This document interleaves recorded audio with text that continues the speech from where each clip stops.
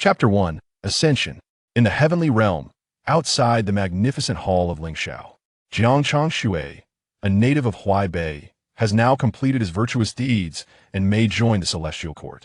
To enter our celestial court, one must devote oneself to diligent cultivation, vanquish demons and malevolent spirits, safeguard the realm, and bring prosperity to the three realms. At the entrance of the grand hall, a robust man in a gold and crimson robe recited the decree with his eyes closed. This man was none other than the Martial Star Lord, who governs the celestial beings. Opposite the Martial Star Lord stood the young man, Jiang Changshui. I have finally attained immortality. Jiang Changshui clenched his fists, overwhelmed with emotion. 50 years prior, he had traversed into the world of journey to the west. In this realm, demons roamed freely, and the human world resembled a purgatory. Should one fail to cultivate into an immortal, they would remain an ordinary person, subject to the whims of others. Even worse, with ill fortune, mere survival would be a luxury. Those who were fortunate enough to endure until the end were exceptionally astute individuals. Thus, upon his arrival in this world, Jiang Changshui resolutely cast aside a life of affluence and embarked on the path of immortality. By chance, he acquired a cultivation technique that allowed him to transcend the mundane. Later, Jiang Changshui learned that the celestial court was recruiting heavenly soldiers to eradicate the demons of the world. As long as one's virtuous deeds were fulfilled and one's heart aligned with righteousness, they could become a heavenly soldier, suppressing the demons of the realm. Most importantly, heavenly soldiers were shielded by the righteous aura of the celestial court, compelling the demons to yield. Therefore, Jiang Changshui devoted the remainder of his life to performing good deeds and accumulating virtue. However, misfortune struck when he was brutally beaten by the three sons of Li Jing, ultimately meeting a tragic end in the streets. Yet, this unfortunate event led to an exception being made for his ascension. Otherwise, even if he spent a lifetime in virtuous endeavors, it would merely ensure a favorable reincarnation in his next life. I understand, esteemed immortal. Recollecting his thoughts, Jiang Changshui bowed deeply to the Martial Star Lord. Jiang Changshui, now that you have attained immortality, your past should fade like smoke. The Heavenly King Toda has shown you grace, and it is essential that you express gratitude and understanding. Do you comprehend? The Martial Star Lord's gaze swept over Jiang Changshui, who stood outside the hall of Lingxiao, and spoke slowly. Jiang Changshui looked up, smiling humbly. Thank you for your guidance, esteemed Star Lord. I understand. This young man indeed appeared to be as mediocre and ineffectual as the rumor suggested. Gentlemen, what do you think? The Martial Star Lord turned to address several celestial generals standing below.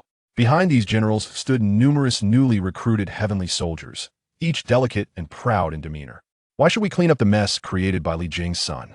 Star Lord, this Jiang Changshui possesses no magical power and has low combat capability. He is unworthy of being a heavenly soldier and would only be a burden. Star Lord, lacking in strength, he could endanger the lives of other heavenly soldiers. Star Lord, I am stationed with the giant spirit god of Huashan, where water demons are causing chaos. Jiang Changshui cannot even swim. Upon hearing the words of the celestial generals, the Martial Star Lord frowned. This posed a significant dilemma, as Jiang Changshui was sent by the Toda Heavenly King Li Jing, yet this group showed him no respect whatsoever. Is it truly impossible? Jiang Changshui lowered his head, his expression inscrutable. He had finally managed to join the heavenly court, willing to sacrifice everything for it. Could it be that he would still be rejected at the door due to inadequate qualifications? Since that is the case, let him go to the Horse Control Bureau, someone suggested. Outside the grand hall, a child with horned braids and clad in lotus attire soared in on a windfire wheel. It was none other than the third prince, Nezha. Upon seeing Nezha, the Star Lord of Martial Arts hurriedly stepped in front of Jiang Changshui, fearful that this little deity might meet a grim fate. The Horse Control Bureau. Indeed, the third prince is remarkably astute.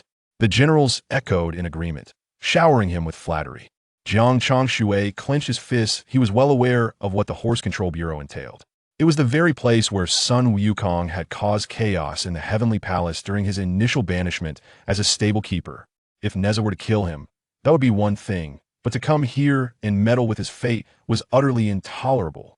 What's the matter? Are you unsatisfied? Nezha pointed his spear at Jiang Changshui's head, a smirk playing on his lips, ready to strike. The Star Lord of Martial Arts shouted urgently, "Have mercy, Third Prince." Yet, Jiang Changshui did not even flinch, bracing himself to endure the blow. With a cough, he spat a mouthful of blood. Nezha glanced at him and coldly declared, "This waste dares to aspire to enter my heavenly court? Send him back." Thighs. The Star Lord of Martial Arts was at a loss, staring at the barely conscious Jiang Changshui. At that moment, a metallic voice echoed in Jiang Changshui's mind. "Ding! Congratulations, host, for joining the heavenly court. You have acquired the immortal demon check-in system.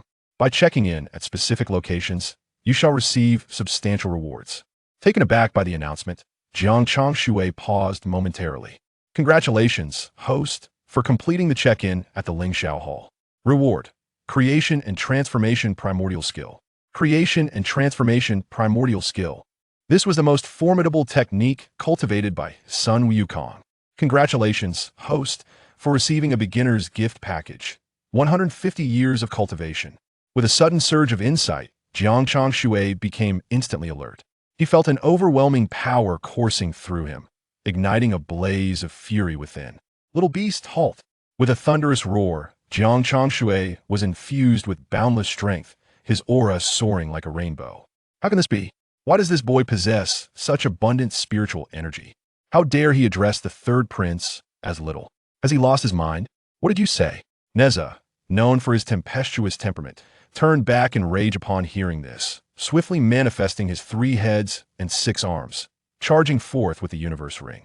In response, Jiang Changshui clenched his fist, unleashing an ancient celestial power from his palm. In an instant, he sent Nezha flying, not knowing where he would land. To think he could send the third prince flying.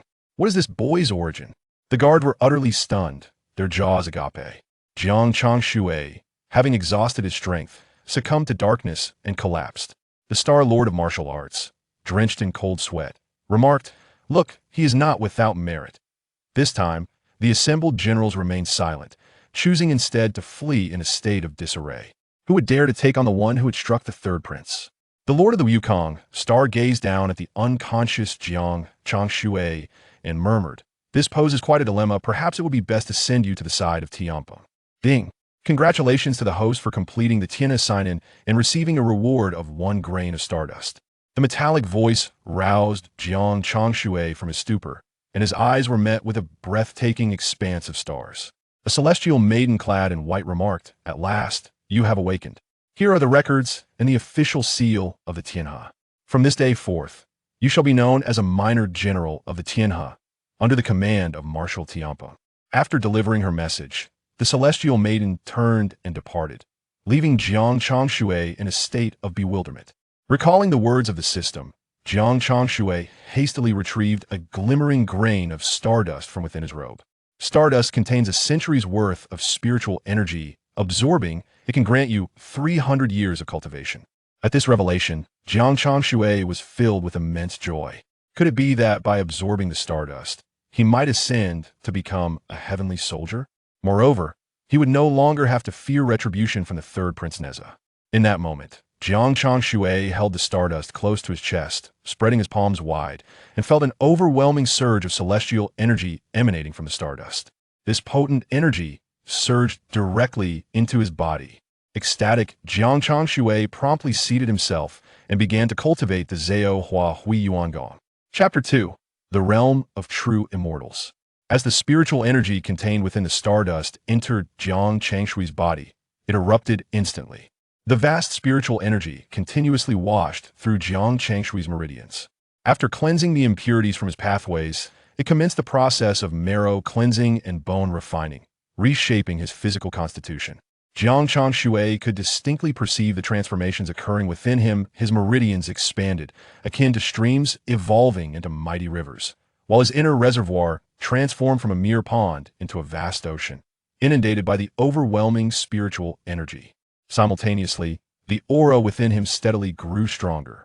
After a day and night had passed, Jiang Changshui awoke feeling invigorated. This stardust is indeed a condensation of the spiritual essence of heaven and earth. The energy contained within is as immense as the seas, elevating me from a mere earth immortal to a celestial immortal. Jiang Changshui clenched his fists, feeling the tremendous celestial power coursing through him, unable to contain his excitement. Regrettably, This joy was one he could not share with others.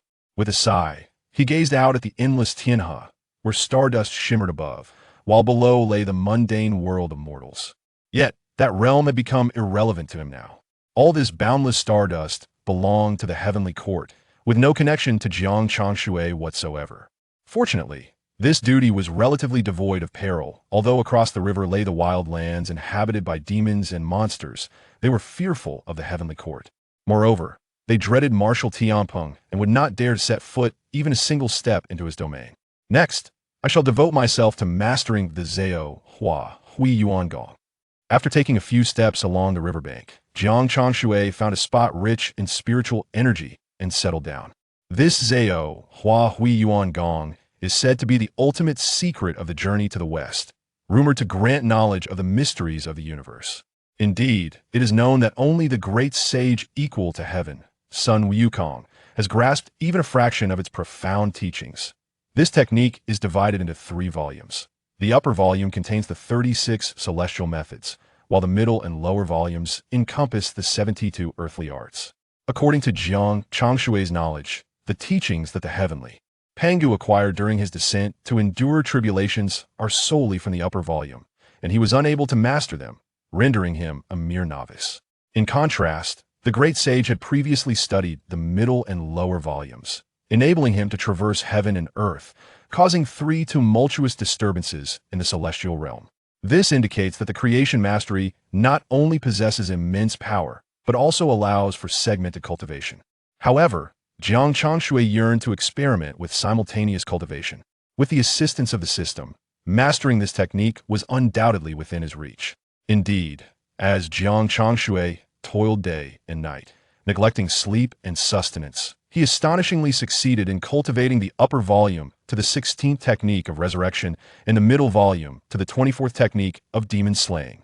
Simultaneously, his cultivation reached the true immortal realm. This endeavor consumed 3 years of his life. If the 4 great generals were to witness Jiang Changshui achieving the true immortal status in such a brief span, they would likely vie to have him serve under their command, even under the threat of Nezha. Could they still consider him a mere mortal? He is surely a hidden gem, destined to shine brilliantly one day. Even the so-called foremost prodigy, the Jade Emperor, took 50 years to ascend from celestial immortal to true immortal. This was merely to reach the Lingxiao Palace and sign in at the heavenly river. Should I reach more places, I could potentially attain the Xian immortal status. Jiang Changshui exclaimed with fervor, almost yearning to plunge into the Yaoqi and step into the southern sea. Within the heavenly court, the cultivation realms are classified according to strength, ascending from the lowest to the highest as follows: human immortal, earth immortal, celestial immortal, true immortal, Xian immortal, golden immortal, Tai golden immortal, Deluo golden immortal, quasi-saint, saint, and the heavenly Tao. Each realm is further subdivided into early, middle, late stages, and peak. The early stage is the lowest, while the peak is the highest. Moreover, the realms of demons, monsters, and mortals each have their own classifications, corresponding directly to those of the heavenly court. It should be noted that the heavenly court boasts a formidable army of millions, with its soldiers ranging from earth immortal to celestial immortal. True immortals may serve as military captains, while golden immortals can rise to the ranks of the 4 heavenly kings and serve under the command of the generals, such as Li Tianwan. The Luo golden immortals can ascend to the position of marshal, commanding an army of 100,000 celestial soldiers. Within the entirety of the heavenly court, only Li Tianwang and Marshal Tiangong are the Luo golden immortals, owing to their prolonged battles in the world, which have allowed them to absorb a significant amount of heavenly and earthly spiritual energy. Thus, is there a possibility for me to join the battlefield to eradicate demons and monsters? Jiang Changshui pondered, yet he found it curious why the heavenly Pangu, in such a distinguished position, chose to guard the heavenly river instead. Could it truly be for the sake of Chang'e from the Guanghan Palace, gazing at the stars? He could not fathom it. Jiang Changshui sat down to continue his cultivation. Under the guise of the system, outsiders perceived him merely as an earth immortal, hardly noteworthy. Even the Jade Emperor, the Supreme Laozi, and the Primordial Heavenly Sovereign could not unveil his true strength. One day, Jiang Changshui arrived at the entrance of the Sun Palace. In the celestial realm, there exist the 9 heavens, also referred to as the 33 heavens or the 36 heavens. The Milky Way resides in the first tier, adorned with 33 palaces, including the Cloud Palace, the Tushita Palace, the 5 Illuminations Palace, the Sun Palace, and the Transformative Joy Palace. Each palace's ridge is graced with golden beasts. Moreover, there are 72 treasure halls, such as the Audience Hall, the Void Hall, the Glorious Hall, the Heavenly King Hall, and the Spirit Official Hall, each column of which is flanked by jade shields. The Sun Palace serves as the abode of the Sun God. In earlier times, it belonged to Shiha and the Eastern Sovereign Tai, but in the current era, it is governed by the golden immortal Sun Star Lord, whose cultivation pales in comparison to his illustrious predecessors, rendering him merely adequate. System, I wish to sign in at the Sun Palace. Jiang Changshui enjoys the opportunity to sign in once a day. Thus, he promptly made his way to the finest palace near the Milky Way. He has essentially traversed all 33 palaces. Ding! Congratulations, host, you have successfully signed in and received the Purple Gold Sun Wheel. The Purple Gold Sun Wheel radiates a moral brilliance, capable of hovering behind Jiang Changshui's head. This is a supportive, innate spiritual treasure once dawned. It grants the power of the Sun God, significantly enhancing one's cultivation under its perpetual nurturing. At dawn the following day, after a brief vigil by the Milky Way, Jiang Changshui proceeded to the Transformative Joy Palace to sign in. Monster, where do you think you're going? Before he could reach the Transformative Joy Palace, shouts echoed from the distant Milky Way. A young general, familiar to Jiang Changshui, was leading 16 celestial soldiers in a fierce battle against demons attempting to cross the river. The leading skeletal demon possessed merely the cultivation of a true immortal. Yet, the young general, having been inactive for years, found himself outmaneuvered. Quickly summoned the gatekeeper of the Southern Heavenly Gate for assistance. As the situation grew dire, the young general cried out, his sword clashing against the skeletal demon. The demon cackled mockingly, its blood-red eyes sneering. Are you merely tickling me? At that moment, the celestial soldier, delivering the message, successfully summoned the gatekeeper, Duluka. With a peeper in hand, Duluka glared fiercely, plucking the strings, unleashing a resonant sound that enveloped the area. The minions of the skeletal demon cried out in agony, instantly transformed into blood, cascading into the Milky Way. However, the skeletal demon remained unscathed, brandishing a whip and charging toward Duluka. Jiang Changshui observed the clash between the skeletal demon and Duluka, his mind swirling with uncertainty. How could the skeletal demon, with merely true immortal cultivation, contend with Duluka for so long? This skeletal demon has employed secret techniques. It is indeed a formidable opponent. If this continues, the celestial power of the Heavenly King will eventually be depleted. It seems we must seek assistance. But with the demons wreaking havoc in Huashan and Taishan, and the 4 Heavenly Kings absent, who can we turn to for help? A group of anxious celestial soldiers was in disarray when Jiang Changshui, who had just arrived, stepped forward. Gentlemen, allow me to give it a try. Chapter 3. Promotion the Celestial Being's Gate, as though they had just heard a jest. Without waiting for their response, Jiang Changshui swiftly approached the Bone Demon, executing a remarkable movement to suddenly appear behind it. Both the Bone Demon and Duoluo were left astonished, only to witness Jiang Changshui perform a binding technique, rendering the Bone Demon immobile. Then, a soft command echoed, exterminate the demon. The Bone Demon's spirit was obliterated, dissipating into nothingness. Why must you meddle in everything? Duoluo exclaimed in anger, pointing an accusing finger at Jiang Changshui. I intended to spare this little demon's life to inquire who sent her. Jiang Changshui hastily clasped his fists in apology. I beg your pardon, esteemed one. However, the river of heaven is a forbidden realm. Should we disturb the celestial maiden of the moon or the marshal of heaven, it would be difficult for us to explain ourselves. Upon hearing these 2 revered titles, Duoluo dared not utter further objections and left in a huff, his heart filled with uncertainty. He mused to himself about how the minor celestial he had encountered outside the Lingxiao Palace had grown so formidable. It was indeed a curious affair. As the king departed, Jiang Changshui respectfully bid farewell to the stunned young officer and made his way to the Hall of Harmonious Joy. System, check in at the Hall of Harmonious Joy. Jiang Changshui surveyed the empty hall, unable to resist wandering inside, only to find that it was devoid of any golden immortals guarding it, occupied solely by celestial maidens. Ding! Congratulations, host. You have successfully checked in and received the innate spiritual treasure, Jade Purifying Vase. Upon hearing the system notification, Jiang Changshui's spirits soared. He had heard tales of the illustrious Jade Purifying Vase. It had appeared multiple times in Journey to the West, where Guanyin used the nectar to revive the ginseng fruit tree, and the vase held by the two demons of Pingding Mountain had caused Sun Wukong endless tribulations. As Jiang Changshui gazed at the exquisite vase in his hand, its white jade body shimmered, and he could faintly hear the sound of flowing water within, reminiscent of mighty rivers. He wondered if it could indeed contain the essence of the four seas, as the legend suggested. By the river of heaven, Jiang Changshui could not suppress a yawn. Truthfully, he had hoped that upon arriving in the heavenly court, even if he could not witness Sun Wukong's havoc in the heavenly palace, he could at least observe the marshal of heaven's infatuation with Chang'e.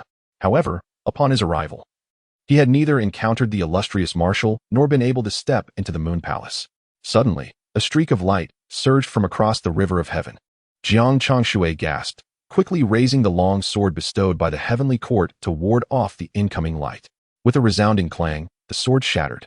The light descended, transforming into a celestial maiden with rabbit ears and almond-shaped eyes. "Dear heavenly soldier, I leave the rest to you." The rabbit-eared maiden blinked playfully before skipping away. Jiang Changshui gazed at the broken sword and noticed dozens of black malevolent auras rushing towards him from across the river. What? He swiftly discarded the shattered sword and drew forth the Jade Purifying Vase. Whoosh! The jade bottle tipped over, releasing torrents of surging river water that cascaded into the heavenly river, scattering the celestial stars in disarray and forcing back dozens of dark malevolent energies to the opposing bank. At this moment, the jade bottle gradually expanded and grew heavier, leaving Jiang Changshui struggling to bear its weight. Intriguing. Observing Jiang Changshui daring to take action, a low voice emanated from the malevolent aura. Instantly, dozens of dark energies coalesced into a formidable mass of demonic energy, exuding a terrifying presence. Jiang Changshui was taken aback. This demonic energy far surpassed the realm of true immortals. The celestial maiden has truly wronged me. The demonic energy surged upwards, effortlessly parting the waters with an air of arrogance. As the demonic energy approached the riverbank, Jiang Changshui gritted his teeth. "I must expend all my strength." "Sweet dew," Jiang Changshui exclaimed, fully contracting the jade bottle, then plucked a willow branch from the riverbank and dipped it into the bottle. The demonic energy erupted in laughter. "Ha ha ha. This little soldier truly believes that the sweet dew is available for anyone to use?" The jade bottle in Guanin's hands was bestowed by the Tathagata of the West, capable of containing the sweet dew, purifying demonic energy, and granting rebirth. "You, a mere celestial soldier, dare to aspire to such feats?" The demonic energy opened its gaping maw, eager to devour this audacious celestial soldier. Yet, droplets of sweet dew cascaded from the willow branch, swiftly penetrating the very essence of the demonic energy. The demon let out a wail of disbelief, roaring in agony, yet found itself utterly powerless to retaliate. Witnessing this, Jiang Changshui hastened his actions, swiftly purifying the entire mass of demonic energy. With a clink, a blood-red orb fell to the ground, the very embodiment of the demonic energy. The commotion by the heavenly river caught the attention of other celestial soldiers, prompting them to rush for support. Jiang Changshui yearned to keep the blood orb for himself, but under the watchful eyes of many, he had no choice but to surrender it. After the blood orb was submitted, more than 10 days passed. Jiang Changshui, having disrupted the celestial order, spent his days counting stars. The remainder of his time was spent wandering around the heavenly court, signing in at various locations. To onlookers, he appeared to be aimlessly idle and despondent. Consequently, over time, the denizens of the heavenly court ceased to engage with Jiang Changshui. Whispers circulated privately that Jiang Changshui had an eccentric disposition and a somewhat muddled mind, often found grinning vacantly at the grand palaces. This caused the celestial maidens of each palace to keep their distance from him.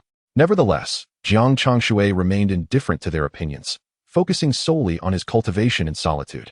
He found solace in his solitary pursuits. By signing in throughout the heavenly court, he could acquire spiritual treasures, techniques, unparalleled divine abilities, and elixirs.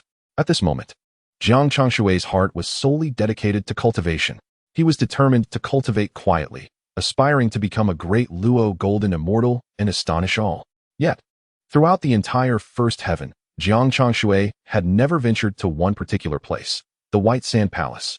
That was the palace of the towering King Li. It was said that after he sent Nezha flying, the towering King Li spent 49 days searching for his shattered son, the lotus root. Had he not been in the wrong from the outset, he might have come knocking long ago. Thus, Jiang Changshui refrained from seeking out Baisha Palace to avoid unnecessary troubles, for one might leave but never return. Jiang Changshui, accompany me to Wuhao Palace. On this day, an official under the water deity unexpectedly sought out Jiang Changshui. Upon arriving at Wuhao Palace, Jiang Changshui noticed a tall man clad in silver armor soaring through the clouds, leaving only a young man in blue standing at a distance. Star-Lord, this is the third celestial soldier of the Heavenly River, Jiang Changshui. After the official introduced Jiang Changshui, he turned and departed. With his head bowed, Jiang Changshui heard a clear voice descend. Jiang Changshui, do you know why the Star-Lord has summoned you? Jiang Changshui respectfully replied, I humbly believe that the Star-Lord has discerned my exceptional nature in the face of demonic energies and wishes to impart guidance. Ha ha ha, intriguing, raise your head. The water deity chuckled, and when Jiang Changshui lifted his gaze, he beheld the venerable figure known for his amicable relationship with Marshal Tianpeng. The water deity appeared benevolent and gentle, exuding an air of approachability. However, Jiang Changshui dared not show any disrespect. The water deity continued, having heeded Marshal Tianpeng's counsel. I intend to promote you to a minor general of the Heavenly River, tasked with guarding the Blood Demon Dyke. Chapter 4. The Enlightenment of the Spiritual Stone at Flower Fruit Mountain. It is well known that the Heavenly River connects to the 9 heavens. The Blood Demon Dyke lies within the realm of Li Jing, the very location of the 33rd heaven, the Palace of Do Shui. This palace is also where the Supreme Lord Laozi resides, with magnificent lower palaces as far as the eye can see. Even signing in could yield significant benefits for Jiang Changshui. Initially, he contemplated that he had traversed all the heavenly palaces, leaving Bai Sha Palace, which he dared not approach. Thus, the efficacy of signing in would be greatly diminished. However, to his surprise, as he dozed off, a pillow was delivered to him. The water deity remarked, Do you harbor any dissatisfaction? Your cultivation seems lacking, and the trials at the Blood Demon Dyke may prove arduous. Yet, I view this as an opportunity for you to gain experience. The water deity appeared youthful, yet his lecturing demeanor was reminiscent of an old scholar. After listening to over an hour of discourse, Jiang Changshui finally seized an opportunity to speak. Thank you, Star-Lord, for your promotion. I shall return to gather my belongings and set off for the Blood Demon Dyke at an opportune time. That is splendid, the water deity remarked with a satisfied smile. Waving his sleeve to dismiss Jiang Changshui. Upon exiting Wuhao Palace, Jiang Changshui glanced around and noticed that Bai Sha Palace was right next door. Having heard that King Li Tian was not in attendance, he decided to proceed there to sign in. Congratulations to the host for successfully signing in at Bai Sha Palace and receiving the innate spiritual treasure, Golden Pagoda of Shalizi. Immediately, a delicate and translucent pagoda, radiating layers of Buddhist light, materialized in Jiang Changshui's hand, its brilliance captivating. Is this truly King Li's treasure? Jiang Changshui was astounded. For this pagoda was crafted with the assistance of the Tathagata to subdue the third prince. In those days, Nezha, Yang Jian, and Marshal Tianpeng were fierce warriors of the heavenly court, and King Li, unable to subdue his son, had to seek aid from the Tathagata in the west. The Tathagata entrusted the golden pagoda to King Li, which brought a measure of tranquility to Nezha. Jiang Changshui, holding the relic and the golden pagoda, laughed, saying, With this artifact, even Nezha would dare not act recklessly. Although Jiang had once sent Nezha flying with a single strike, it was merely due to Nezha's overconfidence that such a result occurred. Should they engage seriously, Jiang was uncertain if he could best that little mad Anne. While contemplating this, he heard a familiar voice exclaim, Ah, you little immortal are indeed sent by my old, unyielding father. Turning around, Jiang was greeted by the sight of Nezha. With a thunderous shout, Nezha brandished his universe ring and rushed forward.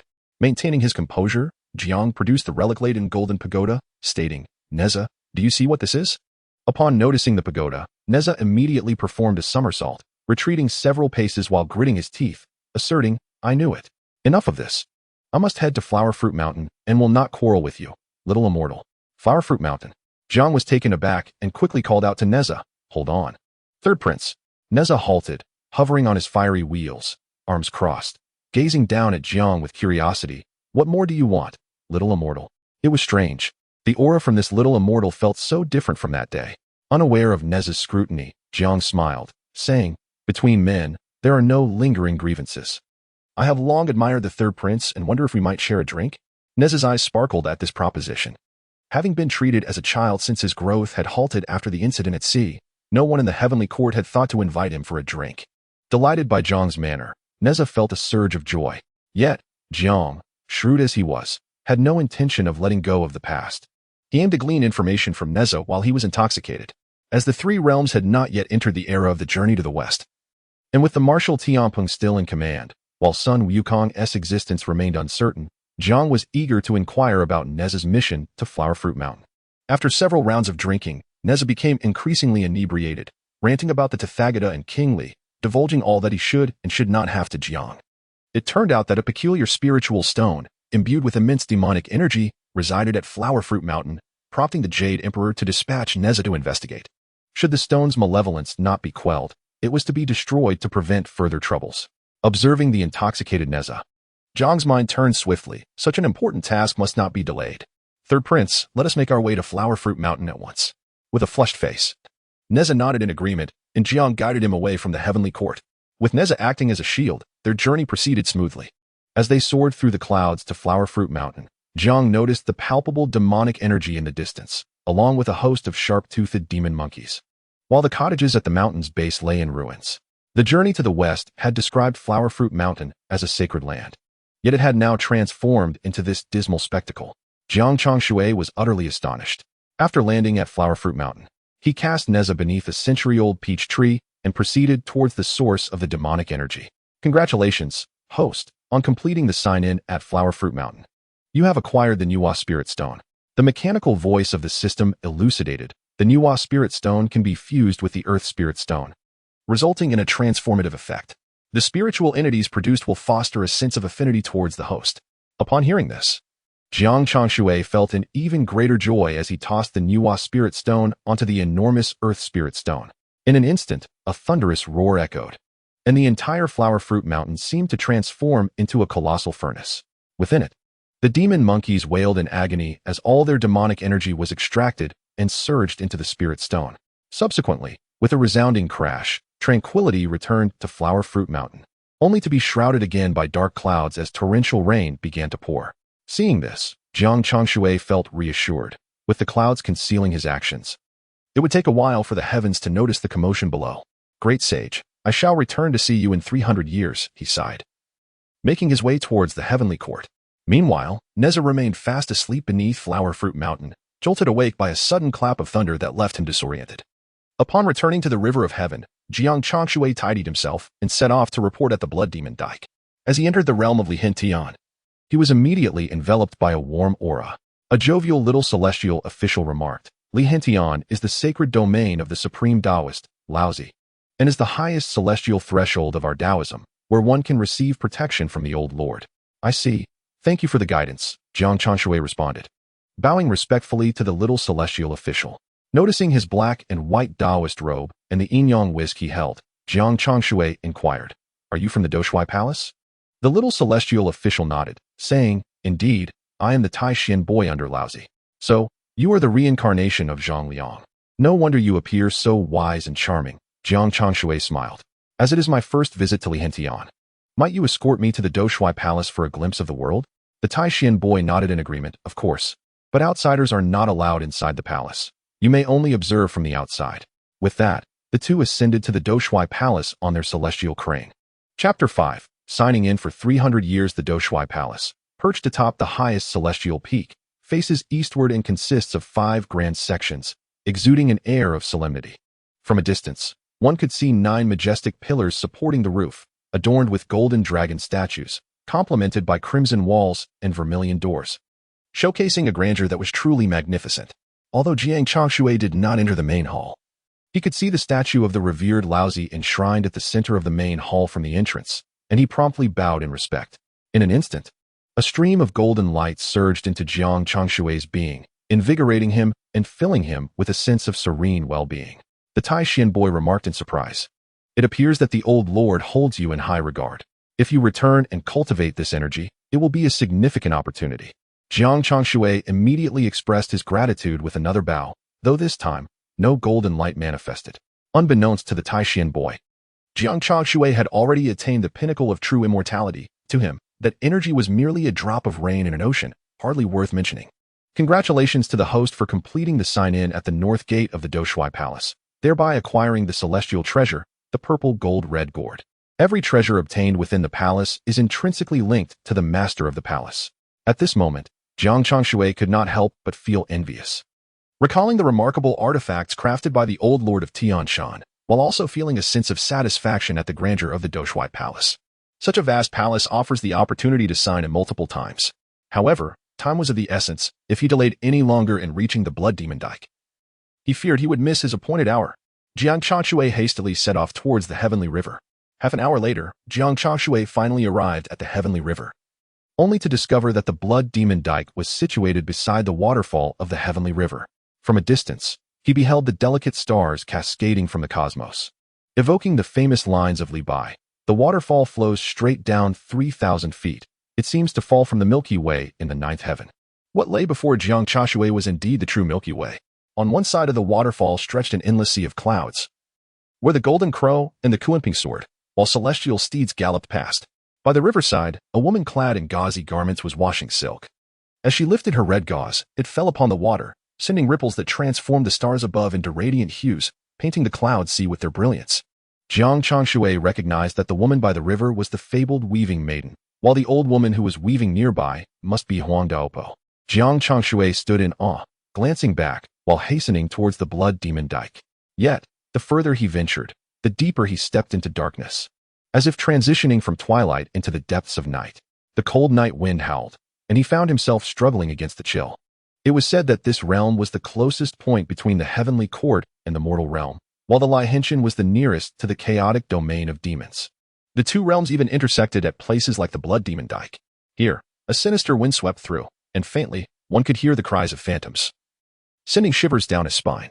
Jiang Changshui tightened his grip around the sword at his waist, muttering to himself, "The gentleman does not speak of strange forces and chaotic spirits. I am but a small general guarding the heavenly river, and shall not fear these minor demons." Suddenly, golden lights flickered around him, and a faint ethereal figure of a Taoist appeared behind him, dispelling the ominous winds. Gradually, Jiang Changshui began to discern the path ahead. A massive long dike spanned the heavenly river, with a pavilion at its center, where a tall, robust man clad in silver armor stood. Jiang Changshui found him familiar and hurried towards him. Upon turning, the silver-armored warrior revealed a strikingly handsome face that left Jiang Changshui momentarily stunned. "General Tianpeng," he spoke coldly. "From now on, this Blood Demon Dyke shall be your post. At midnight, after the weaving maiden has washed her silk, the demonic aura will be at its peak, and you must remain vigilant." Jiang Changshui nodded in acknowledgement and inquired, "What about the other times?" "You may do as you please during those moments, as long as you do not violate the heavenly laws. This general shall ensure your safety." With that, General Tianping prepared to depart, but Jiang Changshui called out, "General, where are you headed? The situation at Mount Huashan is critical. I must go to suppress it. May I accompany you?" "You? With your current cultivation, you would be blown away by a mere sneeze from the 9 infants. Suppressing the Blood Demon Dyke is a matter of great importance for the heavenly court and cannot be taken lightly." Upon concluding his words, Marshal Tianping soared into the clouds. Jiang Changshui, witnessing this spectacle, found himself unable to quell the storm of emotions within him for a considerable time. Indeed, the illustrious Marshal Tianpeng, who had valiantly led the heavenly troops in subduing the malevolent forces, exuded an awe-inspiring aura that commanded profound respect. Alas, it is a lamentable truth that even heroes falter before the allure of beauty, as he had been relegated to the mortal realm due to Chang'e's transgression, thus becoming akin to the likes of Zhu Beiji. However, one cannot help but ponder why Tianping assumed such a form upon descending to earth. Was it disillusionment with the celestial realm, or had the Tianping who descended long ceased to be the Tianping of yore? Such thoughts eluded him. Seated within the confines of the Blood Demon Dyke, Jiang Changshui stifled a yawn. After 3 centuries of steadfastly guarding the dike, his days unfolded in an utterly mundane manner. He had checked in at the southern gate of the Tushita Palace, receiving the sheep-fat Jade Purifying Vase, checked in at the western gate, acquiring the Huang Jin rope, and checked in at the main hall, obtaining the 7-star sword. Countless treasures of this nature graced his presence each time he entered the Tushita Palace. Yet, access to this sacred ground was not easily granted. Over 3 centuries, he had entered merely 15 times, each occasion yielding one of the treasures belonging to the Supreme Lord Laozi. This experience imparted upon Jiang Changshui a profound understanding of the Taoist ancestors' might, for even a mere belt worn by the Lord was a treasure in his eyes. Of course, there were instances when Jiang Changshui acquired redundant treasures, which accumulated in the system's repository. For example, he had received 3 or 4 banana fans during his time in the alchemical chamber. This particular item had once caused considerable strife for Sun Wukong when he sought to borrow it from Princess Iron Fan to traverse the Flaming Mountains. To Jiang Changshui, however, It was not but a heap of refuse. Curiously, the task of checking in at the Tushita Palace remained unfinished. What locations had he yet to visit? Upon completing the check-in for all the palaces, he would earn an achievement. This achievement would significantly enhance his prowess in the Zhao Hua Hui Yuan Gong. Yet, after such a prolonged period of cultivation, he found himself still lacking in completion. Had he heard the news? The Taoist ancestor had instructed Jin Jiao and Yin Jiao to cleanse the Bagua furnace. What was the Lord planning to refine this time? Was it related to the disturbances in the South Sea? The chaos wrought by the water demons of Mount Hua had caused the South Sea's waters to surge, unsettling the Dragon Clan, prompting the Jade Emperor to request the Lord to forge a treasure to suppress the dragon demons. It became clear now. The Bagua furnace had not been activated in ages. They should go and take a look. Upon hearing these words, Jiang Changshui experienced a moment of enlightenment. No wonder he had been unable to secure the check-in achievement. He had yet to visit the Bagua furnace. He hastily followed along, as his prolonged presence within the Tushita Palace had rendered him a familiar sight to the young attendants. They paid little heed to his presence, for he had garnered the favor of the Lord from his very first day. Deep within the alchemical chamber, a resounding boom echoed as the colossal Bagua furnace ascended into the air. Two young attendants grasped their dusting brooms and soared aloft to cleanse the furnace, while a throng of other young attendants gathered nearby, observing with keen interest, like a group of exuberant children shaking their heads and reveling in the moment. Among them, the towering figure of Jiang Changshui stood out distinctly. Chapter 6. Signing in at the Bagua furnace, the celestial sovereign exerted considerable effort in forging this magical artifact. Nearly traveling to the Dayu clan to borrow the necessary tools took a full 2 centuries. Jiang Changshui vaguely overheard a nearby child whispering something. He thought to himself, no wonder the Supreme Lord Lao Jun has not been seen in the Tushita Palace lately. It turns out he was preoccupied with forging the sea god needle. The Bagua furnace was colossal, and after observing it for a while, Jiang Changshui felt that he could not tidy it up in a short time. So he returned to the Blood Demon Dike. On the following day, he went to the alchemy chamber, where Jin Jiao and Yin Jiao were both sound asleep. Noticing the absence of others around, Jiang Changshui deemed it an opportune moment and entered the Bagua furnace. To his astonishment, the interior of the Bagua furnace was an entirely different realm, filled with surging flames that licked the undulating mountain ranges. Congratulations, host, for successfully signing in at the alchemy furnace and obtaining the 6 Ding Divine Fire. 6 Ding Divine Fire. That was one of the 4 great heavenly fires. Jiang Changshui was overwhelmed with excitement, yet he sensed the rising temperature around him, feeling a bit puzzled when he heard the system's voice again. Congratulations, host, for completing the sign-in achievement at all locations in the Tushita Palace and receiving the Taishang Jinjing. Within the Taishang Jinjing lies the lifelong alchemical insights and weapon-forging wisdom of the Supreme Lord Lao Jun. Upon hearing this, Jiang Changshui could hardly contain his eagerness as he opened the Taishang Jinjing, which indeed contained the true teachings of Lao Jun. If he mastered it, he could forge countless treasures himself. Jin Jiao, Yin Jiao quickly awakened. At that moment, in the alchemy chamber, a verdant water buffalo descended, atop which sat the venerable, white-bearded Supreme Lord Lao Jun. Jin Jiao and Yin Jiao rushed to Lao Jun's side, exclaiming, the celestial sovereign has finally returned. We have cleaned the Bagua furnace. Well done. This is for you, Lao Jun replied with a chuckle, waving his sleeve, which released 2 ginseng fruits. Jin Jiao and Yin Jiao hurriedly embraced them and scampered off. At this juncture, Lao Jun called out, young man, place the divine pillar into the Bagua furnace. The azure bowl let out a bellow, opening wide its mouth, from which a colossal pillar emerged and fell into the Bagua furnace. Simultaneously, Jiang Changshui heard a tremendous rumble, and a celestial pillar descended from the sky. Covered in mottled rust, accompanied by a resounding proclamation, close the furnace. With that earth-shattering command, Jiang Changshui saw the entire Bagua furnace plunge into darkness with a thunderous roar. Wait, I haven't exited yet. Jiang Changshui exclaimed in alarm, hastily trying to escape before the furnace closed, but it was too late. The roaring wind surged, and the interior of the Bagua furnace was ablaze with the fierce flames of the 6 Ding Divine Fire, causing Jiang Changshui to sweat profusely, yet he felt utterly helpless. It's over, it's over. I'm not Sun Wukong, impervious to harm. I will surely perish in here. At that moment, Jiang Changshui suddenly recalled the Flaming Mountain. The threefold true fire of Flame Mountain was formed after the overturning of the Bagua furnace. Does this imply that the banana fan is also effective against the 6 Ding Divine Fire? Contemplating this, Jiang Changshui hastily took out all the banana fans and gave a vigorous flap, only to be instantly engulfed by the flames. Good heavens, old Wu has deceived me. Jiang Changshui fell into the 6 Ding Divine Fire, losing all consciousness in an instant. When he awoke again, it was after 49 days, and upon opening his eyes, he nearly blinded himself. Congratulations to the host for completing the check-in at the Bagua furnace for 49 days, earning the fiery eyes of insight. Jiang Changshui blinked and surveyed the interior of the Bagua furnace, where he beheld a resplendent golden pillar inscribed with the words Li Jing. Stunned, Jiang Changshui heard a tremendous crack, and the Bagua furnace opened. He quickly utilized the system to conceal himself, seizing the opportunity to escape while Taishang Laojun retrieved the Li Jing. Holding the Li Jing, Taishang Laojun murmured, "Why is it named this? I distinctly envisioned it as the sea-calming needle during my forging." Jiang Changshui, oblivious to Taishang Laojun's confusion, yearned to return to Blood Demon Terrace. When Tianping departed, he warned that the Blood Demon Terrace was exceedingly unstable and required vigilant guardianship. His absence lasted 49 days, and he was uncertain of the state of the Blood Demon Terrace.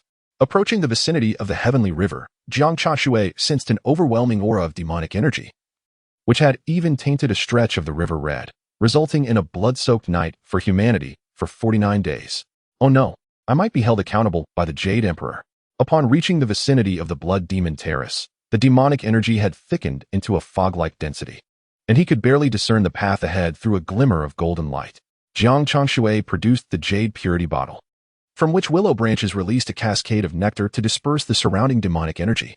Upon arriving at the pavilion in the middle of the Blood Demon Terrace, the demonic energy had already invaded Jiang Changshui's body, reddening his eyes. Across the river, a cadre of formidable demons awaited.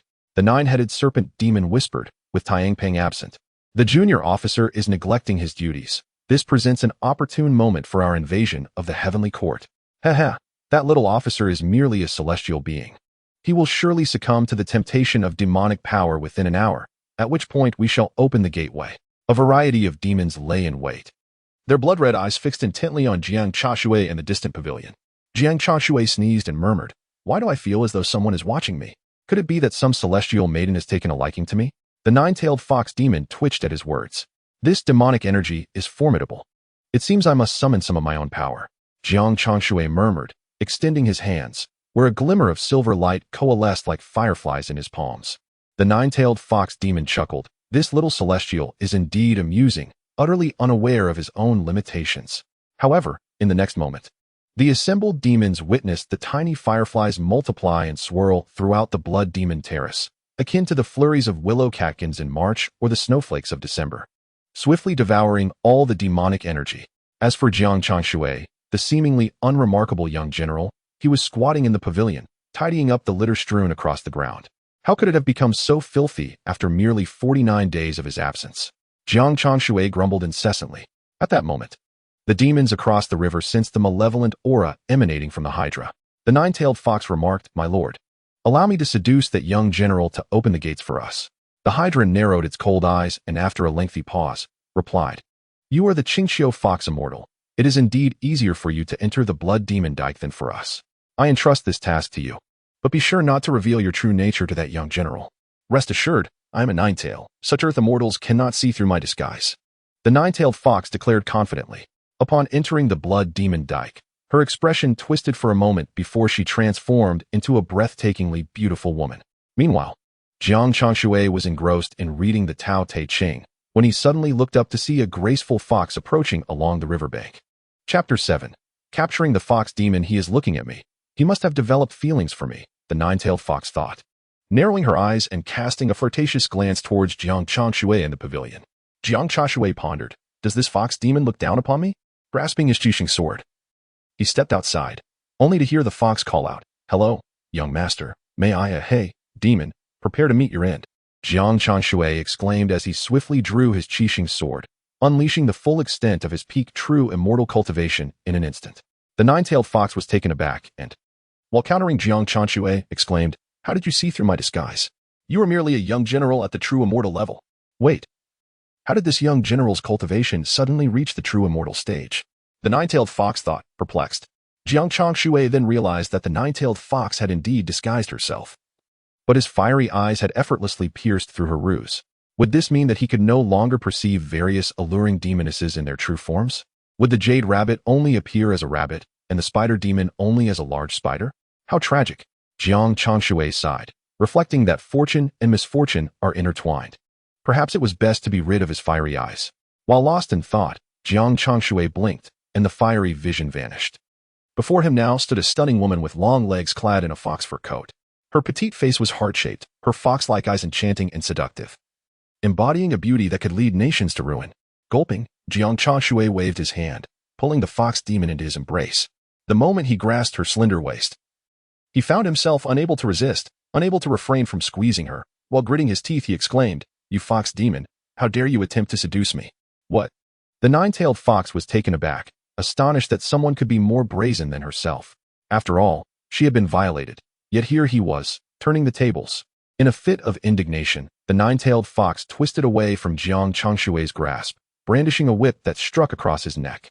With a subtle yet forceful grip, the nine-tails seized Jiang Changshui, bringing him down before placing her foot upon his chest, exclaiming, "Unleash the blood demon Dike, or I shall take your life." Enduring the flow of blood from his nose, Jiang Changshui grasped her ankle tightly and coldly retorted, "You wretched creature, such a fate shall not befall me." In response, the nine-tails pressed down harder upon his chest, yet to Jiang Changshui, her strength, akin to that of a true celestial's full might, felt no more than a mere tickle. After indulging in the spectacle, Jiang Changshui forcefully lifted the nine-tails' ankle. With a startled cry, she plummeted into the Milky Way. The celestial stars of the Milky Way were thrown into disarray by her descent, leaving Jiang Changshui with a throbbing headache. Lamenting the necessity of counting stars once more, a true inconvenience. "Freeze!" Jiang Changshui commanded. The nine-tails fell silent, and he produced the golden binding rope, casting it into the Milky Way. Moments later, the rope emerged, ensnaring the nine-tails. "You have trespassed upon the blood demon Dike, and, by all rights, should be executed. However, out of pity, I shall instead consign you to the celestial prison." The nine-tails, alarmed, hastily pleaded, "Spare me, great celestial. It is but a foolish fox who fails to recognize the mighty. Please grant me mercy. Even if my powers are stripped and I am cast down to the mortal realm, it would be preferable to the celestial prison." "Oh, what leads you to speak thus?" Jiang Changshui inquired, narrowing his eyes.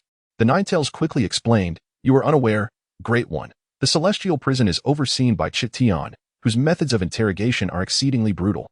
Once trapped within, one cannot hope for survival nor death, akin to the depths of the 18 layers of hell."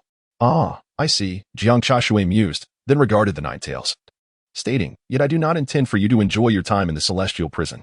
With that, he bound the nine-tails and set forth towards the prison. This celestial prison rarely appeared in tales of the journey to the west, as those celestial officials or demons who erred were typically either exiled or imprisoned beneath the seas. Few ever found themselves within the celestial prison.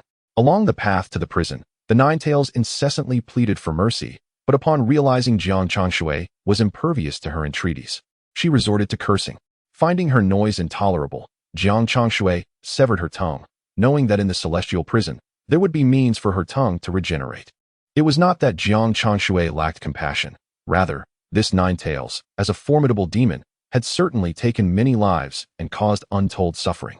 Furthermore, she was unlikely to have ventured to the blood demon Dike alone, suggesting the presence of accomplices, spies, to be precise. Jiang Changshui held no sympathy for spies. The celestial prison lay within the sixth heaven, yet each layer provided access to it, allowing Jiang Changshui to arrive swiftly. "Congratulations, host, for completing the celestial prison sign-in and receiving Ganshi." A massive axe and shield materialized in Jiang Changshui's repository, adorned with ancient patterns. This was Cheng Tian's divine artifact. Ganshi, a paired axe and shield. However, Ganshi was not even a postnatal spiritual treasure. With a glance, Jiang Changshui discerned it was a result of inadequate crafting. For Chitian was a formidable being from the primordial era, a time when refined techniques of forging had yet to emerge. However, this artifact could likely be melted down and reforged into a superior spiritual treasure, one that would not be inferior to those of innate quality. As Jiang Changshui pondered this, he entered the celestial prison, where he beheld an endless chasm bridged by a solitary stone pathway, leading to the kin of the Xingtian clan on the opposite side. Jiang Changshui entrusted the nine-tailed fox to the members of the Xingtian clan before departing. Meanwhile, on the other side of the heavenly river, the myriad demons who had awaited the return of the nine-tailed fox for an extended period began to sense that something was amiss. When the demonic energy surrounding the blood demon Dike was dispelled, the movements of the blood demon Dike became imperceptible. The Hydra remarked, "It appears the nine-tailed fox shall not return. That young general must have concealed his cultivation, or possesses a formidable artifact. How can it be? Even you cannot discern his cultivation? Exclaimed a nearby demon, incredulous. The Hydra's lineage is illustrious. He is a descendant of the 9 infants, born from the union of the 9 infants and the Yamada no Orochi clan, and currently boasts the cultivation of a golden immortal. He is but a step away from attaining the status of a great Luo golden immortal, at which point he could inherit the throne of the 9 infants and ascend as the Demon King. If that fox demon has requested that I activate the Blood Demon Dike, it implies he did not come alone. There may well be other demons lurking behind him. Meanwhile, Jiang Changshui had reached the terminus of the Blood Demon Dike, gazing at the barrier with murmurs of contemplation. Although he was on the cusp of reaching the golden immortal level, what if the demons across were of higher cultivation? Lost in thought, Jiang Changshui suddenly felt a surging wave of profound spiritual energy emanating from within him, indicating a forthcoming breakthrough. Upon reflection, he realized he had been at the true immortal stage for over a century, and a breakthrough at this juncture was not particularly swift. Thus, he seated himself to meditate, and in the midst of his focus, he ascended to the cultivation of a golden immortal. Attaining the golden immortal stage in a century of practice is likely unprecedented. However, for Jiang Changshui, this was merely the result of his prior suppression. It is essential to understand that cultivation should not be rushed. Thus, Jiang Changshui had restrained his progress to the utmost for 50 years, delaying his breakthrough. Chapter 8. Slaying the 9 infants. The 9-tailed fox is a pivotal figure in Qingxiu. Should it perish, a rift between Qingxiu and our faction would be inevitable. What shall we do, my lord? The golden toad croaked, its pockmarked visage glistening with sweat. The Hydra, narrowing its eyes, replied, in that case, I shall breach the barrier of the Blood Demon Dike, rescue the 9-tailed fox, and depart.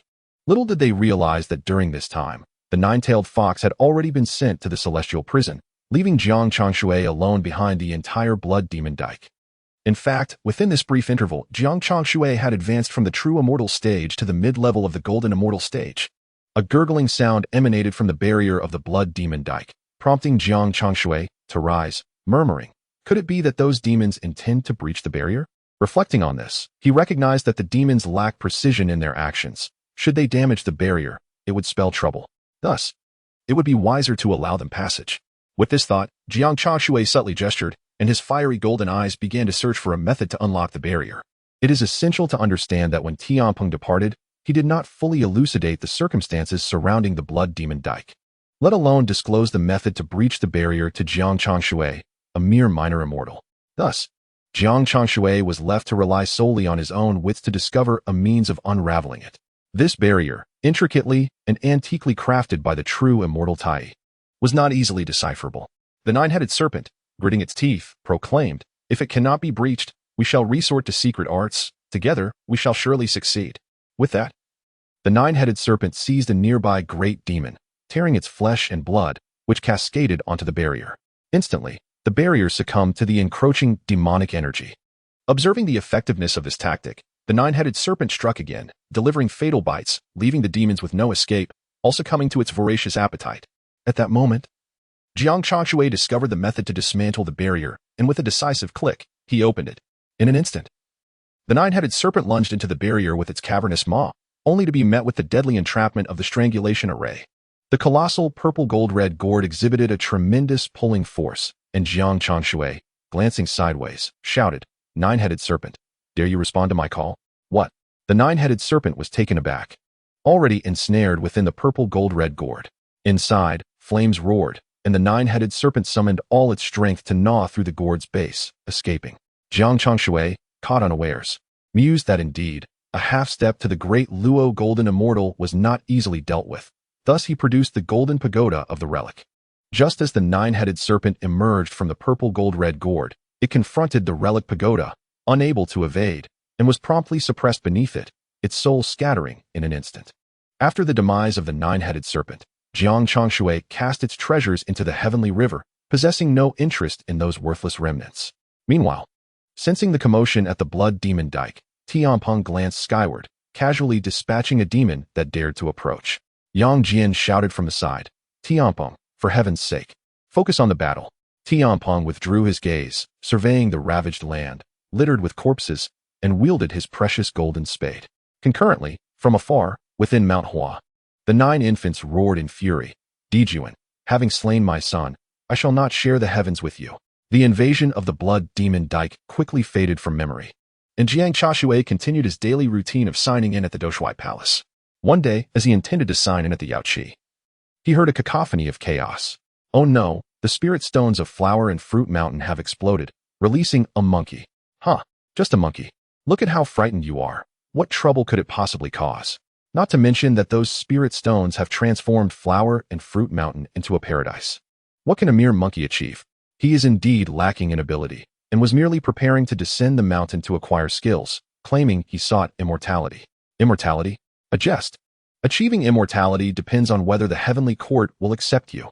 Upon hearing this, Jiang Changshui recalled his own arduous journey towards immortality, reflecting that although Bodhi Patriarch had guided Sun Wukong, the path was indeed fraught with difficulty. It was imperative for me to visit Mount Fengsuan. Upon this realization, Jiang Changshui abandoned his intention to visit the Lingxiao Palace and made his way directly to the Lingtai Fengsuan Mountain, specifically to the Shiyue Sanshin Cave. The mountain was as infested with demons as ever. Jiang Changshui seized a small demon and inquired, "Do you know the whereabouts of the Shiyue Sanshin Cave?" "Spare me, celestial being. There is no Shiyue Sanshin Cave on Fengsuan Mountain, only a cave occupied by a scorpion spirit, known as the Duzuan Qixing Cave."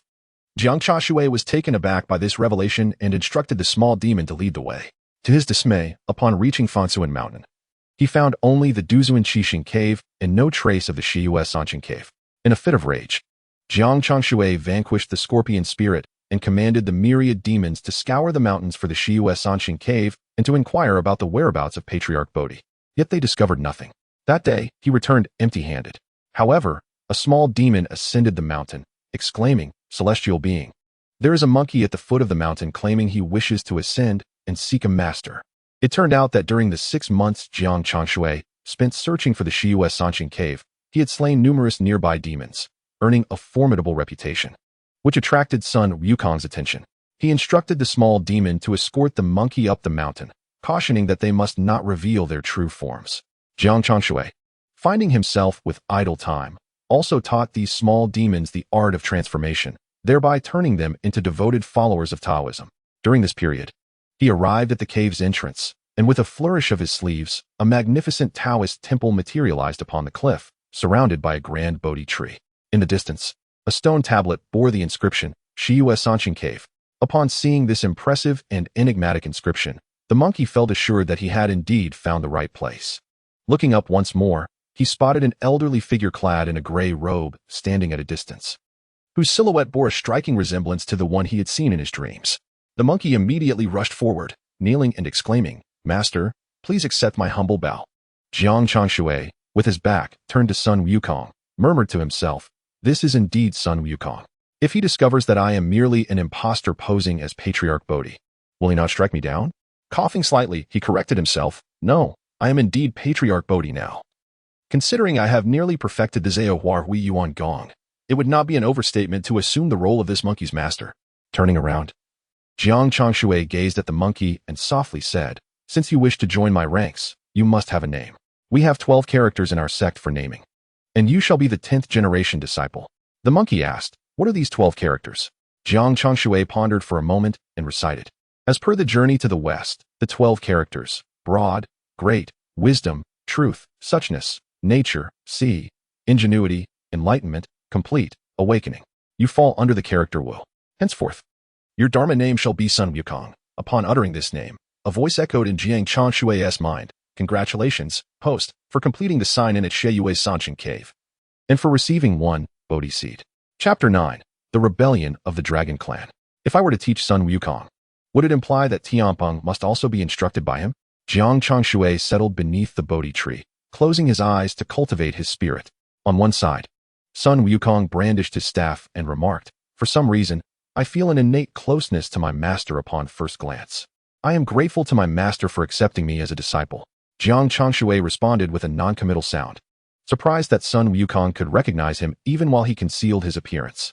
Aside from his daily teachings to Sun Wukong at the Crescent Moon and 3 Stars Cave on Mount Fanshan, Jiang Changshui spent the remainder of his time guarding the blood demon Dike or signing in at various palaces. In the blink of an eye, several decades had passed, and Jiang Changshui's cultivation had ascended to the golden immortal realm. He had also acquired numerous treasures from the system, making it unlikely for even the four heavenly kings to gain an advantage in combat against him. However, his seemingly idle demeanor while wandering the heavenly palace did not reflect well in the eyes of the other immortals, who viewed him as a trifler lacking respect. The Star Lord of War had attempted to engage Jiang Changshui in conversation, but each time, Jiang Changshui responded appropriately, only to act as if he had not heard a word afterward. The Star Lord concluded that some individuals are beyond reform. Meanwhile, in the South Sea, beneath the depths of the abyssal hell, countless dragon pillars were entwined with many fearsome dragons, their eyes glowing crimson and terrifying to behold. At that moment, an elderly man clad in resplendent robes, with the head of a dragon and the body of a human, approached, adorned with a jade-beaded crown. This individual was none other than Ao Qin, the Dragon King of the South Sea. Behind Ao Qin stood a young boy in Taoist robes, the Taishan youth. As the youth spoke, he indicated that the situation in the South Sea was manageable, suggesting that the sea-calming needle should indeed be sent to the East Sea. Upon hearing this, the Taishan youth expressed his relief, saying, "With the Dragon Clan's suppression, I can rest easy." He then took the sea-calming needle and set off for the East Sea. Just as he departed, all the demon dragons descended from the dragon pillars. "Is this news from Ao Qin credible?" one asked. "Naturally. Our informant's intelligence is accurate. You need not worry. The heavenly Peng has gone to Huashan with no return. With the heavenly river unguarded, we can proceed to the heavenly court and slay that beast, Emperor June." The crimson-eyed golden dragon, clad in red armor, cackled ominously. His gaze fixed upward. He was a true dragon emperor, descended from the ancestral bloodline, yet had been deceived by Emperor June, imprisoned in this abyssal hell for millennia. During the War of the Classic of Mountains and Seas, the Dragon Emperor had led his kin to remarkable achievements, only to find himself in such a dire predicament now. Ao Qin's expression was complex as he declared, "Emperor June is ungrateful. Our dragon clan has endured humiliation for many years, and now we have the perfect opportunity for revenge." With the heavenly Peng and Yang Jian absent, and the totem king Li's inner demons unresolved, and Nezha unable to distinguish friend from foe, this is indeed a divine opportunity. The demon dragons erupted in wild laughter, as if victory was already within their grasp. The heavenly river was a crucial juncture between the heavenly court and the demon realm. However, since the dragons had defected from the heavenly court, their presence provided a sense of security. Yet, the heavenly Peng understood that the dragons were ultimately demons, which is why he had remained stationed at the heavenly river. Now that the heavenly Peng had departed, it was an opportune moment for the dragons. The Dragon Emperor lowered his massive dragon head, gazing at Ao Qin. "Ao Qin, what is your suggestion? Should we infiltrate the heavenly court through the heavenly river?" As Ao Qin's demeanor shifted, he said, "Dragon Sovereign, the celestial forces are formidable. We shall require additional support. The heavenly river is not far from the prison, and Ji Meng is our demon deity. Should we succeed in rescuing him, our demon clan shall undoubtedly ascend to the pinnacle of the three realms." The Dragon Sovereign nodded slightly and replied, "Then arrange for you to proceed to the prison and rescue the demon deity." Understood. At the Blood Demon Rampart, Jiang Changshui had just returned from Lingtai Fengsuan Mountain, still carrying the peach blossom wine gifted by Sun Wukong. He had arrived indeed. However, to his surprise, a group of celestial soldiers stood at a distance, led by the formidable Lord of the Martial Star. Beside him stood a commanding general, an imposing figure nearly 2 meters tall, wielding a flower-patterned axe. It was the giant spirit god. The giant spirit god remarked, "You, little immortal, why have you strayed from your post at the Blood Demon Rampart?" Jiang Changshui, a mere earth immortal of low cultivation, audaciously shirked his duties. What was the water deity thinking, allowing such a worthless being to guard this place? If anything were to go awry, who would take responsibility? The celestial soldiers whispered among themselves, all too familiar with Jiang Changshui's name. Ne'er-do-well, a slothful and inept celestial soldier. He was said to have been slain by Nezha before being promoted to the ranks of the heavenly host. This thought elicited disdainful glances from the celestial soldiers towards Jiang Changshui. Jiang Changshui stifled a yawn and asked, "What brings you esteemed immortals here?" The giant spirit god replied, "We have come to defend the Blood Demon Rampart. You, little soldier, should remain in the back to avoid losing your life unnecessarily." In the giant spirit god's eyes, Jiang Changshui appeared frail and pitiable. Upon hearing this, Jiang Changshui raised an eyebrow and glanced into the distance. Indeed, the seal of the blood demon was weakening, staining the entire heavenly river with a crimson hue. It seemed even more severe than the day the nine-headed serpent had arrived. However, the giant spirit god, a golden immortal and a formidable general under the command of King Li, was not a cause for concern. With this in mind, Jiang Changshui obediently retreated to the rear. At that moment, a tremendous rumble echoed. The entire blood demon rampart trembled, and a colossal bloodied hand emerged from behind the barrier. It was the hand of the blood demon. Celestial soldiers, heed my command. Guard the blood demon rampart, and prevent the demons from entering the heavenly court. The giant spirit god bellowed, wielding his flower-patterned axe with grace, his imposing form moving with the agility of a phoenix among flowers. Yet, the blood demon's hand showed no intent to engage the giant spirit god. Instead, it directly tore through the entire barrier. "This is dire. The demons are breaching our defenses," cried a group of celestial soldiers, stepping onto the heavenly river. However, at that moment, countless demons had already surged in. A full 20 great demons, all of golden immortal caliber. These demons bore distinct traits of the dragon lineage: scales, horns, and claws. Indeed, remnants of the demon dragons. Lord of the martial star trembled, unable to suppress a step backward, only to inadvertently collide with the observing Jiang Changshui. Jiang Changshui remarked, "If assistance is needed, I can also join the fray. Little fairy, what jest are you playing? If you perish, how will Lord Li Tianwang account for it?" The third prince cannot bear such a sin. The Lord of the War Star reprimanded with indignation, dismissively waving his hand. Jiang Changshui could only remain idle, his gaze catching sight of a flash of bloodlight in the distance. Upon witnessing this, Jiang Changshui's figure flickered as he pursued the light. How remarkable this celestial prison is, connecting to the 9 heavens. Indeed, it is said that after her defeat, Lady Shurji was also trapped in this very place. In the distance, a venerable elder clad in brocade, accompanied by several members of the dragon clan, muttered as they observed the celestial prison. Jiang Changshui followed behind, pondering. I never anticipated that the dragon clan would resort to such cunning tactics. What could they possibly seek within this prison? Upon closer inspection, Jiang Changshui recognized the brocade-clad elder as Ao Qin, the Dragon King of the South Sea. He trailed Ao Qin and his companions deep into the prison. Chapter 10. Another dimension. Congratulations, host, for completing the internal sign-in of the celestial prison and acquiring the innate spiritual treasure, 8 treasure glazed vase. The 8 treasure glazed vase. Jiang Changshui was astounded, reflecting, isn't that a treasure of the primordial celestial venerable? The 3 light divine water contained within is the preeminent remedy. Suddenly, a thunderous roar erupted from afar. Jiang Changshui turned to witness Ao Qin and his minions commencing their assault on the prison, while the Xingtian clan valiantly resisted. Seizing the moment while a swarm of aquatic soldiers entangled the Xingtian clan, Ao Qin swiftly dashed towards the demon suppression pool. The aquatic soldiers formed a barrier to obstruct the Xingtian clan. A tall scholar in white stood valiantly against hundreds, rendering the Xingtian clan incapable of countering. Was that the unbowed young master? The unbowed young master, a crab general of the South Sea, possessed an exquisite appearance but exhibited remarkable military strategy. Jiang Changshui glanced back to find Ao Qin had reached the inner gate of the celestial prison, where the grand entrance swung open, revealing an incredibly intricate space. Within that realm floated countless islands, each imprisoning a demon god. Each island served as a purgatory for its respective demon god. However, Ao Qin was halted abruptly before he could enter. From the depths of the prison erupted a terrifying aura, transforming instantly into a shadow that collided fiercely with Ao Qin. Not good. Your Highness, flee. The essence of Xingtian was surging from the depths of the prison. The unbowed young master's expression shifted. And with a subtle twist of his hand, he summoned a formidable artifact, the river map and Luo book. The ancient and cryptic patterns on the artifact radiated golden light, enveloping Ao Qin's head. Ao Qin extricated himself from the grasp of Xingtian's essence, and, upon entering the river map and Luo book, was swiftly transported to the side of the unbowed young master. Boom! A deafening explosion resonated, sparks flying. The essence of Xingtian vanished into the void. Simultaneously, the entire entrance of the celestial prison sealed shut, isolating that realm completely. How could you possess the river map and Luo book? Outside the celestial prison, a shadow approached silently.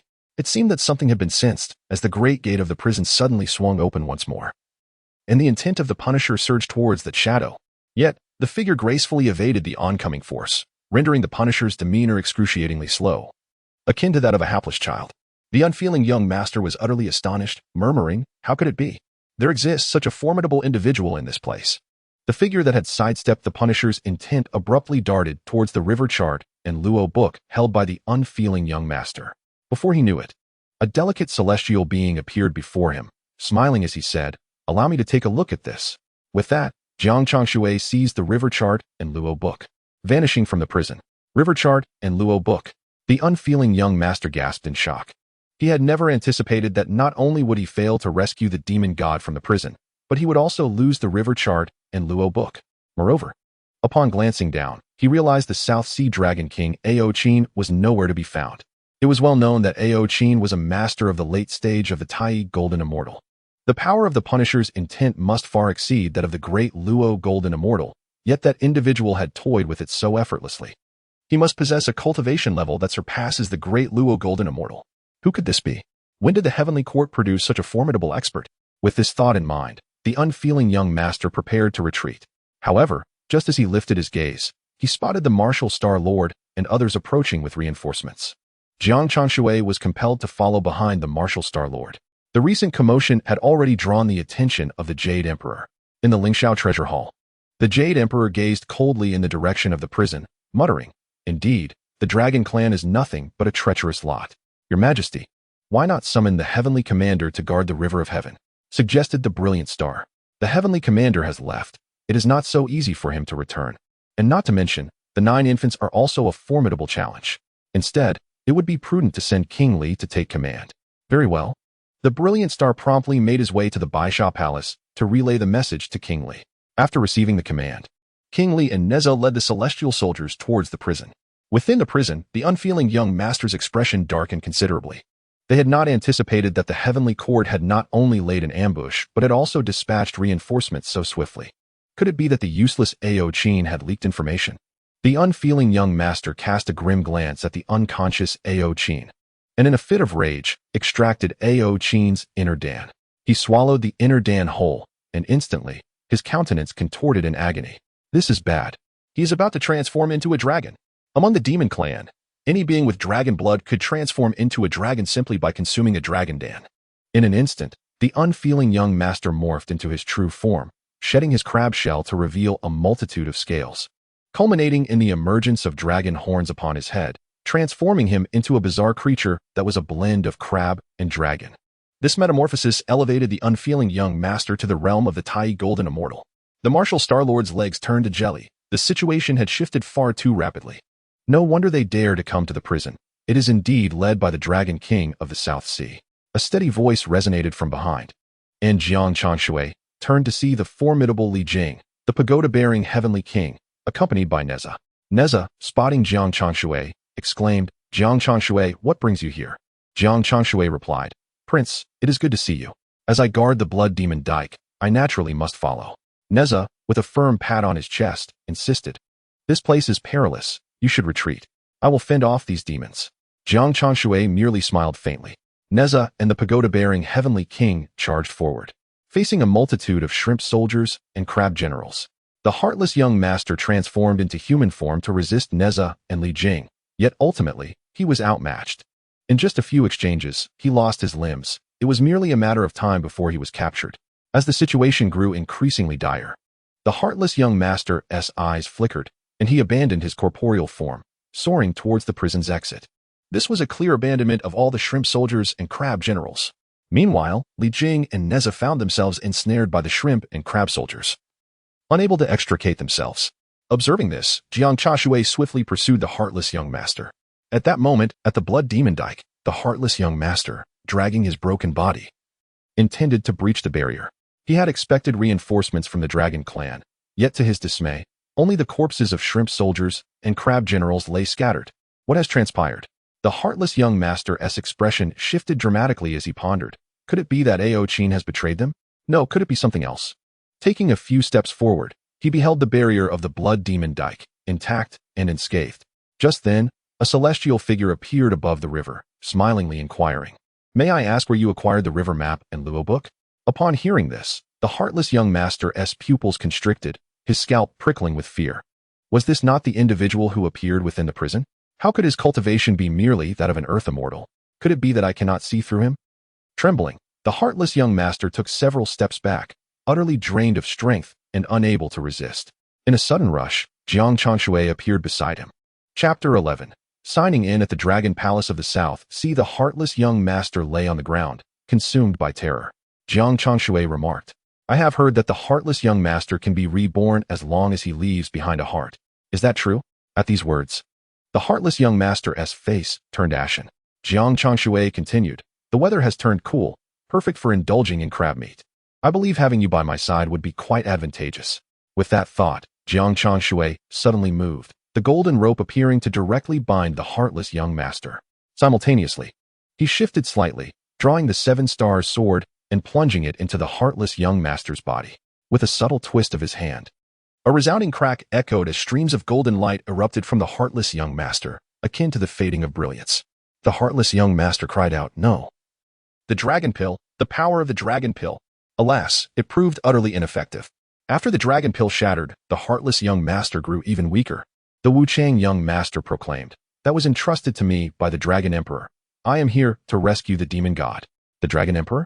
Jiang Changshui narrowed his eyes, realizing it meant the Dragon Palace in the South Sea. The Wuchang young master nodded and replied, "The dragon clan has betrayed us and is preparing to assist the demons in their rebellion. Celestial officer, I am but an insignificant pawn. I implore you to spare my life." Having received news of the rebels, he hoped the celestial officer would grant him clemency. However, in the next moment, Jiang Changshui inquired, "What treasures does the Dragon Emperor possess?"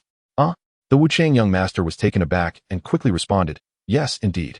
The Dragon Emperor bears the bloodline of the dragon ancestor and wields the Eastern Emperor Bell and the Xianyuan sword." Upon hearing this, Jiang Changshui's brows relaxed. He was on the verge of entering the Tai true immortal realm, requiring the severance of the 3 corpses, greed, ignorance, and anger. Only by annihilating these could one achieve a tranquil, desireless state of mind, accumulating virtue to become a true immortal. "I have inquired. You may proceed on your journey," Jiang Changshui stated slowly. The Wuchang young master, unexpectedly gratified by this turn of events, promptly rose, ready to flee. Yet, he saw a flash of sword light dart before him. The Wuchang young master, filled with dread, exclaimed, "Celestial officer, did you not say I could go free to journey onward?" "Yes, but I meant the path to the Yellow Springs. Or do you wish to live?" Jiang Changshui regarded the Wuchang young master with a peculiar expression, clearly indicating that living would be worse than death. Nevertheless, the Wuchang young master hastily knelt, pleading, "I implore you to spare my life. I shall be eternally grateful." "Very well, then accompany me. I do have a fondness for crab meat," Jiang Changshui replied with a faint smile, gesturing slightly. Just as the Wuchang young master exhaled a sigh of relief, he felt the complete dissolution of the power within his spirit, leaving him utterly devoid of strength. In the end, only the form of a crab remained, accompanied by a faint remnant of his consciousness. Jiang Changshui mused, "I am truly benevolent." With that, he cast the Wuchang young master into the heavenly river. By autumn, it would be the season for plump crabs. In the celestial prison, "Gather!" roared the towering King Li Jing, his treasure tower radiating golden light, transforming into a colossal structure. The giant tower soared into the air, exuding an extraordinary might. Once airborne, it unleashed a tremendous suction, drawing in all the shrimp soldiers and crab generals. Cursed demons, how did they infiltrate the heavenly court? "Nezha, go pursue that Wuchang young master and retrieve the dragon elixir." After eliminating the shrimp soldiers and crab generals, Li Jing cast a stern glance at Nezha, who was taking advantage of the chaos. Upon hearing these words, Nezha eagerly departed to chase the Wuchang young master. Approximately a quarter of an hour later, Nezha halted before the heavenly river, accompanied by several heavenly soldiers. Yet, he did not see the Wuchang young master. Instead, he spotted Jiang Changshui standing at a distance. Jiang Changshui quickly approached and asked, "Third Prince, are there still demons lurking here?" Observing the anxious Jiang Changshui, Nezha proclaimed while riding his windfire wheel, "It seems all is well here. Shall we indulge in some wine?" Jiang Changshui, with a twitch of his lips, replied with a smile, "Third Prince, this humble immortal must still guard the blood demon dike." With a twinkle in his eye, Nezha turned to the celestial soldiers and commanded, "You shall handle the cleanup here. Ensure no one else discovers this matter." Having said this, Nezha took Jiang Changshui by the hand and departed. Jiang Changshui, seeing no point in resisting, thought it fortuitous as he needed to journey to the South Sea. Why not leverage the name of this foolish lad, Nezha? After all, when trouble arises, it will be the likes of Li Tianwang and Nezha shielding him from blame. Upon arriving at Flower Fruit Mountain, Jiang Changshui intoxicated Nezha and set off for the South Sea alone. However, before doing so, he first visited Ling Taifansuan Mountain. Inside the Crescent Moon 3-star cave, Jiang Changshui transformed into a benevolent elder. Nearby, a group of little demons clad in gray rushed over, exclaiming, "Master, it's terrible. That monkey has found out." "What has he discovered?" Jiang Changshui inquired, slightly taken aback, only to see Sun Wukong emerge, his demeanor unchanged. Yet, in the short span of a few days, Sun Wukong's aura had noticeably evolved, resembling a mischievous child maturing into a spirited youth. Sun Wukong remarked, "Master, why have you been away for so many years?" Jiang Changshui was momentarily stunned, realizing that a single day in the celestial realm equated to a year on Earth, due to the affairs concerning the blood demon Dike. He had indeed delayed for 2 or 3 days. 3 years had transpired on Earth. Remarkably, Sun Wukong's cultivation had ascended to the golden immortal level.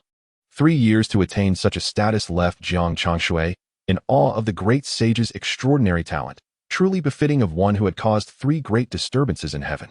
Sun Wukong continued, "So, Master, you enjoy taking demons as disciples?" Jiang Changshui replied, "That is not quite the case. Your training has progressed significantly from today onward. You shall leave the Master's tutelage. Remember, once you depart from here, do not claim to be my disciple. Even if you do, I am unaware of the title of my master." Sun Wukong sighed in resignation, clenching his fists. Interpreting Jiang Changshui's words as a reluctance to acknowledge him as his monkey disciple, after some contemplation, Jiang Changshui glanced at the Bodhi tree and declared, "I am the old ancestor of Bodhi. You may go." At these words, Sun Wukong turned and descended the mountain, filled with joy at the prospect of having the freedom to navigate the world as he pleased. While lost in thought, he noticed a flash of spiritual light darting from Ling Tai Fonsuan Mountain. Observing this, Sun Wukong promptly followed the glimmer. He witnessed the golden light descend upon the South Sea, revealing a handsome young man whom Sun Wukong had never encountered before, Jiang Changshui himself.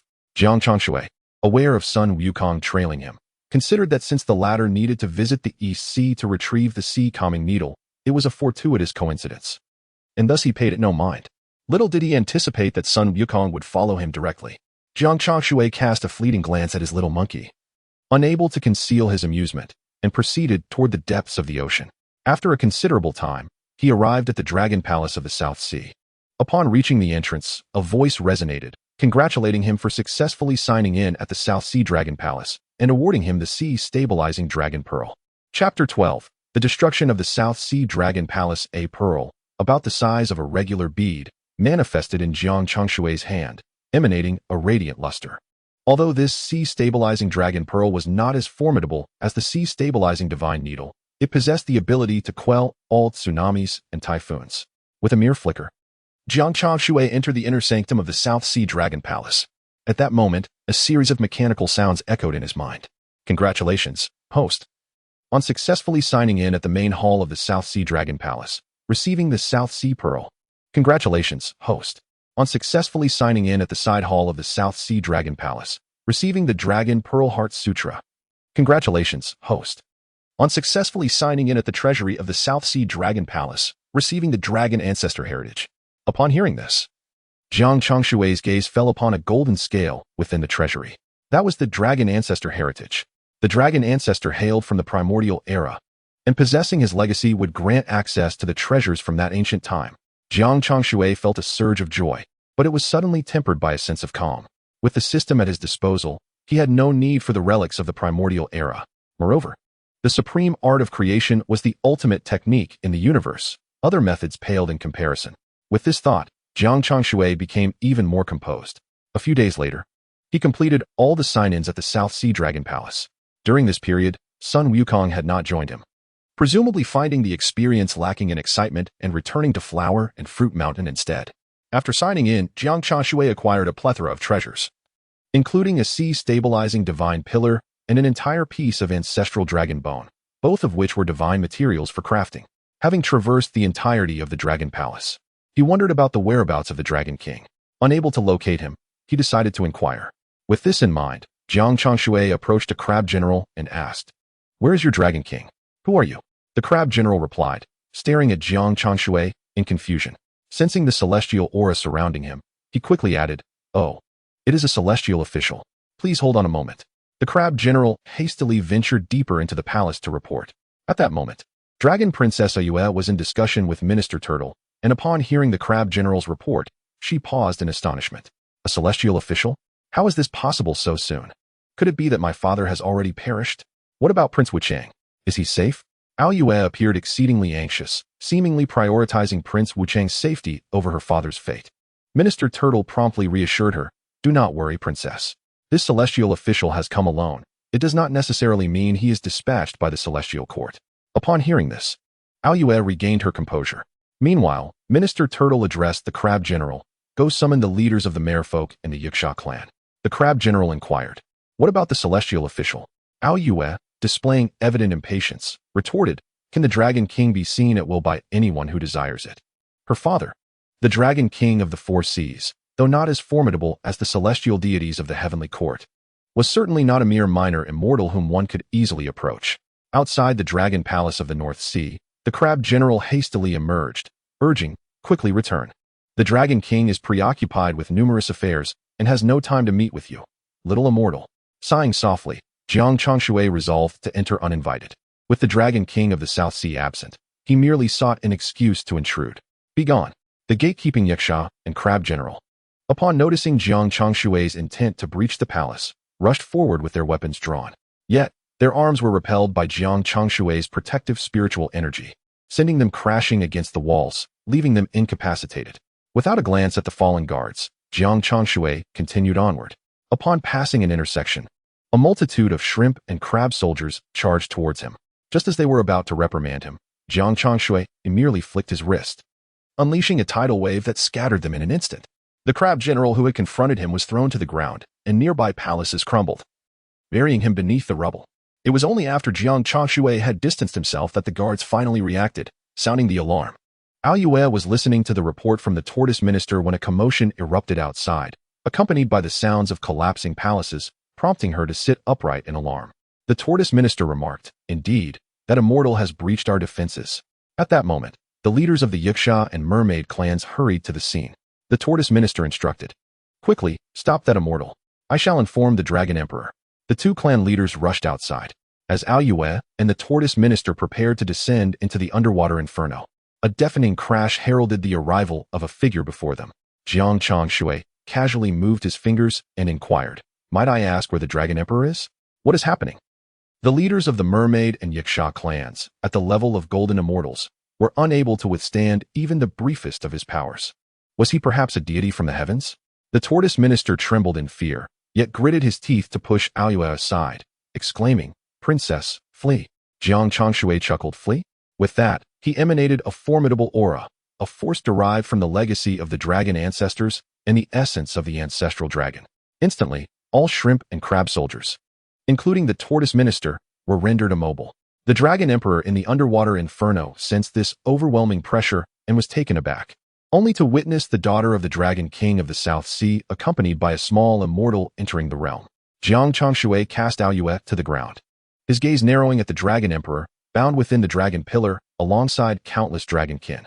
"Congratulations, host, for completing the sign-in at the underwater inferno and obtaining the endless iron chains." The endless iron chains were indeed the very shackles that bound the Dragon Emperor. The chains before him were forged from meteoric iron, impervious even to the mightiest of celestial beings. To Jiang Changshui, they were merely materials for future artifact crafting. The Dragon Emperor gazed down at the diminutive celestial figure, lowering his dragon head. "Who dares trespass into the forbidden realm of the Dragon Palace?" he inquired. "Are you the Dragon Emperor?" Jiang Changshui retorted, his demeanor exceedingly arrogant. This insolent display incensed the Dragon Emperor, who exhaled smoke and fury, exclaiming, "How dare a mere earth immortal look down upon me?" With that, a breath of dragon fire erupted from his mouth, blazing like an inferno. Alas, this meager flame was but a trifling threat compared to the six-ding divine fire within the Bagua furnace. "Is this all you have?"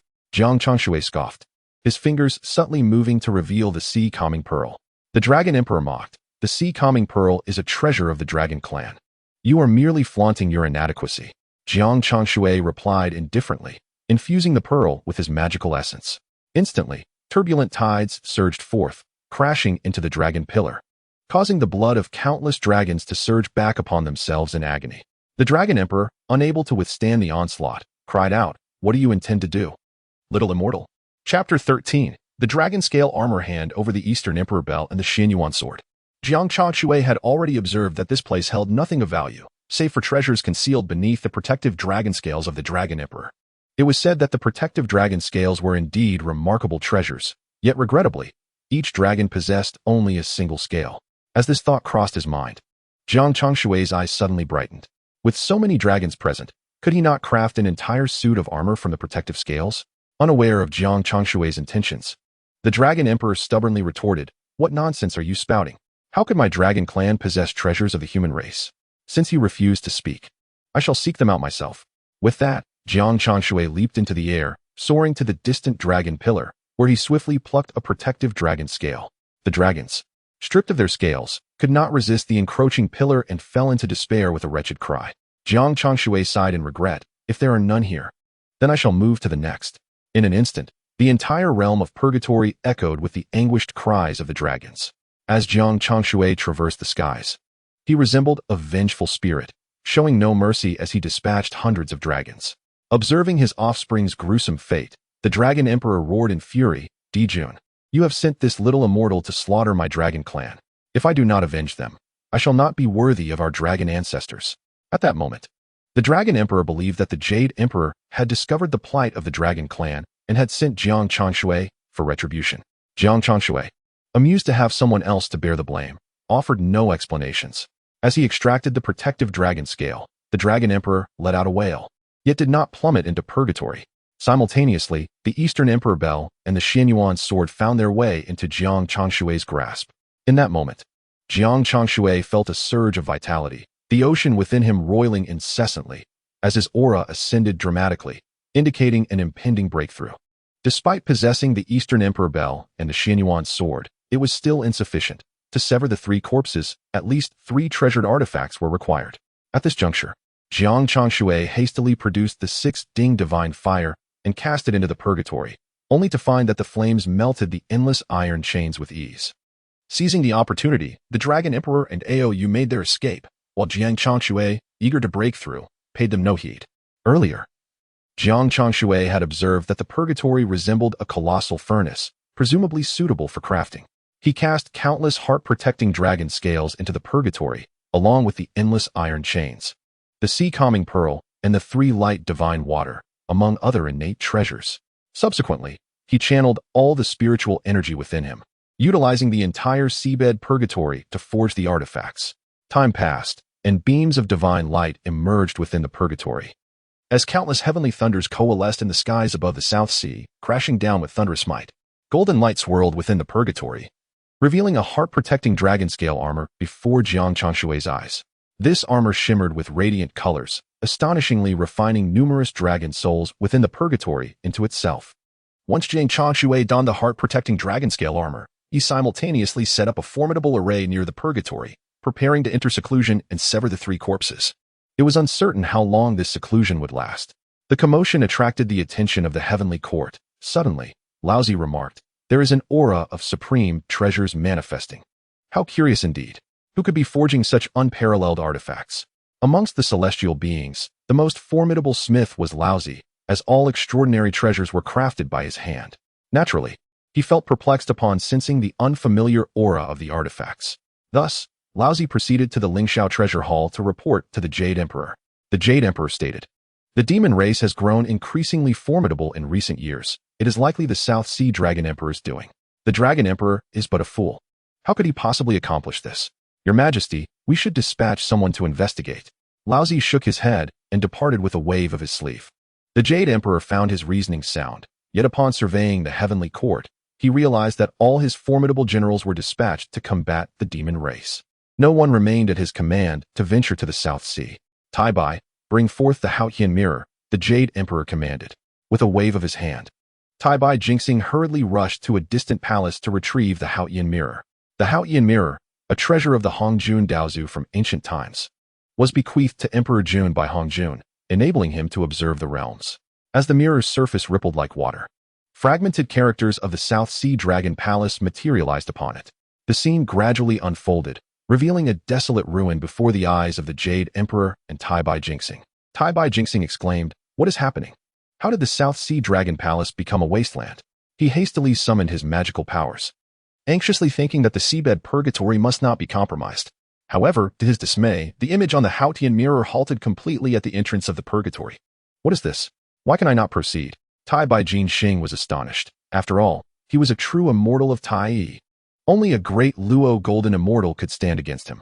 Could it be that the Dragon Emperor had cultivated to the great Luo golden immortal realm even in such a place as the underworld? Tai Bai Jinxing's heart was filled with doubt as he hastily glanced at the Jade Emperor. To his surprise, the Jade Emperor remained unperturbed, his demeanor calm and composed. Since they were both of the Dragon Clan, it was only fitting to send the East Sea Dragon King to investigate. With this thought, the Jade Emperor issued a decree, sending the East Sea Dragon King to the South Sea. The East Sea Dragon King, still admiring the sea's stabilizing needle bestowed by heaven, immediately set off upon receiving the Jade Emperor's command. Ao Guang remarked, "I wonder what Ao Qin is thinking, opposing heaven without considering the benefits he stands to gain."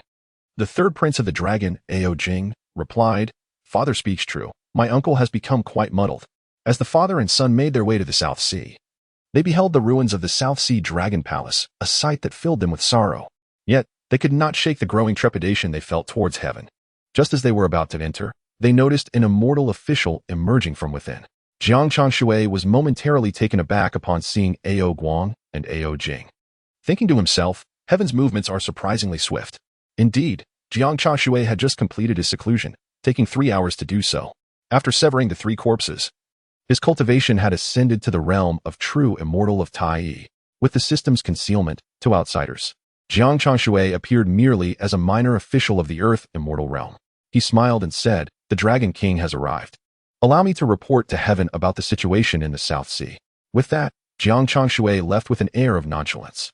Ao Jing, filled with curiosity, inquired, "If there is already an immortal official here, why has the Jade Emperor still sent us?" Upon hearing this, Ao Guang's expression shifted slightly as he replied gravely, "It seems the Jade Emperor harbors suspicions about us. This is a test, hence the dispatch of 2 parties." Ao Jing's countenance also changed, reflecting the gravity of the situation. Meanwhile, Jiang Changshui remained unaware of these developments as he journeyed towards the Blood Demon Dike. He had also heard news of Nezha's disappearance, rumored to have been abducted by a certain great demon after getting drunk. Jiang Changshui found himself at a loss as to whom he should feel sympathy for. After all, while Nezha appeared as a mere child, he was one of heaven's most formidable warriors, ranking among the top 10 in combat prowess. Chapter 14. The Tumult at the Southern Heavenly Gate. Have you heard? A monkey has invaded the underworld and torn the book of life and death, throwing the mortal realm into chaos. What shall we do? Demons run rampant, and the human world is in disarray. Where is the majesty of our heavenly court? The 4 heavenly kings were preparing to descend and quell the demons. It seems we have much work ahead of us. Congratulations to the host for achieving the 500-year sign-in at the Southern Heavenly Gate, earning the demon-discerning mirror. A minor celestial official spoke of recent events, and Jiang Changshui quietly signed in before departing from the Southern Heavenly Gate. This sign-in yielded the demon-discerning mirror, which held little value for Jiang Changshui. It was said that no matter what demon or monster stood before it, under its illumination, they would reveal their true form and be unable to wield their powers. In truth, only the demons beneath the realm of the true immortal can be revealed in their true form, rendering it of little use against those who have transcended to higher levels of existence. Upon reaching the realm of Jiang Changshui, even a half-step great Luo golden immortal finds the true immortal of Tai no match. While contemplating how to address the situation, Jiang Changshui encountered several guards approaching. He recognized them. They were the very guards who had once scorned his lowly aptitude. Among them was the renowned Li Jing, one of the 4 generals of the Mo family, who had long been stationed at the Heavenly Gate, though opportunities to see them were rare. Despite Jiang Changshui having been present for several centuries, he had only met the king of the earth, Mo Lihai, and it seemed he had left a less than favorable impression. At that moment, Li Jing spotted Jiang Changshui and called out, "Jiang Changshui, what brings you to the Southern Heavenly Gate again? Are you still contemplating joining us?" A mere minor immortal who has not progressed for centuries should abandon such thoughts. They continued mockingly, "Just the other day, the celestial herbs and the Queen Mother of the West's garden ascended to the realm of true immortals, while you remained stagnant, as ever." The guards gathered together, reveling in their derision of Jiang Changshui. With a composed demeanor, Jiang Changshui replied, "Gentlemen, if there are no further matters, I shall take my leave." "Hold on," Li Jing interjected. "I had no idea guarding the Heavenly River was so effortless. As it happens, the matter of the underworld has been entrusted to me by the Star Lord of War. Why not take my place in this endeavor?" "What?" Jiang Changshui was momentarily taken aback. Li Jing then called out to the other minor immortals, instructing, "You lot, accompany the Blood Demon Guard to the underworld." As he spoke, He tossed a jade token of azure gold into Jiang Changshui's arms. Watching Li Jing and his companions depart in amusement, Jiang Changshui raised an eyebrow and called out, "Stop! What?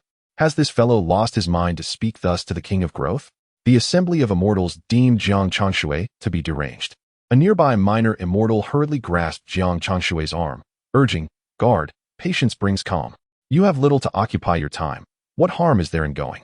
Some believed Jiang Changshui was being overly contentious and couldn't help but offer their counsel.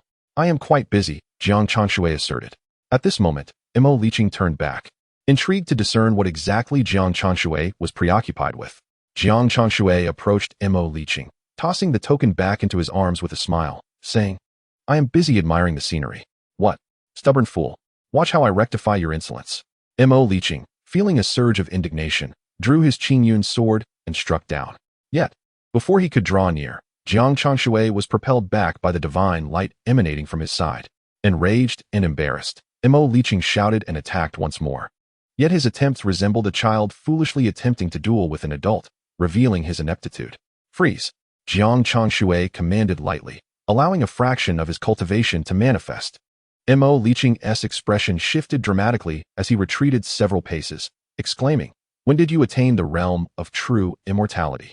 It is essential to note that Li Jing possesses merely the cultivation of a mid-stage Tai true immortal. The aura emanating from Jiang Changshui far surpasses his own. Li Jing's face was etched with astonishment. He had thought that this minor immortal was merely a terrestrial immortal, yet in the blink of an eye, he had become significantly more formidable. Had he perhaps encountered some fortuitous opportunity? Li Jing squinted at Jiang Changshui, his thoughts swirling in confusion. One must understand that after ascending to immortality, their daily lives were constrained by responsibilities, leaving scant opportunities for cultivation and even fewer chances for advancement. Li Jing had not experienced a promotion in several centuries. Yet, this Jiang Changshui, with such seemingly poor aptitude, had managed to progress so rapidly, which surely indicated some hidden method. Contemplating this, Li Jing's demeanor shifted considerably as he spoke softly. "We are both heavenly generals of the celestial court. We should not allow trivial matters to incite conflict. Today, I acknowledge my fault." Li Jing's unexpected apology left Jiang Changshui somewhat taken aback. Wasn't he, this fellow, supposed to be cursing and seeking assistance from Li Hai and the others? It would have been a perfect opportunity for Jiang Changshui to take action against them. However, since an apology had been offered, he could not press the matter further. Li Jing continued, "I shall investigate the affairs of the underworld myself, so there is no need to trouble the heavenly general."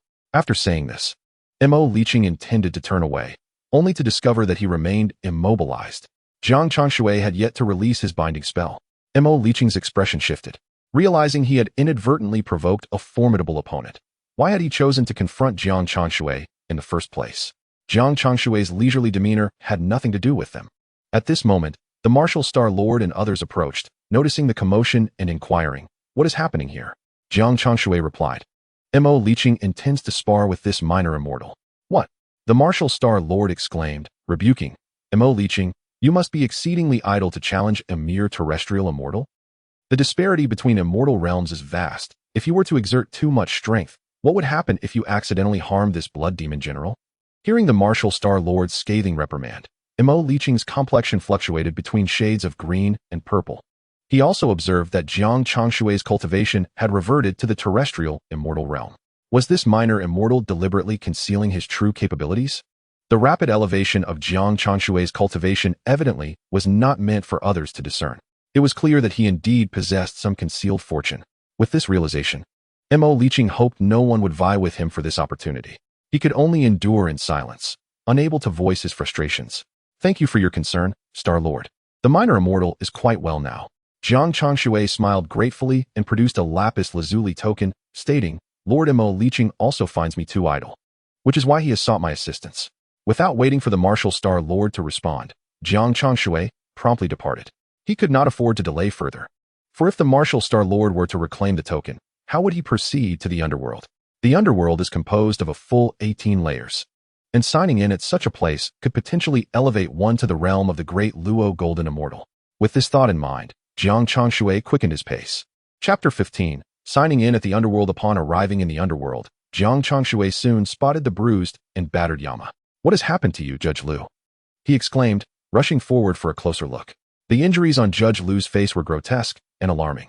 With cupped fists, Judge Lu declared, "The celestial official has finally arrived.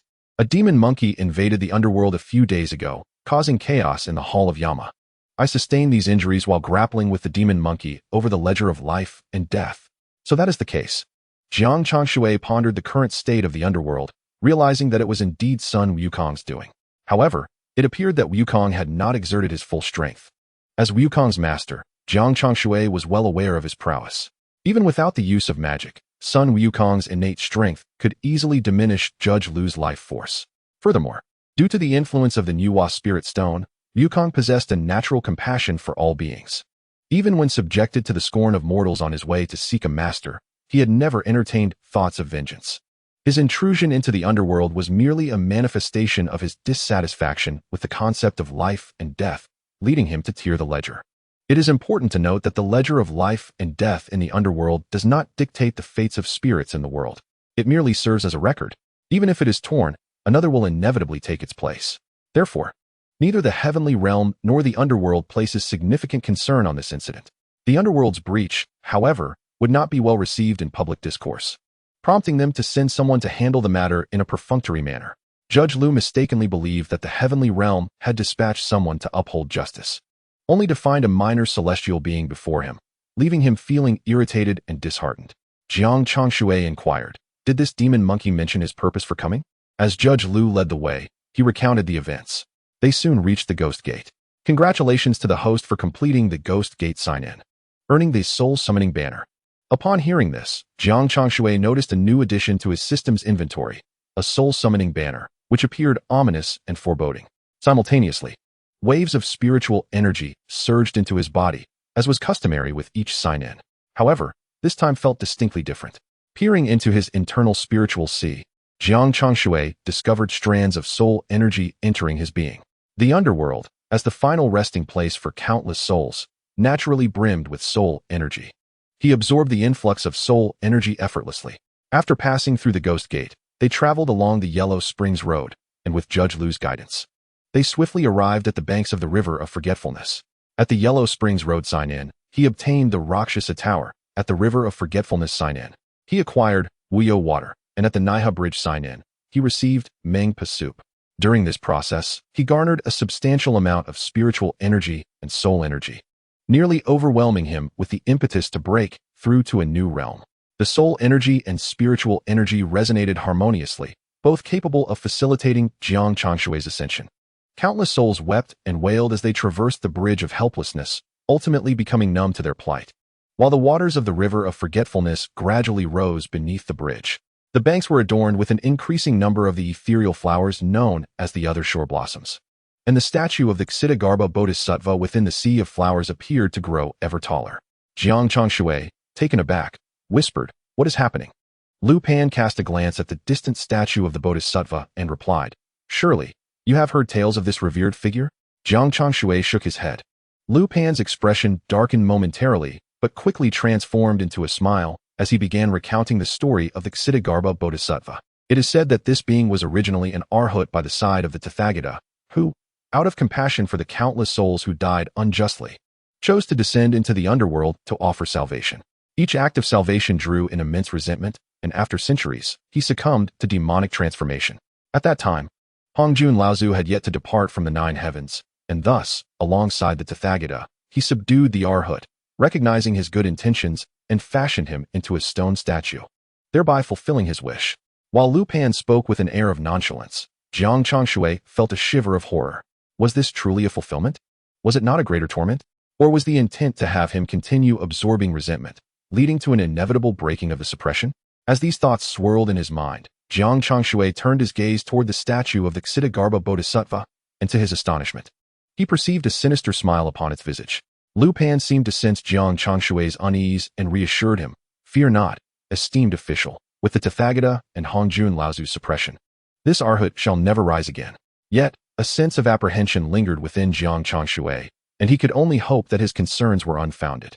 In an instant, they arrived within the underworld at the Hall of Yama.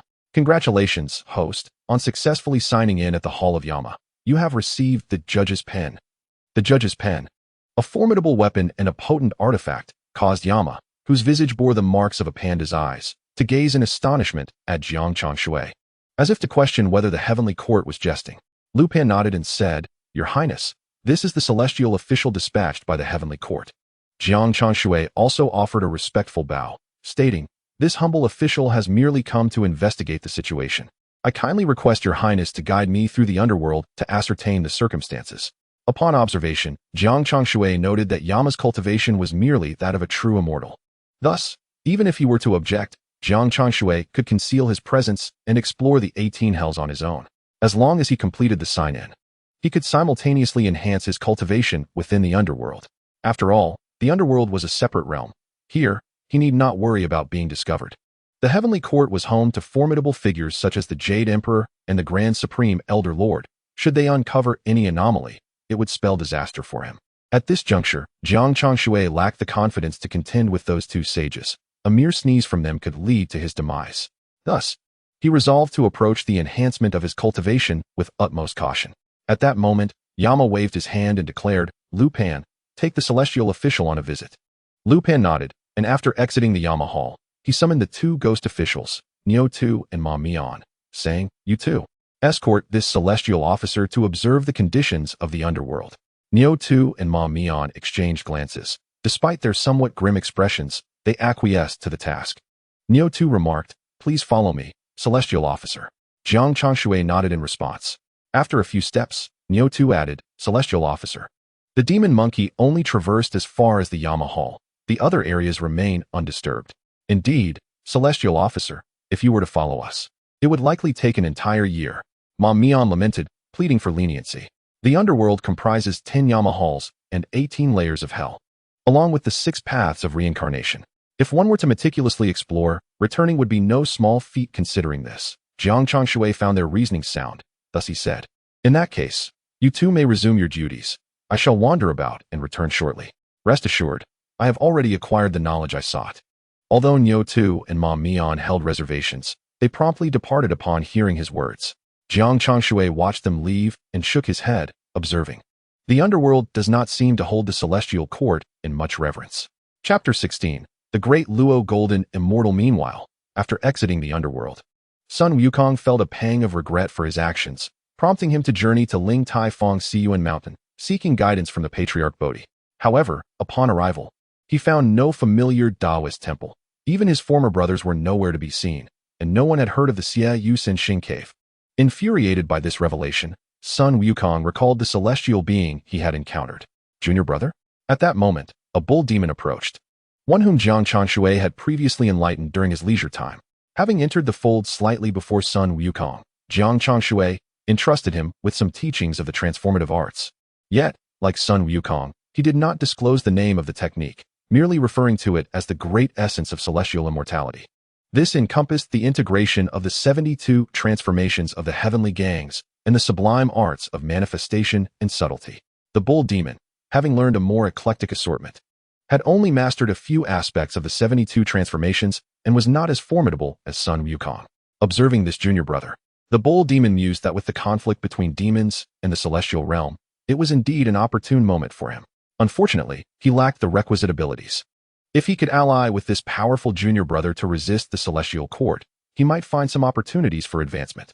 As the saying goes, when one ascends, even their chickens and dogs rise with them. He too could thrive in the ensuing tide. Contemplating this, the bull demon's eyes gleamed, and he inquired, "Are you searching for our master?" Sun Wukong hesitated momentarily before recognizing the bull demon and promptly responded, "Do you know the whereabouts of our master?" The bull demon, blushing and filled with sorrow, lamented, "Alas, junior brother, you have arrived too late. Our master was captured by the Jade Emperor for teaching us demonkind the arts." "What?" Upon hearing these words, Sun Wukong was struck with astonishment, recalling the celestial official he had seen that day, undoubtedly sent to investigate the situation. It was truly his own negligence that allowed the calamity to befall the cave of the 3 stars of the slanting moon. The bull demon, observing Sun Wukong's frantic demeanor, thought to himself that this mischievous monkey was indeed easily deceived. He began to lament, "Junior brother, the heavenly court has declared its intention to annihilate our sect. You must flee at once. Even if I lose my life today, I shall seek vengeance for our master." With that, the bull demon prepared to depart. Sun Wukong grasped him tightly, gritting his teeth. and implored, "Brother, take me with you." The bull demon felt a surge of joy and replied, "Fear not, junior brother. First, we shall make our way to Mount Hua. The great Emperor Jiang will surely appreciate your talents." Meanwhile, Jiang Changshui remained oblivious to the fact that his disciple had been abducted, diligently signing in at the underworld. After completing the sign-in at the 18th level of hell, he acquired countless magical artifacts and found his cultivation reaching a critical breakthrough point. Jiang Changshui promptly entered the purgatory to undergo his advancement. Within the depths of purgatory, he closed his eyes tightly as torrents of immense spiritual energy surged into his being, seemingly affecting the very soul force of the entire underworld. The commotion began like a tidal wave, overwhelming all in its path. The entire underworld trembled, and King Yin Luo, believing it to be Sun Wukong returning, hurriedly crawled beneath the table, only to find Judge Lu there as well. The two of them huddled under the table, exclaiming, "What is happening? Is that rascally monkey back?" Judge Lu replied, "Your Highness, it is merely the commotion of our underworld. Could it be that the demons of the 18th level have escaped? This would be dire, for those imprisoned below are far more terrifying than Sun Wukong." King Yin Luo was filled with dread. At that moment, within the 18th level of hell, a woman clad in a red robe approached the depths of purgatory. She shed her crimson garments, instantly transforming into a fearsome red bird, her head grotesque and monstrous. This great bird was none other than the notorious Guhua bird. The Guhua bird let out 3 piercing cries, causing the entire 18th level of hell to quake, fissures appearing in the ground. Following this, a colossal figure emerged within the confines of the 18th level. This monstrous creature, cloaked in red feathers, was a gigantic demon bird with 9 heads, the 9-headed ghost chariot. The ghost chariot lowered its head and entwined with the Guhua bird for a moment before taking on human form, revealing a middle-aged man dressed in a dark robe. The Guhua bird also transformed into human shape, donning red attire as she knelt before the ghost chariot, exclaiming, "Daughter Guhua, humbly greets your majesty, father." The ghost chariot lifted her up and inquired, "Where are your other sisters?" When the ghost chariot had descended to the mortal realm, he had fathered 3 daughters with a mortal woman, the eldest, Guhua bird, the second, Yin Fei, and the youngest, Fu Rong. Guhua lamented, "Ever since the defeat at the Battle of Shanhaiguan, both my second and third sisters have perished." The ghost chariot, upon hearing this, was filled with rage, surveying the surrounding purgatory, and declared, "Indeed, Di Jun is a despicable villain. Today, I shall obliterate this realm of the underworld." Allowing Emperor Jun to realize that the ghostly chariot has returned after a millennium, Gu Huanyao, upon hearing this, was filled with delight and promptly followed in the wake of the ghostly chariot. Just as she was about to make a move, she observed a series of thunderclaps crashing down.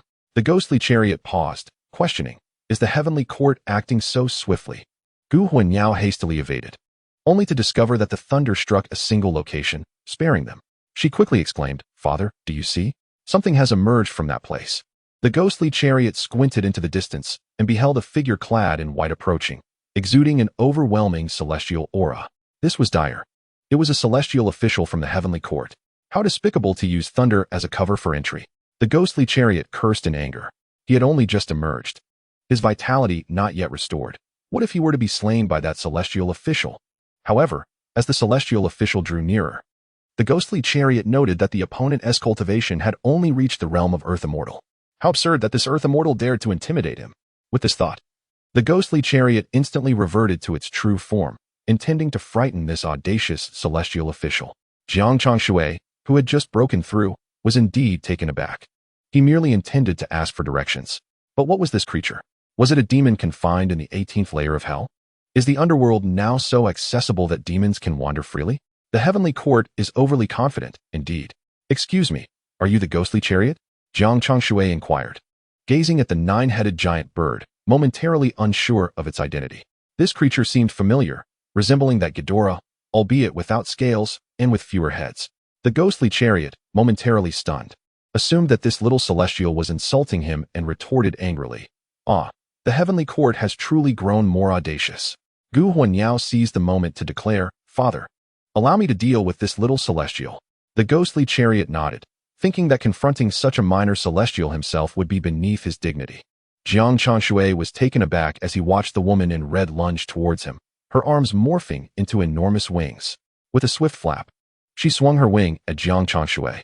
A tremendous crash ensued, raising clouds of dust, yet Jiang Changshui remained unwavering. Gu Huanyao realized that her wings halted a mere meter from Jiang Changshui, failing to make contact.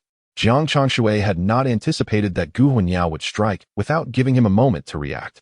At this juncture, he discerned that the woman in red was at least a true immortal. Not succeeding in her first attempt, Gu Huanyao did not relent, sneering. "You little celestial possess some skill, I see."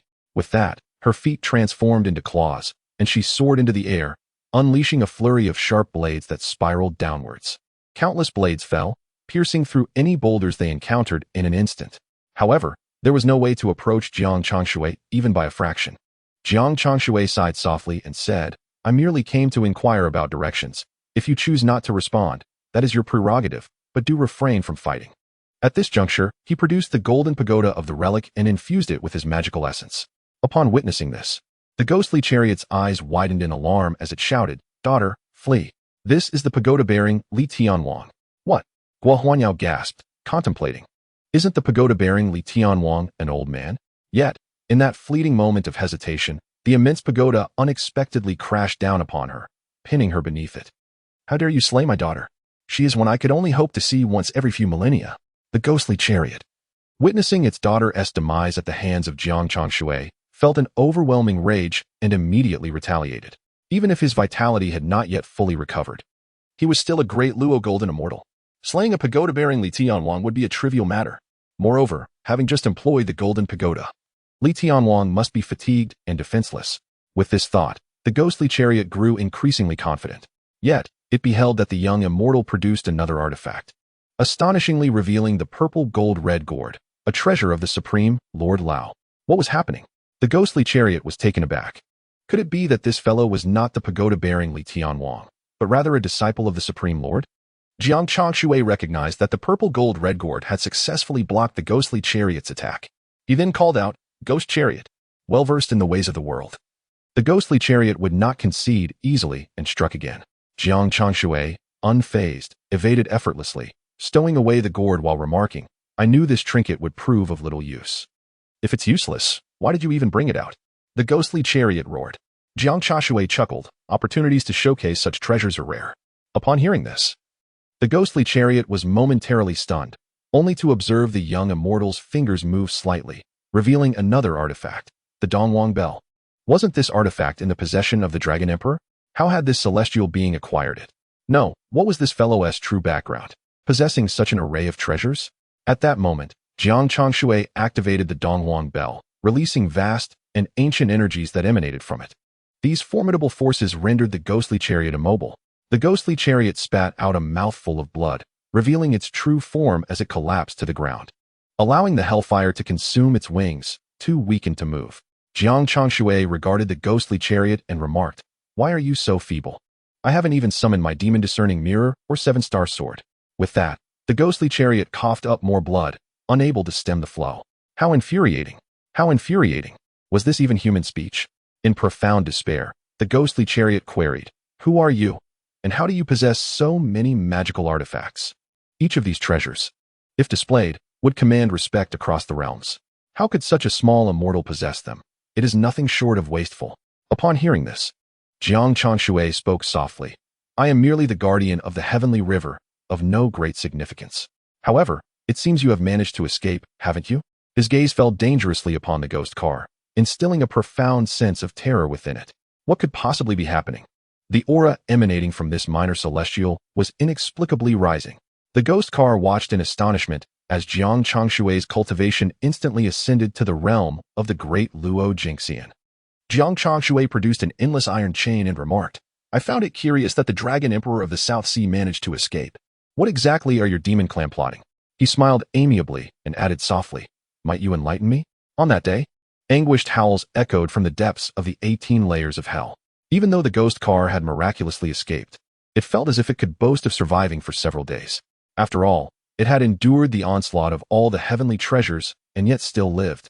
Alas, when Jiang Changshui chose to cease his assault, the ghost car was left with but a breath of life, ultimately cast into the very seal meant to suppress him. It seemed unlikely he would survive the night. After completing his task, Jiang Changshui concealed his cultivation and proceeded toward the Hall of Yama. Upon seeing him, King Yama hurriedly inquired, "Celestial officer, has something transpired in the depths of the underworld?" Jiang Changshui's expression turned somewhat frigid as he replied. The 18th layer of hell houses those demons who have committed grave offenses. You must not be negligent, otherwise, should a crisis arise, it will be upon you to answer for it. King Yama was taken aback by the sudden authoritative demeanor of this seemingly minor celestial. Struggling to maintain composure, he managed a strained smile. Thank you for your guidance, celestial officer. Your efforts are much appreciated. With a glance, he signaled to Lu Pan, who promptly brought forth a collection of spiritual treasures, seemingly intended for Jiang Changshui. Yet, Jiang Changshui's gaze grew colder still as he stated, take heed of your own affairs. With that, he departed, compelled to investigate matters further on his own. The ghost car had mentioned that the heavenly court was nearing its limit, and it was the opportune moment for the demon realm to assert dominance. Thus, the demon world was actively seeking to liberate their former powerhouses to amass strength. As for other matters, the ghost car, still within the confines of the underworld, was unaware of anything else. Jiang Changshui recalled the unusual laxity of the heavenly court. His unease deepening.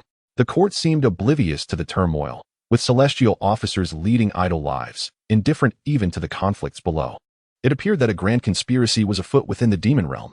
He wondered how Tianping was faring. Heavy with thoughts, Jiang Changshui returned to the southern heavenly gate, where he found Li Jing awaiting him. Li Jing seized Jiang Changshui and whispered urgently, Jiang Changshui, what fortune have you unearthed? Taken aback, Jiang Changshui responded, Heavenly King, I ventured into the underworld and discovered that the Hall of Yama has suffered greatly, whereas the 18 hells remain unscathed. Li Jing, infuriated, retorted, do not divert the topic. I am aware you have encountered an opportunity. We shall discuss the matters of the underworld later. To which Jiang Changshui replied, I cannot say. Jiang Changshui smiled faintly and remarked, since the Heavenly King is unconcerned, I shall not delay in reporting to the Lord of the Underworld regarding the matter of the ghostly chariot. With that, Jiang Changshui turned and departed. Chapter 18. Infiltrating the Celestial Court. Upon witnessing this, Li Jing was reminded of events from a millennium ago. He murmured, it has been a long time since I felt this way. This anger over resources for cultivation, this urge to kill. Dark energy rose from his feet, merging quietly into his gaze before vanishing. At this moment, Jiang Changshui arrived at the palace of the Lord of the Martial Star and recounted the events regarding the ghostly chariot. The Lord of the Martial Star, glancing at the documents in his hand, nodded and said, even if it indeed emerged, what of it? That ghostly chariot was vanquished by you, indicating it was not formidable after all. Yet, my lord, the demon realm is undoubtedly plotting some schemes. Jiang Changshui interjected, but he noticed the Lord of the Martial Star remained unfazed. The Lord of the Martial Star replied, General Tianpeng and General Yang Jian are both engaged in combating the 9 infants. We need not worry. Moreover, they have failed twice, whether in the celestial prison or the underworld.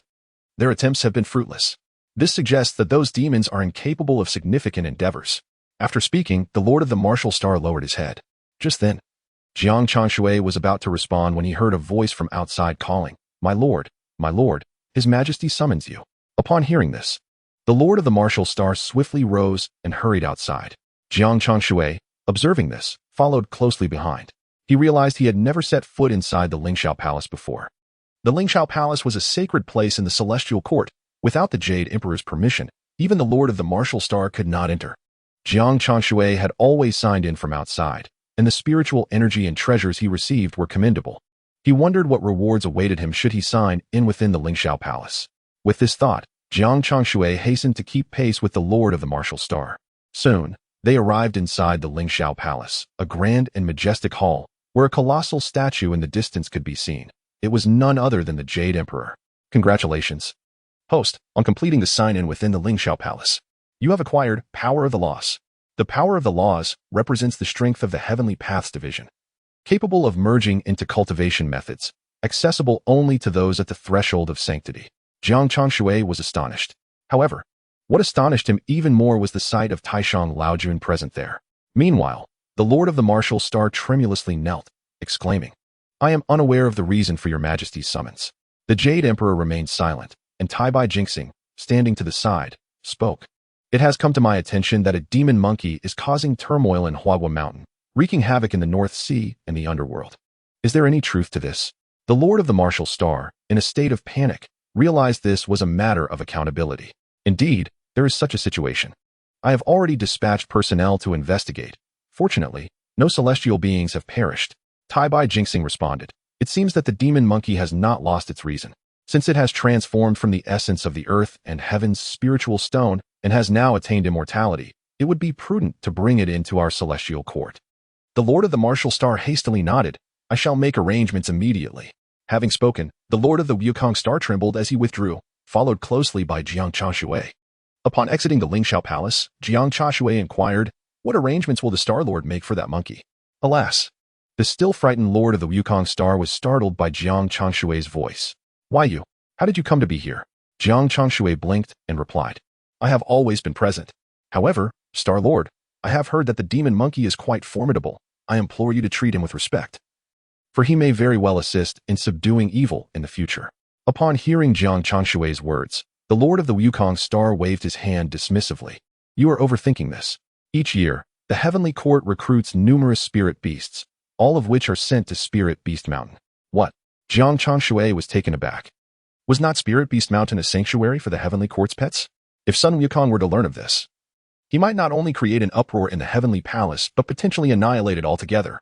Jiang Changshui quickly stated, Star-Lord, I understood from the Grand Duke of Venus that you are to find him a position. Indeed, this posed a dilemma. The Heavenly Court had no surplus positions available. The Lord of the Wukong Star sighed in exasperation and departed. Jiang Changshui, witnessing this, felt it unwise to pursue the conversation further, hoping that under his guidance, Sun Wukong might amend some of his ways. However, Jiang Changshui remained oblivious to the events unfolding elsewhere. Meanwhile, within Huahua Mountain, the once cow demon had ascended to become the renowned Bull Demon King, while Sun Wukong had claimed the title of the Monkey King of Huahua Mountain. In this chaotic world overrun by demons, Sun Wukong enjoyed a sense of freedom, yet he never forgot the circumstances surrounding the Shiyue Star Cave. He awaited the opportune moment to breach the Heavenly Palace and rescue his revered master. As he pondered, he observed auspicious clouds gathering in the sky. Descending with a kind-faced elder, the envoy of the Heavenly Court, who conveyed their intentions, Sun Wukong reflected that even if he cared little for that so-called official position, he must ascend to rescue his master. Thus he followed the envoy. The monkey, truly inexperienced, had never encountered such matters. Upon hearing about the land, he eagerly accompanied. Oh, I have yet to see a demon monkey. Come, let us go observe the monkey. A group of young celestial beings giggled as they passed by Jiang Changshui. Hearing this, Jiang Changshui hastily followed, only to find Sun Wukong clad in ill-fitting attire of the horsekeeper, inspecting his surroundings. Upon seeing Sun Wukong's comical appearance, Jiang Changshui felt a surge of anger. After all, he was his apprentice. How could he bear to witness these individuals mock Sun Wukong? He stepped forward, glancing at the stifled laughter of the Lord of the Wukong Star, and lowered his voice. Star-Lord, this is truly excessive. Meanwhile, Sun Wukong understood that these celestial officials were ridiculing him, but chose to endure. His master had once said, patience in minor matters leads to success in grand designs. Once he located his master's whereabouts, he would surely bring ruin to those who mocked him. To his surprise, he found that there were indeed celestial officials willing to speak on his behalf. Sun Wukong cast a glance at Jiang Changshui, feeling an inexplicable sense of familiarity, yet failing to recognize him as the one who had departed from Mount Fangsuan. The Lord of the Martial Star, upon hearing Jiang Changshui's words, spoke in a grave tone. What is your intention? Return to your blood demon dike at once. Do not hinder the ascension of the horse martial. In an instant, Jiang Changshui was pushed aside by the Lord of the Martial Star, only to be jostled further back by the bustling crowd. Oh dear, who is that? With a thud, a figure stumbled as Jiang Changshui inadvertently collided with them. Hastily, he helped the individual to their feet, only to find that it was the very rabbit-eared fairy who had once schemed against him. The rabbit-eared fairy blinked and remarked, Why do you look so familiar? In the next moment, she recalled Jiang Changshui's identity and exclaimed, Ah, it is you. This is fortuitous. Come, lend a hand. Jiang Changshui was taken aback as the rabbit-eared fairy pulled him into the palace of Guanghan. It turned out that this rabbit-eared fairy was indeed the Jade Rabbit of Guanghan Palace. Congratulations, host, on completing the sign-in at Guanghan Palace and receiving the Elixir of Immortality. The Elixir of Immortality can elevate mortals to transcendence and solidify realms for immortals, making it a rare and precious spiritual medicine. Chapter 19. Rescuing Chang'e. Upon the cold jade bed of Guanghan Palace lay an exquisite beauty, her noble and ethereal visage resembling a snow lotus atop a lofty peak, an enchanting sight to behold from a distance, yet too sacred to approach. This was none other than the most beautiful celestial being in the heavens, the enchanting Chang'e, whose beauty surpassed all realms. Jiang Changshui had never encountered such a stunning figure. In her presence, everything else seemed to pale in comparison. What are you dawdling for? Quickly, retrieve your Jade Purifying Vase. The Jade Rabbit called out, snapping Jiang Changshui back to reality. He noticed that a substantial amount of demonic energy was entwined around Chang'e, emanating from her heart. Swiftly, he took out the Jade Purifying Vase and summoned his magical powers to purify the demonic energy enveloping her. As the nectar flowed forth to cleanse, Jiang Changshui furrowed his brows and inquired, "What has befallen you, Fairy Chang'e? Why do you ask so many questions?" The Jade Rabbit glared, her eyes wide in warning. "This is not a matter for a mere little immortal like you. Regardless of whether it is my concern or not, am I not already taking action?" Jiang Changshui replied, frowning as he put away the Jade Purifying Vase. "If you do not inform me, how can I assist you?" What a miser. What harm is there in telling you?" Reluctantly, the Jade Rabbit gritted her teeth and divulged the situation to Jiang Changshui. It turned out that many years ago, after Fairy Chang'e was deceived into consuming the elixir of immortality and ascended, her heart was plagued by demons due to her longing for Hui. Furthermore, the Jade Emperor's repeated exploitation of Chang'e's beauty to manipulate the celestial generals had only exacerbated her inner turmoil. Over time, her heart's demons had grown increasingly severe. "Now I understand, but surely this cannot be the principal cause." Jiang Changshui, ever astute, pondered. Even with the existence of inner demons, the myriad of methods available in the celestial realm should have been able to aid Chang'e in dispelling them. Clearly, there were deeper issues at play. The Jade Rabbit gazed at Chang'e, observing her deteriorating condition, and gritted her teeth, exclaiming, "It is the elixir of immortality that is poisoned. The Jade Emperor is using this means to control the celestial beings." Upon hearing this, Jiang Changshui's expression darkened further as he stowed away the Jade Purity bottle. The Jade Rabbit, witnessing this, felt her eyes redden and cried out, "How can you say such things without keeping your word?" Yet, Jiang Changshui responded calmly, "The sweet dew water is ineffective for Chang'e. Let me try the 3 Radiance Divine Water." The Jade Rabbit was taken aback, only to see the seemingly ordinary Heavenly River Guardian produce a translucent glazed bottle, from which he poured forth a handful of enigmatic divine water. "Is this truly the 3 Radiance Divine Water?" The Jade Rabbit was stunned, still unable to believe her eyes. Jiang Changshui nodded and explained, "The 3 Radiance Divine Water is a fusion of the Golden Sunlight Divine Water, Silver Moonlight Divine Water, and Purple Starlight Divine Water. Once combined, it becomes the foremost healing elixir capable of neutralizing any toxin." With that, Jiang Changshui gently lifted Chang'e and attempted to administer the divine water to her. However, Chang'e had already lost consciousness, her lips tightly sealed. Observing this, Jiang Changshui had no choice but to hold the 3 Radiance Divine Water in his mouth and feed it to her, while his other hand gently guided it down her throat to facilitate its absorption. The Jade Rabbit, witnessing this, felt her face flush and murmured, "Even Hui has never touched the goddess's body." At that moment, Jiang Changshui had finished assisting Chang'e and looked up, stating, "Your celestial lady is fortunate, otherwise, today would have marked her demise." The Jade Rabbit, taken aback, observed Jiang Changshui's unperturbed demeanor and felt ashamed for her earlier thoughts. Jiang Changshui, seated calmly, remarked, "We must monitor Chang'e's condition for another day. If it were not for me, what would you have done today?" Upon hearing Jiang Changshui's question, the Jade Rabbit's eyes glistened with tears. "If it weren't for you, I would have risked everything to plead with the Jade Emperor for a remedy. Your loyalty is commendable." But the Jade Emperor, Jiang Changshui recalled the day he had seen only the statue of the Jade Emperor in the Lingxiao Palace, finding it rather peculiar. The Jade Rabbit wept, "The goddess bestowed enlightenment upon me. We have shared many years together in the Palace of Eternal Cold. Her kindness to me surpasses all." Hearing this, Jiang Changshui turned his gaze to Chang'e, who was now regaining her color and her breath was becoming much smoother.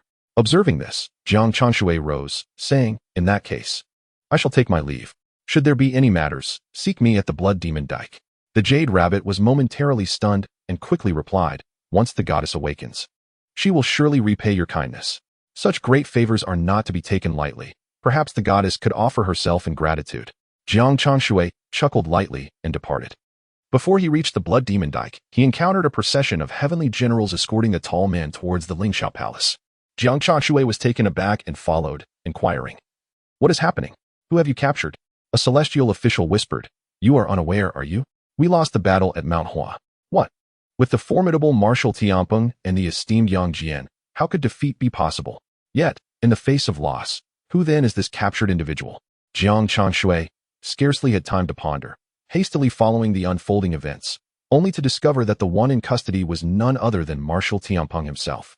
Meanwhile, Yang Jian lingered at a distance, remaining silent. Upon arriving before the Lingxiao Palace, the Star Lord of Wuqing stood atop a high platform, proclaiming, "Tianpeng, your military strategy has faltered, resulting in the disgrace of our heavenly court. Do you not recognize your error?" Bloodied and defeated, Tianpeng lowered his head in silence. Countless celestial generals surrounding him dared not utter a word in defense, exchanging glances with one another, resembling quail in their timidity. The absence of his voice was tantamount to an admission of guilt. The demeanor of the Star Lord of Wuqing was devoid of warmth as he produced a decree. As the decree unfurled, he declared, "Marshal Tianpeng is hereby stripped of his title and condemned to the cycle of reincarnation as a beast." "What?" Jiang Changshui gasped in astonishment, attempting to step forward, only to be seized. Turning back, he found it was Nezha who held him. In a hushed tone, Nezha cautioned, "Do not involve yourself in this matter. My father has decreed that it pertains to the mortal realm." Furrowing his brow, Jiang Changshui felt a sense of confusion. Noticing his perplexity, Nezha glanced around and pulled Jiang Changshui aside, ensuring they were alone before revealing, "Do you know that a great emperor is about to emerge in the mortal realm?" "What emperor?" Although the backdrop of this world is rooted in journey to the west, its history diverges significantly. Due to the chaos wrought by demons, the mortal realm is in disarray, with nations in turmoil and families disintegrating. The human race faces the threat of extinction. Had it not been for Enhua's protection, they might have long since perished.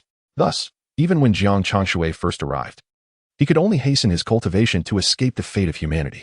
Nezha continued softly, "Though I am uncertain. My father has said that the human race must face dire straits to ultimately thrive. Should they succeed, they will separate from the realm of demons and establish their own dominion. At that time, neither immortals nor demons will be able to encroach upon the human realm." As Chapter 20 unfolds, detailing the downfall of Marshal Tianpeng, Jiang Changshui suddenly felt an overwhelming aura erupting from within the Lingxiao Palace. He then heard Tianpeng's furious roar, "Dijuan, do you dare to confront me?" Chaos erupted within the palace, with countless celestial generals being cast out, some with severed limbs, while even the Star Lord of Wuqing was unable to intervene. At that moment, Sun Wukong, sensing the tumultuous energy from the Lingxiao Palace, galloped forth on a celestial steed. He landed beside Nezha and Jiang Changshui, clutching several large peaches. Clad in a comically extravagant official robe, Sun Wukong inquired, "What is happening here?" Upon closer inspection, Jiang Changshui realized that the fruit in the monkey's hands were none other than the famed peaches of immortality.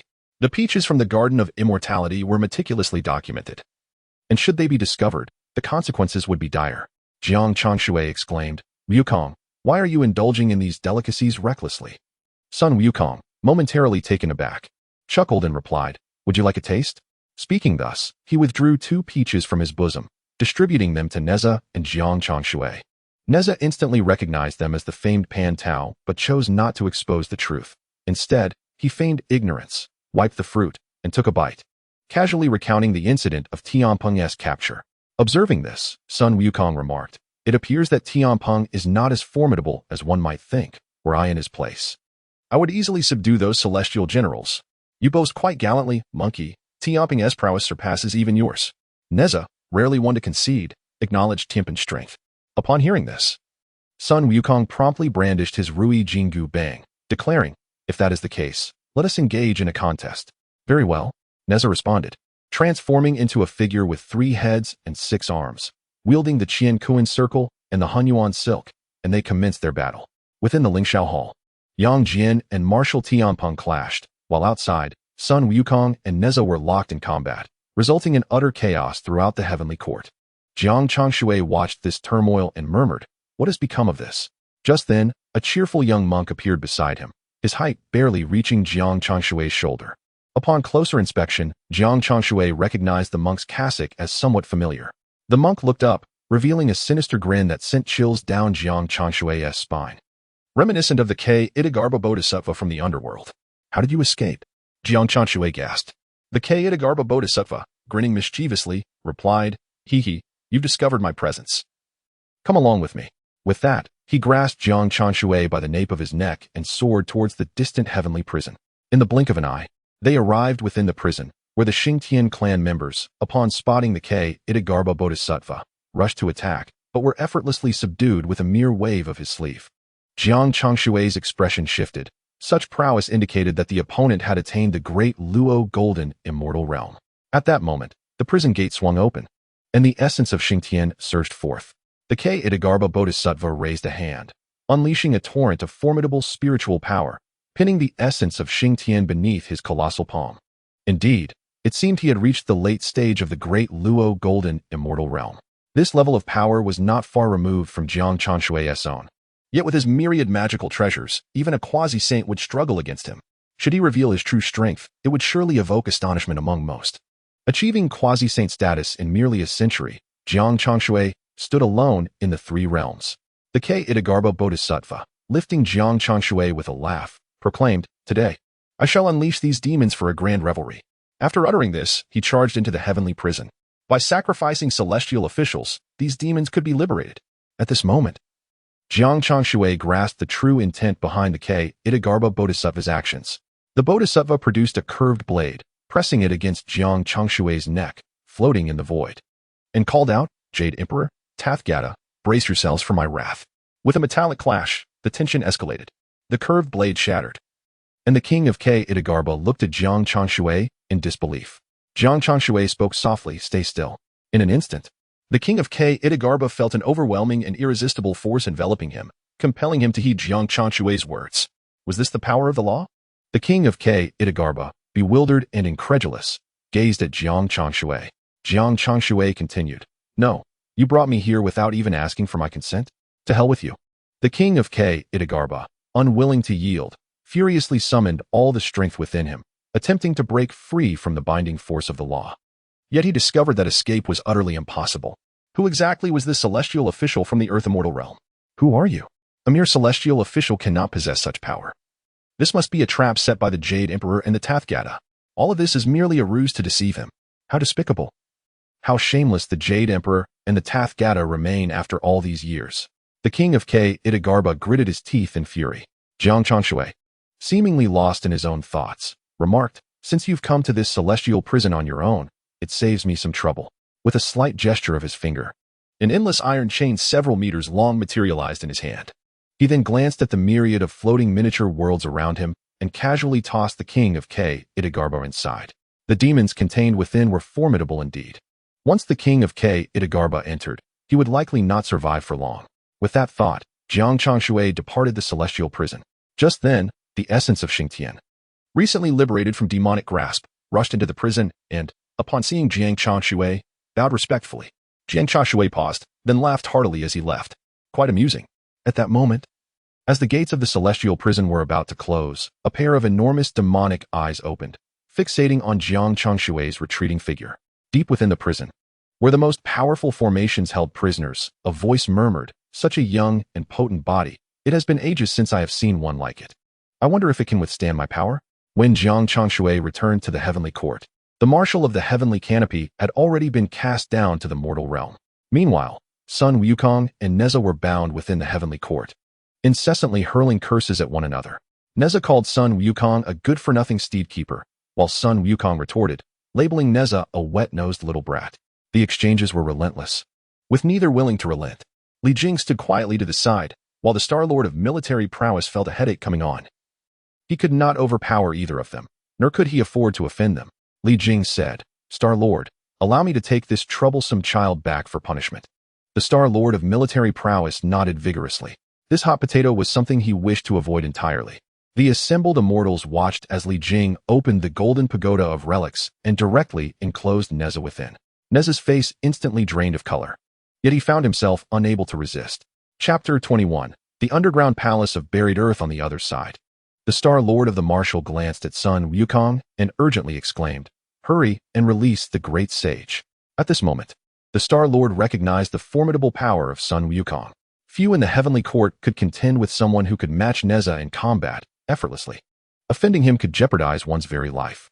Once Sun Wukong was freed, he grasped his golden staff and turned to leave.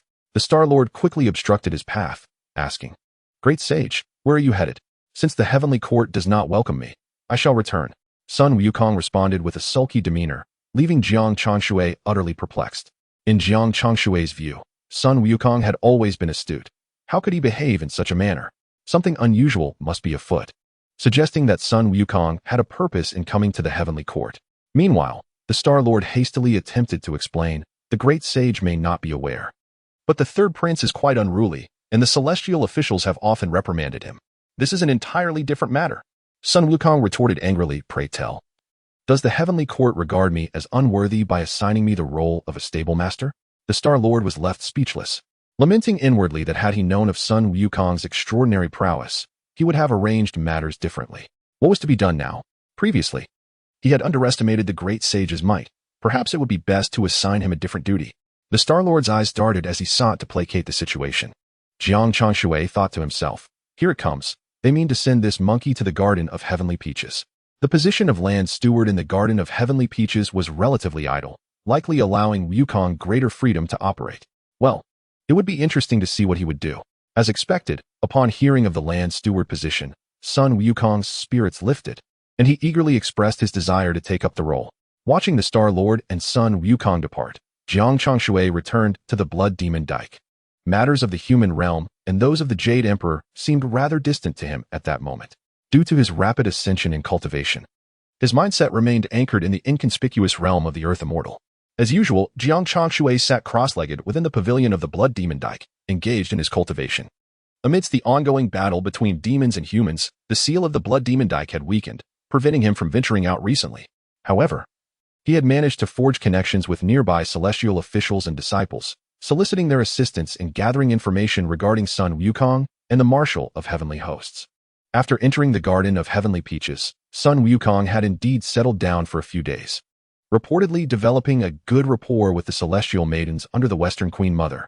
Meanwhile, the Marshal of Heavenly Hosts had traversed 3 lifetimes within the 6 paths of reincarnation. He had completely forgotten about the affairs of the heavenly court, his soul fragmented and in a state of utter despair. It seemed imperative to devise a means for the Marshal to reclaim his soul. A hero recognizes another hero. Jiang Changshui felt deep sympathy for the Marshal's plight. Yet, he remained uncertain whether it was better for the Marshal to be carefree as Beiji or burdened with worries as the Marshal of Heavenly Hosts. Suddenly, Jiang Changshui furrowed his brow, directing his gaze towards a certain area within the heavenly court. Something seemed amiss there. Jiang Changshui extended a wisp of divine consciousness, instantly perceiving the vast Taoist domain of the Supreme Lord Lao Jun. Yet, for Lao Jun, Jiang Changshui's divine awareness was too feeble, almost imperceptible. Consequently, this fleeting essence went unnoticed by the Lord. From a distance amidst the sea of clouds, Jiang Changshui observed 2 ethereal elders, exuding an aura of celestial grace, making their way towards the western region known as Burua Land. Who might these 2 be? Why had he never encountered them before? And why did their presence radiate such an unusual energy? In the next moment, Jiang Changshui shifted his form, stealthily trailing behind the 2 elders. Burua Land within the heavenly court is one of its many forbidden zones, a place even Jiang Changshui dared not enter lightly. Yet, at this moment, 2 figures manifested here. They gazed upon the gates of this forbidden realm, exchanging glances, each discerning endless greed reflected in the other's eyes. Kunpeng, are you certain that Patriarch Hong Yun truly perished here? Inquired one elder clad in black, his demeanor somber as he turned to the elder in. Their origins were remarkable. The speaker was none other than the legendary ancestor of the River of Souls, the founder of the Azurist sect. The other was a sorcerer who had once followed Emperor Jun and Dongwang Tai, both formidable beings from the prehistoric era. However, Jiang Changshui had previously heard that Patriarch Kunpeng had long since perished alongside Dongwang Tai. To his surprise, he now found him present in this place. Moreover, he had thought the ancestor of the River of Souls had died due to a failed breakthrough, yet here he was, alive. What could have prompted these long-retired figures to emerge at this moment? Concealed at a distance, Jiang Changshui observed the fluctuating expressions of the 2. Indeed, Kunpeng acknowledged with a nod, then continued. In the past, Patriarch Hong Yun did not journey to the underworld for reincarnation, but rather concealed himself here to undergo a breakthrough. Albeit unsuccessfully, his 99 soul-dispersing gourd and spirit were left within this forbidden zone of the heavenly court. As Kunpeng spoke of Patriarch Hong Yun, his eyes brimmed with resentment. The ancestor of the River of Souls glanced at the forbidden land, chuckling. In that case, let us venture into the forbidden realm. With a slight wave of his hand, the barriers of the forbidden zone shattered like a gossamer veil, vanishing into nothingness. Observing this, Jiang Changshui quietly followed the 2 formidable beings into the depths of the realm. Within the forbidden zone lay an expansive cave dwelling. Countless bookshelves adorned the space, each housing exceedingly rare and exquisite techniques. In the distance, numerous spiritual treasures and elixirs lay scattered, yet all appeared drained and desiccated, a testament to the immense effort Patriarch Hongyun had expended in his pursuit of transcendence. However, the deeper Jiang Changshui ventured, the more he sensed a terrifying pressure enveloping him. He pondered, had not Patriarch Kunpeng claimed that Patriarch Hongyun had perished? How could such a potent aura still linger? As he contemplated, a resonant and ancient voice echoed from afar, "Who dares to trespass into Burual land? Who is it? Who?" The ancestor of the Dark River and the ancestor of the Kunpeng were utterly flustered. A glance exchanged between them revealed profound terror reflected in each other's eyes. Could it be that the ancestor of the Red Cloud still lived? Had he perhaps already transcended? The mere thought sent shivers down their spines, and trembling, they turned to flee. However, from the depths of the cave, a formidable aura surged forth, and in an instant, a colossal hand seized both ancestors and drew them within. Jiang Changshui was taken aback at this sight and exclaimed, "This is bad." He swiftly turned to escape, but was confronted by a crimson figure that stood before him. This apparition bore a human form, but lacked any facial features. An ancient voice resonated, with such poor aptitude. "You have nevertheless ascended to the realm of the great Luo Golden Immortal. You must be a diligent individual. Pray, what is your perspective on the heavenly court? And how do you regard the Jade Emperor?" Jiang Changshui, momentarily taken aback, quickly responded, "The heavenly court is the apex of the three realms, and the Jade Emperor is the supreme being therein. Yet my heart yearns for the Tao, and these are merely external matters." Ha ha ha, what a commendable aspiration towards the Tao. The ancient voice erupted into laughter before continuing, "In that case, I shall bestow upon you all the cultivation of this lifetime." "What?" Jiang Changshui gasped in horror at the implication. That was the cultivation of a sage. Wouldn't it explode within him? Regardless, the ancestor of the Red Cloud was undeterred, resolutely pouring his explosive cultivation into Jiang Changshui's body. Jiang Changshui braced himself for a fatal overload. To his astonishment, the overwhelming force surged within him like a tempest. Yet upon entering, it dissipated entirely. At that moment, the system announced, "Excess energy detected, unlocking system version 2.0. Congratulations on acquiring the ability to expand your spiritual sea and warehouse." Instantly, all the cultivation was absorbed by the system, and the voice of the ancestor of the Red Cloud faded into silence. Jiang Changshui had narrowly escaped calamity and hastened deeper into the realm of Burok. He soon spotted the ancestor of the Dark River and the ancestor of the Kunpeng, severely weakened. Their expressions shifted dramatically upon seeing Jiang Changshui approach. "Gentlemen, are you not aware that the heavenly court forbids entry into this sacred domain?" he inquired. "Umph, a mere earth immortal dares to be so arrogant." The ancestor of the Dark River, still reeling from the residual power of the Red Cloud ancestor, was further incensed and raised his hand to strike. Suddenly, a tremendous clang echoed as Jiang Changshui produced the Eastern Emperor bell. The expression of the ancestor of the Dark River changed drastically. The Kunpeng seethed. "Dark River. How is it that the Eastern Emperor bell is in the possession of this insignificant celestial officer?" Realizing the gravity of the situation, the ancestor of the Dark River swiftly knocked out the ancestor of the Kunpeng, leaving behind a warning, "We shall return." In an instant, the Dark River and Kunpeng transformed into a streak of light, vanishing into the boundless sea of clouds. Jiang Changshui retracted the Eastern Emperor bell, contemplating the retreat of the two ancestors with a sense of relief that he had successfully frightened them away. After much contemplation, Jiang Changshui pondered whether this treasure was indeed bestowed upon the demon clan by the ancestral master Kunpeng. With that thought, he cast his gaze deeper into the forbidden area. Given that the ancestral master Hongyun had perished here, did it not imply that the primordial purple energy might also reside in this very place? The primordial purple energy, the essence born from the universe, possesses the power of transformation for sages. Having arrived at this juncture, he could not leave empty-handed. With a flicker of determination in his eyes, Jiang Changshui ventured deeper into the cave. Upon reaching the depths of the cave, he discovered an entirely different realm, one fortified by formidable restrictions. However, due to Jiang Changshui having absorbed all of the ancestral master Hongyun's cultivation, these barriers were almost effortlessly dismantled. As he crossed into the restricted area, he beheld the celestial treasures that had been consumed by the ancestral master Hongyun. Countless innate spiritual treasures, their might rivaling that of the Eastern Emperor bell in Jiang Changshui's possession, lay before him. Additionally, numerous divine beasts, their prowess equal to that of the Dragon Emperor within the abyss, resided here. In the distance, the alchemical furnace was ablaze with the 6 Ding divine fire. while countless disordered vials contained the three radiants divine water, albeit nearly all depleted. Such treasures, carelessly cast aside, would incite a fierce competition among countless immortals. Even Jiang Changshui could not help but lament the waste of such divine gifts. Yet, unexpectedly, this was not the end of his discoveries. Within the cave, he stumbled upon an underground passage. At the passage's end lay a grand and imposing underground palace. The walls of this palace were crafted from the finest spirit stones, adorned with intricate formations seemingly designed to evade the scrutiny of the heavenly Tao. Suddenly, Jiang Changshui's attention was drawn to the hall of the palace. There, intricate arrays of restrictions were visible.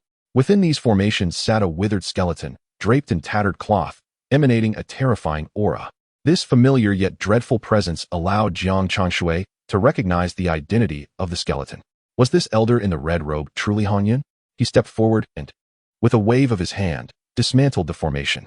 Above the skeleton, a purple gold-red gourd materialized. Jiang Changshui deftly grasped the purple gold gourd. Congratulations, host, on acquiring the 99 Scatter Soul Red Gourd. The 99 Scatter Soul Red Gourd, a fire-red and translucent gourd measuring 3 feet and 3 inches, was cultivated from the primordial essence and refined by Han Yun over countless eons, serving as an innate spiritual treasure. It contained boundless red silk, capable of dispersing human souls. After securing the 99 Scatter Soul Red Gourd, Jiang Changshui surveyed the underground palace. Congratulations, host, for completing the internal sign-in for the Buried Ruins Palace. Acquiring the innate gourd vine. The innate gourd vine? Jiang Changshui was momentarily taken aback. This vine, originating from Mount Buzhou, bore 7 innate gourds, all of which had been claimed by the 3 pure ones, Niuhua, Hongyun, Tai, and Hongjun. Hongyun refined it into the 99 Scatter Soul Gourd. The remaining artifacts include Niuhua's Summoning Gourd and Taishang Laojuan's Purple Gold Gourd, which now rests in the possession of Jiang Changshui. The fate of the remaining gourds is unknown, as they might have been forged into other magical treasures. Once a gourd is taken away, the vine withers. However, given Jiang Changshui's vast collection of magical items, he had no intention of transforming these into treasures. If nurtured, could it be possible to manifest the gourd babies through the infusion of laws? A vivid image of the 7 gourd brothers calling him grandpa flashed through Jiang Changshui's mind, eliciting a smile. Perhaps it was worth a try. Just as he prepared to depart, he noticed the remains of his ancestor Han Yun. The sight of the skeleton lying there felt rather desolate. As Jiang Changshui resolved to bury it, he discovered a letter within.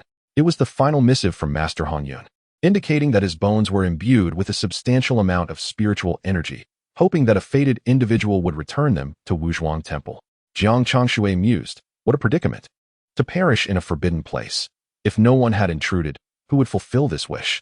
The last line of the letter revealed, upon reaching Wuzhuang Temple, one may uncover a tremendous secret concerning the realm of saints.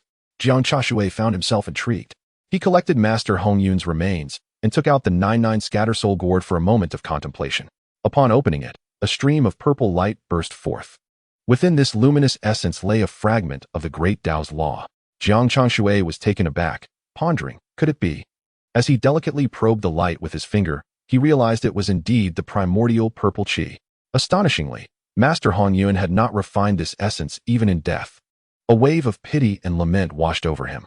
With a sigh, he was taken by surprise as the primordial purple qi surged into his mouth, merging into his spiritual sea.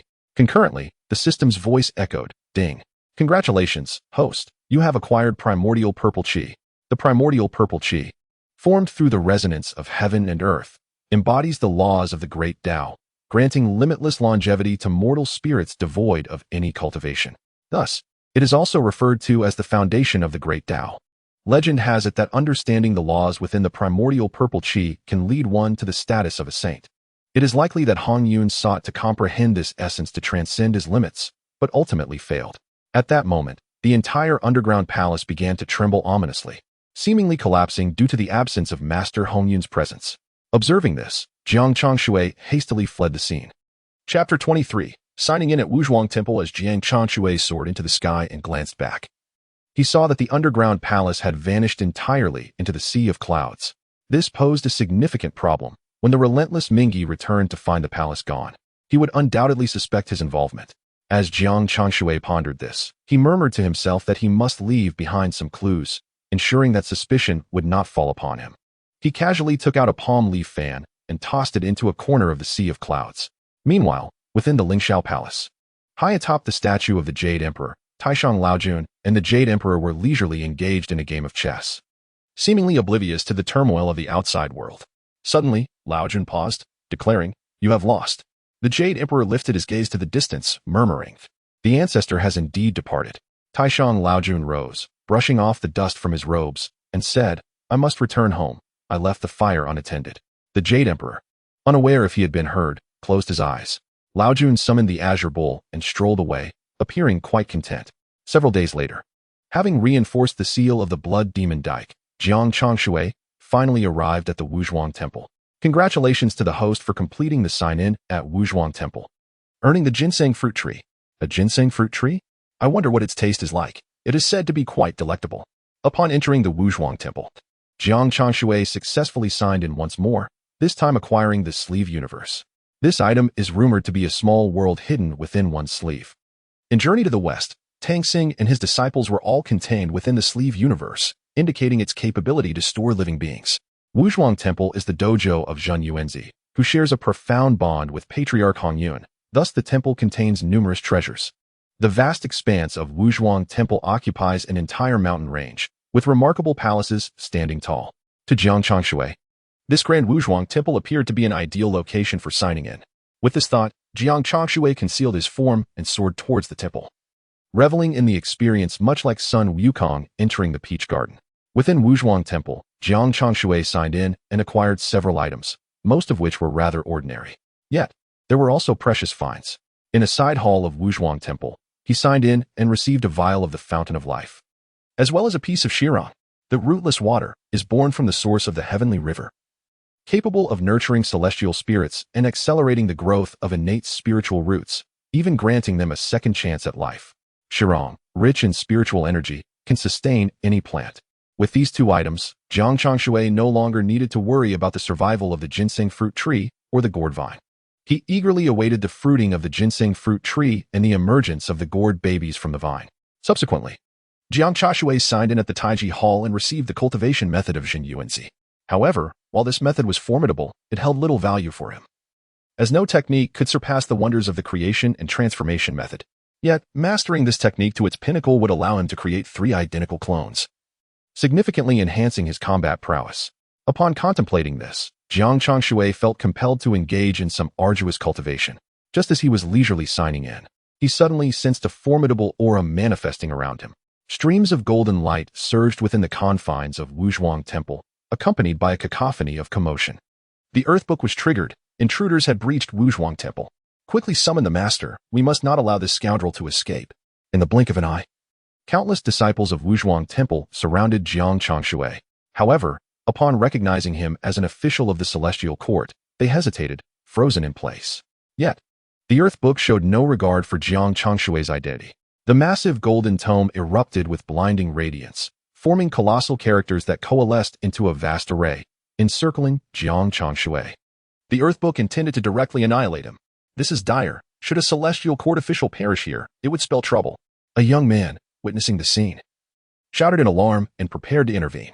Yet, Jiang Changshui remained unperturbed, casually extending his hand to reveal a grand depiction of the river diagram.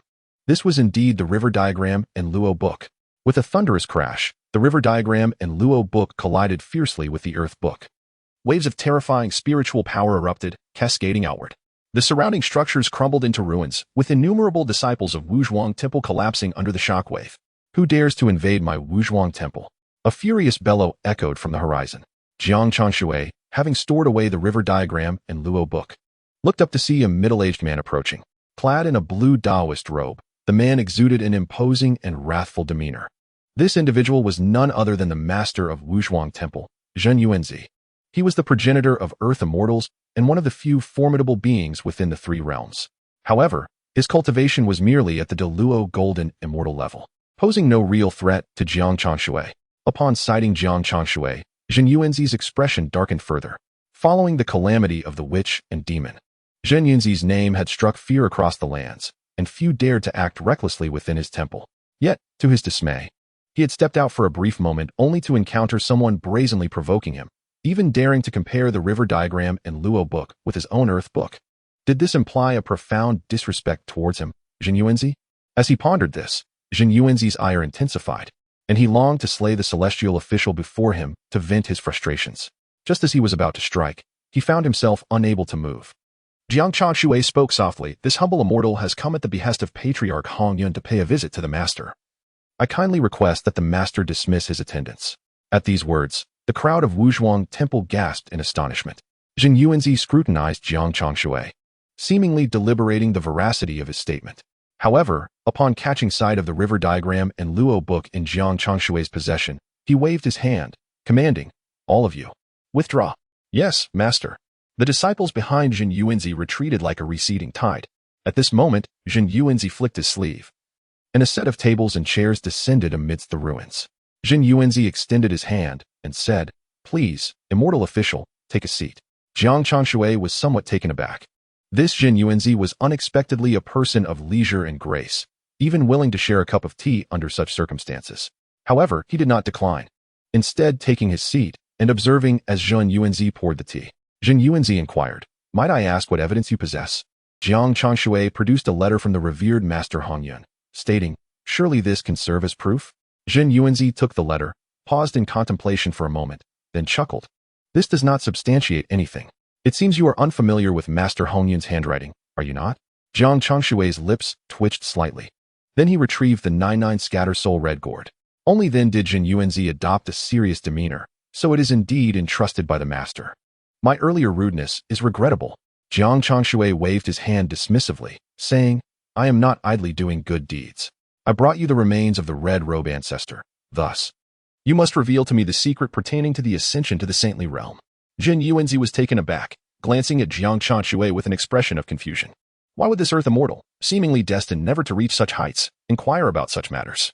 Chapter 24. The path is unfeeling, to be candid. Jiang Changshui felt a slight shift within himself and allowed a portion of his aura to emanate outward. The revelation of his Deluo golden immortal cultivation level instantly altered Jin Yuanzi's expression. How could you possess such profound cultivation? Jin Yuanzi, adept at gauging people, noted that the soul of this young immortal appeared youthful, yet wielded such formidable power, an unprecedented talent. Jin Yuanzi rose, saying, "Friend, why not come inside for a more comfortable discussion?" Upon hearing this, Jiang Changshui nodded and followed Jin Yuanzi into the interior. Inside the grand hall, the disciples observed the dramatic change in Jin Yuanzi's demeanor with great curiosity. "Please, my friend," Jin Yuanzi cordially invited Jiang Changshui to take a seat of honor. Jiang Changshui accepted without objection. The nearby disciples were even more astonished, silently questioning the origins of this seemingly youthful immortal. Could he possibly be a manifestation of some ancient ancestor?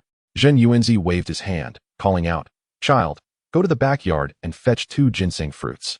Qing Feng and Mingyue exchanged glances, suppressing their surprise, and obediently complied. Jiang Changshui, too, was astounded. The ginseng fruits cultivated by Jin Yuanzi matured once every 9,000 years.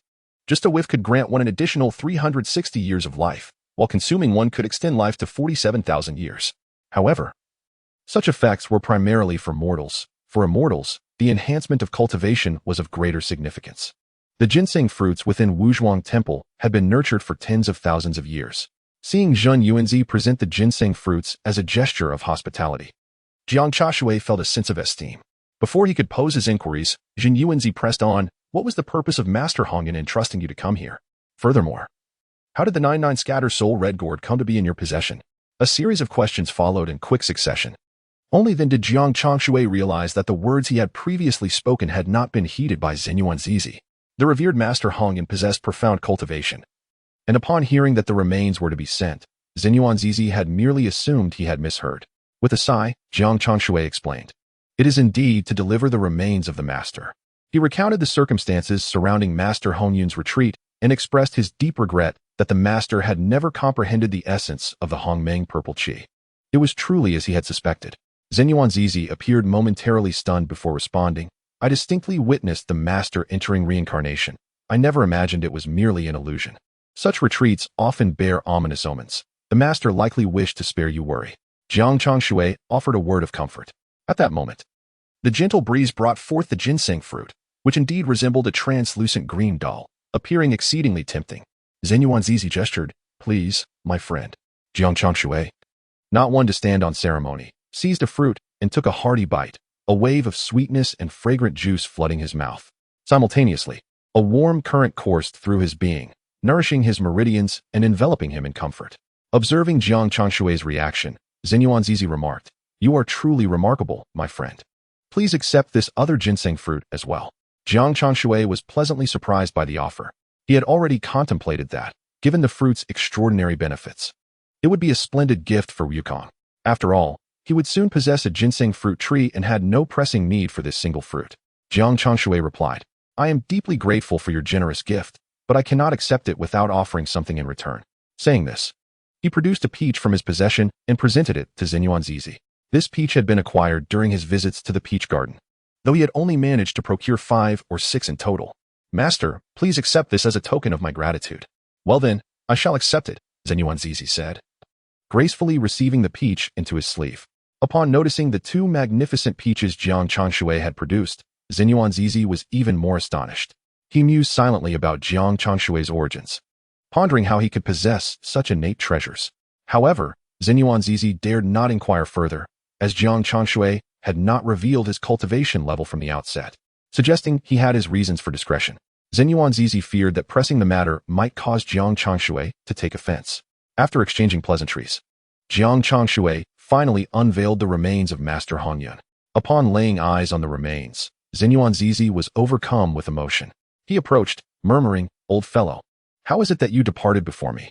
We had promised to enjoy tea together once the ginseng fruits ripened. Why have you broken your word? I waited for you in vain." With that, Zinyuanzizi settled beside the remains of Master Hongyun, gently touching the bones. In an instant, the myriad spiritual energies contained within dissipated into the cosmos.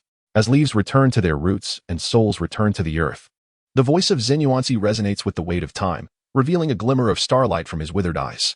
The gentle breeze and bright moon, witnessing this, weep in sorrow. Zinyuanzi then turned to Jiang Changshui and said, "Thank you, my friend. Since it is entrusted by the red clouds, I shall impart the opportunity for ascension to sainthood." He continued, "During my travels with the venerable Hongjun, he imparted to us that to become a saint, one must accumulate merit." "Merit?" Jiang Changshui exclaimed with slight astonishment. "Does that not pertain to the mortal realm?" Zinyuanzi, with a grave expression, nodded thoughtfully at Jiang Changshui's demeanor and remarked, "I presume you have heard whispers regarding the separation of the human realm from the demon realm." Jiang Changshui confirmed, stating, "Indeed, I have." Zinyuanzi acknowledged, "It is true. The human realm has been plagued by the interference of demons for many years. However, this has maintained a balance among the 3 realms. Should a great emperor arise from the human realm, that balance would be disrupted, and our celestial realm would inevitably be affected." Upon hearing this, Jiang Changshui fell into deep contemplation. The concept of merit is intricately linked to humanity. If the human race no longer requires the celestial realm, acquiring merit would become exceedingly difficult. Yet, if one were to inflict harm upon humanity in pursuit of merit, would that not be a perversion of priorities? Jiang Changshui furrowed his brow in thought. Zinyuanzi chuckled, "You are indeed still youthful. In time, you will grasp these matters." Jiang Changshui, puzzled, stood and bowed respectfully, saying, "I humbly request your guidance." Zinyuanzi, narrowing his eyes in a satisfied smile at Jiang Changshui's response, asked, "What is your perspective on the term saint?" "A saint is the supreme being of the immortal realm, possessing unparalleled power, is it not?" Jiang Changshui responded. "Not at all," Zinyuanzi countered. "A saint embodies boundless compassion, possessing a heart that encompasses heaven and earth. Thus, whether it be demons, humans, or all things in the world, they're all sources of merit." Upon hearing this, Jiang Changshui was momentarily taken aback. Could this be the essence of attaining sainthood? Was this the reason why Hongjun, upon achieving sainthood, lamented the indifference of the Tao? It was through compassion that one transcended to a state of detachment. Reflecting on this, Jiang Changshui experienced an epiphany, feeling waves of cosmic power dissipate within him. In an instant, it was as though he had received a divine revelation, elevating his realm to that of a quasi-saint. Chapter 25. The enhanced sleeve of the universe. The aura of the quasi-saint was fleeting, leaving Zinyuanzi momentarily astonished, exclaiming, "Your understanding surpasses that of Zinyuanzi." Jiang Changshui, feeling a bit bashful, acknowledged that while comprehension was one matter, the mastery over that quasi-saintly aura was achieved through the command of his system. He then presented the Jiao sample red gourd, stating, "This treasure." Zinyuanzi interjected with a smile, "Since you have discovered it, it signifies a connection between us. Please accept it." Jiang Changshui replied gratefully, "I thank you, esteemed observer." Zhen Yuanzi and Jiang Changshui then conversed about the matters concerning the ancestors of Kunping and Mingyi, with Zhen Yuanzi commenting that the discord between Kunping and Dijuan led to the former's betrayal of the heavenly court. It is said that in the past, the realms of demons and immortals coexisted harmoniously, with the three realms enjoying a state of mutual contentment. Ultimately, it was the celestial being above who erred. At this point, Jin Yuanzi ceased his discourse, for some matters are better left unspoken and felt rather than articulated. Jiang Changshui observed that the time was ripe and remarked, "I apologize for my intrusion today. I have been rather presumptuous. I hope the master of the observatory does not take offense." "Ha ha ha, my friend. You need not say such things. It has indeed been quite lively today," Jin Yuanzi replied with a smile. He continued, "Should you encounter any troubles in your cultivation in the future, you are welcome to seek me out at Wuzhuang Temple." "Thank you, master." Jiang Changshui expressed his gratitude once more as Jin Yuanzi escorted him out of Wuzhuang Temple. Subsequently, Jiang Changshui ascended into the air, employing the technique of cloud surfing to reach the southern heavenly gate. The guards at the southern heavenly gate were as leisurely as ever, with Li Jing and several heavenly soldiers engaged in a card game in a corner. Upon seeing Jiang Changshui, they merely cast a few glances but did not approach. Li Jing harbored a desire for the opportunities Jiang Changshui possessed, yet he refrained from acting impulsively and instead maintained his distance. This unusual behavior only heightened Jiang Changshui's curiosity. However, at that moment, Li Jing posed no significant threat to him, and he chose not to dwell on it further. Moments later, upon reaching Blood Demon Dike, Jiang Changshui spotted a fluffy, rabbit-eared maiden standing by the riverbank, none other than the Jade Rabbit. She rushed over, exclaiming, "You have returned." Jiang Changshui nodded and inquired, "Jade Rabbit, what do you seek from me?" The Jade Rabbit hastily replied, "The fairy has awakened and invites you to a gathering at the palace of Guanghan." Jiang Changshui, preoccupied with searching for something along the riverbank, responded, "I am rather pressed for time at the moment. Please ask your fairy to choose another time." Upon hearing this, the Jade Rabbit became indignant, exclaiming, "How can you be so unkind?" Jiang Changshui paid her no mind, as he was focused on examining whether the gourd vine and ginseng fruit tree within his spatial pouch would thrive. "If there is nothing else, you may return to your fairy," he issued a polite dismissal. Feeling embarrassed, the Jade Rabbit stomped her foot and fled.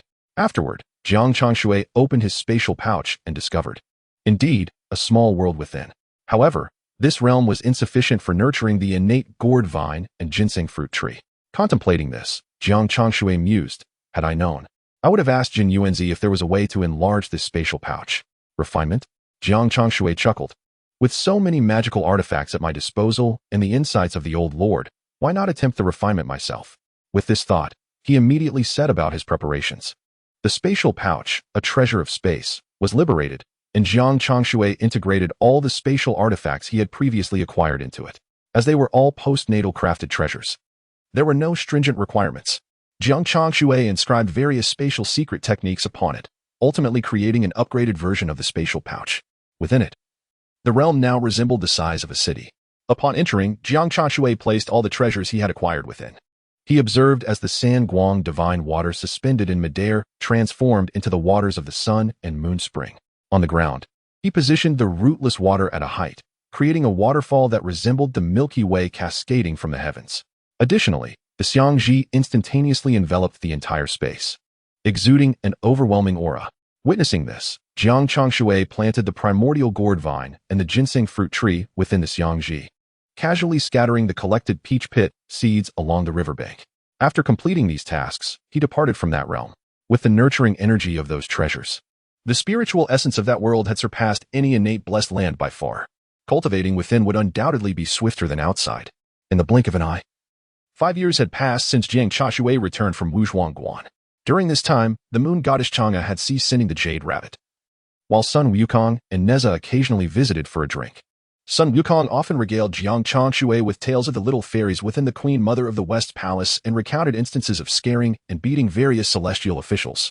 Jiang Changshui cleverly tricked Sun Wukong into consuming a ginseng fruit while he was inebriated. The following day, Sun Wukong ascended to the golden immortal realm. This remarkable pace of cultivation elicited both relief and a hint of concern among the denizens of heaven. If this monkey became too formidable, it would surely spell trouble. Nezha, on the other hand, felt considerably more vexed. After the descent of Tianpong, a portion of his responsibilities had been transferred to Nezha.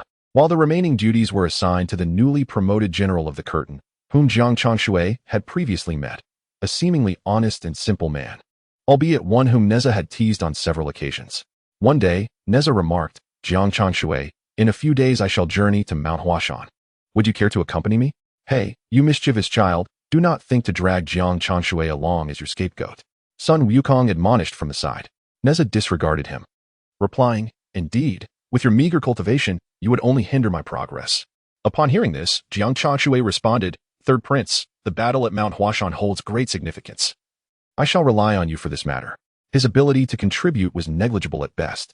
Before Sun Wukong could voice his remaining thoughts, Jiang Changshui silenced him with a fierce glare. Nezha stated, "I understand. Come, let us drink." In an instant, cups clinked and heavy discussions were cast aside. Meanwhile, a group of celestial officials observed the scene from a distance, bewildered. How could Jiang Changshui manage to keep the two formidable figures of heaven in check? It seemed a curious alliance, indeed, a pairing of a fool with two rascals, a true spectacle. The celestial officials chuckled as they departed, only to encounter the ominous figure of Li Jing approaching. With a dark expression, Li Jing declared, "Are you all idle? Do you believe I won't send you to Mount Huashan?" At his words, the crowd fled in disarray, unwilling to speak further. Li Jing's gaze fell upon Jiang Changshui and the others, his eyes lingering on Sun Wukong for a moment. A few days ago, that mischievous monkey unexpectedly enhanced his cultivation. Others merely assumed that the monkey possessed decent talent, but Li Jing was aware that this was closely related to Jiang Changshui. He had witnessed Jiang Changshui taking advantage of the monkey's drunken stupor, feeding him some peculiar substance. Reflecting on this, Li Jing's expression darkened with a greedy glint. Chapter 26, Adoption. You shouldn't walk with your head down all the time. Yutu scolded angrily, only to realize she was reprimanding Li Jing. Yet, she felt no fear. Instead, she threatened him with a raised fist. Li Jing, seeing this, chose not to engage further with Yutu and walked away. Upon spotting Yutu, Jiang Changshui inquired, "Yutu, it has been a while." Sun Wukong and Nezha, to one side, were already inebriated. Yutu replied, "You finally have some time, don't you?" Jiang Changshui nodded in affirmation. Eagerly, Yutu led him to the Guanghan Palace. Upon entering the palace, they beheld the enchanting figure of the moon goddess, Chang'e, seated within her frosty abode, radiating beauty akin to a mesmerizing painting. Jiang Changshui was momentarily taken aback, but quickly regained his composure and followed Yutu into the palace. Chang'e, noticing Jiang Changshui's calm demeanor upon seeing her, felt a surge of admiration. Being his benefactor only heightened her fondness for him. "Thank you, esteemed immortal, for your rescue. Such grace is beyond my ability to repay. If there is anything you desire, I shall do my utmost to fulfill it," Chang'e expressed with sincerity.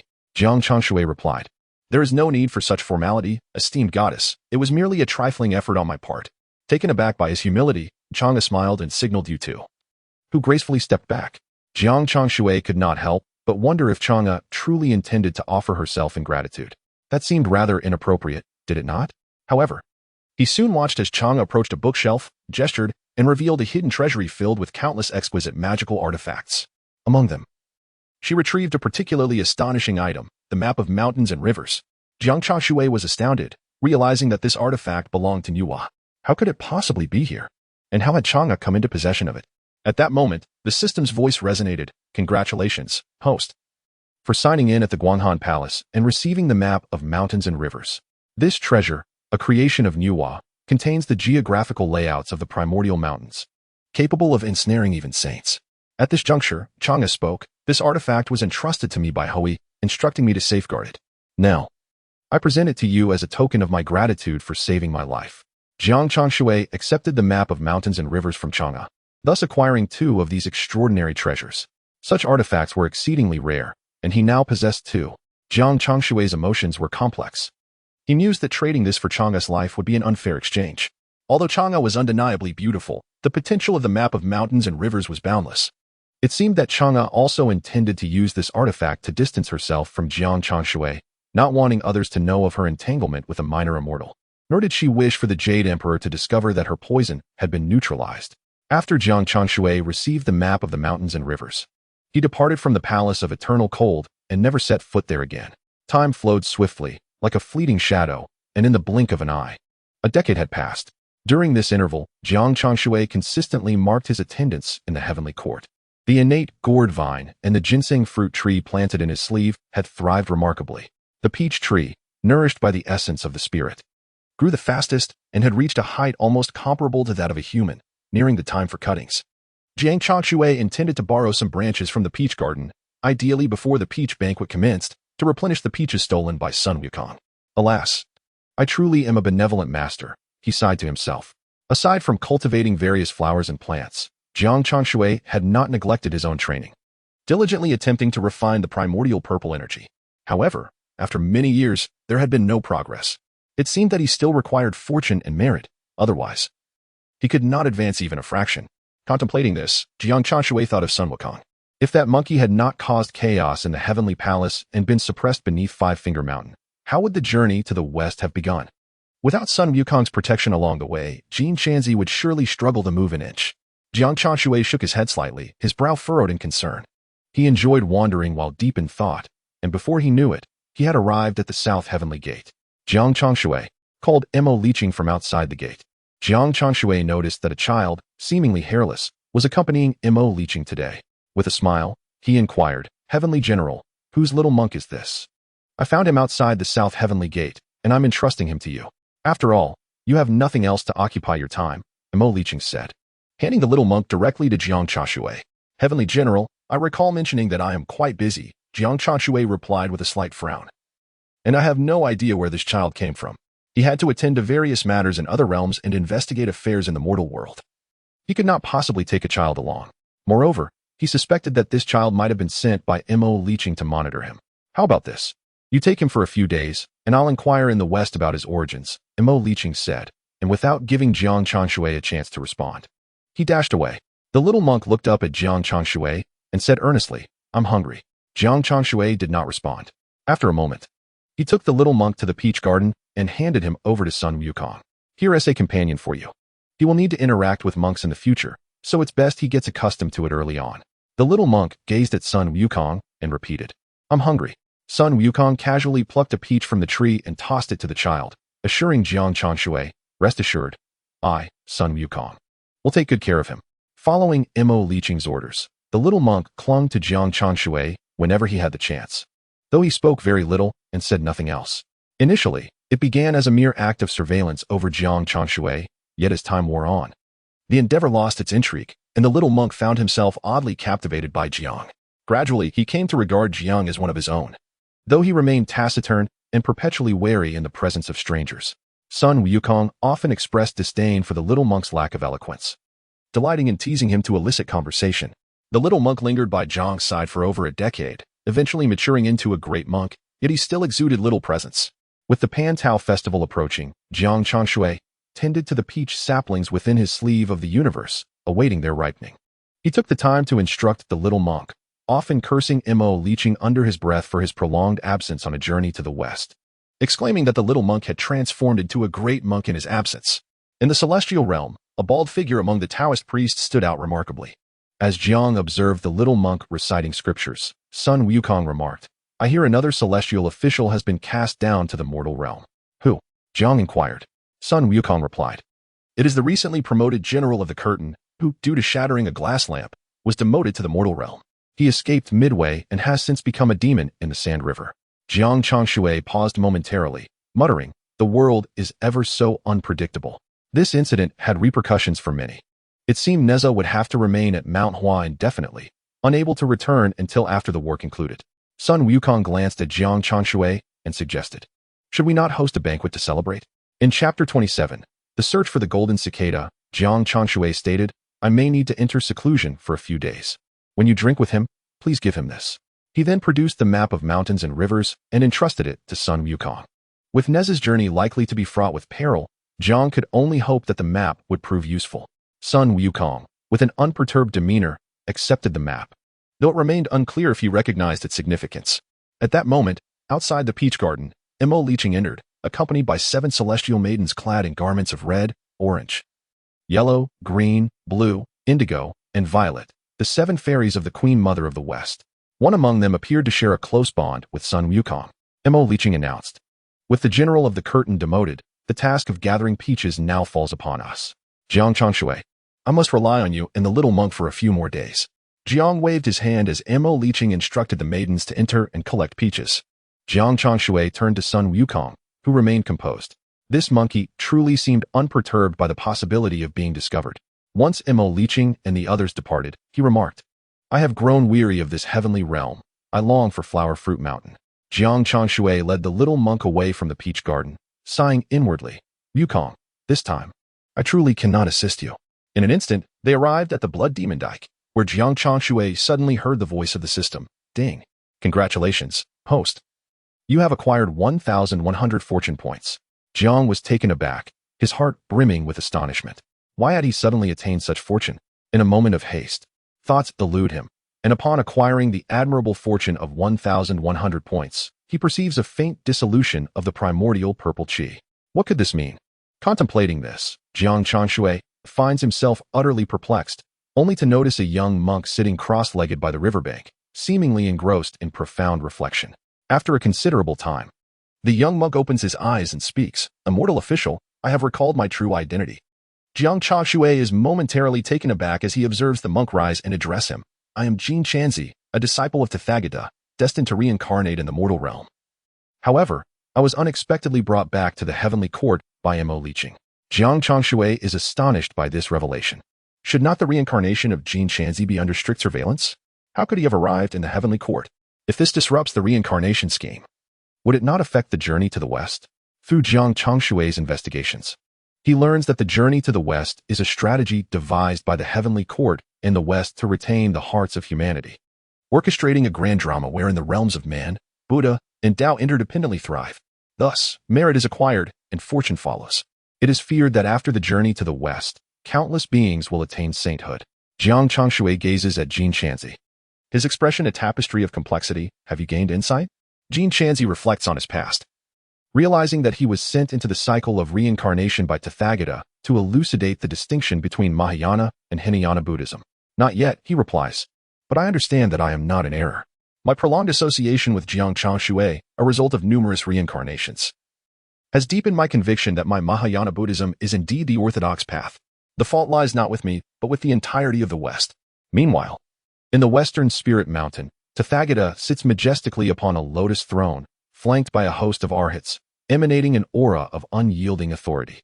At this moment, Avalokiteshvara, Lingji, Manjushri, and Samantabhadra stand below, resembling children caught in wrongdoing, hesitant to utter a word. Tathagata opens his eyes, surveying the assembly of bodhisattvas.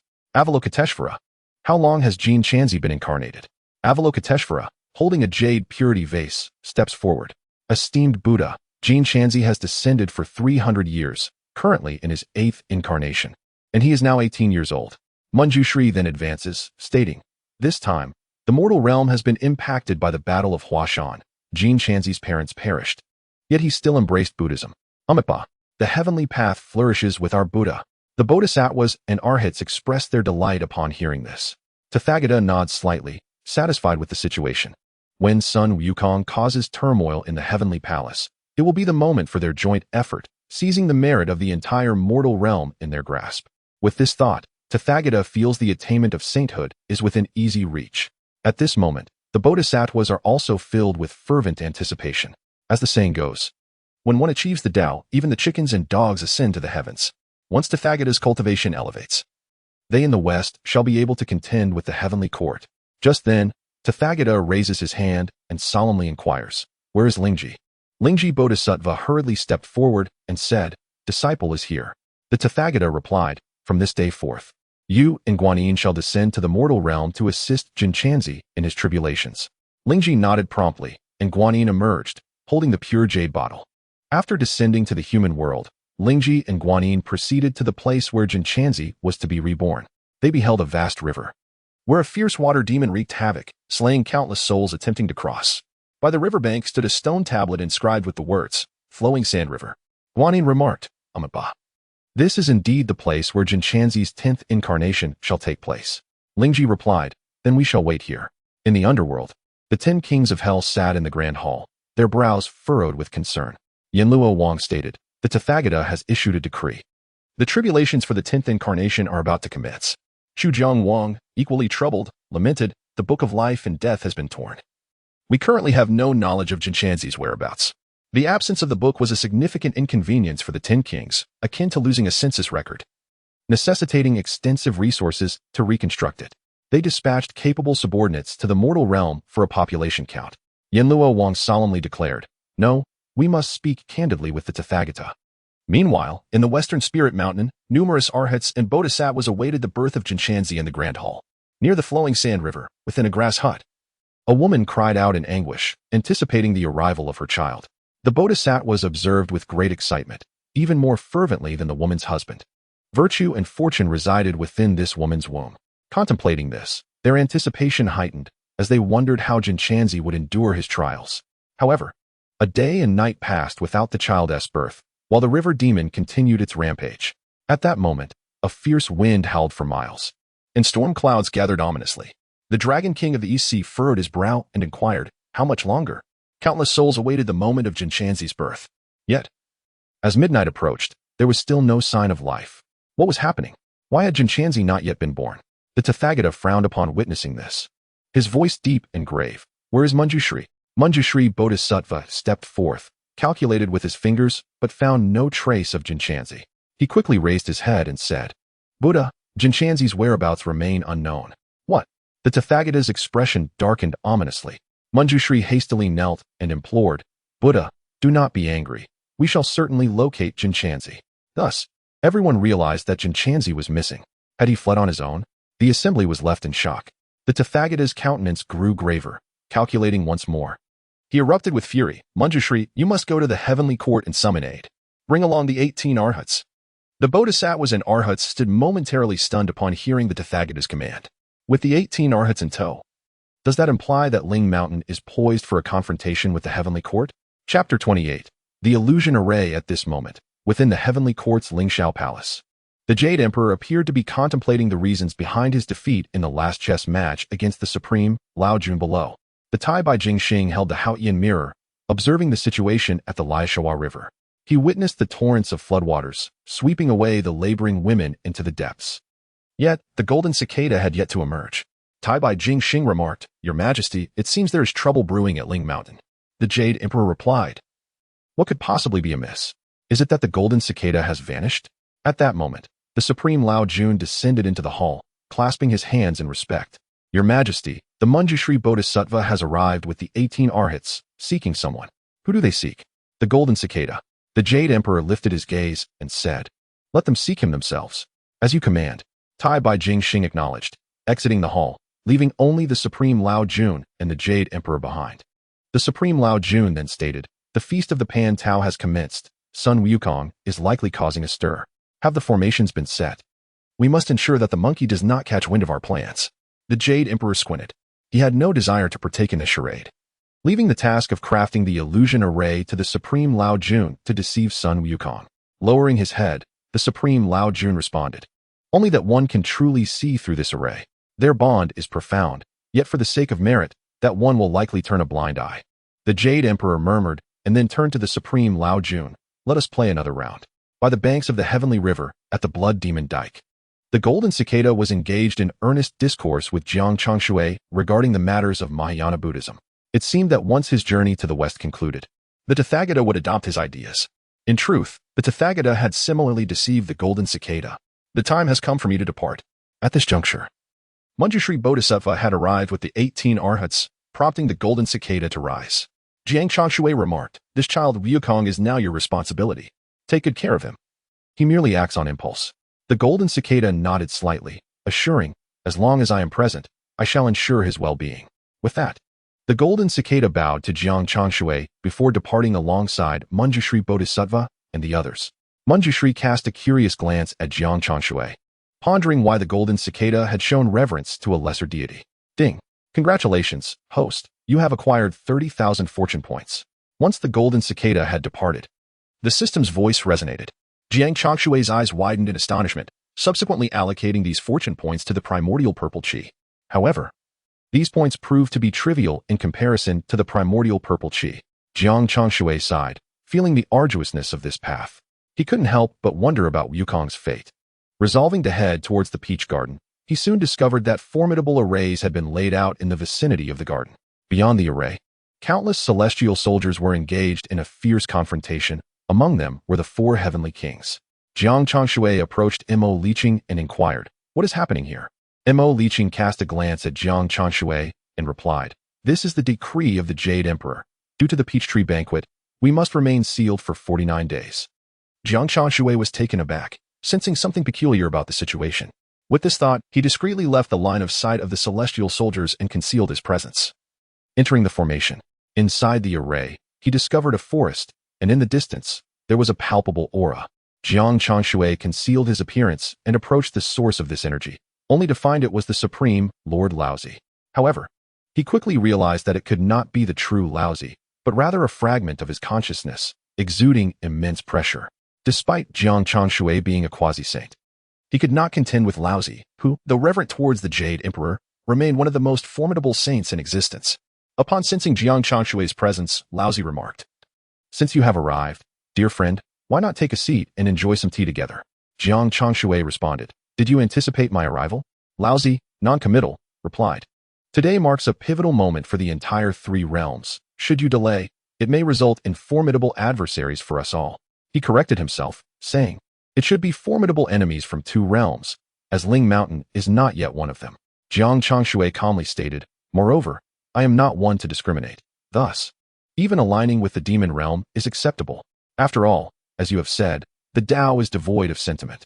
Upon hearing this, Laozi's tea trembled slightly, as if Jiang Changshui's words had tugged at his emotions, though this sentiment quickly dissipated. Jiang Changshui pressed on, "What transpired in the peach tree garden? What about Sun Wukong?" Laozi reassured him, "You need not worry about him. All will lead to the best outcome for him." With a dismissive snort, Jiang Changshui declared, "He is my disciple, and I know his temperament well. He would not hesitate to confront you all if necessary, nor would I." Having uttered this, he turned and waved his sleeve, shattering Laozi's formation. Laozi merely observed his departure without hindrance. After Jiang Changshui left, the Jade Emperor emerged, stating, "Behold, this move was indeed the right one. Your Majesty, this is a risky maneuver," Laozi replied, his expression complex. The Jade Emperor responded, "This is a strategy of unexpected victory." Upon reaching the Blood Demon Dike, Jiang Changshui could not help but strike down into the heavenly river, causing countless stars to be thrown into chaos. He then waved his sleeve, restoring the scene to its former state. At some point, the timid Jade Rabbit approached and asked, "What has happened?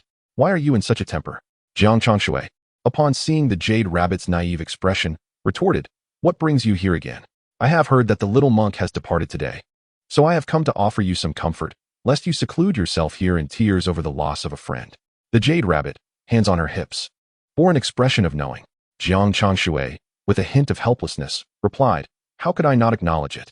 Were you not quite upset just moments ago?" The Jade Rabbit inquired. Jiang Changshui nodded, though he hesitated to admit it was indeed due to the golden cicada, albeit for reasons not quite as straightforward. As he wrestled with his thoughts, the Jade Rabbit approached, standing on her tiptoes to gently touzle Jiang Changshui's hair, saying, "Do not be sorrowful. I am still here with you." Jiang Changshui, with a sigh, suggested, "If you have no pressing matters, perhaps you should return to your cultivation. You might even grow a bit taller." Upon hearing this, the Jade Rabbit stepped on the back of Jiang Changshui's foot, fuming, "I shall never seek you out again." With that, she soared away on a cloud. Jiang Changshui, his expression complex, remarked, "You said the same last time." Not long after her departure, Jiang Changshui resumed his cultivation, which lasted for 49 days. Chapter 29. Sun Wukong is suppressed under the 5 elements mountain. 49 days later, a tremendous sound erupted from the peach blossom garden. Jiang Changshui hurriedly exited the Blood Demon Dike and swiftly arrived outside the Lingxiao Palace. Inside the grand hall, the light of the Buddha shone brilliantly, accompanied by tremors that shook the earth and mountains. Observing this, Jiang Changshui projected a sliver of his consciousness into the hall. There, nestled within a colossal Buddha's hand, lay a slumbering monkey. This monkey was evidently Sun Wukong, though he appeared to be in a deep sleep. Seeing that he was unharmed, Jiang Changshui felt a wave of relief wash over him. It seemed all was proceeding according to the plan of the journey to the west. However, it was likely that Taishang Laojun and the others had sensed his presence. At this juncture, Jiang Changshui deemed it unwise to reveal himself.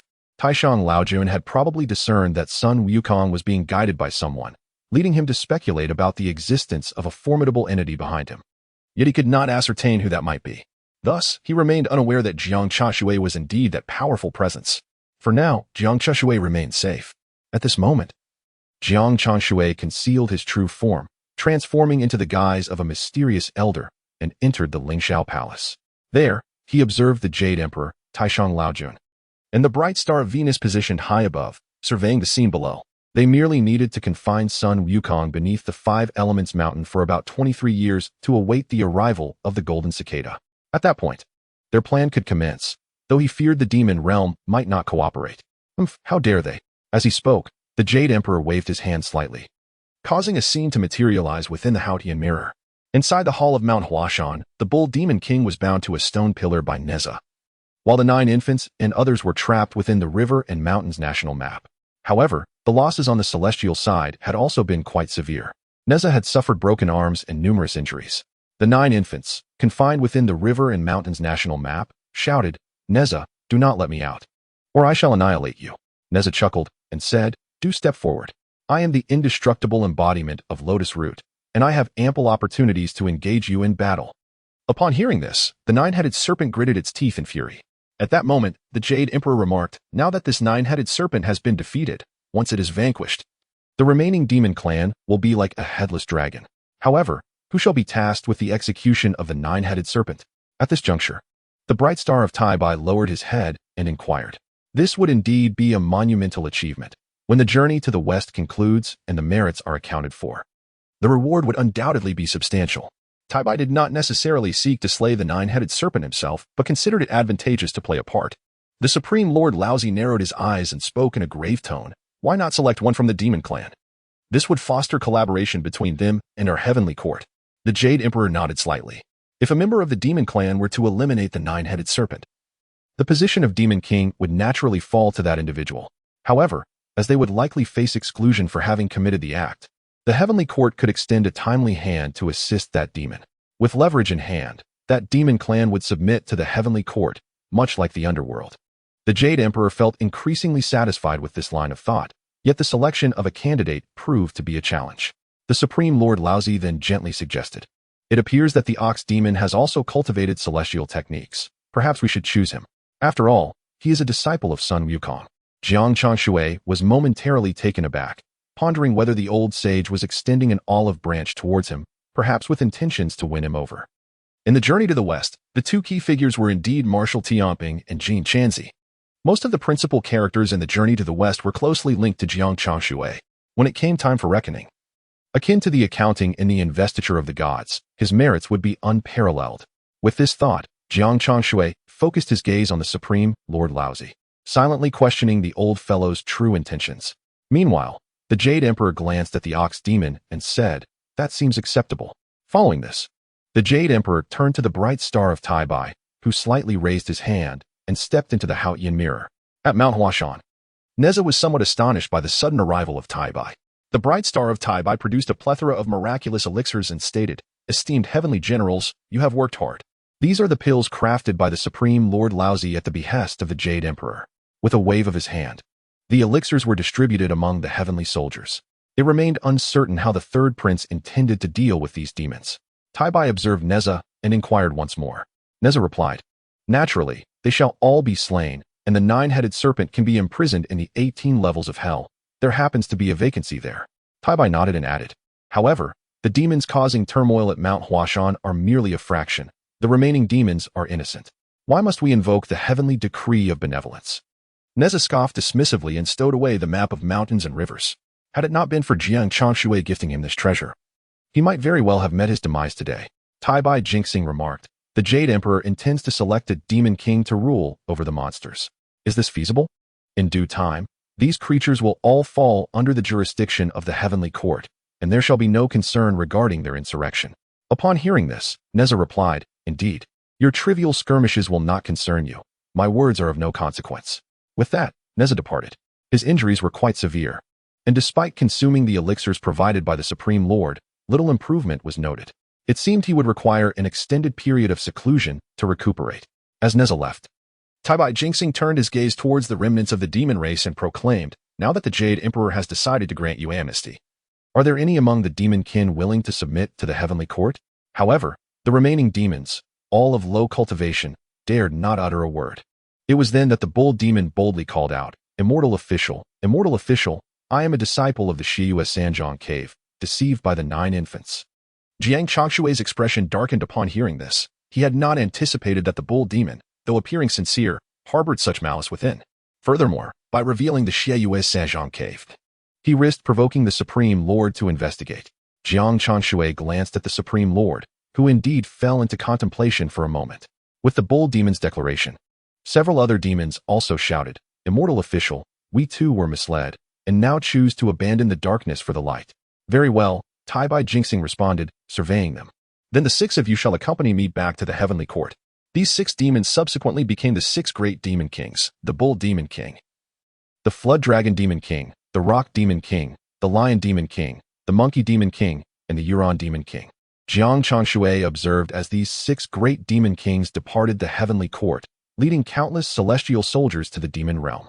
Simultaneously, Taibai Jinxing instructed, at that time, you must also include Sun Wukong among the demon kings, naming him the great sage equal to heaven. The Bull Demon King was taken aback, filled with perplexity. Could it be that his junior disciple had truly made a name for himself in the heavenly court? Chapter 30, The Chaos Pearl in the Blink of an Eye. Over 20 years had passed. Jiang Changshui never anticipated that the onset of the journey to the west was merely a ruse. Sun Wukong had remained blissfully unaware, likely ensnared by the effects of an illusionary array. Jiang Changshui sat within the blood demon dike, diligently cultivating. Turing these 20 years, he had not been idle. His regular sign-ins throughout the heavenly court had yielded numerous benefits. After thoroughly scouring the treasures of the Tushita Palace and duplicating them, he had since acquired only elixirs and miraculous medicines.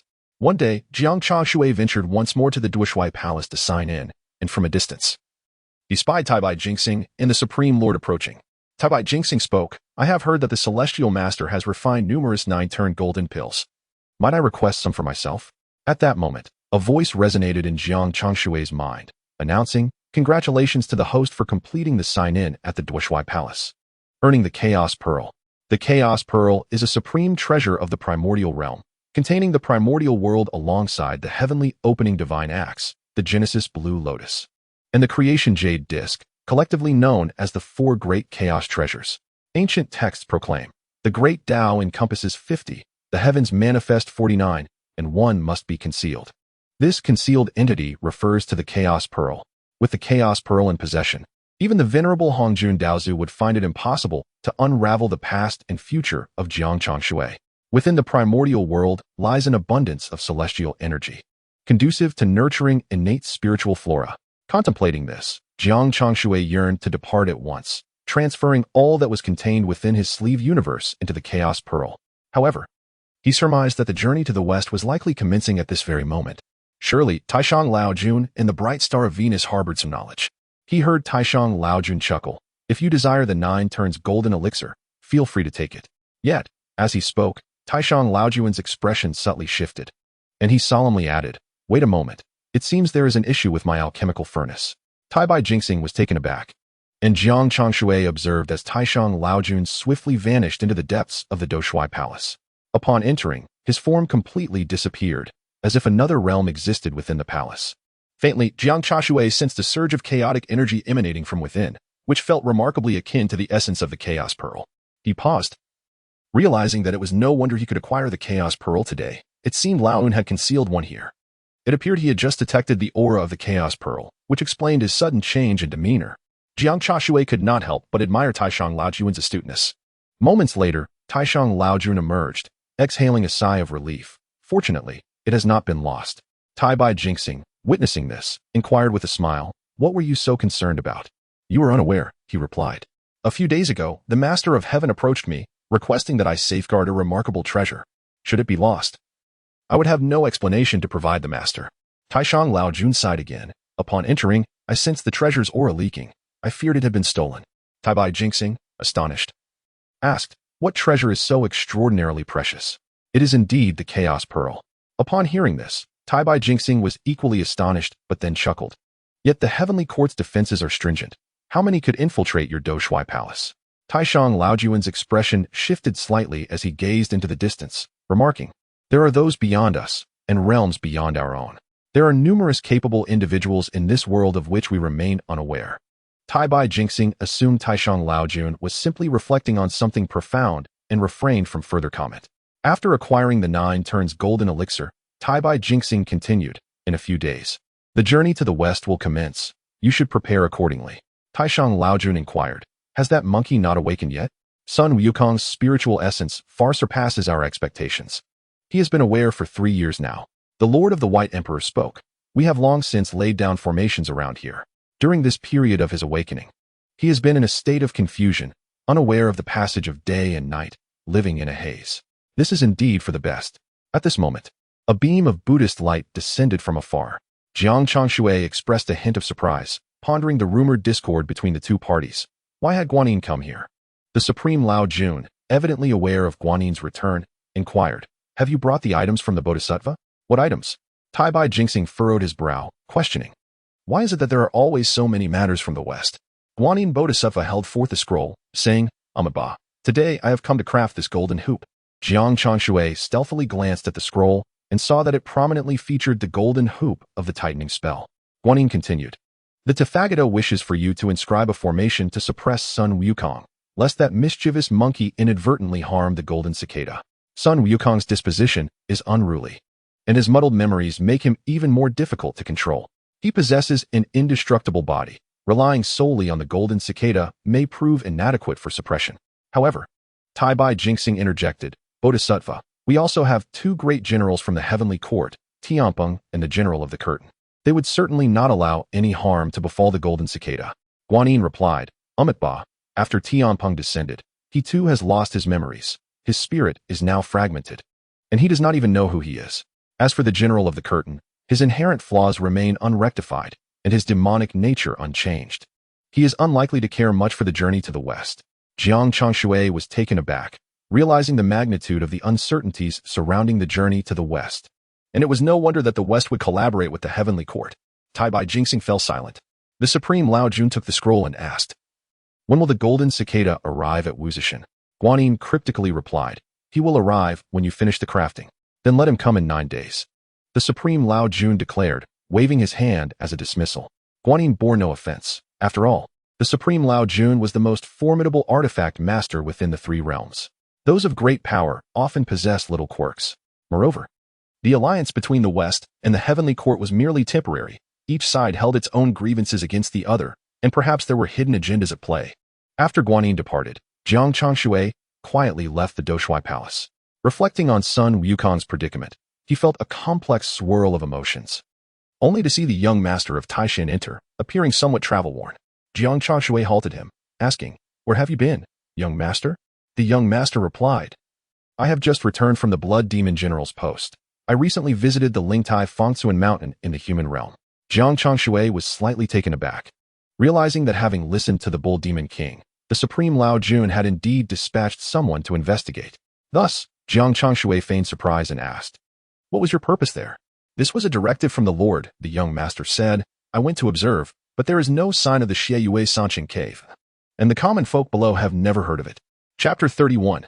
Journey to Ling Mountain, observing the hasty departure of the Taishan boy. Jiang Changshui mused to himself that naturally, the Xieyue Sanqing cave was no longer in existence, as he had long since resolved the matter.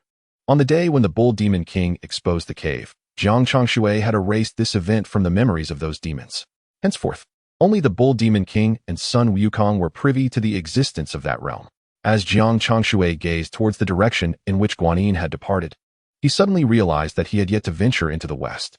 However, the distance to the heavenly realm was far too great. A round trip would undoubtedly exceed a single day. Moreover, he pondered the potential troubles that might arise at the Blood Demon Dike. This dike had emerged from the Blood Sea of the Underworld River, and should the Kunlunping suddenly decide to come here with the Underworld River in tow, it would spell disaster. Jiang Changshui was beset by concerns, and in that moment, he grasped the limitations imposed upon Li Jing and the others. The responsibilities of the Heavenly Court, while seemingly grand, were fraught with difficulties for cultivators. Even the Supreme Lord Laozi had to devote time to crafting artifacts for the journey to the west, which impeded his own cultivation. With these thoughts weighing heavily on his mind, Jiang Changshui moved the innate gourd vine and the ginseng fruit tree into the Chaos Pearl. While contemplating how to resolve this predicament, reflecting on his status as a guardian general, he wondered why he had no subordinates at all. In the past, Jiang Changshui had been oblivious to this issue, but now it struck him that every heavenly general was typically surrounded by celestial soldiers. Why, then, in his case, was there not even a single soldier, let alone a palace? Thus, he felt that this situation was somewhat unjust. After contemplating these matters, he made his way directly to the palace of the water deity. The water deity remarked, "You speak truthfully, however. The palaces of the heavenly court are reserved for officials of rank, and you, as the nameless guardian of the blood demon Dyke, are left without such privilege." It appeared that his hopes for a palace were dashed, yet surely he could be granted at least one celestial soldier? Jiang Changshui replied, "I do not seek a grand palace. Even a modest earthen dwelling would suffice. However, I am aware of my lack of fortune in such matters and do not wish to be overly ambitious."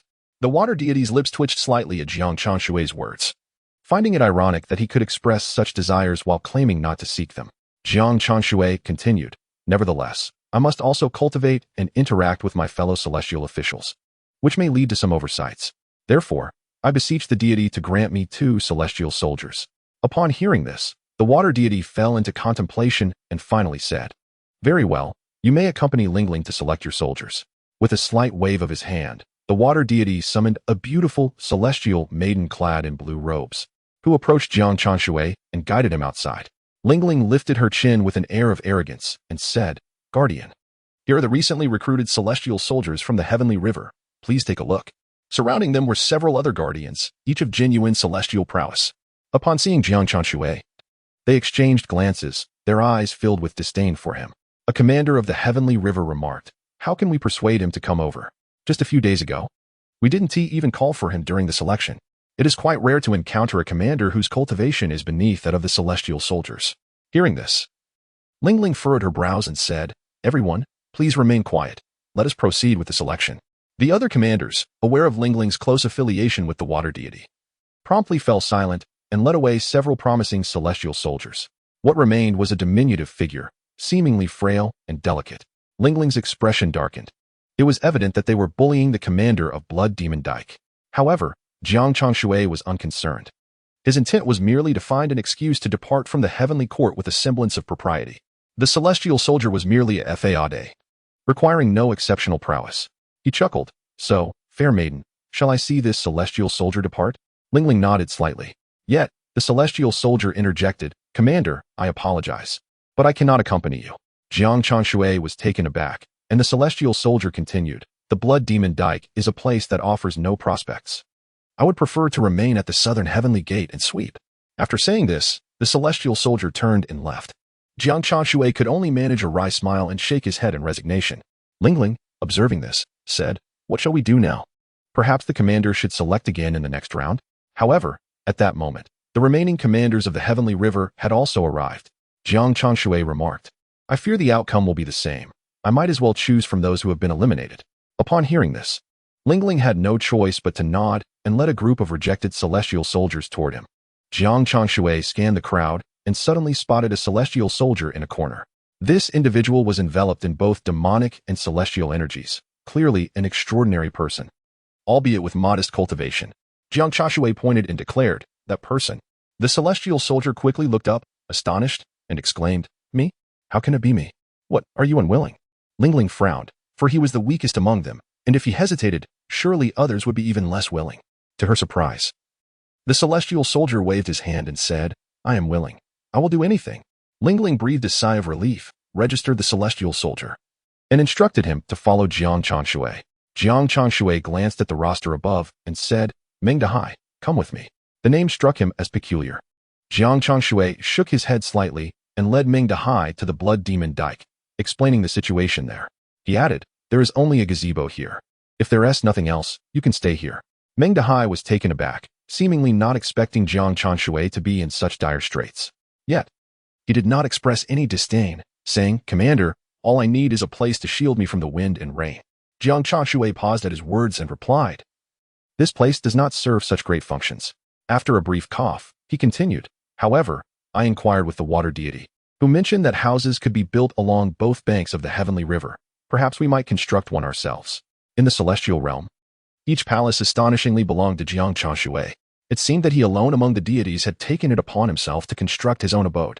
Meng Dahai promptly declared, "Commander, simply give your orders, and I shall exert every effort." Jiang Changshui nodded slightly, his satisfaction evident as he regarded Meng Dahai.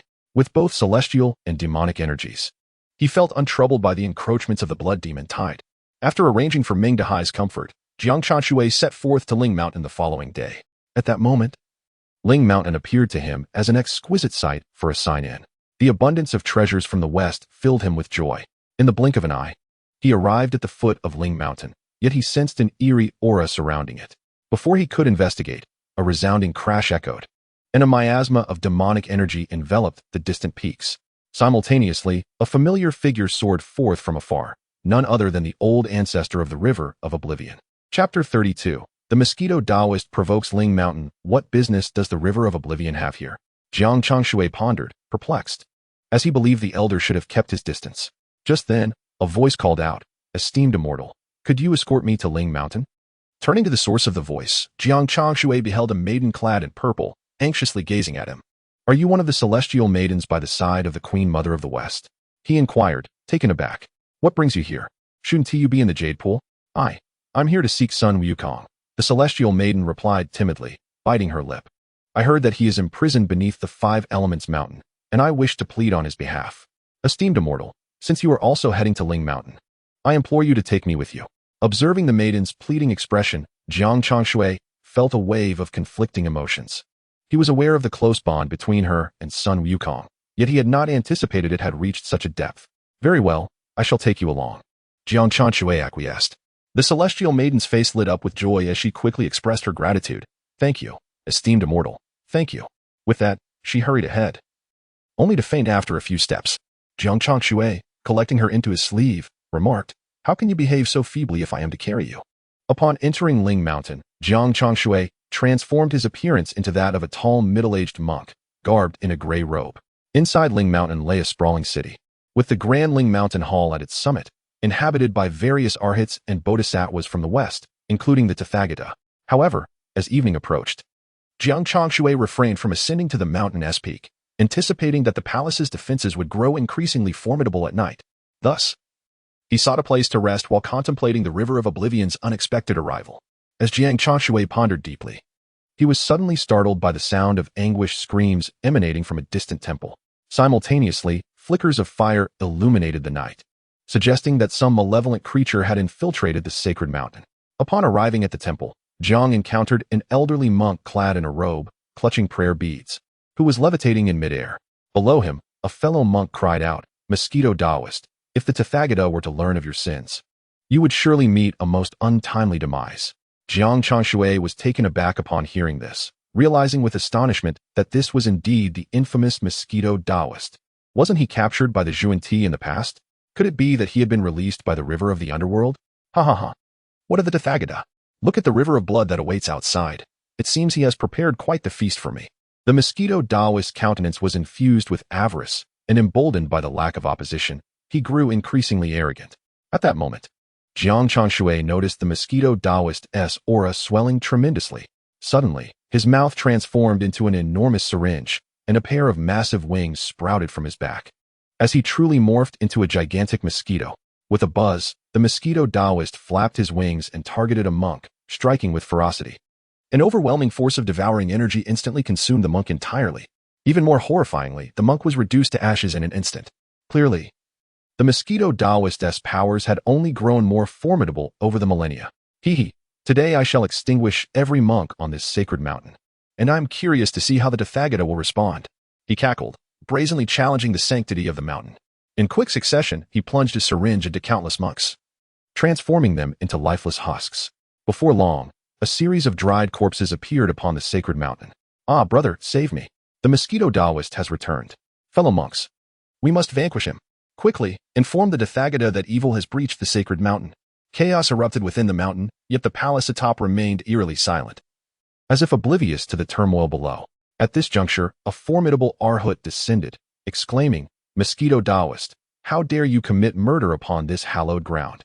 The Mosquito Taoist was originally a fearsome creature, a blood-winged black mosquito, who, during the age of deification, was subdued by Zhuan-Ti. In times past, he had slain one of the 4 chief disciples of the revered turtle spirit mother, leaving behind but a dried carcass.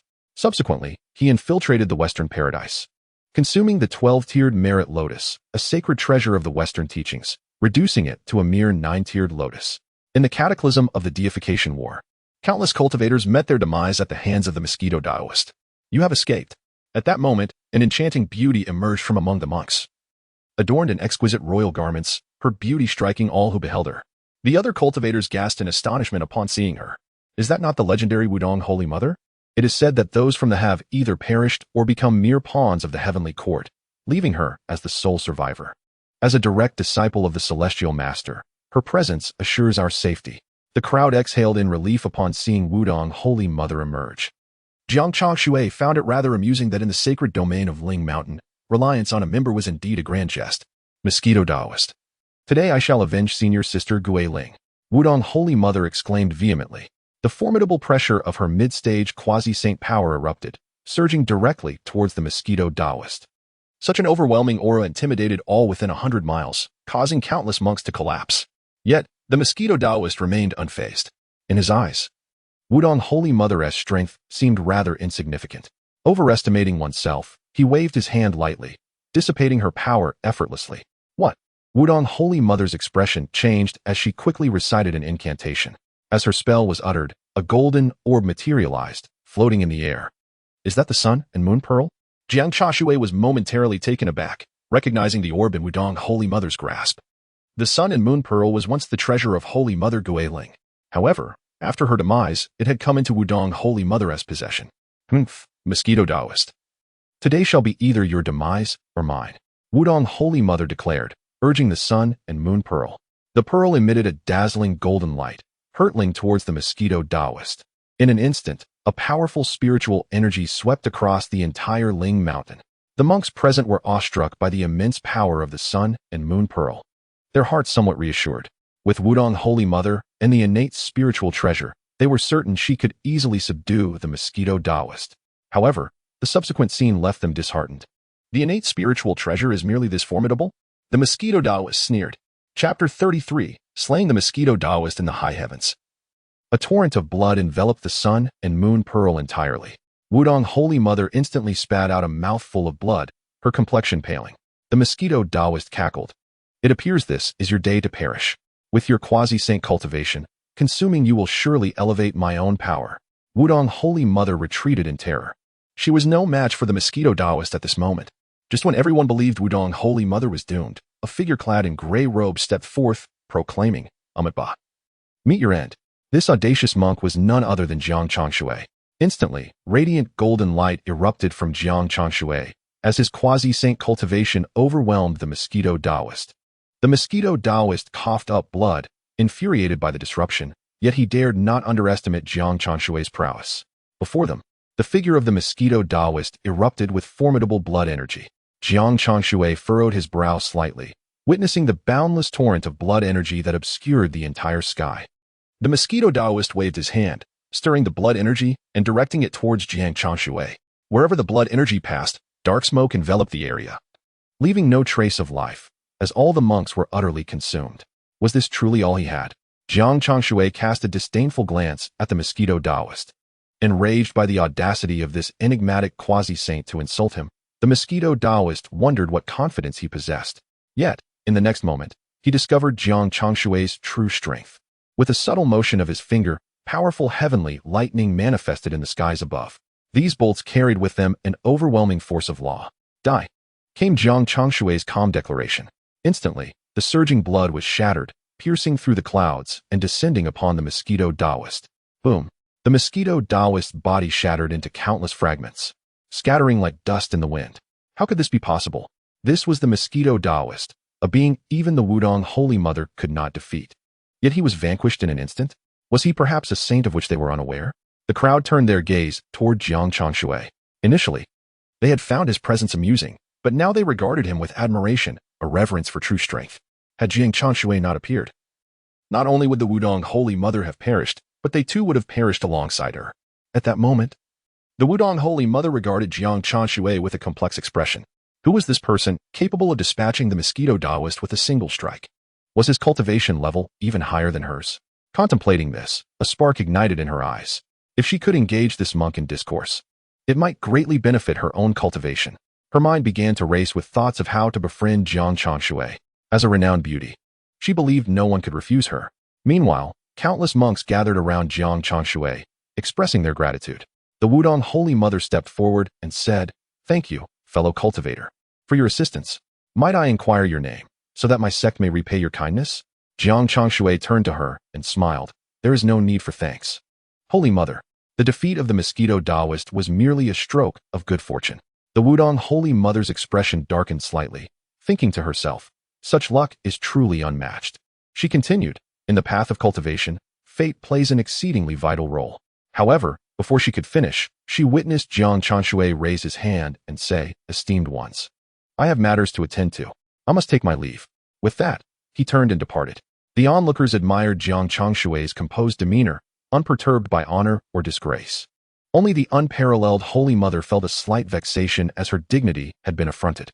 At this moment, Jiang Changshui had already concealed himself in the shadows, seizing the opportunity amidst the chaos to make his way to Mount Ling. Meanwhile, the unparalleled Holy Mother had calmed the crowd and proceeded to the summit of Ling Mountain to inform the Tathagata of the Mosquito Taoist's predicament. Within the confines of the Thunder Sound Temple, the Tathagata inquired, "Holy Mother, were you not cultivating at the foot of the mountain? What brings you here?" Given the current state of the Jia sect, which had become a mere formality, the unparalleled Holy Mother was free to roam. She often traversed various locations for cultivation and engaged in debates with practitioners from different sections. Should they fail to best her in discourse, they would have to concede that her Jia sect was indeed the most formidable. Thus, the various sects were left utterly helpless in the face of her actions. The unparalleled Holy Mother proclaimed, "Just now at the foot of the mountain, I witnessed the Mosquito Taoist being slain." What?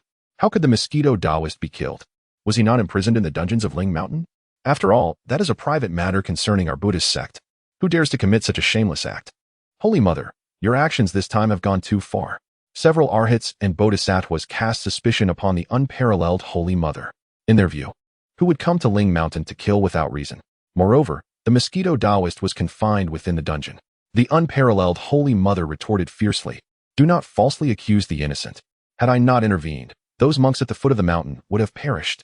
Upon hearing this, the arhats and bodhisattvas exchanged glances, their expressions suggesting they believed she was indeed the perpetrator.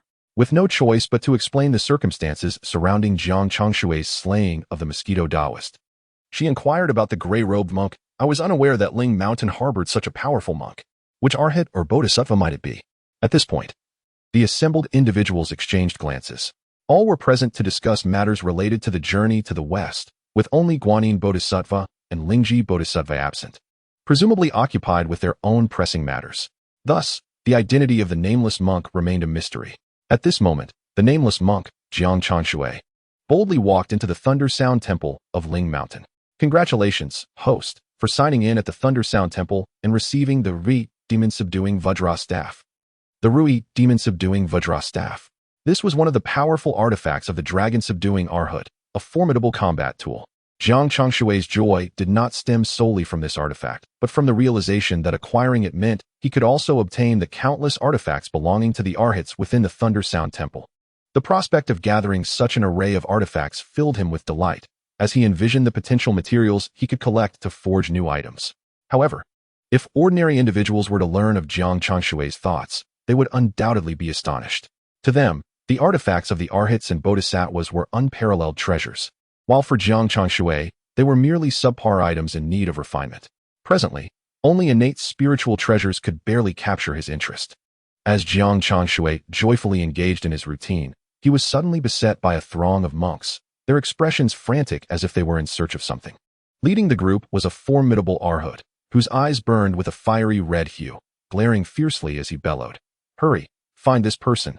In his grasp was a scroll depicting none other than Jiang Changshui in the guise of a gray-robed monk. Realizing the gravity of the situation, Jiang Changshui swiftly concealed himself, inwardly lamenting the predicament. Chapter 34. The Buddha realm. In the palm, the arhat not only wielded the scroll but also held a pagoda, that of the totem arhat among the 18.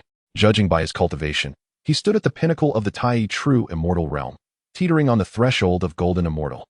Jiang Changshui exhaled in relief, deducing that the Tathagata had not paid excessive attention to the events unfolding below the mountain. With this thought, He employed the Heavenly Gang's 72 transformations, morphing into the Totem Arhat and making his way toward the Spirit Mountain, within the Great Thunder Sound Temple of Spirit Mountain. As Jiang Changshui alighted, the voice of the system resonated in his ears. Congratulations, host, for successfully signing in at the Great Thunder Sound Temple, acquiring the Golden Lotus Umbrella. Congratulations, host, for successfully signing in at the side hall of the Great Thunder Sound Temple, acquiring the true scripture of the Great Sun Tathagata. Congratulations, host, for successfully signing in at the back mountain of the Great Thunder Sound Temple, acquiring the wondrous light infinite golden fish. With each signing, the array of magical artifacts Jiang Changshui amassed grew increasingly abundant. Each of these artifacts served as life-preserving treasures bestowed by the Tathagata. The Golden Lotus Umbrella, in particular, was a monumental creation, forged from countless magical treasures by the Tathagata himself. While it might not rival innate treasures, it stood as the closest approximation. Under the protection of the Golden Lotus Umbrella, unless a sage intervened, no attack could approach Jiang Changshui. As he continued to sign in, the reservoir of spiritual energy within Jiang Changshui expanded significantly. However, he kept this energy suppressed within himself or transferred it into the Chaos Pearl. Just as Jiang Changshui contemplated entering the distant Buddha Light Hall and the Manjushri Temple for further sign-ins, he discovered an insurmountable barrier preventing his entry. A closer inspection revealed that both palaces were enveloped in an extraordinarily potent array of spells. Even Jiang Changshui found himself unable to breach these defenses. Murmuring to himself, he pondered, even I cannot dismantle this array. It is evidently set by a sage. While he could force his way through, he feared leaving traces that might reveal his true identity. With a slight furrow of his brow, Jiang Changshui contemplated how to find someone to escort him inside. At that moment, a bodhisattva approached from a distance, calling out, Totem Arhat, Totem Arhat. Jiang Changshui suddenly realized the call was directed at him. Turning around, he beheld the bodhisattva clad in a patterned robe, brandishing a broken fan. It seemed he was indeed the legendary dragon-subduing Arhat. Sipping on a small drink, the dragon-subduing Arhat remarked, Did not the Buddha instruct you to seek out some mosquitoes? Jiang Changshui cast a glance at the dragon-subduing Arhat and chuckled. I am on my way to find it. Would you kindly accompany me to Wenshu Temple? Upon hearing this, the dragon-subduing Arhat let out a belch and, with a slight movement of his fingers, replied, Junior brother, cannot you venture inside on your own? Moreover, do you not understand that the Buddha seeks the mosquito Taoist? You should hurry along. At this, Jiang Changshui felt a flicker of surprise, pondering, the mosquito Taoist has long since perished. What business could the Tathagata have with him? After speaking, the dragon-subduing Arhat continued on his way, clutching his wine jug. Observing this, Jiang Changshui approached and swiftly knocked him unconscious, taking him into Wenshu Temple. Then, a mechanical voice from the system echoed, Congratulations, host, for successfully signing in at Wenshu Temple. You have received Vajra Guardian. Vajra Guardian? Jiang Changshui was momentarily taken aback. Reflecting that this Vajra Guardian is an unparalleled technique cultivated by the Tathagata, equally significant as the Great Sun Tathagata's teachings. Subsequently, Jiang Changshui ventured throughout the Ling Mountain. As before, these locations were adorned with numerous formations, and he stealthily infiltrated them, aided by the dragon-subduing Arhat's unconscious state. Meanwhile, within the Grand Hall of Lane Temple, the Tathagata and others were deliberating matters concerning the journey to the west. The Wudong Holy Mother remarked, Senior brother, what if that formidable cultivator who slew the mosquito Taoist were to intrude upon Ling Mountain? Wenshu added, Indeed, Buddha, that individual must have ulterior motives. It is likely that the mosquito Taoist's escape is somehow connected to him, perhaps seeking to exploit the chaos. With countless treasures within Ling Mountain, the assembly of Arhats and Bodhisattvas grew anxious, even worrying about the whereabouts of the Pagoda-Bearing Arhat. It had been so long since his return. One could only hope he had not encountered any misfortune. The Tathagata smiled, there is no need for concern. Each grand hall in Ling Mountain is protected by the formations of saints, and no outsider can breach them. How wise are the saints? The Wudong Holy Mother could not help but exclaim, though a twinge of sadness resonated within her. She wondered when she might attain sainthood herself. If she could find that powerful monk and engage in discourse, surely she would make significant progress. With this thought, the Wudong Holy Mother abruptly declared, Buddha, I have matters to attend to. I shall take my leave. The Tathagata, having grown accustomed to her temperament, could only shake his head in resignation. After all, she was his little junior sister from a previous life. Even with the majority of the sect diminished, this little sister still deserved his affection. At that moment, unbeknownst to the Tathagata, within the grand halls deemed inaccessible to outsiders, the dragon-subduing Arhat lay sprawled on the floor in deep slumber. Jiang Changshui, glancing at the exquisite murals far surpassing those of Dunhuang, murmured, "Are these murals a depiction of the truths of Buddhism? Congratulations, host. For successfully signing in at the Ziguang Hall, you have received Buddha's Light Relic." Jiang Changshui, upon witnessing this, promptly stowed the Buddha's Light Relic away.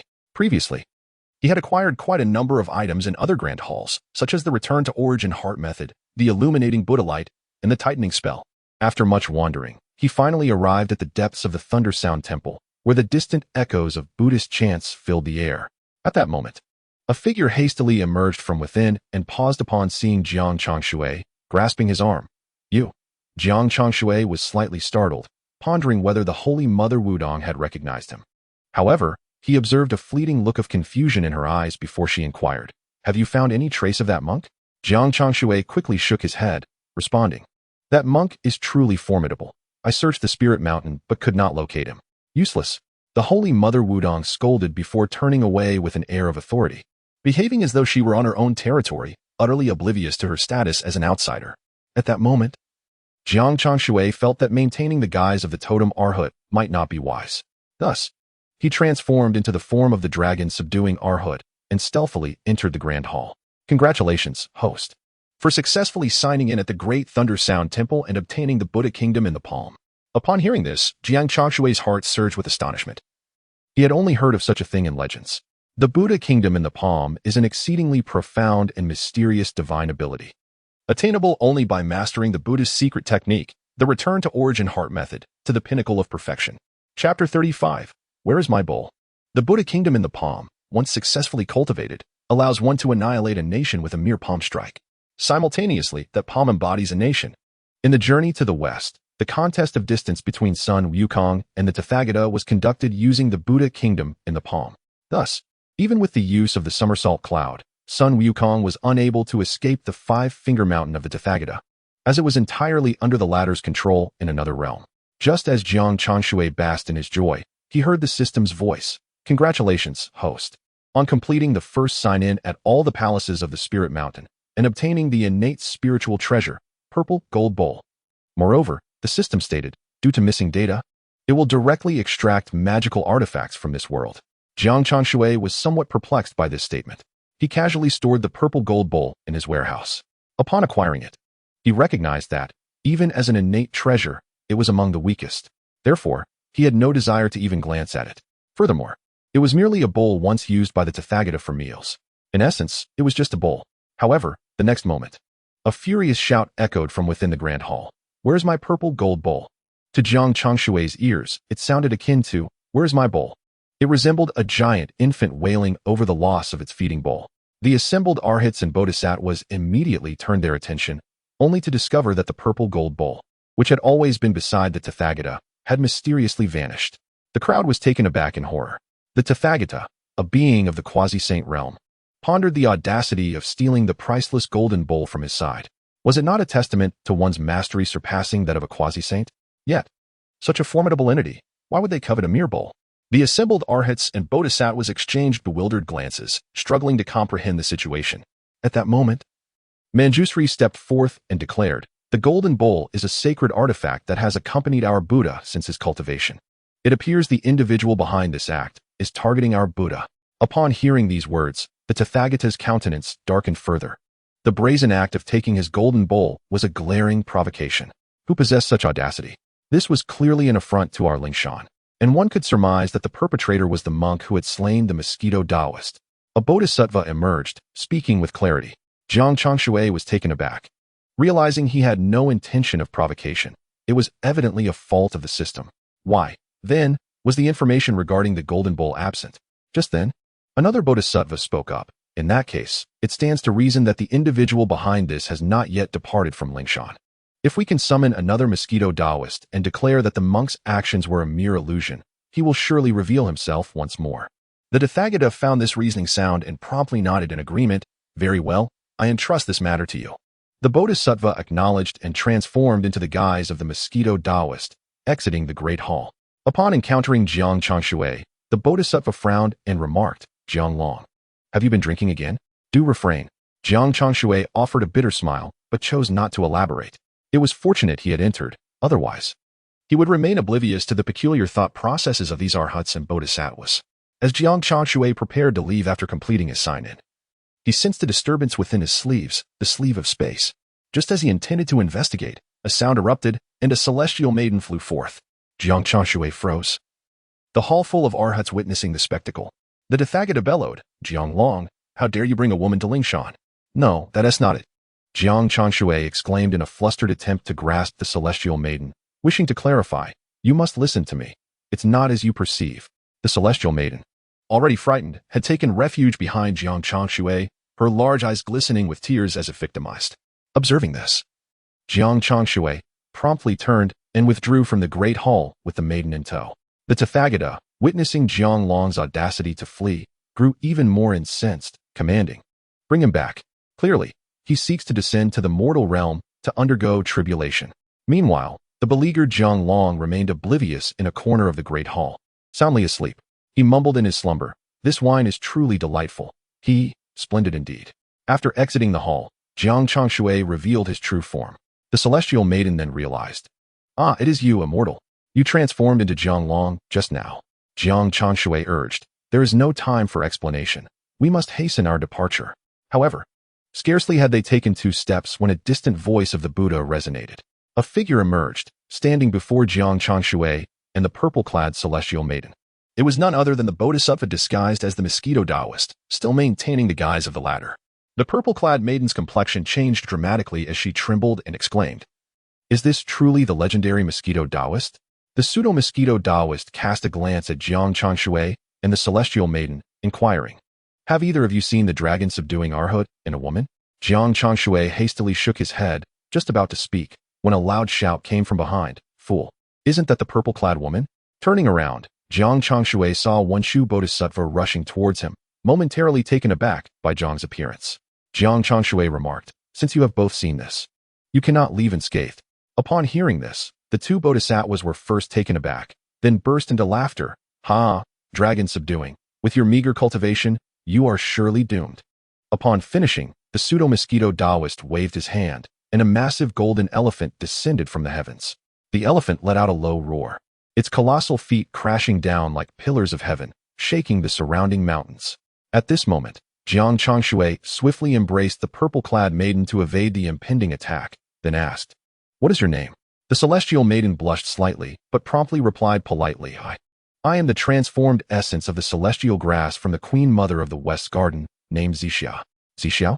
Jiang Changshui was momentarily taken aback, but then heard the purple-clad maiden nodding. "I was originally called Azi. Zixia is a name bestowed upon me by Wukong." As she spoke, her face reddened even further. Jiang Changshui chuckled, "I see, Zixia." Meanwhile, the distant pseudo-mosquito Taoist and one Shu Bodhisattva grew increasingly enraged at the sight of Jiang Changshui, leisurely conversing with the maiden.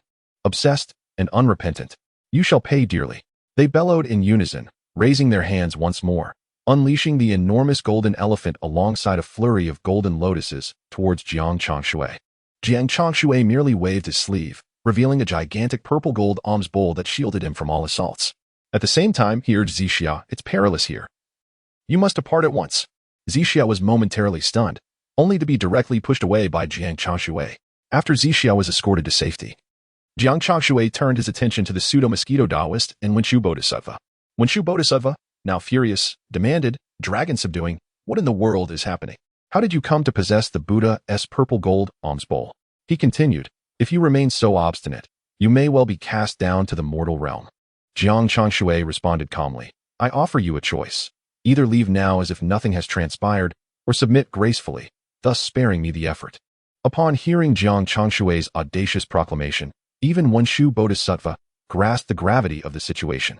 The figure before them was not merely the dragon-subduing arhat, known for his indulgence in meat and drink, who would often murmur about the passage of food through the body, a mere shadow of the Buddha's heart. "Who are you? Truly?"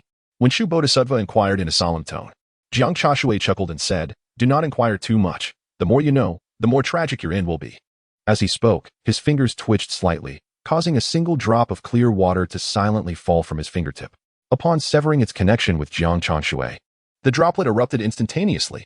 With a resounding bang, immense waves of energy surged outward, impacting the entire Ling Mountain, leading to the collapse of countless ranges. Simultaneously, Within the Thunder Sound Temple on Ling Mountain, the Buddha and others suddenly heard a cracking sound. The laughing lion Arhut, cradling a small lion, inquired, "What was that noise?" No sooner had he uttered these words than the scene before him transformed drastically. The grand hall of the Thunder Sound Temple crumbled into ruins. A substantial mass of dust and debris fell atop the Buddha's head, resembling freshly unearthed bamboo shoots from a distance. The assembled bodhisattvas were left in utter shock, while the Buddha seethed with rage, exclaiming, "Who?" The pressure of his quasi-saintly aura surged forth, and a powerful consciousness shot from the Buddha towards Jiang Changshui. Yet it halted a full meter away from him. This consciousness possessed a sensitivity far surpassing that of any cultivator, remaining just beyond Jiang Changshui's reach. The Buddha's awareness sensed an ancient dread akin to a fear of nature or cosmic laws. This sensation abruptly altered the Buddha's demeanor, rendering his face pale and his composure shattered, a sight unprecedented for all present. Meanwhile, Manjushri and the Taoist of the false mosquito felt in even deeper despair. If even the Buddha's consciousness could not deter the individual before them, what chance did they have? Jiang Changshui produced a treasured artifact, the Eastern Emperor Bell. As he gently struck it, an archaic melody from the primordial era resonated throughout Ling Mountain, leaving Manjushri and the Taoist of the false mosquito utterly defenseless. At that moment, Jiang Changshui spoke softly, "Manjushri Bodhisattva, I shall spare your life, so you may undergo your trials below."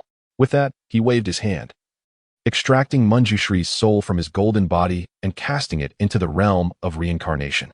This display of power showcased Jiang Changshui's prowess as a quasi-saint, a feat even the Buddha could not achieve. Jiang Changshui then turned his gaze towards the Taoist of the false mosquito, remarking, "You are too foolish to warrant my effort. Yet I prefer to remain concealed from others." After delivering this statement, he swiftly passed before the Taoist, who instantly fell into a stupor, his memories becoming a haze. Once Jiang Changshui completed his actions, he departed from Ling Mountain, reflecting on how perilous it was and resolving to return less frequently. Just as he exited, two terrifying auras descended upon the area, entering the Thunder Sound Temple. The Buddha urgently called out, "Master, what brings you here?" A figure clothed in a gray robe descended into the grand hall, speaking softly, "Had I not come, I would remain oblivious to the extent of your mistreatment." Upon hearing these words, the Buddha bowed his head in shame, while the nearby bodhisattvas and arhats silently withdrew. The two who had arrived were none other than the guiding Taoist and the Taoist of propriety. The latter was the founder of and had been the Buddha's master in a previous existence. Legend has it that the Buddha was the reincarnation of the disciple of the Taoist of propriety, known as the Precious Taoist, who later began to propagate the teachings of the lesser vehicle Buddhism in the West. The Taoist of propriety inquired, "Do you know the origins of that person?" The Buddha shook his head, having realized upon regaining consciousness that the individual was not the dragon-subduing arhat, but rather the formidable being who had slain the mosquito Taoist. Thus, the Buddha began to deduce the identity of this individual but arrived at no conclusions. He relayed this outcome to the Taoist of propriety, who replied solemnly, "It appears that a being of great significance has emerged in this world, one of whom we are entirely unaware." At this juncture, the guiding Taoist interjected, "Allow me to discern his true origins." He then proceeded to calculate, only to find himself increasingly perplexed. The Taoist of propriety, aware that his junior was the most adept at deciphering the mysteries of heaven, was taken aback by his evident confusion. The Buddha, sensing the gravity of the situation, whispered, "Master, what troubles my uncle?" The Taoist of propriety cleared his throat and remarked, "It seems that this individual anticipated being scrutinized and has enacted measures to obscure his identity. What shall we do? With such turmoil in my sacred mountain, how can we not seek retribution?" Hearing this, the Buddha was instantly engulfed in despair. With a smile, the Taoist of propriety reassured, "Do not fret. Your uncle is the most formidable diviner in the world. There is no mystery he cannot unravel." However, scarcely had these words left his lips when the guiding Taoist suddenly coughed up a mouthful of blood. Alarmed, the Taoist of propriety exclaimed, "Brother, what has happened to you?" The guiding Taoist, pale and frantic, produced numerous elixirs to ingest, yet his condition did not improve. In a grave tone, he declared, "That individual possesses an extraordinarily powerful artifact that has obstructed my calculations and inflicted injury upon me. I fear it has harmed my very bones." What? The Taoist of propriety was filled with regret upon hearing this. At their level of existence, injuries to the bones were exceedingly difficult to heal, and it was not uncommon for such wounds to remain unresolved. How infuriating! The Buddha, upon hearing this, was seized by fury, contemplating, "This individual is exceedingly cunning. Surely, they are of significant stature." His expression shifted as he pondered. Could this be the scheme of the celestial court? Recently, I have learned of the celestial beings subduing the demon realm. With their assistance, the influence of Buddhism may be severely curtailed. Is the Jade Emperor attempting to dismantle the very bridge we rely upon? No, at this moment. It seems we are no more than a bridge that has lost its significance in the eyes of the Jade Emperor. Chapter 37. The Battle of the Tathgata. The Tathgata, still retaining his composure, inquired, "Did the master uncle witness the direction in which that rogue departed from Ling Mountain?" The guiding sage replied, "It seems he headed towards the eastern heaven." Upon hearing this, the Tathgata vanished from his location in an instant. The guiding sage and the sage of enlightenment exchanged glances, momentarily stunned, and simultaneously exclaimed, "This is dire." From their earlier calculations, both sages discerned that the rogue's cultivation level was likely superior to that of the Tathgata. If he were to confront the rogue, it would be tantamount to courting death. With this thought, the guiding sage and the sage of enlightenment hastened to follow, hoping their divine sense could prevent the Tathgata from meeting his demise. Meanwhile, Jiang Changshui had just escorted Zixia to the heavenly court. Zixia, preoccupied with the earlier events at Ling Mountain, couldn't shake the feeling that something was amiss. Those two arhats had clearly intended to capture them. Why had they not pursued? Jiang Changshui, responding to Zixia's inquiry, simply stated they realized they had made a mistake and thus retreated. Yet, Zixia distinctly remembered fleeing from the Grand Thunder Sound Temple at Ling Mountain. Did this imply that Jiang Changshui had invaded the temple and emerged unscathed? The notion left Zixia both astonished and incredulous, for even in her eyes, such an occurrence seemed implausible. After all, Jiang Changshui was merely an ordinary celestial guard. Surely, even the Jade Emperor could not escape unscathed under the watchful eyes of the Tathgata? Zixia grasped Jiang Changshui's arm and inquired, "Celestial officer, what is your true origin?" Just as Jiang Changshui was about to respond, Zixia was suddenly seized by a large hand, instantly whisked out of his line of sight. Meanwhile, a note was left in the cloud sea at the southern heaven gate, inscribed with the words, "If you wish to save her, come to Burual Land." Burual Land.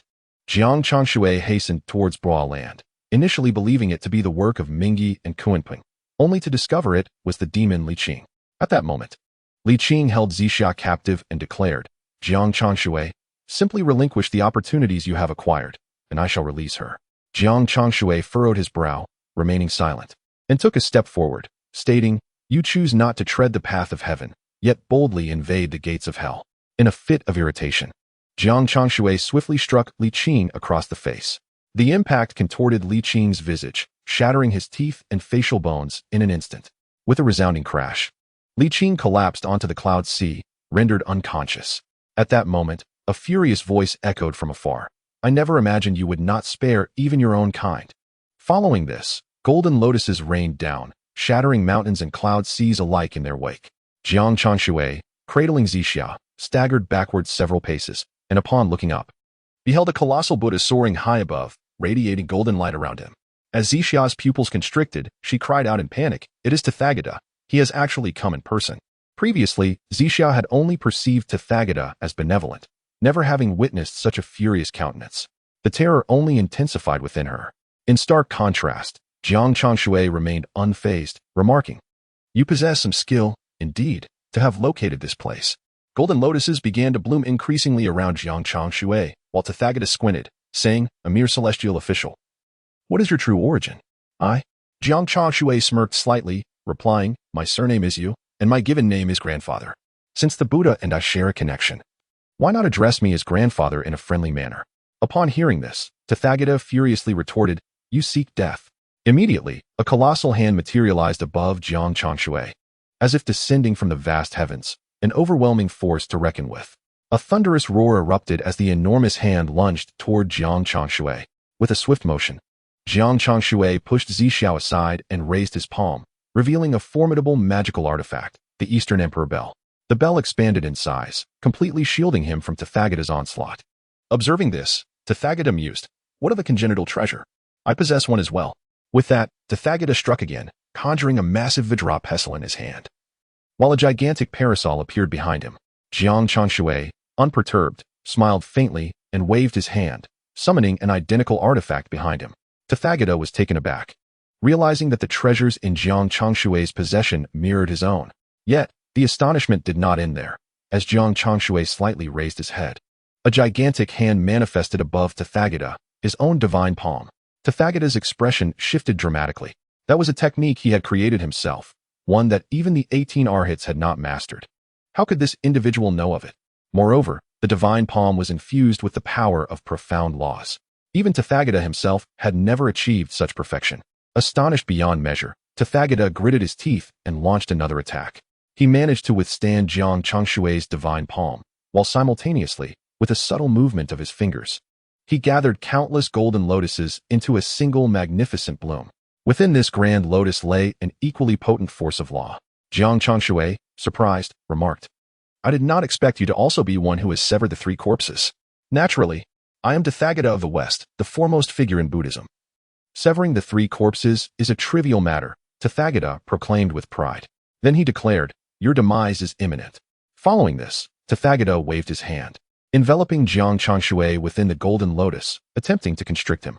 Yet, golden light erupted from within the lotus, and Jiang Changshui soared forth. Finding himself countered by the backlash of the lotus, Tathagata spat out a mouthful of blood. "Huh, you overestimate your own abilities." Jiang Changshui let out a light chuckle, then waved his hand to obliterate the golden lotuses, appearing utterly untroubled in his exertion.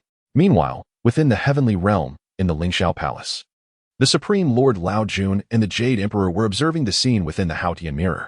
The reflection revealed none other than Jiang Changshui and the Tathagata. However, Jiang Changshui's visage seemed obscured, rendering it indistinct, revealing only the garments adorning his form. Tai Bai Jin Xing remarked, "Isn't that the attire of our celestial soldiers?" Upon hearing this, the Jade Emperor commanded, "Summon the Wuching Star Lord." The Wuching Star Lord pondered whether he was experiencing a streak of misfortune, as he was summoned by the Jade Emperor daily for inquiries. Lost in thought, he entered the Grand Hall, hesitantly asking, "Your Majesty, what is the purpose of your summons?"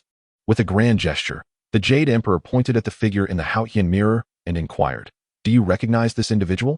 The Wuching Star Lord raised his gaze and, after a moment's contemplation, found the figure somewhat familiar. Why does this person, engaged in combat with the Tathagata, resemble Jiang Changshui? Chapter 38, Zixia transformed into a wick. The Wuching Star Lord was momentarily startled by his thoughts. Preposterous. Jiang Changshui? To contend with the Tathagata? Surely, a mere glance from the Tathagata would be enough to instill fear in him. After all, he is the one who was slain by Nezha before ascending to the heavens. How could he possibly stand against the Tathagata? Few in the realms possess such a capability.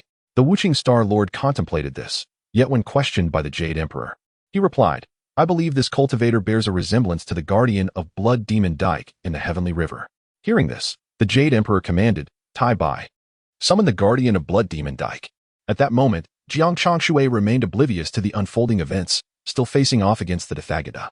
Meanwhile, the Jia and Zhuan Ti had arrived, carrying Zixia, who was covered in blood and appeared shattered in spirit. Upon witnessing this, Jiang Changshui furiously exclaimed, "Do you seek death?" With his furious shout, thunder roared throughout the heavens, as if even the celestial order was influenced by Jiang Changshui's wrath. Zhuan Ti, observing this, became more certain of his hypothesis.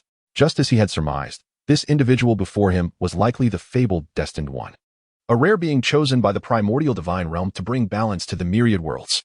Beyond this, Zhuan Ti dared not dwell too long on the implications. They, as exalted beings, were but specks of dust in that realm. To reveal too much could lead to a dire fate. As bolts of heavenly thunder descended, Zhuan Ti waved his hand to disperse them. Jiang Changshui, incensed, demanded, "Hand over Zixia, or else." With a flourish, he brandished the seven-star sword, and numerous magical artifacts materialized behind him, including the purple gold red gourd and the 99 scattering soul red gourd. Within the Lingxiao Palace, the Jade Emperor cast a glance at the Supreme Elder Lord. The Supreme Elder Lord hastily exclaimed, "How peculiar.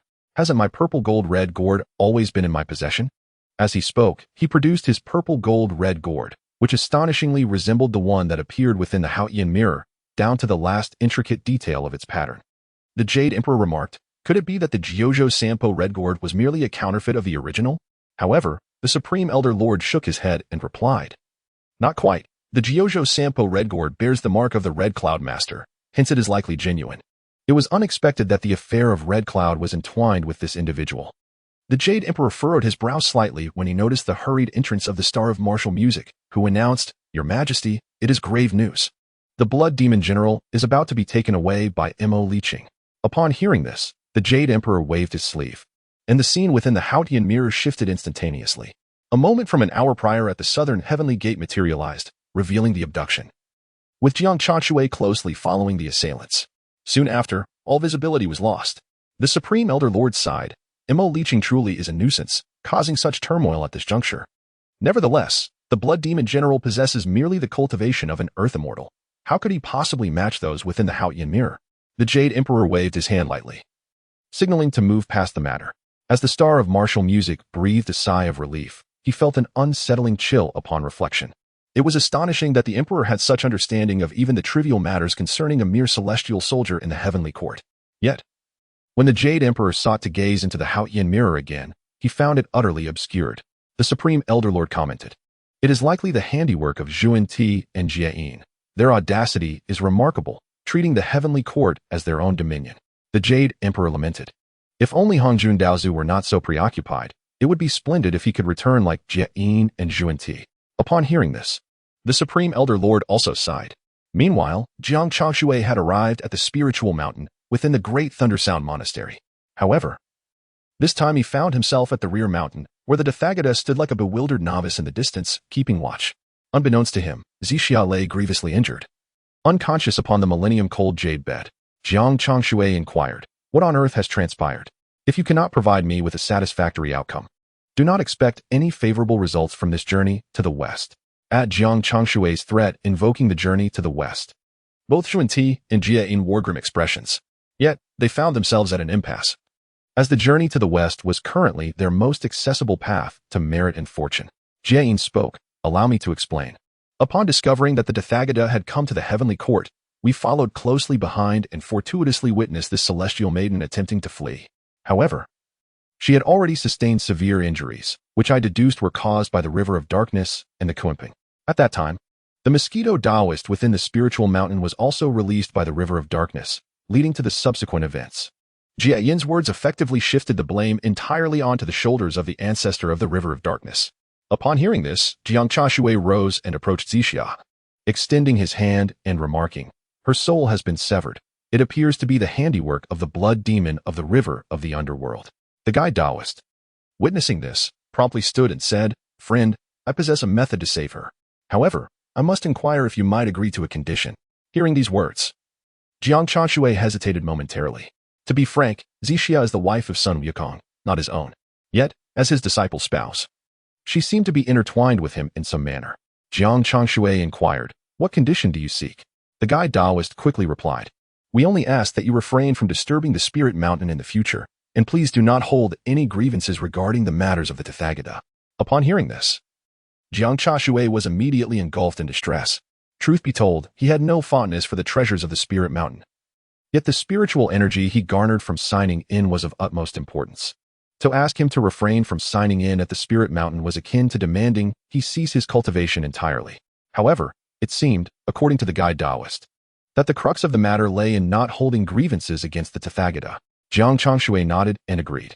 Only then did the guide Taoist reveal the method to save Zixia. Since her soul had already been divided, it was necessary to entwine them together and place them within the Qinglian solitary lamp. After a span of 4,900 years, they could be reunited. Upon hearing this, Jiang Changshui was somewhat taken aback. The guide Taoist continued, "The Qinglian solitary lamp is a sacred relic of the Buddhist sect. Once she enters, she will transform into the wick and forget her past. As long as she lives, it will suffice." Jiang Changshui recalled Zixia's previous circumstances and thought, "I hope that upon her recovery, she will still remember Wukong." At that moment, the guide Taoist and the precognition Taoist waved their hands, summoning a colossal Qinglian solitary lamp into the air. With a gentle gesture, they extracted 2 fragments of soul from Zixia's body and placed them within the lamp, transforming into 2 wicks.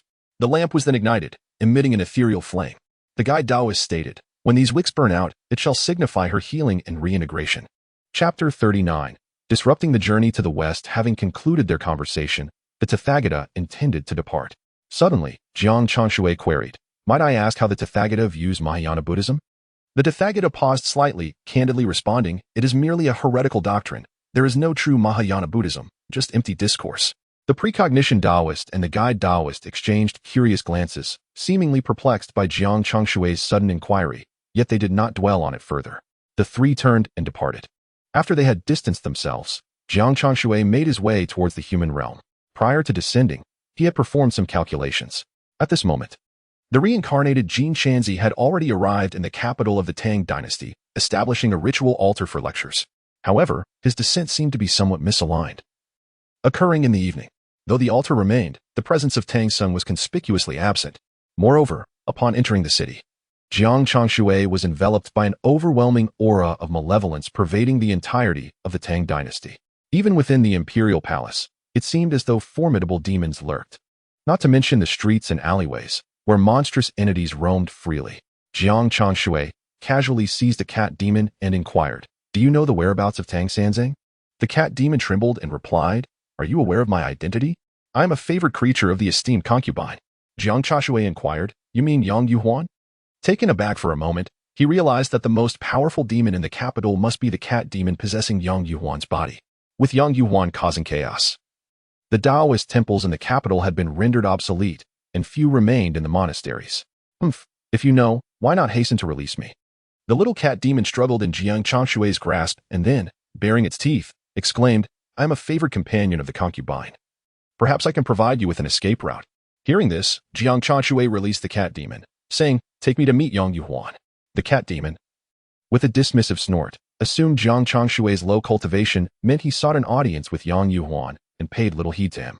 It leaped onto the eaves and declared, "Follow me. The concubine has recently wished to meet some Taoists." Jiang Changshui followed the cat demon as it traversed the rooftops, ultimately arriving at the Imperial Palace. Upon reaching a grand hall, Jiang Changshui observed numerous cats, and the malevolent aura in this grand chamber was exceedingly intense. The cat demon led him deeper inside, where behind a gauzy curtain lay a graceful silhouette. A soft and enchanting voice resonated. "Han Yu, whom have you brought?"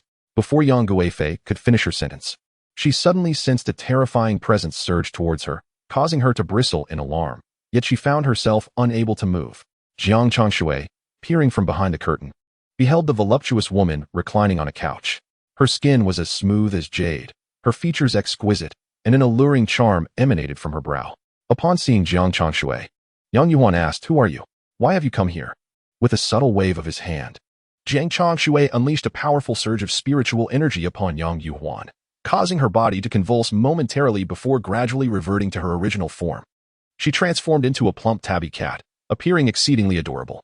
Jiang Changshui cradled the tabby cat in his arms and asked, "Now, tell me where Tang Sanzang is, and I shall let you go." Upon hearing this, the tabby cat trembled, emitted a soft mew, and began to lead the way. It meandered through the imperial city, ultimately guiding him to a vast temple. The temple was not particularly dilapidated, but cobwebs were visible everywhere, and only a dim, flickering candle burned deep within. Upon entering, Jiang Changshui beheld a handsome monk clad in a red robe, Tang Sanzang. Tang Sanzang, upon seeing Jiang Changshui and the tabby cat by his side, was momentarily taken aback and asked, "How did you come to this place, benefactor?" Jiang Changshui sat down and replied, "I am Jiang Changshui, here concerning matters of the journey to the west." Tang Sanzang was taken aback upon hearing this. Just yesterday, he had received a 9-ringed staff and a splendid cassock from an old woman, and the events of the journey to the west were known only to Emperor Taizong. How, then, did the person before him come to possess such knowledge? As he pondered this conundrum, Jiang Changshui remarked, "It is entirely natural for you not to recognize me now. Shortly, you shall." With that, Jiang Changshui gently waved his hand, conjuring a flickering candle flame that appeared in his palm. With a subtle motion, the flames surged into Tang Sanzang's mind, locating his sealed consciousness and shattering the binding that confined it. This seal, a consequence of reincarnation, was inherently fragile, easily dismantled by Jiang Changshui's simple gesture. At that moment, Tang Sanzang stood in a daze, absorbing the vast expanse of information flooding his mind, his expression shifting from pain to serenity. When he next regarded Jiang Changshui, his demeanor had transformed into one of familiar calmness, reminiscent of the reticent golden cicada. The golden cicada inquired, "Why have you come? What if the denizens of Ling Mountain discover that you have interfered with the journey to the west?"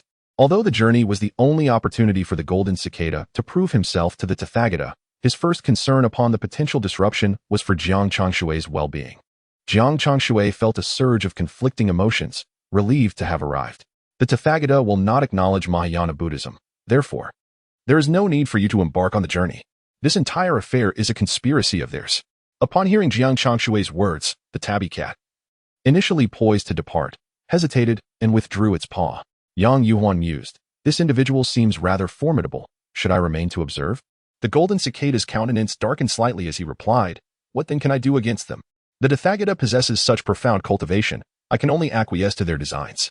Currently, the Tathagata of Ling Mountain was the very foundation of Buddhism, presenting significant challenges for the Golden Cicada. Change often proved most difficult to initiate under such circumstances. Observing the situation, Jiang Changshui offered, I can assist you. Remember, the journey to the west was intended for the accumulation of merit.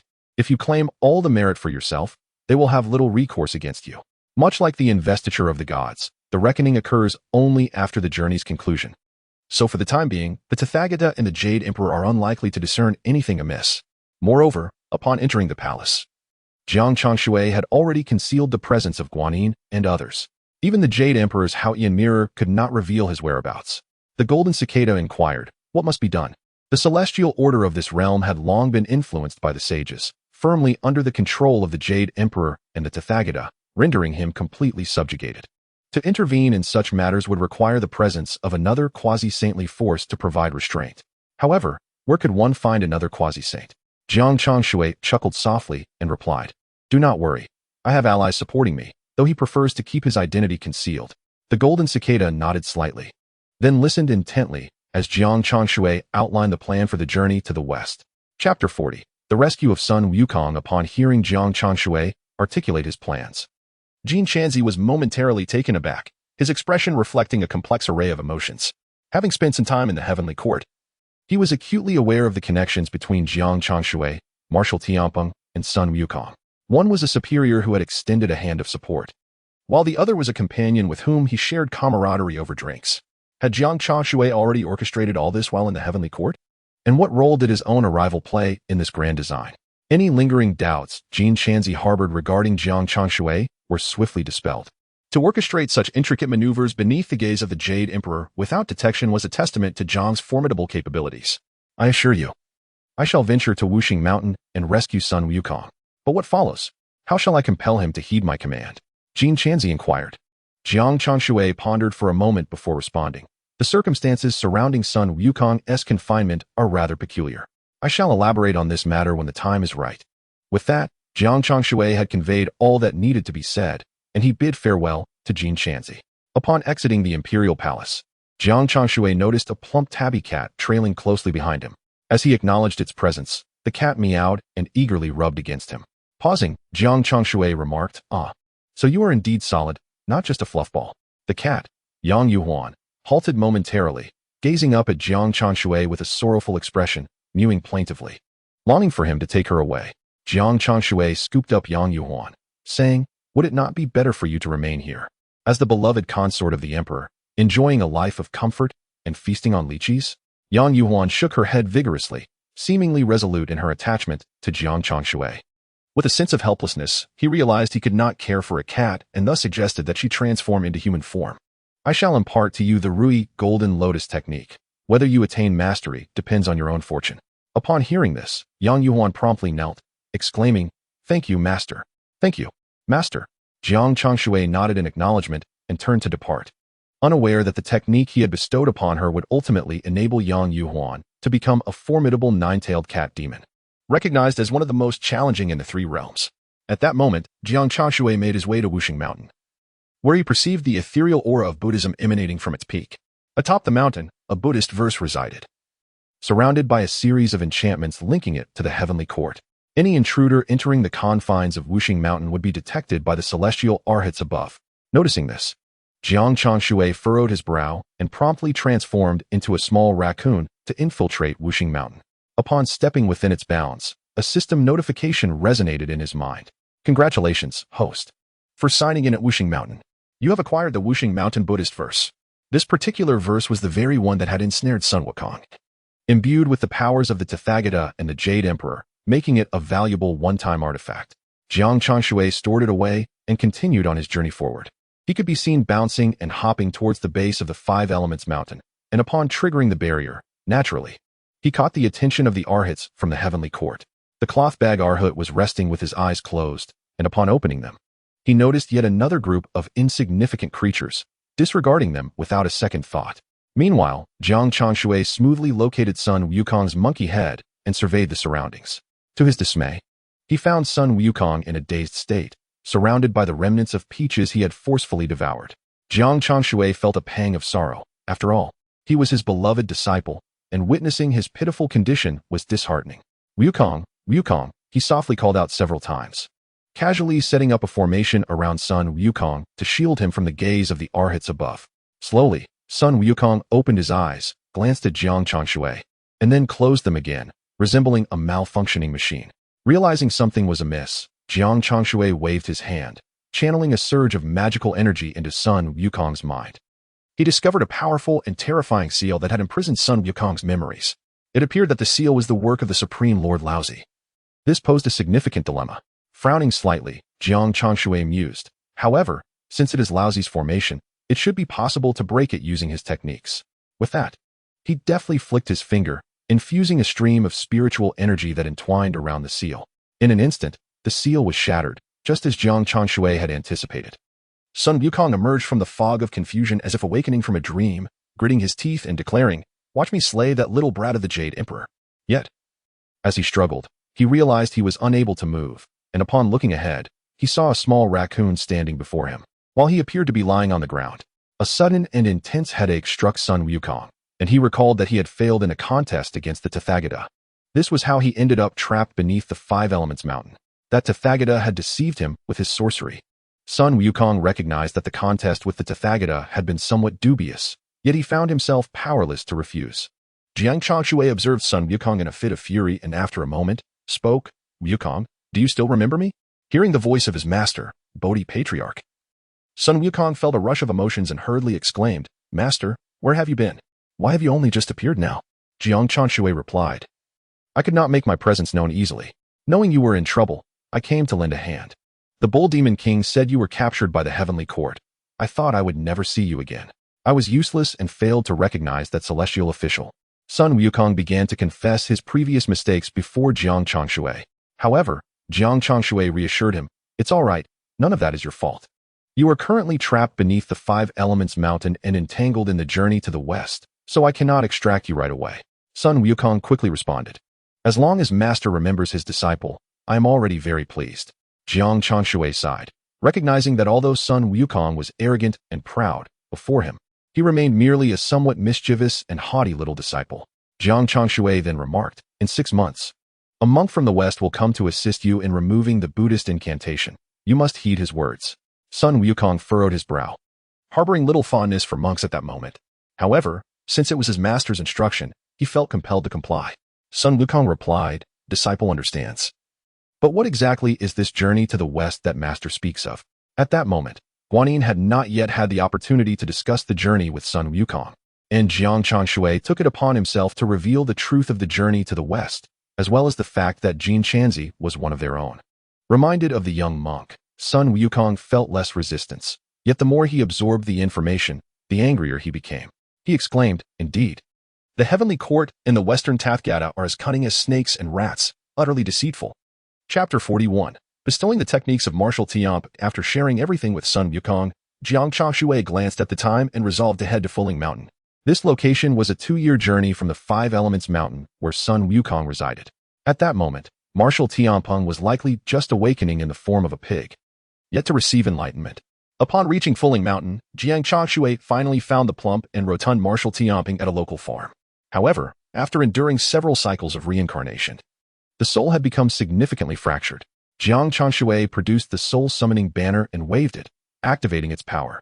The spiritual energy around the vicinity began to coalesce, and a formidable, eerie soul force gathered nearby, drawing in souls from the 3 realms with its mysterious magical attraction. Within the netherworld, a powerful soul was imprisoned in the 18th layer of hell. Upon sensing this force, it instantly arrived at Fuling Mountain. Not even the 10 Yama kings of the netherworld noticed that a soul had vanished from the 18th layer. As that soul approached the chubby little pig, it was swiftly absorbed into it. Jiang Changshui, witnessing the return of Tiampeng's primordial spirit, breathed a sigh of relief. Yet he was concerned that Tiampeng might struggle to accept his transformation into a pig. Thus, he gently lifted him from the pig pen. By the riverbank, Martial Tiampeng gradually awoke and beheld Jiang Changshui, who had taken the form of an elderly man. Jiang Changshui spoke, "Martial, you have awakened. I presume you are unaware of your current predicament and are no longer curious about my identity or why I rescued you." Marshal Tianping remained silent, his small, green bean-like eyes scrutinizing Jiang Changshui. His plump and rosy appearance was somewhat endearing at first glance, and he seemed untroubled by his transformation into a pig. Jiang Changshui recounted the events of the journey to the west once more, then added, "Your cultivation techniques have been rendered ineffective. Why not accompany this old man in training? Within 2 years, you could master the 36 transformations of the heavenly talisman and take on human form." Once Marshal Tianping absorbed the details of the journey to the west, his fury was palpable. However, upon regaining his composure, he readily agreed to Jiang Changshui's proposition. He then inquired, "Have the demons of Huashan been subdued?" Jiang Changshui paused slightly, harboring a trace of doubt regarding whether the chaos instigated by the Huashan demon clan was indeed a scheme devised by the Jade Emperor. Observing Jiang Changshui's hesitation, the heavenly Marshal Tianping, unable to comprehend, exclaimed in fury, "The Jade Emperor, indeed a progeny of the demon clan, is clearly not of our kind. His heart must be eradicated. Countless lives of the human race have perished, and our celestial soldiers have also met with tragic fates. All these debts must be repaid by the Jade Emperor." As Tianping's voice resonated, Jiang Changshui heard the voice of the system. "System, congratulations, host, for saving Marshal Tianping. You have received 106,000 points of merit and 30 points of fortune." Jiang Changshui paused again, intrigued by the criteria upon which the system bestows merit and fortune. Initially, he believed that assisting the Tathagata and the Jade Emperor in the journey to the west would yield merit and fortune. However, it now appeared that pursuing his own path could also garner merit and fortune, perhaps even exceeding prior gains. With this thought, Jiang Changshui's mind became more agile. After imparting the cultivation method to Marshal Tianping and infusing him with spiritual energy, he bestowed upon him some miraculous elixirs to enhance his physical constitution before departing from Fuling Mountain. Remaining were the sand woojing of the river of flowing sand and the little white dragon of the eastern sea. However, as these two were spies of the heavenly court, Jiang Changshui resolutely chose not to seek them out, lest he expose himself. Subsequently, Jiang Changshui returned to the blood demon dike of the heavenly court, signing in for a day before descending to the mortal realm. At this juncture, he observed that Jin Chanzi had already arrived at the Five Elements Mountain, while Guanyin Bodhisattva had yet to realize that something was amiss with Jin Chanzi. Upon reaching the Five Elements Mountain, Jin Chanzi received the Buddhist verses, and Sun Wukong emerged alongside him to journey to the west. Along the way, Sun Wukong killed an old man, yet Jin Chanzi refrained from offering any counsel. Guanyin Bodhisattva found this peculiar, pondering why Tang Sanzang did not admonish Sun Wukong for his actions. The two engaged in a dispute, leading Tang Sanzang to recognize that he could not control Sun Wukong, thus presenting him with an opportunity to make his appearance. However, as they walked silently together, the slaying of the old man transformed from a matter of concern into a triviality. Undeterred, Guanyin Bodhisattva pressed on, transforming into an elderly woman carrying a basket. Approaching Jin Chanzi and witnessing Sun Wukong appearing startled, Jin Chanzi and Sun Wukong immediately discerned that the figure before them was Guanyin Bodhisattva, silently observing her performance. Guanyin Bodhisattva remarked, "Master, why do you accompany a monkey? You startled me." Jin Chanzi remained silent, while Sun Wukong cast a peculiar gaze at Guanyin Bodhisattva. Sun Wukong contemplated whether slaying Guanyin Bodhisattva at this juncture would lead to complications. Meanwhile, Jin Chanzi felt a sense of embarrassment, wondering how his fellow disciple could appear so foolish. This scene evoked a particular lyric in Jiang Changshui's mind. "I turn a blind eye to what should complement your performance." Guanyin Bodhisattva felt a peculiar sense of wonder in her heart, yet she presented the tiger skin hat and apron to Jin Chanzi, saying, "These items were originally crafted for my grandson, who unfortunately was devoured by a demon. In gratitude for your slaying of that troublesome fiend, I bestow this upon you, master." After speaking, Guanyin took 2 or 3 swift steps away, revealing a surprising agility that belied her elder status. Jin Chanzi glanced at the tiger skin hat. Recognizing it as the sacred golden hoop of the Tathagata, he picked up the hoop and then turned his gaze towards Sun Wukong, with an air of impatience. Sun Wukong donned the hat, reasoning that since his master had entrusted him with the tightening spell, wearing it would pose no issue.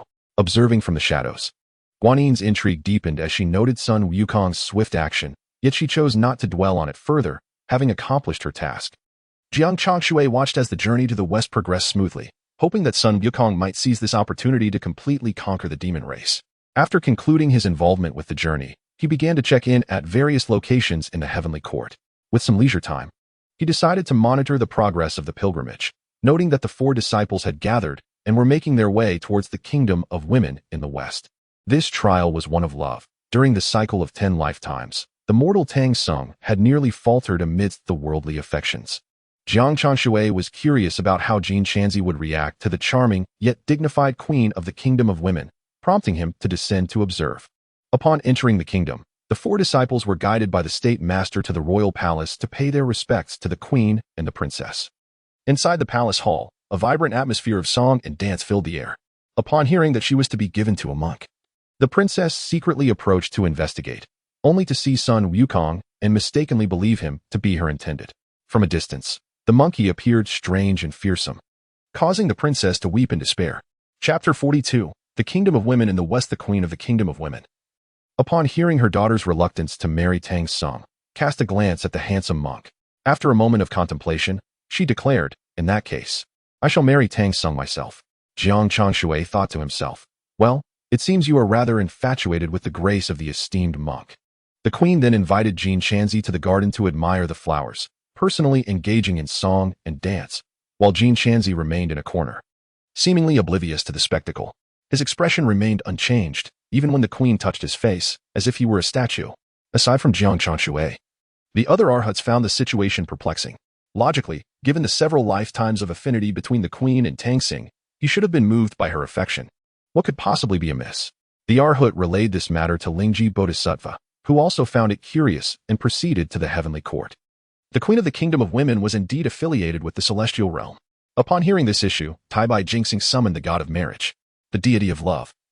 Yu Lao was ensnared amidst a tangle of erratic red threads, with silvery locks cascading to the ground. A troop of young acolytes busily trailed behind him, gathering the scattered strands without respite. Yu Lao inquired, "Might I ask what brings the Star Lord to seek my presence?" The illustrious Taibai Jingxing gestured towards the unmoving figure of Tang Sanzang within the Haotian mirror and remarked, "Have you perhaps forgotten something, venerable elder?" The Bodhisattva Lingji added, "Tang Sanzang is destined for a romantic fate here. Why does he remain unmoved at this moment?" Recognizing Tang Sanzang, Yu Lao sifted through the red threads until he finally located the thread belonging to the golden cicada. After closing his eyes and contemplating for a moment, he chuckled. "You too jest with me. Tang Sanzang is a monk, devoid of any romantic entanglements. His thread extends from his little finger to his thumb, signifying a pure heart and mind, untouched by worldly desires." With that, Yu Lao turned and departed, followed closely by the young acolytes heading towards the celestial palace. Lingji Bodhisattva, witnessing this, could only feel a sense of helplessness, pondering the underlying issues. For it seemed that Tang Sanzang would never harbor feelings for the sovereign of the kingdom of women. At this juncture, the queen of the kingdom of women, having been repeatedly thwarted in her desires, grew increasingly exasperated. She mused to herself, "As a queen, must I continually seek to please Tang Sanzang?" Moreover, his indifference to her advances, no matter how fervent, began to diminish her affections. It was not solely Tang Sanzang. Even Zhu Beiji could spare the queen more than a mere glance. Lingji Bodhisattva then recognized another anomaly. Why had Zhu Beiji adopted such a demeanor of silence and detachment, starkly contrasting his previous behavior at Gao Laozhuang? Beasts, even if they possess not yet severed their six senses, are typically driven by deep desires. Even when transformed into demons, they follow their own cravings, unable to suppress their yearnings. The more Lingji Bodhisattva contemplated, the more perplexed he became. Yet he dared not question the heavenly beings again and opted instead to consult Guanyin Bodhisattva. Guanyin replied, "Is this not a fortuitous turn of events? It spares him from causing turmoil and delays on the journey to the west." However, Lingji shook his head repeatedly, feeling that this quartet of disciples was profoundly strange. Yet, he could not pinpoint what was amiss, leaving him deeply unsettled. Meanwhile, Jiang Changshui found the iron-willed persona of the golden cicada quite amusing. On a particular day, he descended to the mortal realm and conferred with the golden cicada, Sun Wukong, and others regarding the subjugation of the demon clans, stating, "Next, we shall confront the Pipa Cave of Poisonous Enemy Mountain, where the Scorpion Demon and the Red Boy from Flame Mountain are significant figures among the demons." Scorpion Demon? Red Boy? Sun Wukong, having spent some time within the demon realm, had yet to hear of these two characters. As for the previous tribulations, Sun Wukong had been dutiful, never straying from Tang Sanzang's side, all to minimize the vigilance of Heaven and Ling Mountain. After passing through the kingdom of women, their time for action would finally commence. Jiang Changshui elucidated, "Speaking of which, what about that Red Boy, your nephew? He is the offspring of the Bull Demon King and the Rakshasa Maiden." Understanding the connection, Sun Wukong smirked coldly. Humph. What kind of demon king is that bull demon, daring to betray the demon race? Currently, he stands as the foremost of the Western demon lords. I fear he commands numerous fiends, making him a formidable opponent. Moreover, Mount Fire has the 6 divine fire. And now, Jiang Changshui is merely immortal, making it even more challenging to traverse. Jiang Changshui provided further explanation. However, Sun Wukong remarked, "They have stationed these demons along our path. Does that not imply that it would be inconsequential for us to eliminate them? The number of demons you have already slain is considerable. Should you also slay the bull demon king, the demon race will surely harbor greater grievances against you." Jiang Changshui shook his head, expressing that such actions would complicate the endeavor of subduing the demon race. Sun Wukong scratched his head, agreeing that it was indeed troublesome. At this moment, Marshal Tianping opened his eyes and spoke softly, "Then allow me to handle this matter." Sun Wukong hesitated, glancing at Marshal Tianping. Contemplating that he had heard of the latter's reputation, yet he was merely a pig demon now. What capabilities did he possess? Just then, he observed Marshal Tianping rising, lightly waving his hand and brandishing a 6-foot rake with impressive authority. Even in his pig-headed form, one could faintly perceive the former elegance of Marshal Tianping. A powerful spiritual energy erupted from him, instantly obliterating a distant mountain peak, the vast aura imbued with an overwhelming killing intent. Unable to contain himself, Sun Wukong exclaimed in approval, patting Marshal Tianping on the shoulder. "Junior brother, I entrust this matter to you." After their discussion, Sun Wukong inquired, "Master, what shall we do with these two?" Jiang Changshui turned to the bound Sha Wujing and the trembling white dragon horse, saying, "Release them. They lack the courage to report back." Sun Wukong, however, was eager to suggest, "I believe it would be better to slay them, lest they return to inform others." Marshal Tianping nodded in agreement. Only Jiang Changshui interjected, "Spare their lives, we shall use them as cover." As Sun Wukong was about to retort with notions of mercy, he heard Jiang Changshui coldly continue, "After we pass Mount Fire, it will not be too late to kill them." Jiang Changshui cast a surprised glance at Jiang Changshui. Jiang Changshui stated, "This Sha Wujing is foolish and ignorant, having slaughtered countless innocents under the celestial decree. His death is of no consequence.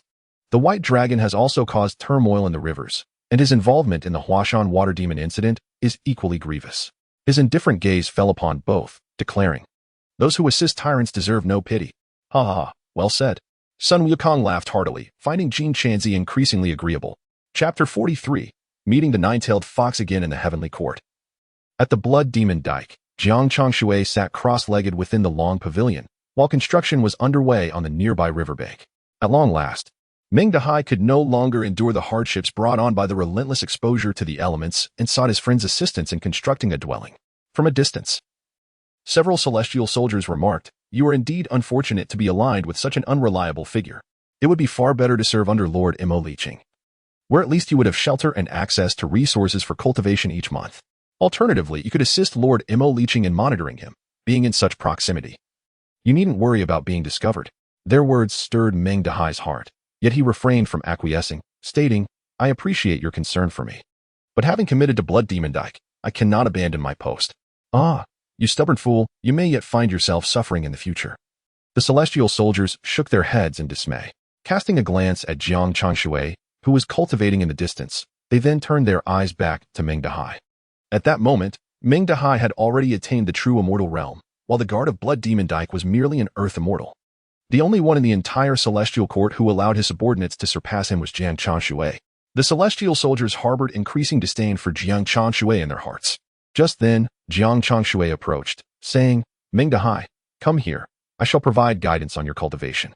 The celestial soldiers were taken aback by this statement, and one blurted out, "How audacious! You, with lower cultivation, dare to instruct him?" A cold smile crept across Jiang Changshui's face as he looked at the celestial soldier and replied, "What? Do you have an objection?"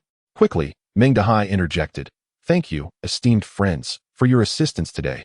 I shall treat you to drinks another day." With this, the celestial soldiers grumbled as they departed. Jiang Changshui then turned to Meng Dahai, saying, "You have now reached the true immortal realm. Should you venture elsewhere, you could be regarded as a guard, and there is no need for you to remain here." To his surprise, Meng Dahai promptly knelt and implored, "Guard, please do not dismiss me. With my limited talent, if I were to go elsewhere, I would find no path to success." Aware of his own lack of aptitude, Meng Dahai recognized that without Jiang Changshui's periodic guidance, he would not have advanced his cultivation so rapidly, even surpassing many ordinary celestial soldiers.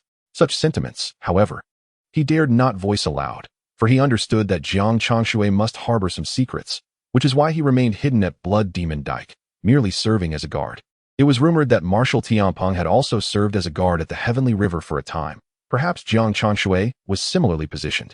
Thus, Meng Dahai's respect for Jiang Changshui deepened, transforming from disdain to admiration. When he heard that Jiang Changshui intended to send him away, his face turned pale with fear. Where could he go if he left this place? Yet Jiang Changshui said, I am aware of your loyalty to me, but I also require your assistance with a task that cannot be entrusted to those who remain here. Upon hearing this, Meng Dahai breathed a sigh of relief and eagerly inquired, I am at your service, guard. Please let me know what you require, and I shall do my utmost. Jiang Changshui inquired, Are you aware of the events surrounding the journey to the west? Meng Dahai, taken aback, shook his head. As an obscure and nameless minor immortal, he had little access to such information.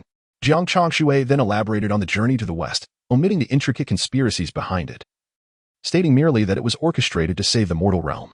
He continued in a soft tone, This is a significant matter for the three realms. Anyone involved shall be granted promotion, leading to positions of power and abundant rewards. Meng Dahai, upon hearing this, felt a flicker of astonishment and mused. Could it be akin to the investiture of the gods? That would be an immense opportunity. Jiang Changshui further remarked, This undertaking is spearheaded by the Western Spirit Mountain. I shall recommend you to the Star Lord of Wuqing. Should he seek someone to descend to the mortal world, you must strive to secure that position. Can you manage this? Upon hearing this, Meng Dahai promptly nodded and expressed, Thank you, Guardian, for your guidance. I understand. Jiang Changshui then proceeded to the palace of the Star Lord of Wuqing to inform him of Meng Dahai's elevation in cultivation. He added, The Star Lord is aware that his cultivation far surpasses mine. I am incapable of managing this matter alone. It would be prudent to assign some personnel to assist me. The Star Lord, recognizing the necessity, agreed to Jiang Changshui's request, though sending personnel to Jiang Changshui proved to be a more complicated endeavor. Jiang Changshui suggested, I can oversee the Blood Demon Dike myself. The Star Lord replied, Then it shall be a burden for the guardian of the Blood Demon Dike. He continued, however, There is currently no position available for Meng Dahai. It would be best for him to accompany you for the time being, and I shall summon him should the need arise. Jiang Changshui nodded, smiling. That is agreeable. I kindly ask for the Star Lord's continued support. As anticipated, without an official position, Meng Dahai remained by Jiang Changshui's side. Nevertheless, in future instances where the Star Lord needed personnel to descend to the mortal realm, he would likely first consider the capable yet unoccupied celestial soldier from the Blood Demon Dike. Thus, Jiang Changshui's intentions were fulfilled. Meanwhile, in the mortal realm, Jin Chanzi and his companions had reached the vicinity of the Flame Mountain. Sun Wukong exhibited resilience against the heat, yet Marshal Tianpeng and Jin Chanzi were drenched in sweat. The burdened Sha Wujing, carrying all their offerings, along with the White Dragon, suffered in silence, afraid to utter a word. They had contemplated fleeing along the way, but Sun Wukong caught them and dealt them a harsh beating, instilling a fear that deterred any further thoughts of escape. They followed closely behind Jichenzi, enduring the torment as if awaiting a suspended sentence.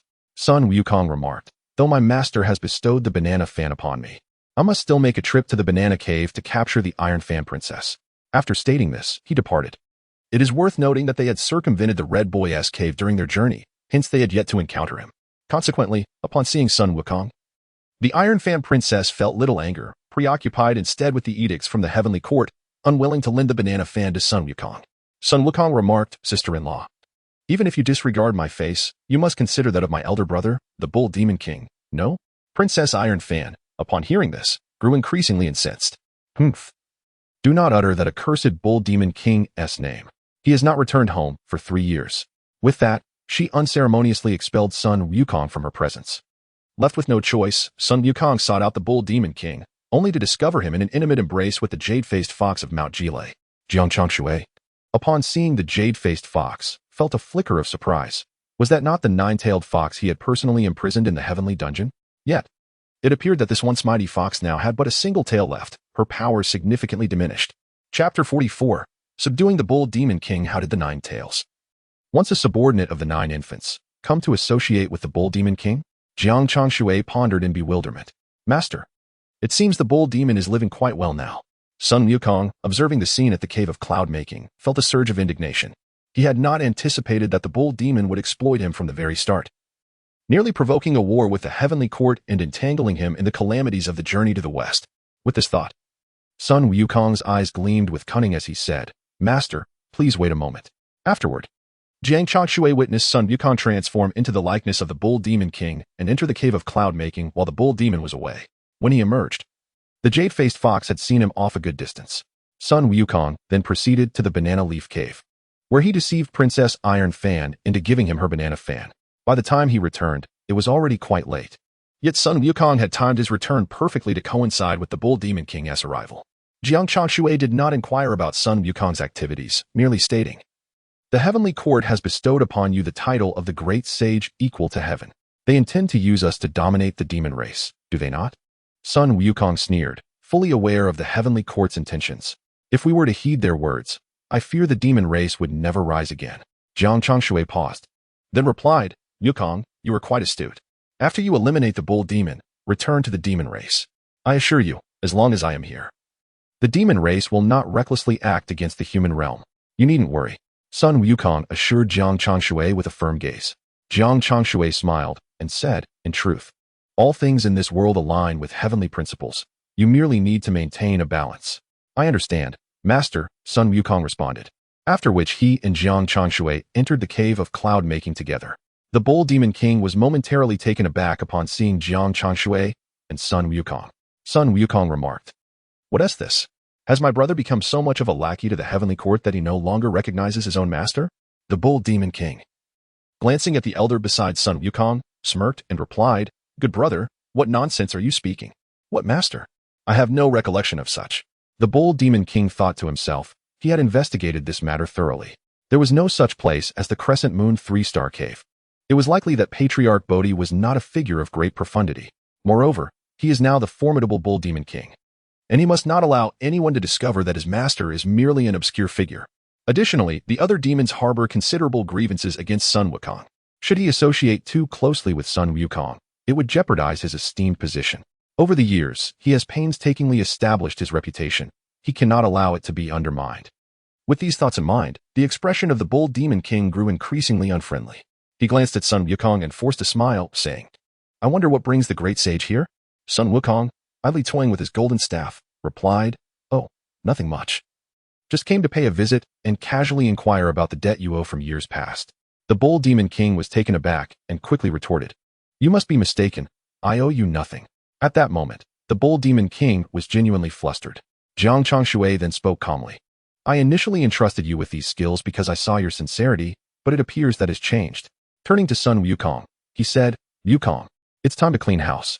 "Understood, Master," Sun Wukong responded with a chuckle, raising his golden staff and pursuing the Bull Demon King with vigor.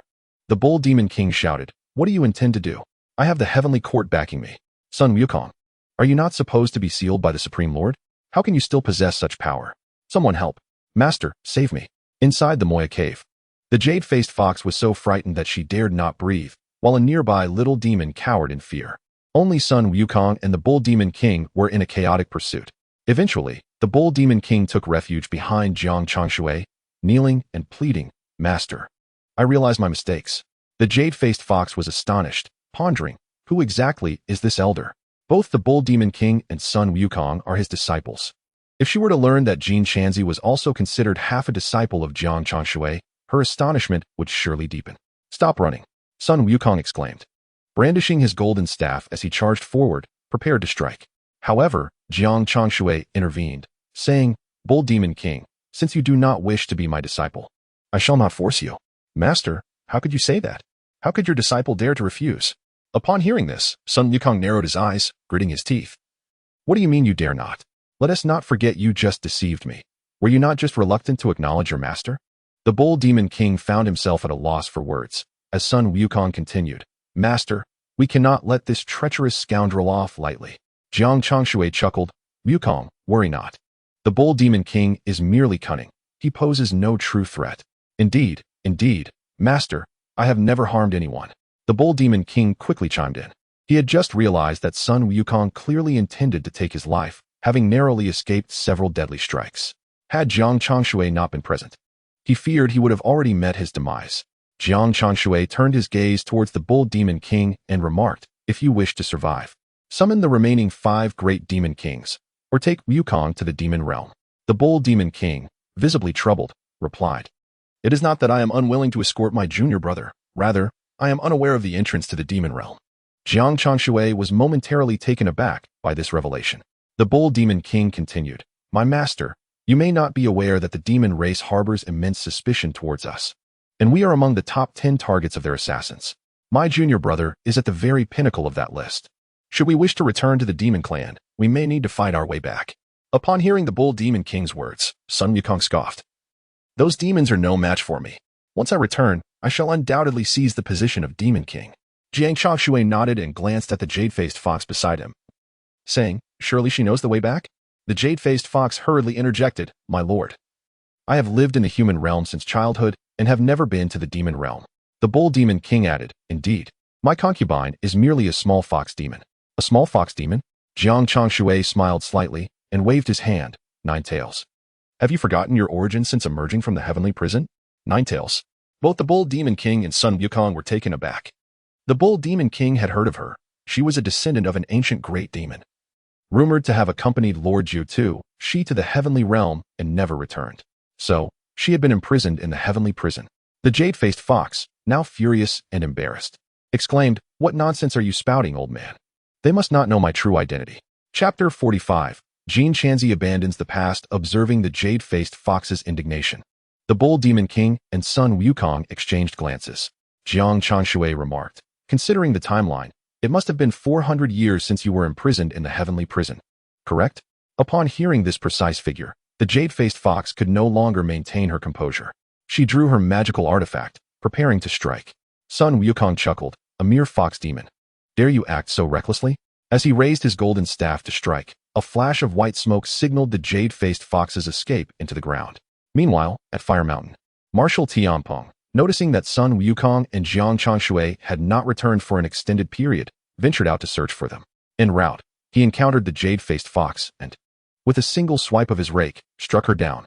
From her lifeless form, he uncovered a scroll detailing the route to the demon realm. Sun Wukong and Jiang Changshui, who had pursued after her, exchanged glances upon witnessing the scene. Sun Wukong remarked, "How fortuitous that the marshal has arrived." The bold demon king, hearing this, turned to look at the pig-headed demon and was taken aback. He thought to himself, "Is that really Marshal Tianpeng? He appears so different from before." Just then, Marshal Tianpeng cast a cold, indifferent gaze their way, the malevolence in his eyes sending shivers down the bold demon king's spine. Jiang Changshui stated, "Now that we have obtained the map to the demon realm, you should proceed there without delay." Upon hearing this, the bold demon king exclaimed, "Master, what shall we do about the journey to the west?" Jiang Changshui, upon hearing his words, casually grasped a few mice from the roadside and, with a flourish of his hand, transformed them into the likenesses of Sun Wukong and his companions. He remarked, "It will be quite a while before we can traverse Fire Mountain. For now, let us employ this illusion to bide our time."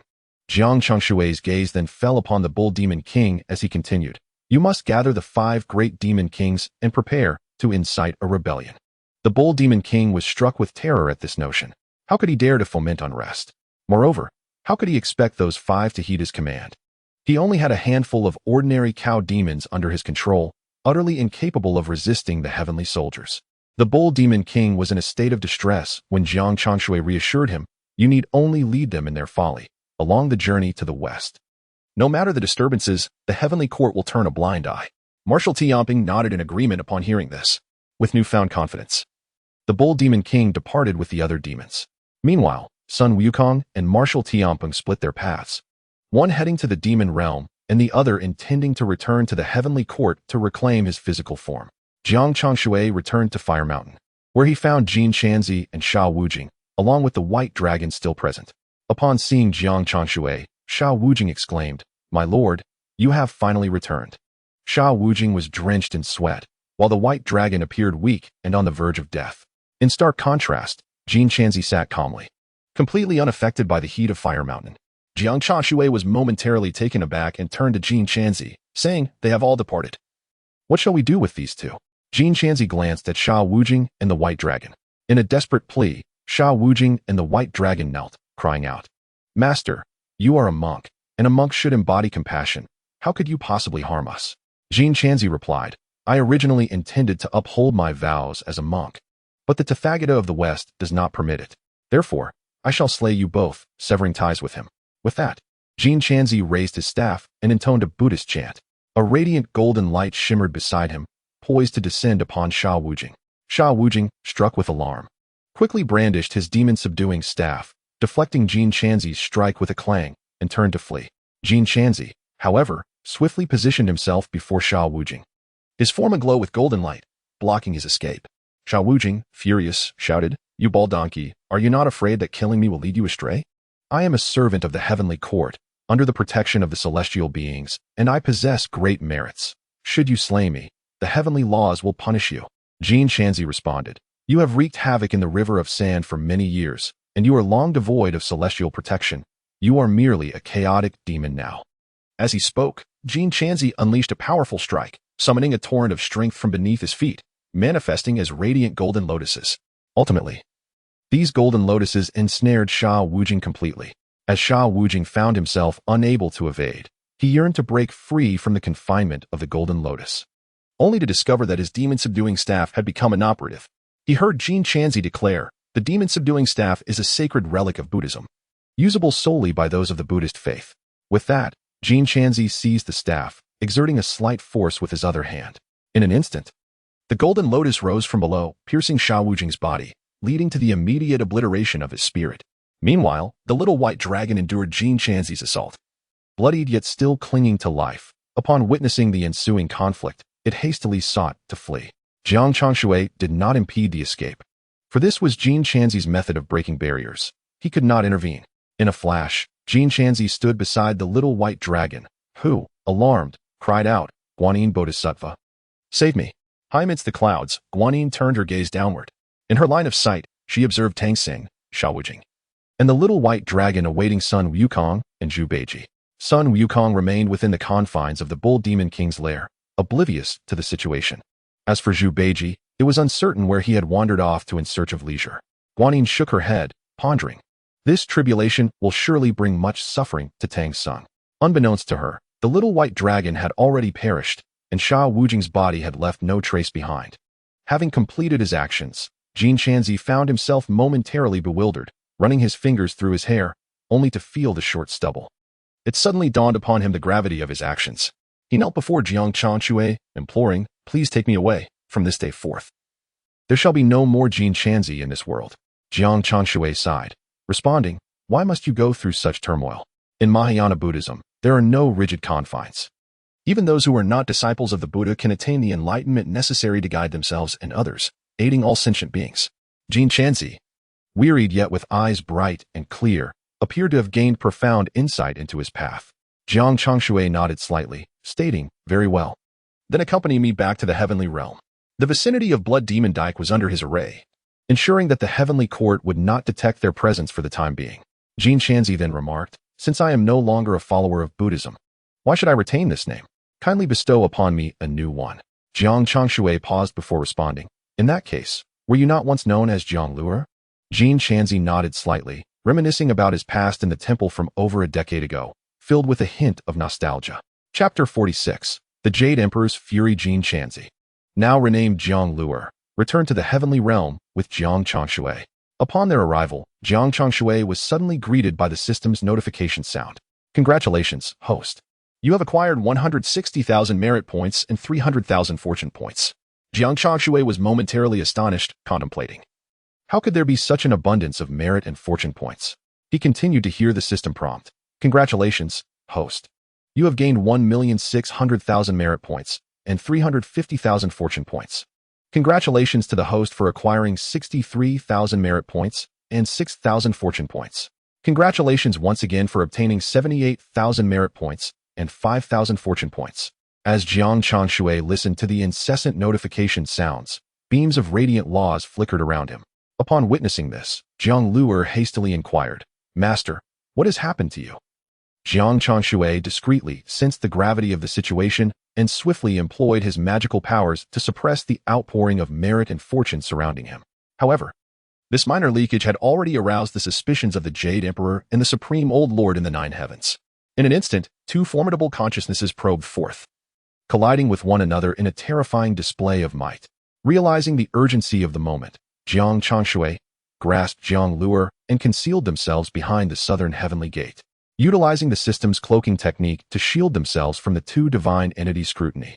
Jiang Luo, too, sensed the overwhelming presence of the probing consciousness, his countenance paling instantly. After searching for a while, the Supreme Old Lord and the Jade Emperor were unable to identify the source of such potent merit and fortune. They subsequently withdrew their divine senses, with the Supreme Old Lord making his way to the Lingxiao Treasure Hall, while Jiang Changshui took Jiang Luo to the Blood Demon Dike. Originally, Jiang Luo had intended to serve as a celestial soldier, but his hair was still somewhat short, making it unsuitable for him to venture out. Thus, he continued to train daily alongside Jiang Changshui. At this point, Jiang Luo had fully assumed the role of Jiang Changshui's disciple. Meanwhile, Jiang Changshui was utilizing the merit and fortune acquired that day to cultivate the primordial purple qi within him. However, after half a month, there had been no signs of transformation in the primordial purple qi, while a significant portion of Jiang Changshui's merit power had been consumed. Since sensing the immense merit power, the Supreme Old Lord and the Jade Emperor had been diligently investigating the source of the aura leaking from the southern heavenly gate. Despite their extensive inquiries over time, they had yet to yield any fruitful insights. The Supreme Old Lord muttered, "It seems there is only one possible candidate." The Jade Emperor nodded slightly and remarked, "Yet with such a vast accumulation of merit, I wonder how that individual came by it." Their daily investigations were driven by the pursuit of this very answer. If they could identify that individual, would it not imply the potential acquisition of their merit power? Contemplating this, the Supreme Old Lord suddenly said, "I wonder how the journey to the west undertaken by Sun Wukong and Jin Chanzi is progressing."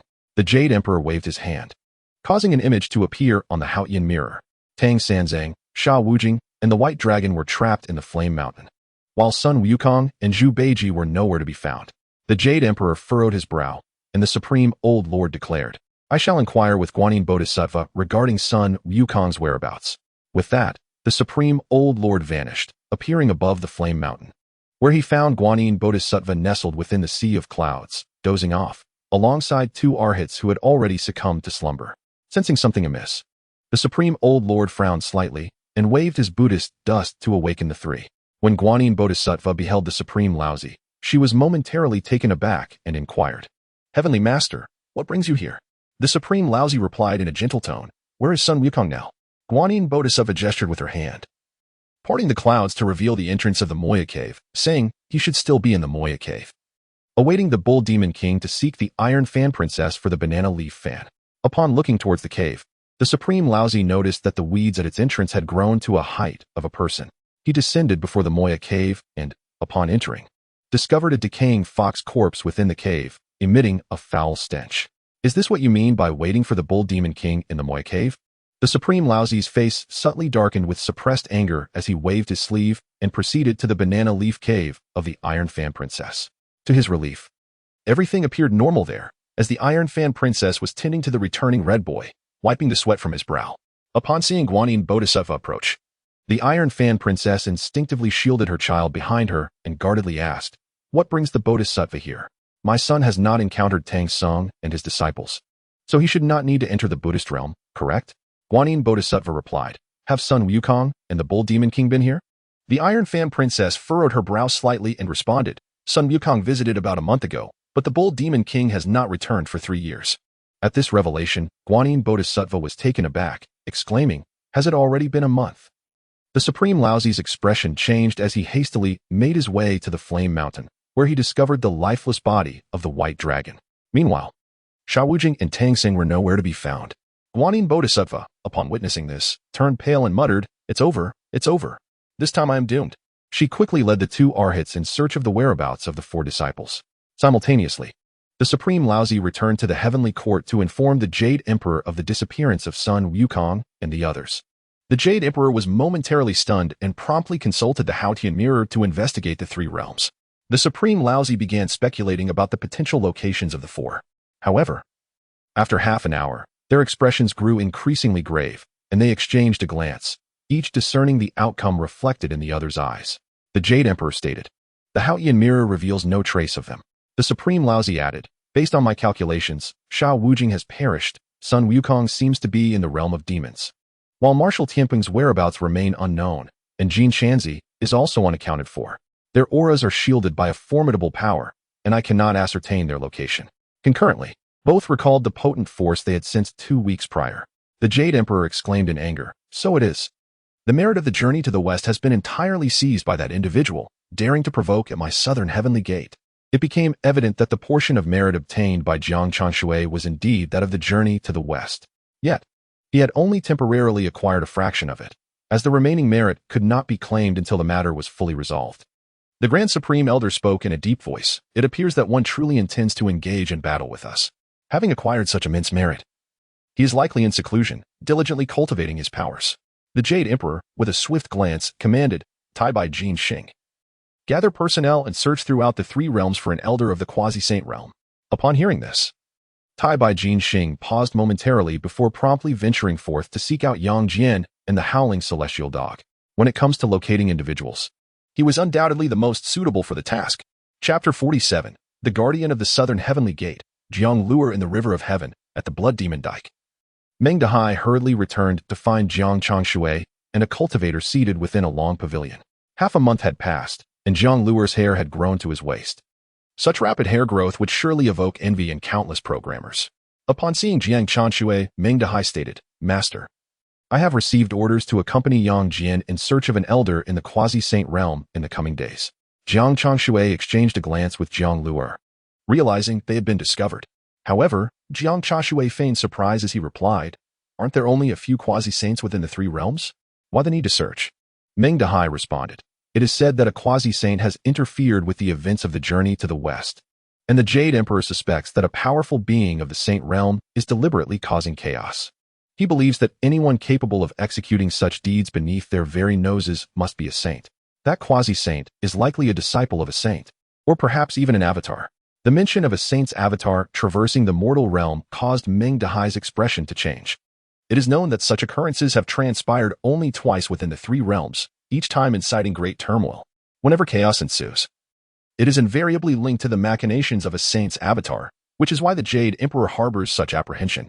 Jiang Changshui recalled the figures of the quasi-guide and the quasi-receiver, who seemingly had not yet attained the saint realm.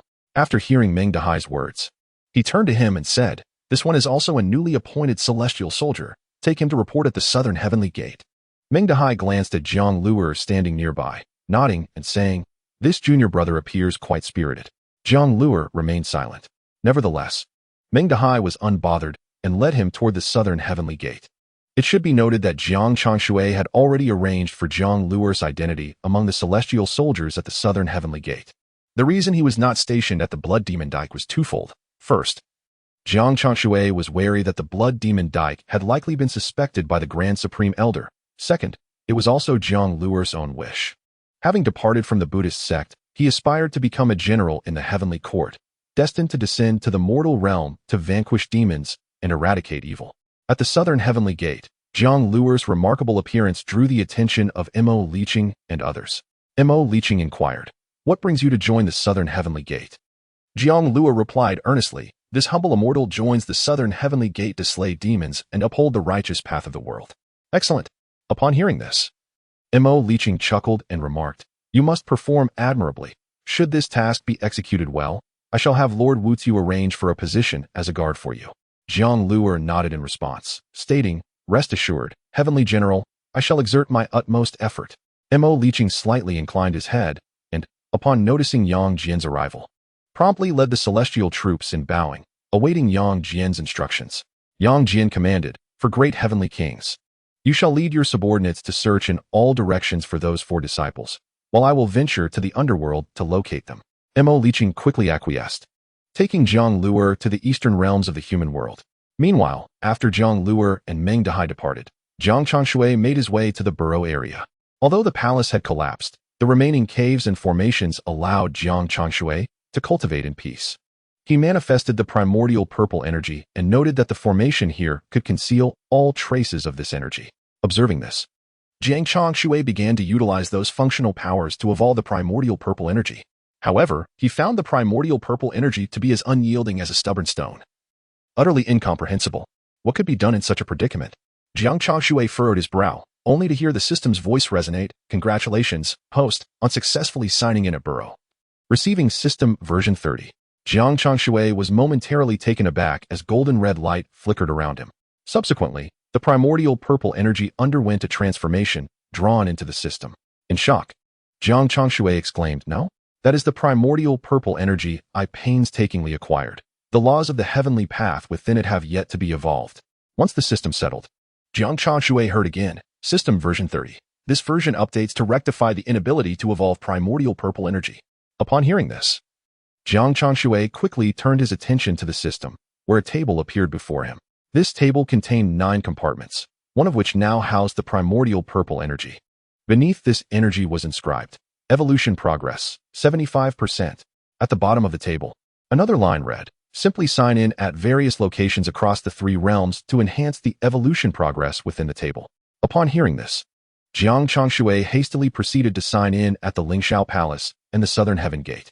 The artifacts he obtained from signing in were casually tucked away into his sleeve, and only after traversing the entire celestial realm of the 9 heavens did he check the evolution progress on the table.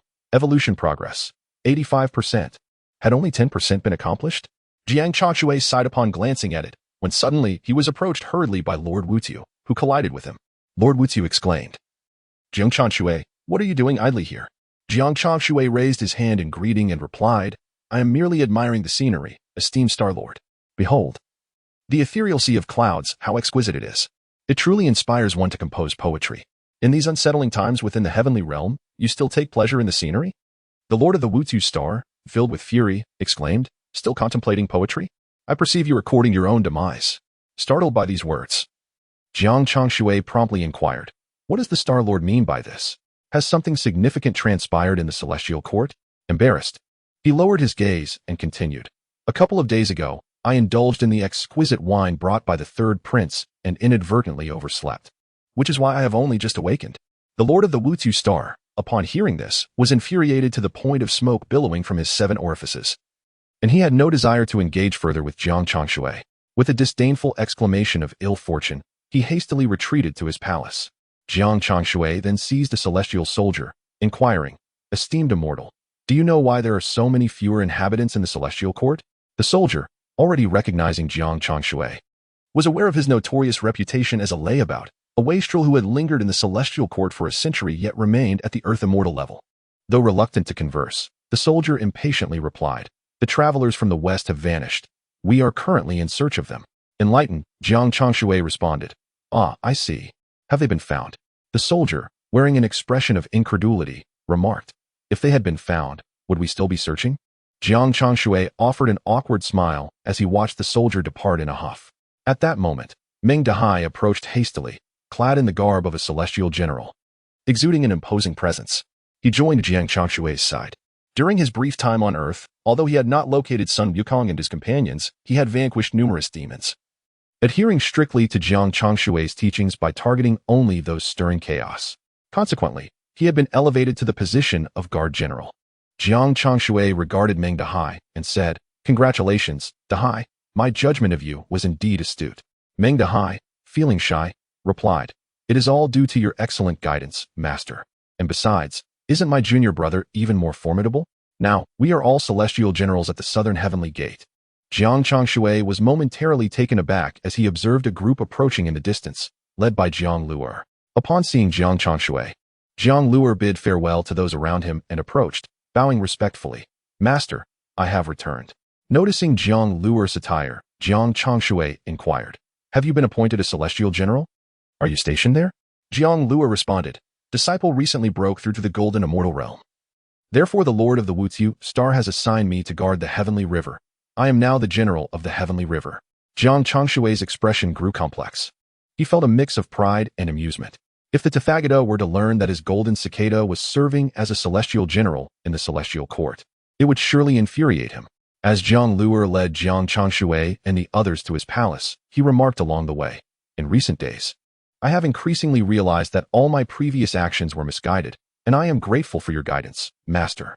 Jiang Changshui gestured for Meng Dahai to withdraw, and once he had departed, Jiang Luo continued, "In the past, the Tathagata taught us that we must stand in opposition to the celestial court, as our paths diverged and we could not collaborate.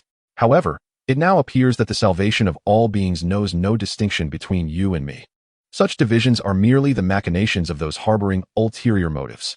Jiang Luer's words struck a chord, leaving even Jiang Changshui somewhat astonished. Jiang Changshui replied, "Indeed. If our intentions are truly for the benefit of all beings, we ought to collaborate rather than engage in deceitful stratagems, which stem from self-interest." Precisely. Thus, the Western Tathagata also possesses unrefined roots, in my view, far inferior to that of our revered master. Jiang Luer's flattery rendered Jiang Changshui somewhat bashful.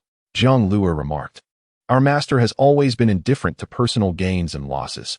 Even the vast merits to be gained from the journey to the West have not swayed him. Truly a paragon of virtue." Jiang Changshui mused that he had long since accrued such merits. However, he refrained from elaborating. It would be inappropriate to disclose that he possessed a system capable of seizing all the merits from the journey to the West. Such a revelation would be rather embarrassing, and he did not wish to tarnish the noble image this child held.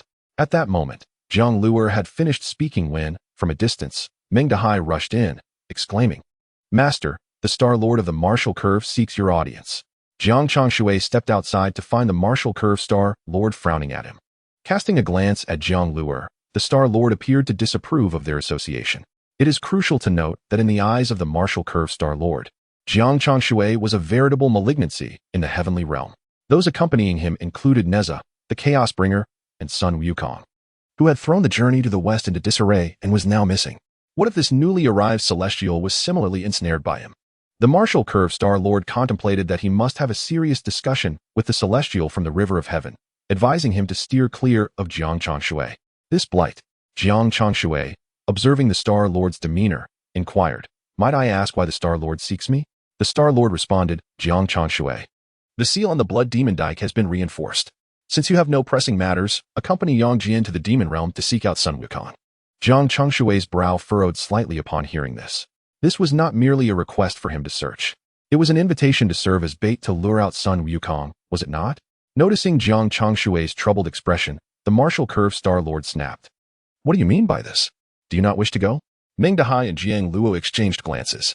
Jiang Luo spoke first, "Star Lord, Jiang Changshui is but a celestial immortal. Would it not be tantamount to courting death for him to venture into the demon realm?" "Indeed, Star Lord. Jiang Changshui has committed no offense." Meng Dahai hastily defended Jiang Changshui. The Martial Curve Star Lord sighed, "I am aware of this. Yet all of this is orchestrated by the Supreme Lord Laozi and His Majesty." Jiang Changshui grasped the situation. It seemed that those two had already begun to suspect him. He smiled bitterly and remarked, "If the sovereign desires my demise, I must comply. In that case, I shall accompany the celestial." As he spoke, Jiang Changshui discreetly transmitted a message to Jiang Luer, saying, "Do not worry. I have matters to attend to in the demon realm as well. You must remain discreet in the heavenly court, lest they grow suspicious." Jiang Luo nodded slightly, observing Jiang Changshui depart alongside the Star Lord of Wuqiu. As soon as Jiang Changshui had left, Jiang Luer was summoned to the Lingxiao Palace by the Star Lord of Taibai.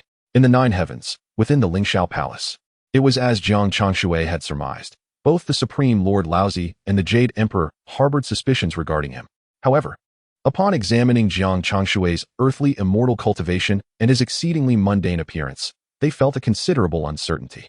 Consequently, they resolved to send Jiang Changshui to the demon realm, for it might either compel Sun Wukong to rescue him or possibly expose Jiang Changshui's true nature, thus serving dual purposes. As for Jiang Changshui's life, the loss of a mere guard would hardly be deemed a significant detriment to them. At that moment, as Jiang Luer entered the Lingxiao Palace, the Supreme Lord Laozi squinted at him, yet was unable to discern his true origins. After bowing, Jiang Luo inquired, "Might I ask, Your Majesty, why have you summoned me?" The Jade Emperor replied, "You are indeed the Golden Cicada, are you not?" Jiang Luer was taken aback, and the Supreme Lord Laozi interjected, "We are already aware of your identity. What brings you to the heavenly court? With my cover, even a sage cannot unveil your origins." The words of Jiang Changshui echoed in Jiang Luo's mind, and he responded, "I am unaware of what your Majesty and the heavenly sovereign are discussing. I am merely an ordinary heavenly soldier." The Jade Emperor and the Supreme Lord Laozi exchanged glances, perplexed, wondering if they had indeed misjudged him. At this moment, the Star Lord of Taibai remarked, "Since he is unwilling to speak, why not search his soul, Your Majesty?" Jiang Luo's heart raced at these words. Casting a wary glance at the Star Lord of Taibai, a flicker of murderous intent flashing in his eyes, a soul search, even if successful, would strip him of his ability to resist. Should it fail, the consequence would be the annihilation of his spirit. upon perceiving the look in Jiang Luer's eyes. The Star Lord of Taibai retorted angrily, "What do you mean by this, Heavenly General? Are you perhaps feeling guilty?" Jiang Luo hung his head, yet before he could respond, the sound of Buddhist chants wafted through the air.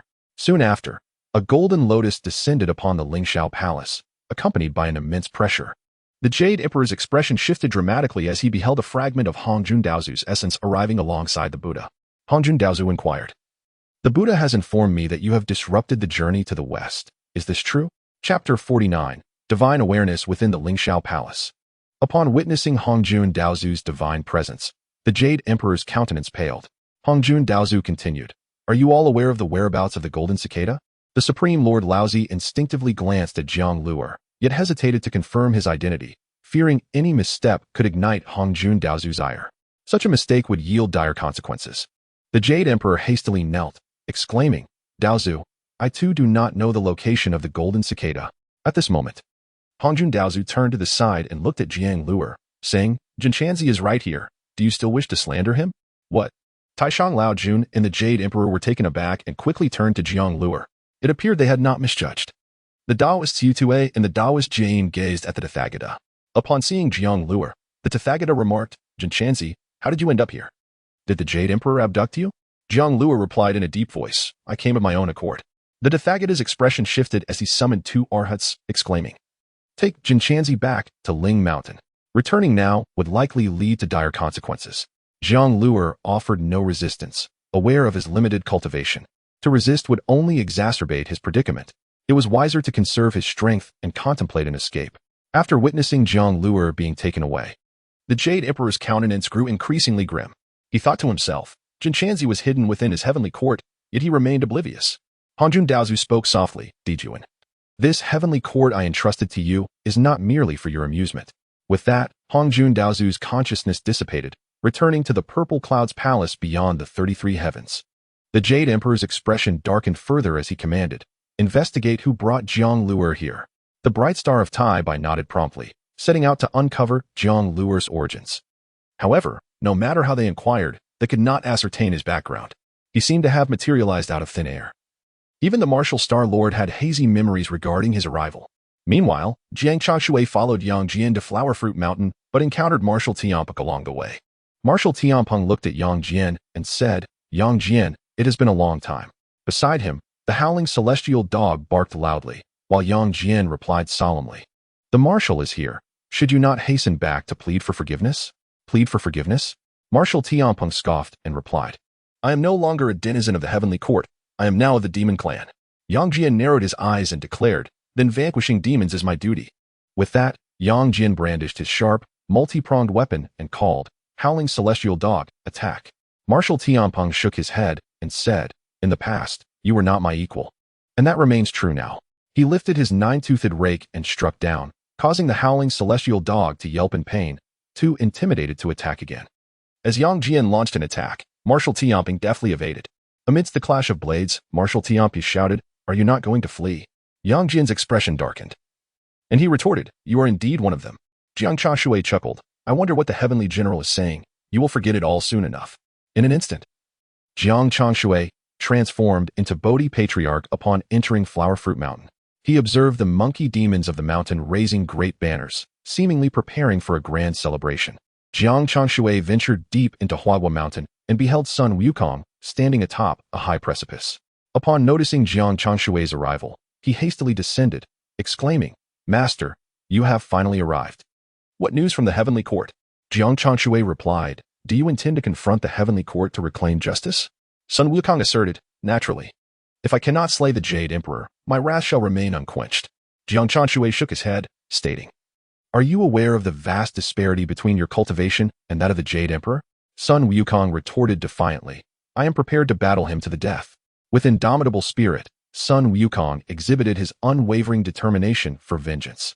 Jiang Changshui spoke gravely, "Yet, even if you were to perish, you would not lay a finger on the Jade Emperor, and those who follow you would also meet their demise. I, old Sun, can face him alone," he declared, a grin spreading across his face as he added, "But there is still you, master. Should I fall, I beseech you to look after my progeny." Wukong, "Though I am your master, I am ultimately of the human race. How could I support you in this?" Jiang Changshui's words bore profound weight. Hearing this, Sun Wukong's expression shifted to one of anxious disappointment, leaving him momentarily silent. Jiang Changshui placed a comforting hand on Sun Wukong's shoulder, saying, "We are not of the same kin. As Tiangong currently stands guard outside Huawa Mountain for your sake, you understand what you must do, do you not? Does Master imply that I should abandon my pursuit of the Jade Emperor?" Sun Wukong gazed intently at Jiang Changshui. Jiang Changshui shook his head, saying, "If you wish to slay him, I do not mind. However, I cannot allow chaos to reign across the three realms. Should the Jade Emperor perish, tumult shall ensue. Moreover, you are far too weak to defeat him." Observing Sun Wukong's defiance, Jiang Changshui chuckled, "My wish is for your survival. Since Master has spoken thus, why not give it a try?" With that, Sun Wukong brandished his golden staff, furiously swinging it towards Jiang Changshui. Yet, a resounding clash echoed as a formidable force interposed itself between them. This force reminded Sun Wukong of his infancy when he encountered a mountain, kicking it in frustration only to find that the mountain remained unmoved, while his foot ached painfully. This illustrates the chasm that lies between us. And while the Jade Emperor may not surpass me in strength, you still cannot best him. Jiang Changshui surveyed Sun Wukong, whose eyes glistened with unshed tears. A pang of compassion surged within Jiang Changshui. In a fit of rage, Sun Wukong lifted his golden staff and struck a nearby mountain, instantly reducing it to dust, leaving a flat expanse in its wake. With his fury finally abated, Sun Wukong knelt beside Jiang Changshui, pleading, "I implore you, Master, to guide your pupil. The mightiest among the three realms is the human race. You must undergo reincarnation to be reborn as a human and cultivate anew." Jiang Changshui paused momentarily, gazing at Sun Wukong, and inquired, "Do you wish to proceed?" Sun Wukong hesitated, pondering whether that would mean abandoning the demon clan. Jiang Changshui replied, "Do you not comprehend? With the cycle of reincarnation, all beings originate from the same source." Upon hearing these words, Sun Wukong bowed once more and declared, "Please, Master, take me to the underworld." Chapter 50. Within the Ghost Gate in the underworld, at the Ghost Gate, Jiang Changshui swiftly transported himself and Sun Wukong to their destination. In the distance, the Oxhead and Horseface guards observed the duo with curiosity. One appeared ethereal and divine, while the other exuded an aura of ferocity. How could they be together? The Oxhead approached, blocking Jiang Changshui and Sun Wukong's path, and inquired, "What brings you both to the underworld?" Meanwhile, the Horseface, studying the towering figure of Sun Wukong, felt a sense of familiarity. Could this be Sun Wukong? He exclaimed, taken aback and retreating several steps. The Oxhead finally recognized the figure before him. They had not been on duty in the underworld on the day of Sun Wukong's previous exploits, so they had only seen his portrait. Never did they expect to encounter the legendary monkey in person. "This is dire. Sun Wukong has returned. Someone, quickly, hide the Book of Life and Death. Hurry, summon the 10 Yama Kings, for we must not allow Sun Wukong to create chaos once more." In an instant, the underworld erupted into a frenzy. Yet, Jiang Changshui and Sun Wukong strolled calmly through the Ghost Gate, only to be approached by a formidable Rakshasa. Towering above them, the Rakshasa was, astonishingly, a true immortal. "Sun Wukong? So, you are merely a monkey." The Rakshasa cast a disdainful glance at Sun Wukong, drawing forth a curved blade. "Dare you engage in combat with me?" Sun Wukong glanced at Jiang Changshui, seemingly awaiting his command. However, the surrounding spirits mistook Sun Wukong's hesitation for fear in the presence of a Rakshasa over a meter taller than himself. Surely, if the Rakshasa King is here, Sun Wukong would not dare to act recklessly. They murmured, "Rakshasa King, eliminate this Sun Wukong and serve him as a feast for us." Hearing this, Jiang Changshui's attention shifted from the Chaos Pearl, where he had been observing the growth of spiritual plants, to the unfolding scene before him. At that moment, Sun Wukong could no longer contain himself. While he could tolerate insults directed at himself, any affront to his master was an invitation to death. "Master, may I take action?" he asked. Jiang Changshui nodded slightly and replied, "Do not go overboard." Having returned to the underworld, Jiang Changshui decided to complete the sign-in process once more. Thus, while Sun Wukong engaged in a contest with the Rakshasa King, Jiang Changshui proceeded to sign in at the underworld. In the blink of an eye, he arrived at the Yellow Spring Road. It remained unchanged, filled with countless wandering souls, yet the absence of Ksitigarbha Bodhisattva was notable. However, the sight of the blossoms of the other shore appeared more pleasing than ever before. Ding! Congratulations to the host for signing in at the Yellow Springs Road and receiving the ghostly eye of the Netherworld. Upon hearing the system's voice, Jiang Changshui felt a surge of joy in his heart. This ghostly eye of the Netherworld is a rare divine power, akin to the Haotian mirror, capable of perceiving events across the three realms. While it bears resemblance to the Eye of Insight, it is indeed far more potent. Could it be that this second sign-in yields even greater rewards than the first? Jiang Changshui's anticipation for the remaining sign-ins grew ever stronger. A fervent light ignited in his eyes as he proceeded to explore other realms of the underworld. Congratulations to the host for successfully signing in at the Nezha Bridge and obtaining the Stone of 3 Lifetimes. Congratulations to the host for signing in at the City of the Wronged and acquiring the soul-binding technique. After signing in at all the cities of the underworld, Jiang Changshui finally directed his gaze towards the palace within the city. That place was the Hall of Yama. During his previous visit, it seemed he had not acquired anything of value. He wondered what results awaited him this time. Moreover, these treasures were certainly not those he had overlooked during his last visit. They must have been resources replenished by the Heavenly Court after his departure. It was likely that the incident of Sun Wukong's audacious intrusion into the underworld had prompted the distribution of additional resources, especially following the demise of the ghost car. As Jiang Changshui pondered, he stepped into the Hall of Yama. At that moment, King Yama was engaged in discussions with Lu Pan, who was reprimanding a hasty and indiscreet ghostly messenger. How could Sun Wukong possibly come here? Do not shout at the sight of a monkey demon, Lu Pan admonished. Sun Wukong is currently under the watchful eyes of the Tathagata and the Jade Emperor, obediently traversing the western journey. How could he possibly arrive at this place? Do not incite panic among the denizens of the underworld. The ghostly messenger, however, found himself at a loss for words, attempting to explain yet being repeatedly interrupted by Lu Pan. Congratulations to the host for signing in at the Hall of Yama and receiving the Book of Life and Death. At this moment, Jiang Changshui glanced over and successfully completed his sign-in at the Hall of Yama. He was somewhat astonished to discover it was the Book of Life and Death, as he had believed such an artifact existed solely in legends. According to folklore from the Primordial era, there were 3 sacred tomes: the Heavenly Book, known as the Divine List, which was established by Jiang Zia during his rebellion against King Zhou of the Western Zhou; the Earth Book, the classic of mountains and seas, which documented the myriad demons and celestial beasts; and lastly, the Book of Life and Death, said to record the laws of life and death for all beings in the world. Originally a register in the underworld governing the lifespans of all souls, it had been lost, and consequently, King Yama had resorted to using replicas. However, it now appeared that the true artifact had been produced by the Jade Emperor. A satisfied smile spread across Jiang Changshui's face, only to be interrupted by the system's voice. The 3 sacred tomes are exceedingly rare, with no duplicates in existence. This insinuated the need for a counterfeit to avoid detection of any discrepancies.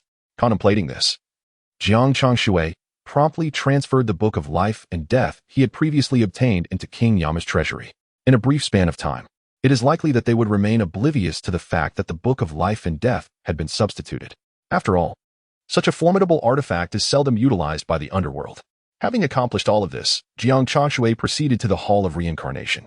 Congratulations to the host for successfully signing in at the Hall of Reincarnation, thus acquiring the Reincarnation Law. The Reincarnation Law? Jiang Changshui was momentarily taken aback, only to see an explanation. The Reincarnation Law is a celestial principle formed over many years through the cycles of reincarnation, capable of being cultivated into a powerful divine ability. Upon reading this, Jiang Changshui's eyes sparkled with excitement. If this law were cultivated to perfection, would it not imply that one could send all beings into reincarnation without the need for the Hall of Reincarnation? Such a divine ability would surely be beyond even the capabilities of Hongjun Daozu, would it not? As this thought crossed his mind, Jiang Changshui's expression grew fervent. What would happen if Hongjun Daozu were directly sent into reincarnation? He longed to witness the scene of Hongjun Daozu, with his cultivation depleted, exhibiting a furious demeanor. At that moment, the system's voice resonated once more. Congratulations to the host for completing the second sign-in at the underworld, earning 10,000 merit points, 16 fortune points, and a progress of 95 out of 100 in the evolution of Primordial Purple Chi. Seeing that the evolution was only 5% away from completion, Jiang Changshui felt a surge of joy. With the sign-in accomplished, it was time to return and seek out Wukong. Jiang Changshui swiftly appeared at the Ghost Gate. Chapter 51. Beastly creatures at the Ghost Gate. Countless ghost generals stood, including the infamous Black and White Impermanents and 5 great judges. They all wore grim expressions as they gazed toward the Ghost Gate. Jiang Changshui looked over and saw nothing but a flat expanse. It seemed the gate itself had vanished. Curiously, he inquired, "Dear ghostly friend, do you know where the Ghost Gate is located?" "It was right here." "But it was just smashed by the great sage equal to heaven, Sun Wukong," replied the ghost, his countenance darkened. Jiang Changshui, taken aback, rushed forward to find Sun Wukong seated amidst a pile of ruins, beneath which lay 17 or 18 corpses, all of them ghost generals from the underworld. Wielding his golden staff, Sun Wukong called out, "Who else dares to challenge me?" Just as Jiang Changshui was about to intervene, a distant roar echoed through the air. A nearby ghost cultivator shouted, "It is the Dijuan." Jiang Changshui looked up to see a colossal beast soaring toward them. This creature appeared extraordinarily peculiar, embodying a myriad of animal traits: a tiger's head, a single horn, dog-like ears, a dragon's body, a lion's tail, and the feet of a qilin. It resembled a child's erratic doodle, an amalgamation of various forms. Jiang Changshui recalled that the Dijuan was the steed of Ksitigarbha Bodhisattva, who he had already slain. How then? Was the Dijuan still present in the underworld? Moreover, judging by the expressions of the surrounding ghosts, it seemed they held it in some esteem. With a proud demeanor, the formidable Di Ting approached Sun Wukong and declared, "You audacious monkey, do you dare to create mischief in the underworld?" Upon uttering these words, Di Ting unleashed a massive banner, the Xianyuan water-controlling banner, a divine artifact of the Ksitigarbha Bodhisattva. In an instant, this banner ensnared Sun Wukong within its confines. Jiang Changshui subtly shook his head and remarked, "You should persuade it to cease. We wouldn't want to lose the master's relic." "What nonsense are you spouting, old man? Di Ting is the most powerful entity in the underworld," someone retorted. Indeed, since departing from the Ksitigarbha Bodhisattva, Di Ting had diligently cultivated his strength, now rivaling even that of Yama himself. The surrounding ghost cultivators clearly held the beast in high esteem. Seemingly hearing their murmurings, Di Ting proclaimed with great fervor, "Today, you shall witness the might of your grandfather, Di Ting." He then opened his mouth once more to release a golden net. This net, a treasured artifact from the Ksitigarbha Bodhisattva, could even ensnare golden immortals. Jiang Changshui recognized the extraordinary nature of the net, but remained unfazed. For Sun Wukong had reached the pinnacle of the Deluo golden immortal realm. A thunderous boom resonated from within the layers of the banner and the golden net, followed by a sharp tearing sound as Sun Wukong burst forth, having rent the two treasures asunder.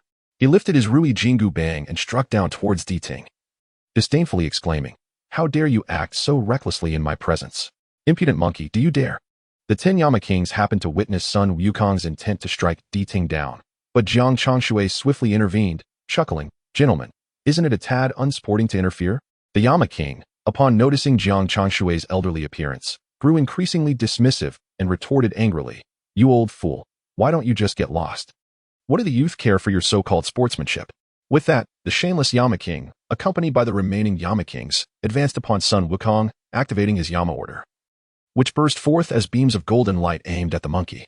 Jiang Changshui raised his hand to block the Yama order and smiled, "If that is the case, then I shall abandon all pretenses. You may subdue that monkey. I will take care of this old man." King Qin Guang stepped forward, brandishing his artifact to shield Jiang Changshui. The 9 Yama Kings, poised to advance, were once again halted by Jiang Changshui. He stated, "Why not all 10 of you come at once?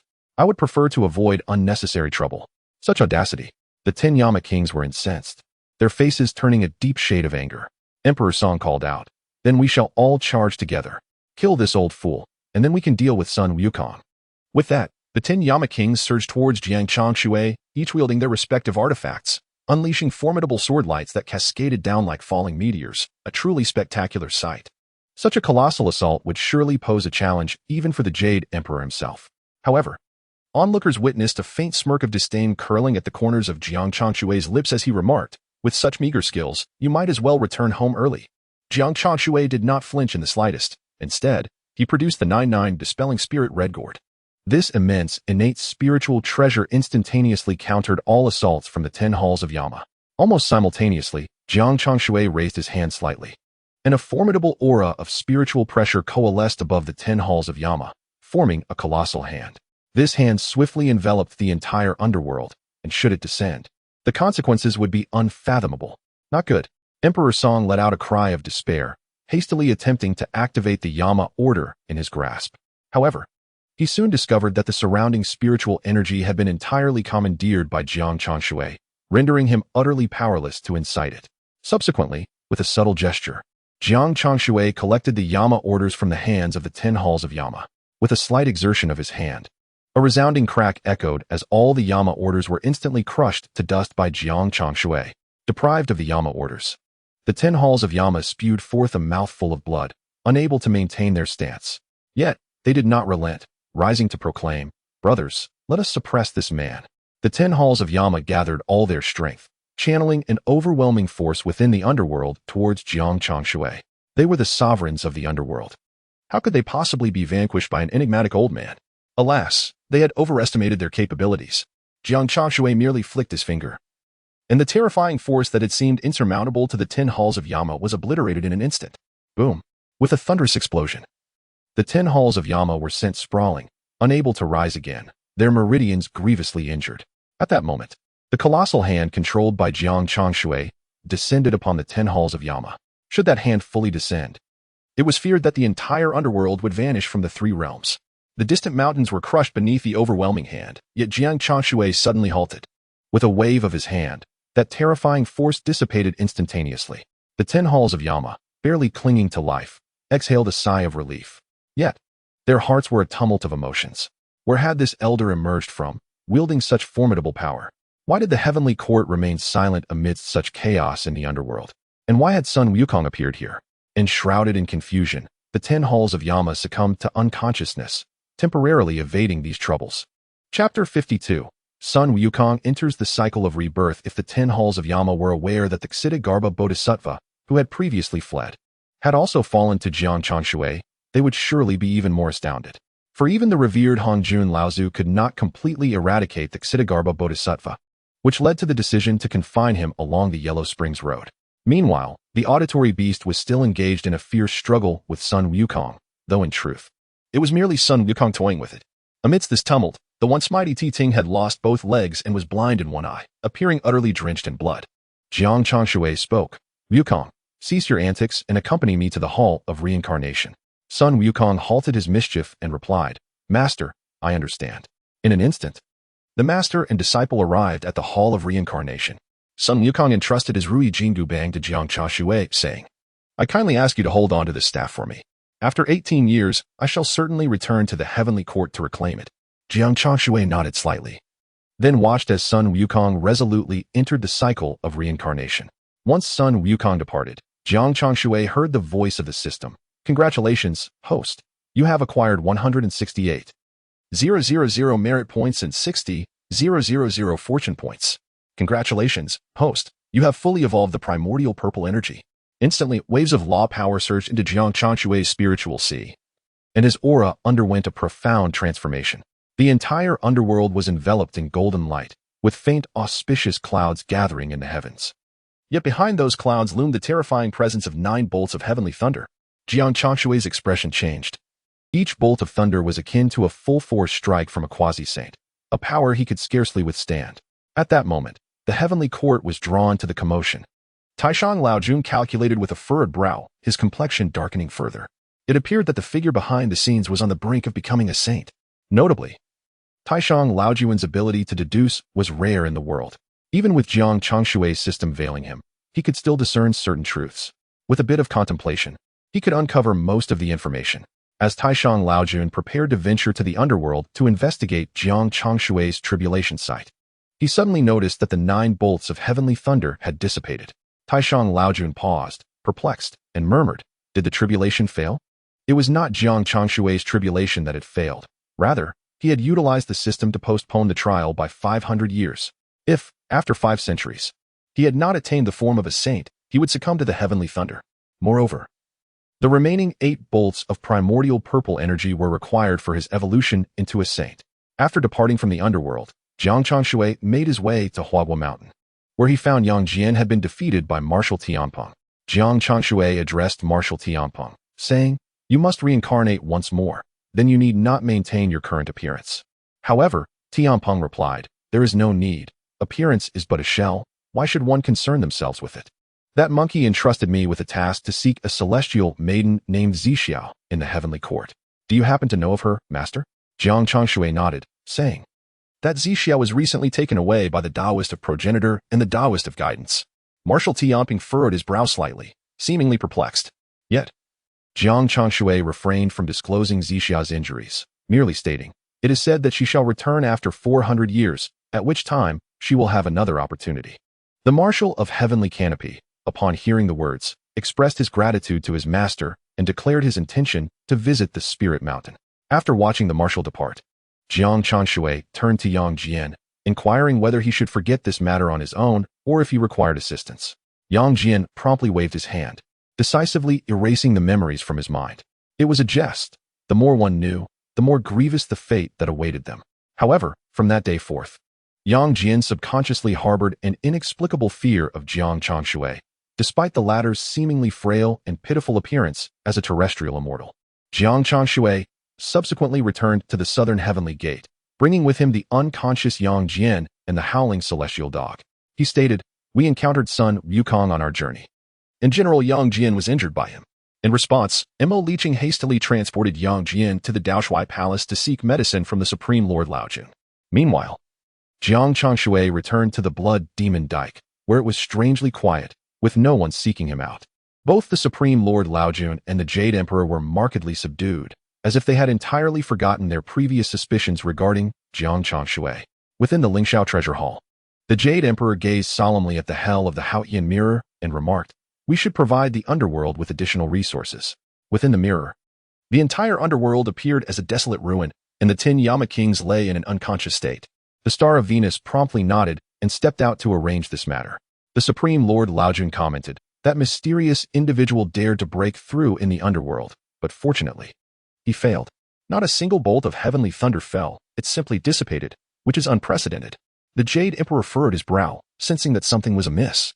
The Supreme Lord Li Jing continued, "I have visited the site. There were no traces left behind, not even a single magical artifact. Thus, he remains alive, though his whereabouts are unknown."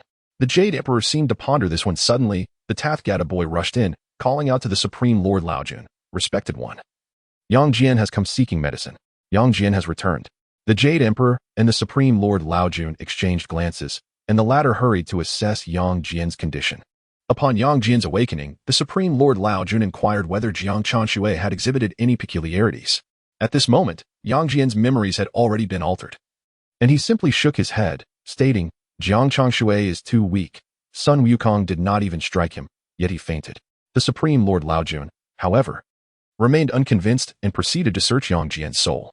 Following the soul-searching, Yang Jian fell back into unconsciousness. The Supreme Lord Li Jing furrowed his brow and instructed the Tathgata boy, "Fetch the 9-turn golden elixir and administer it to General Yang Jian." The Tathgata boy nodded vigorously.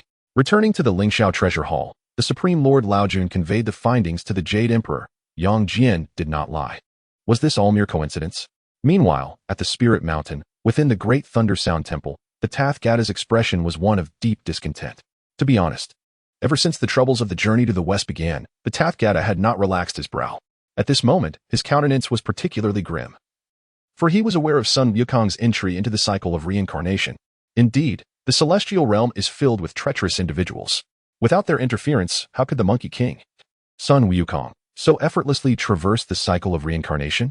The bagged Arhut stepped forward in anger, while Avalokiteshvara and Lingji Bodhisattva dared not utter a word. They bore a significant portion of the blame for the calamity that befell the journey to the west, wishing only to remain unnoticed, preferably as if they did not exist at all. Chapter 53, The Fate of Sun Wukong Within the Confines of Lane Temple. All the Arhats and Bodhisattvas held their breaths in silence. Buddha, the foremost priority is to ascertain the whereabouts of Sun Wukong, for only then can we resume our journey. The contemplative Arhat finally spoke, his voice calm. The other Arhats regarded him with admiration. Truly, he was the contemplative Arhat, achieving what they dared not attempt. They all understood that finding Sun Wukong was of utmost importance. However, in the current world, there were two individuals most adept at divination.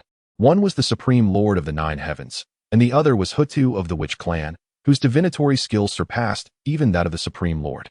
Furthermore, he had perfected the laws of reincarnation. Regrettably, the Witch Clan had suffered a grave betrayal at the hands of Buddhism in the past, and now it seemed unlikely that they would offer assistance. It would be fortunate if Hutu did not take advantage of their misfortune. Thus, this was the reason behind the Arhat's silence. When an avalanche occurs, no snowflake is innocent. Buddhism had once rejoiced at the downfall of the Witch Clan. Meanwhile, the contemplative Arhat continued. Only by bringing Sun Wukong back to continue the journey to the west can Buddhism rise once more. We need only to find one who has perfected the laws of reincarnation to assist us. Alternatively, we could employ the 3 live stone. Upon hearing the words of the contemplative Arhat, the Tathagata grew increasingly agitated. Just when he thought he had retrieved Jin Chanzi, Sun Wukong had vanished. Surely, the celestial realm was deliberately complicating their plight. Yet, the celestial realm still possessed a quasi-saintly figure. Otherwise, the Tathagata would have already led an assault against them, prepared to confront the celestial realm in a battle to the death. Contemplating this, the Tathagata regained his composure and declared, in that case, Avalokiteshvara and Lingji, accompany me to the 33 heavens. Beyond the 33 heavens, in the midst of chaos, two Taoists sat, the guide Taoist and the quasi-guide Taoist. At that moment, the Tathagata, along with Avalokiteshvara and Lingji, approached the two Taoists and commanded, "Kneel before me." Avalokiteshvara and Lingji hastily complied. The Tathagata continued, "Master, I acknowledge my error and have come to seek forgiveness." The guide Taoist and the quasi-guide Taoist exchanged glances, seeming perplexed by the unfolding situation. The Tathagata explained, "I entrusted Avalokiteshvara and Lingji with the responsibilities of the journey to the west, yet it has led to Jiang Changshui's estrangement from Buddhism. Sun Wukong's entry into the cycle of reincarnation and the whereabouts of Zhu Beiji remain shrouded in mystery.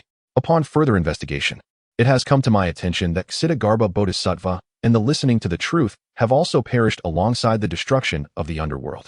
At this juncture, the Tathagata knelt and lamented, "I have failed to meet my master's expectations and squandered the opportunity for the revival of Buddhism. Please, master, impose your punishment upon me." Witnessing the Tathagata's profound remorse, Avalokiteshvara and Lingji felt a heightened sense of trepidation, bowing their heads in silence. Meanwhile, the Taoist Zhuan and the Taoist Jiang sighed, saying, "We have long anticipated that this matter would not conclude favorably, which is why we have sought out the whereabouts of Sun Wukong for you." The Tathagata raised his gaze and responded, "However, Jiang Changshui has already severed his ties with the Buddhist order. Jiang Changshui, having been enlightened through Buddhism, was born of the Buddha's words and would ultimately perish within them. His journey in this life, known as the journey to the west, is one he must undertake." The Taoists Zhuan and Jiang each recounted the events, and the Tathagata felt a sense of relief, turning his attention to Avalokiteshvara and Lingji. They promptly bowed, pleading, "Respected ancestors, please reveal to us the whereabouts of Sun Wukong." Alas, they were informed, Sun Wukong is currently in the city of Jiankong in the southern Liang, sequin with a 7-star birthmark on his foot. Upon hearing this, Avalokiteshvara and Lingji were filled with joy. After expressing his gratitude, the Tathagata led them back to Mount Ling. He stated, "This is your final opportunity. Should you fail again, do not return." At these words, Avalokiteshvara and Lingji turned pale yet responded earnestly, "We understand, master." Having said this, the two descended to the mortal realm en route to southern Liang. Once they departed, the Tathagata entered the underground palace of the great Thunder Sound Temple, where he beheld an ancient green lamp. With a subtle exertion, he toppled the lampstand. After some time, a figure clad in purple appeared from within the lamp. She sat in confusion, pondering her identity, until she noticed a sword on the ground accompanied by a note. "You are Zixia. You and your sister Qinxia are the wicks of this solitary lamp, intertwined for centuries. You must escape from Mount Ling and venture to the human realm to seek your destined partner, bringing them back to Mount Ling." With this revelation, Zixia took the sword and departed from Mount Ling. Congratulations, host, on successfully signing in at the Lingxiao Treasure Hall, thus acquiring the third aspect of the heavenly law, the aspect of hell. A surge of white light flooded into Jiang Changshui's mind, granting him instant mastery over the hell aspect. After gaining this control, Jiang Changshui observed Meng Dahai approaching, exclaiming, "Master, I have ascended to the realm of the great Luo Golden Immortal." Now, Meng Dahai had become a celestial general in the heavenly court, exuding an imposing presence, yet still exhibiting great deference before Jiang Changshui. He recognized that, regardless of his own advancement, his master had remained at the earth immortal level for many years. Nonetheless, each time Meng Dahai encountered Jiang Changshui, he noted that his master was engaged in cultivation. This led him to conclude that the countless spiritual energies entering Jiang Changshui's body were akin to stones sinking into the ocean, eliciting no discernible reaction. Meng Dahai merely assumed that Jiang Changshui possessed an extraordinarily vast spiritual sea, rendering these energies inconsequential. He indeed guessed quite accurately. Jiang Changshui glanced at Meng Dahai and nodded slightly, saying, "I understand. Once you reach the golden immortal stage, diligent cultivation will inevitably lead you there." Meng Dahai continued, "Recently, it seems that the Western Tathagata has discovered the whereabouts of Sun Wukong. My disciple has been tasked with searching for him in the mortal realm." Jiang Changshui did not expect Meng Dahai to bring such valuable information. Calculating carefully, it has been nearly 16 years since Sun Wukong entered the mortal realm. I wonder if he has been cultivating earnestly. After further contemplation, a smile appeared on Jiang Changshui's face, There seems to be a fateful connection. Yet, the more he calculated, the stranger it became. This fate was somehow linked to both the Western Spirit Mountain and the Heavenly Court. Meng Dahai, I wish to accompany you to the mortal realm, Jiang Changshui suddenly expressed, sensing something amiss. Meng Dahai promptly nodded, a hint of surprise in his voice. I will make the arrangements at once. Upon hearing Meng Dahai's request, the Star Lord of the Wu Tzu tightened his brows. Does Jiang Changshui truly wish to venture into the mortal realm? Is it not you who urged him to do so? No wonder the Wu Tzu Star Lord found this peculiar. Jiang Changshui had always been a carefree individual, and such an active desire to experience the mortal realm was more astonishing than the sun rising in the west. Chapter 54. The Reunion of Zixia and Wukong Star Lord. Let us allow Jiang Changshui to embark on this journey, Meng Dahai pleaded once more. The Wu Tzu Star Lord, upon hearing this, could only nod in agreement, instructing Meng Dahai to keep a close watch on Jiang Changshui. The Wu Tzu Star Lord cautioned, the mortal realm is currently plagued by demons and turmoil. The Tang dynasty is in decline, its national fortune devoured by malevolent forces. You must tread carefully. Meng Dahai nodded earnestly, and the Wu Tzu Star Lord felt somewhat reassured. After receiving the Star Lord's consent, Meng Dahai took Jiang Changshui to the mortal realm. However, on their journey, the celestial soldiers were surprised to see Jiang Changshui joining their ranks. Li Jing remarked, Meng Tianjiang, isn't it excessive to bring Jiang Changshui along? Since the failed scheming hundreds of years ago, Li Jing had been plagued by lingering concerns. Yet, witnessing Jiang Changshui surrounded by an increasing number of companions left him feeling powerless. Moreover, his previous attempt to abduct the fairy Zixia to coerce Jiang Changshui had ended in failure, and he couldn't even recall what had transpired upon waking. For Li Jing, his fear of Jiang Changshui only deepened, yet his greed remained unabated. Meng Dahai cast a glance at Li Jing, stating, Jiang Changshui's journey to the mortal realm is a decision made by the Wu Tzu Star Lord. If you find anything amiss, please address it with him. Meanwhile, Jiang Changshui smiled warmly at Li Jing, exuding an almost disarming gentleness. This only fueled Li Jing's irritation, yet he could only swallow his anger. Once they reached the mortal realm, he would see how to deal with Jiang Changshui. Jiang Changshui's purpose for venturing into the human realm was to bestow the Rui Jinggu Bang upon Sun Wukong. However, the appearance of Sun Wukong's reincarnation remained a mystery, even to the likes of Buddha. Moreover, the Buddhist sect did not entirely intend for us to assist them, nor did they disclose the characteristics of Sun Wukong's reincarnation. This ambiguity further compounded our difficulties in locating him. The several heavenly soldiers present wore expressions of concern. Jiang Changshui remarked, it is quite simple. You need only seek a man bearing the 7 stars birthmark on his foot. How do you know this? The heavenly soldiers inquired, gazing at Jiang Changshui with intrigue, anticipating an explanation. After a moment of contemplation, Jiang Changshui thought to himself that he could hardly reveal his admiration for the Star Master. Gentlemen, we have arrived in Naoyang, Meng Dahai announced. Jiang Changshui turned his gaze towards the mist below, where a vast city lay upon the earth. Yet, the landscape was a plain, devoid of any desert or barren land. Jiang Changshui stated, he is not here. He must be upstream along the Yellow River, in the northwest vicinity. The demon realm lies in that direction, a place Sun Wukong specifically chose for his reincarnation. He would not remain in the heart of Central Plains, as that region is under the dominion of the Heavenly Court and Buddhism. It would be inconvenient for him to cultivate there. Meng Dahai responded, let us head towards the northwestern desert. Li Jing interjected, do you believe everything he says? Meng Dahai replied, if you do not trust him, you may remain here. Even searching separately would enhance our chances. Li Jing nodded in agreement.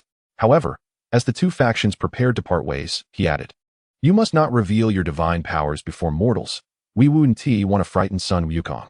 Li Jing assumed that Sun Wukong's reincarnation lacked memories. Yet, he was unaware that Sun Wukong had not traversed the Naiha Bridge during his reincarnation and thus had not consumed the Mangpa soup.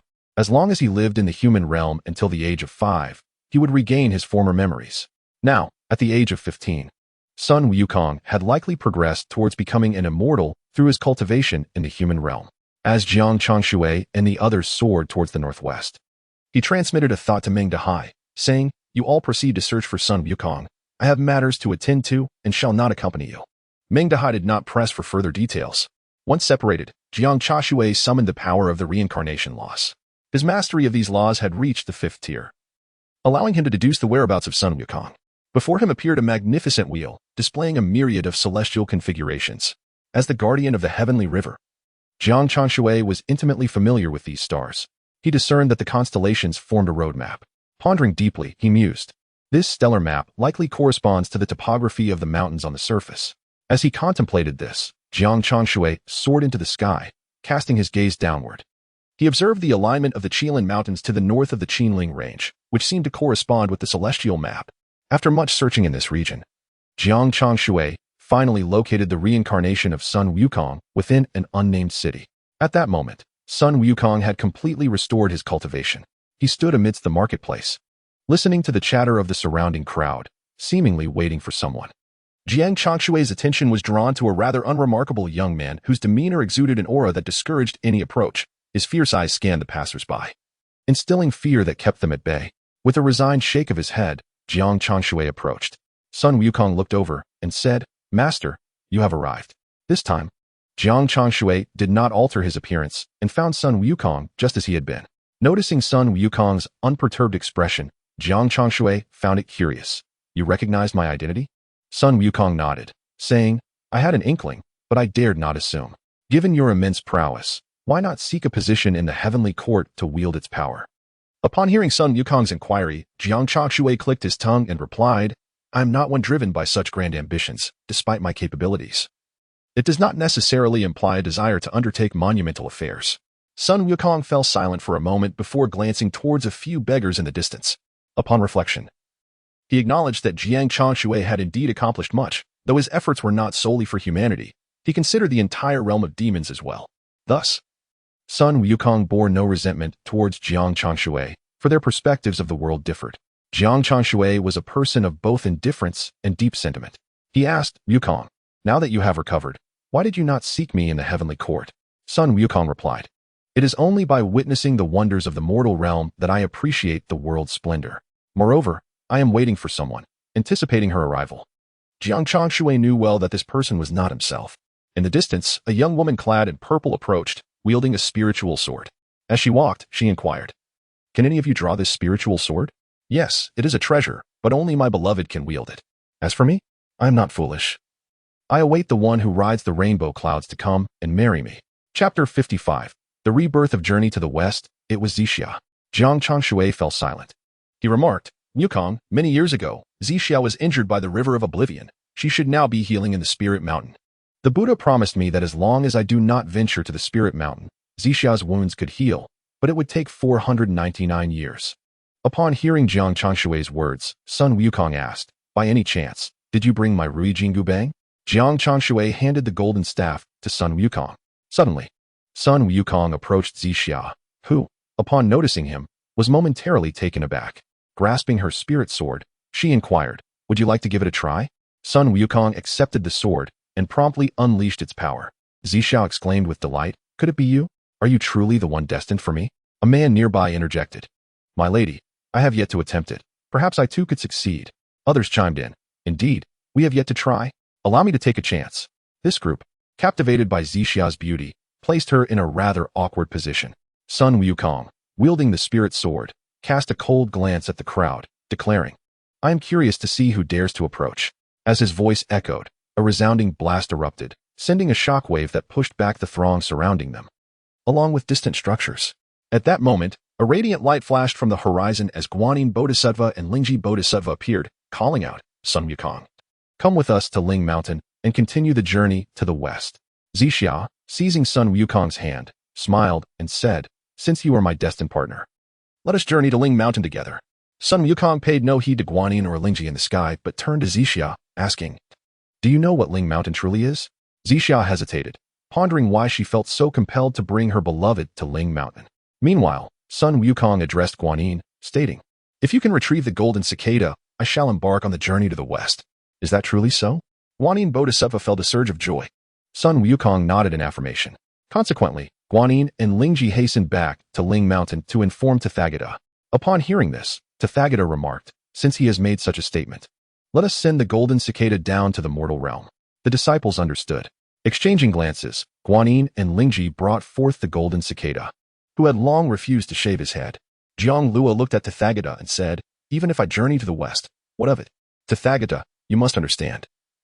A forced endeavor bears no sweetness.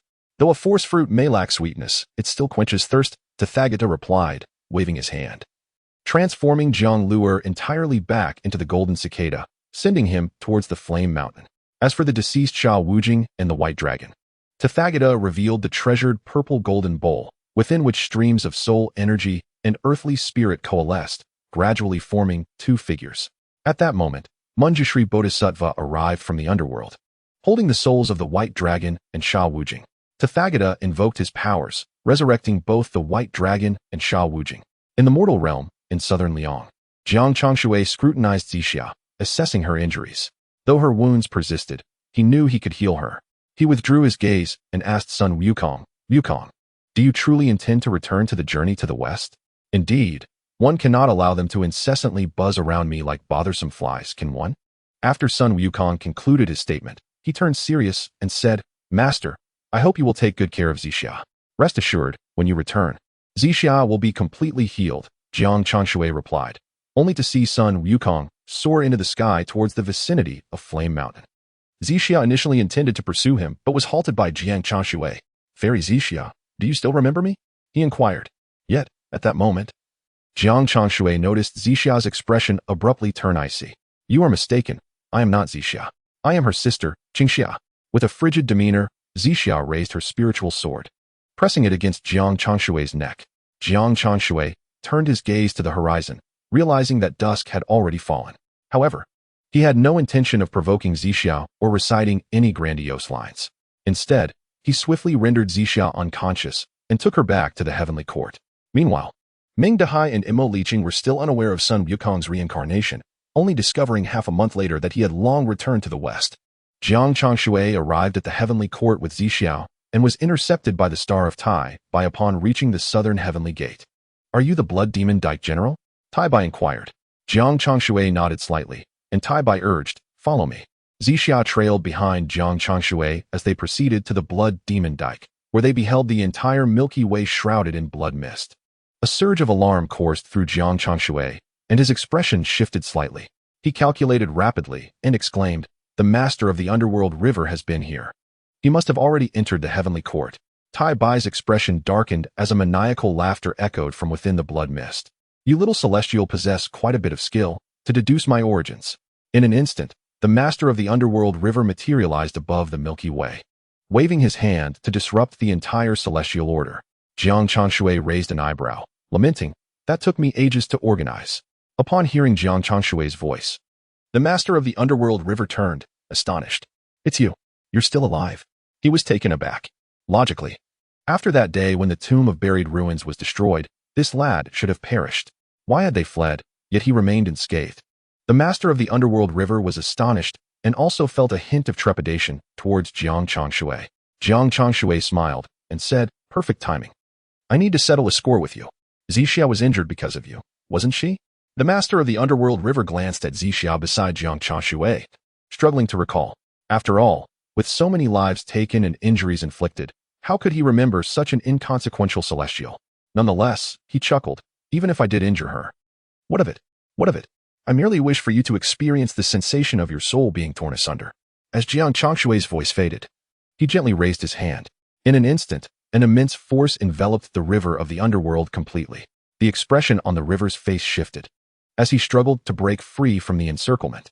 Tai Bai Jinxing, standing nearby, was left dumbfounded. Could this be the ancestor of the river?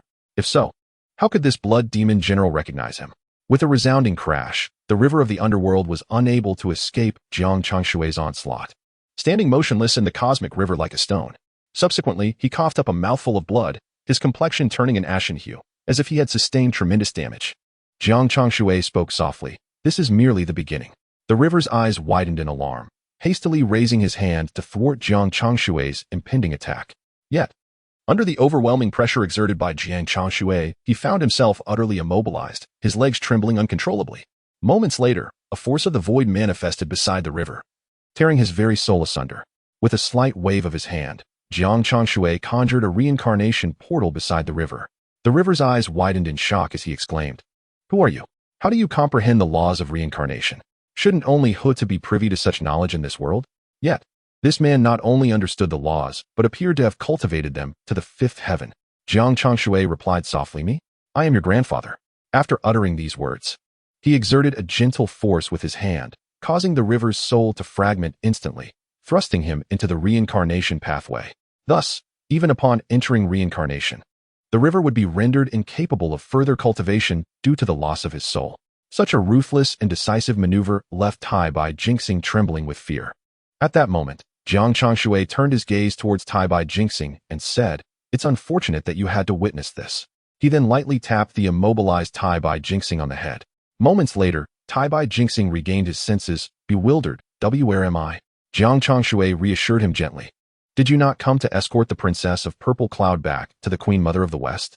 Zixia, standing to the side, blinked in surprise. Bai Jing waved his hand dismissively. "Such a task is beyond my capabilities. I leave it to you." Jiang Changshui accepted and set forth with Zixia towards the Yaoqi, where the Queen Mother of the West resided.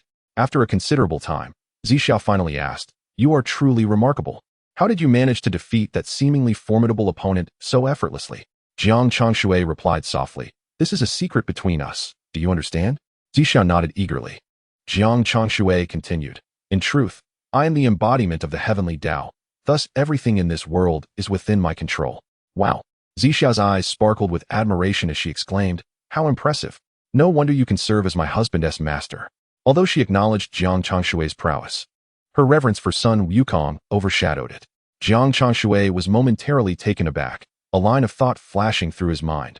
The jester is indeed myself. In an instant, they arrived at the western mountain Yaoqi. "Congratulations, host, for signing in at Yaoqi and receiving the 9,000-year peach." Jiang Changshui tucked the peach away and glanced at Zixia. At this moment, having undergone Jiang Changshui's sealing, Qing Xiao would not emerge for the time being. Yet, Zixia appeared somewhat daft, considering this was not entirely adverse. Jiang Changshui entrusted Zixia to several celestial maidens of the Queen Mother of the West. One of the maidens remarked, "You finally returned. The goddess has been quite anxious. Are you my sister? You are truly beautiful, seeming far gentler than my sister Qing Xia." Zixia foolishly followed the maiden away. Only then did Jiang Changshui return to the Blood Demon Dike. Meanwhile, at the Western Spiritual Mountain, the Tathagata summoned all the Arhats and Bodhisattvas to discuss the reboot of the journey to the West. Guanyin Bodhisattva and Lingji both breathed a sigh of relief. With the reboot, they would not face demise nor be cast down to the mortal realm alongside the dragon-subduing Arhat. Seated in the position of honor, the Tathagata spoke softly. "This time, during the journey to the West, you must all exercise strict vigilance to prevent the past from repeating itself." At that moment, Guanyin Bodhisattva and Lingji Bodhisattva exchanged glances, both perceiving a spark of divine light in each other's eyes. "Look, the fortune manifesting in the Destiny Jade Plate is beginning to change." All the Arhats and Bodhisattvas turned eagerly to gaze, their eyes filled with anticipation. Has the transformation begun so soon? The return of Sun Wukong to the journey to the West heralded a future brimming with fortunes and merits for the entire Western paradise. Yet, the extent of this increase remained uncertain. What they did know was that any alteration in the Destiny Jade Plate signified that everything was under control. "Excellent. Congratulations to our Buddha, the Tathagata, on his imminent ascension to sainthood." The Arhats and Bodhisattvas were overwhelmingly excited, lifting their heads to convey their congratulations to the Tathagata. This was destined to be a monumental stroke of fortune and great merit, propelling the Tathagata towards becoming a saint. Henceforth, they in the Western paradise would stand above the heavenly court, wielding the merits of the mortal realm in their grasp. This was a grand chess game. Now in the throes of transformation, the myriad patterns upon the Destiny Jade Plate stirred to life, evolving into wondrous designs. The runes flowed, the laws shifted. Steeped in profound mystery, under the expectant gazes of all the Buddhas, this was part of the fortune destined for the Buddhist realm. "Ladies and gentlemen, behold." The Bodhisattva Guanyin speaks softly, her expression filled with excitement. This is the culmination of years of arduous effort, nearly resulting in her being cast down to the mortal realm. Fortunately, all these endeavors have not been in vain. In the eyes of Guanyin, the celestial jade disk shimmers with a turbulent golden aura, quivering violently, even showing signs of expansion. However, just as that golden halo was about to fully enlarge, it shattered instantaneously. What is happening? The assembly was momentarily stunned, still trying to grasp the situation, when they witnessed the aura rise once more. Such fluctuations are to be expected. It shall stabilize in due course. Guanyin hurriedly wiped the cold sweat from her brow, releasing a sigh of relief. Yet, to her dismay, the aura transformed again, rising with fervor before dissipating in an instant. This time, Not only did it fail to enhance the fortunes of the Buddhist realm, but it also severely diminished the existing fortunes. All the arhats and bodhisattvas were left dumbfounded. What is the meaning of this? Why has the fortune of the Buddhist realm declined instead? The assembly exchanged glances, their expressions filled with trepidation as they timidly raised their eyes to the Tathagata above. Guanyin was momentarily taken aback, her complexion paling instantly. Even her grip on the jade vase tightened reflexively, drenched in cold sweat, nearly causing her to drop it. The Tathagata spoke solemnly. Guanyin, do you have any explanations? Guanyin, striving to maintain her composure, focused intently on the fortunes reflected on the jade disc. Buddha, some fluctuations are quite normal. Chapter 57, The Diminishment of Buddhist Fortunes. Crack. Before Guanyin could finish her sentence, the orb of light, symbolizing the Buddhist fortunes, was once again sharply reduced. Simultaneously, within the grand hall, countless arhats, suffering from the depletion of their merits, suddenly coughed up blood. An eerie silence enveloped the entire hall. Countless accusatory glances fell upon Guanyin and Li Jing, as if inquiring, "Little brother, what is going on?" Guanyin quickly knelt down, drenched in cold sweat, exclaiming, "Buddha, I truly do not know what has transpired." Beside her, Li Jing Bodhisattva hastily shouted, "Clearly, Sun Wukong has resumed his journey to the west, escorting the golden cicada to the spirit mountain." At that moment, the Tathagata pondered and confirmed that, indeed, Sun Wukong was journeying with the golden cicada. The multitude of Buddhas wore baffled expressions. If everything proceeded as planned, why then had the fortunes of the Buddhist realm been diminished? Moreover, why had their merits been depleted? What was happening? A profound silence blanketed the great Thunder Sound Temple. None could fathom the current predicament, their brows furrowed in distress. Among them, Guanyin and Li Jing appeared the most anxious. If this matter is not handled well, the entire responsibility will rest upon them. At this moment, the two individuals deeply regret having accepted this task, initially believing it to be an opportunity for fortune and merit, a pathway to advancement. Who could have anticipated such a significant upheaval? Just then, the fateful jade tablet stirred once more, and the fortune of the Buddhist realm mysteriously diminished again. Witnessing this scene, all the arhats were taken aback, cold sweat beading on their brows. They understood that someone was in trouble, potentially dragging others down with them. What on earth is happening? Is there an issue on the journey to the west? After a long silence, the Tathagata inquired solemnly. What was once expected to be a tremendous surge of fortune now appeared to be a severe reduction. The Bodhisattva Guanyin's face turned pale as she knelt, trembling. "Buddha, I truly do not know. Everything seemed to align closely with your plans." Guanyin stammered in a panic. "Are you implying that the source lies with me?" The Tathagata's voice was low, his expression darkening. Hearing this, Guanyin felt as if she might vomit blood. That was not her intention at all. At that moment, Li Jing suddenly interjected. "At that time, we also saw another person by Sun Wukong's side, seemingly a celestial soldier. Could it be that soldier causing the disruption?" "Ah, indeed, it is a conspiracy of the heavenly court." The Tathagata, filled with wrath, immediately commanded all the arhats and bodhisattvas to venture to the heavenly court and uncover the individual responsible. However, the contemplative arhat stepped forward and said, "Buddha, this matter may not be so simple." The other arhats gasped in surprise, acknowledging the courage of the contemplative arhat to speak up at such a moment. The Tathagata, though not entirely losing his composure, inquired, "Pray, elaborate." The contemplative arhat replied, "In our previous visits, neither the Jade Emperor nor the Supreme Lord acknowledged anything. This time, let us first seek evidence. With irrefutable proof in hand, we can then turn to the Grand Master Hongjun for resolution. Even the Jade Emperor and the Supreme Lord cannot deny it." Upon hearing this, the Tathagata found the reasoning sound. Thus, he commanded, "From this day forth, you shall scour the three realms for this individual and unearth that reckless celestial soldier." Yes, the gathered arhats and bodhisattvas nodded vigorously. Guanyin and Li Jing exchanged glances, sighing. We narrowly escaped another calamity. Meanwhile, within the Hall of Supreme Harmony, the Jade Emperor and the Supreme Lord were observing the situation in the Lingshan through the Haotian mirror, just as the fateful jade tablet began to shift. The Star of Taibai remarked, "At last, the Buddhist realm seems to have fortune on its side. However, the demon realm is completely under our control, rendering this journey to the west of little consequence to us. Should the Buddhist realm succeed, they will undoubtedly bring forth considerable troubles in the future." The Jade Emperor and the Supreme Lord frowned slightly. However, at this moment, the fluctuations of fortune and merit within the Jade Disk of Creation were evident. Ultimately, it resulted in a direct diminishment of the entire Buddhist sect's fortune, causing even countless arhats and bodhisattvas to cough up blood due to the depletion of their merits. The Star of Tai chuckled, exclaiming, "Ha ha ha! Heaven aids our celestial court.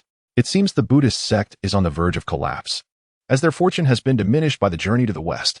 The Jade Emperor and the Supreme Old Lord exchanged glances, their lips twitching slightly, suppressing their laughter, yet feeling somewhat perplexed that this shift in fortune and merit did not involve them. It appeared there were mysteries afoot. The Star of Tai instructed to send someone to the Western Paradise to inquire about the situation. The Jade Emperor waved his hand decisively, issuing the command. Tai paused, questioning, "Might it be that the West does not welcome us?" "Indeed, Your Majesty," responded the Supreme Old Lord, narrowing his eyes slightly. "We must find a pretext to approach." The Jade Emperor replied nonchalantly, "In that case, let Yang Jian lead a group, under the guise of congratulating the Tathagata in the West on achieving his desires." Tai was taken aback, hastily bowing in acquiescence, pondering to himself, "Your Majesty, this seems rather disrespectful. Is this not a slap in the face to the Tathagata in the West?" Yet, he found the situation intriguing. Thus, Tai exited to convey this message to Yang Jian. Yang Jian, unfazed, gathered the heavenly soldiers and set forth. However, as they drew closer to the west, an unsettling feeling grew within him. Why were the demons beneath the sacred mountain so rampant? Why was the sky above the sacred mountain shrouded in ominous clouds? Upon entering the Grand Thunder Sound Temple, Yang Jian finally beheld the Tathagata. He announced, "I am Yang Jian from the Heavenly Court, here by the decree of the Jade Emperor to congratulate the Tathagata on realizing his aspirations." As his words fell, the heavenly soldiers presented their ceremonial gifts to a nearby arhat. Yet, for reasons unknown, the inhabitants of the sacred mountain appeared rather dull. He had come to offer gifts. Yet these monks exhibited no reaction, and there was even a hint of hostility in their gazes. The Tathagata spoke, "You may return and inform the Jade Emperor that the final victor remains uncertain." Yang Jian, bewildered, thought, "I have come to bestow gifts, yet you bid me return with a challenge?" The Tathagata continued, "The journey to the west is an inevitable tide, and you cannot remain arrogant for long. When the heavens turn against you, all your actions will merely be fleeting shadows." Upon hearing these words, even the dim-witted Yang Jian understood that something significant had transpired, and the people of the West harbored considerable discontent towards the heavenly court. Yang Jian replied gently, "If the Buddha has the time, please do address the demons at your mountain gate. If you are unable, we shall gladly assist."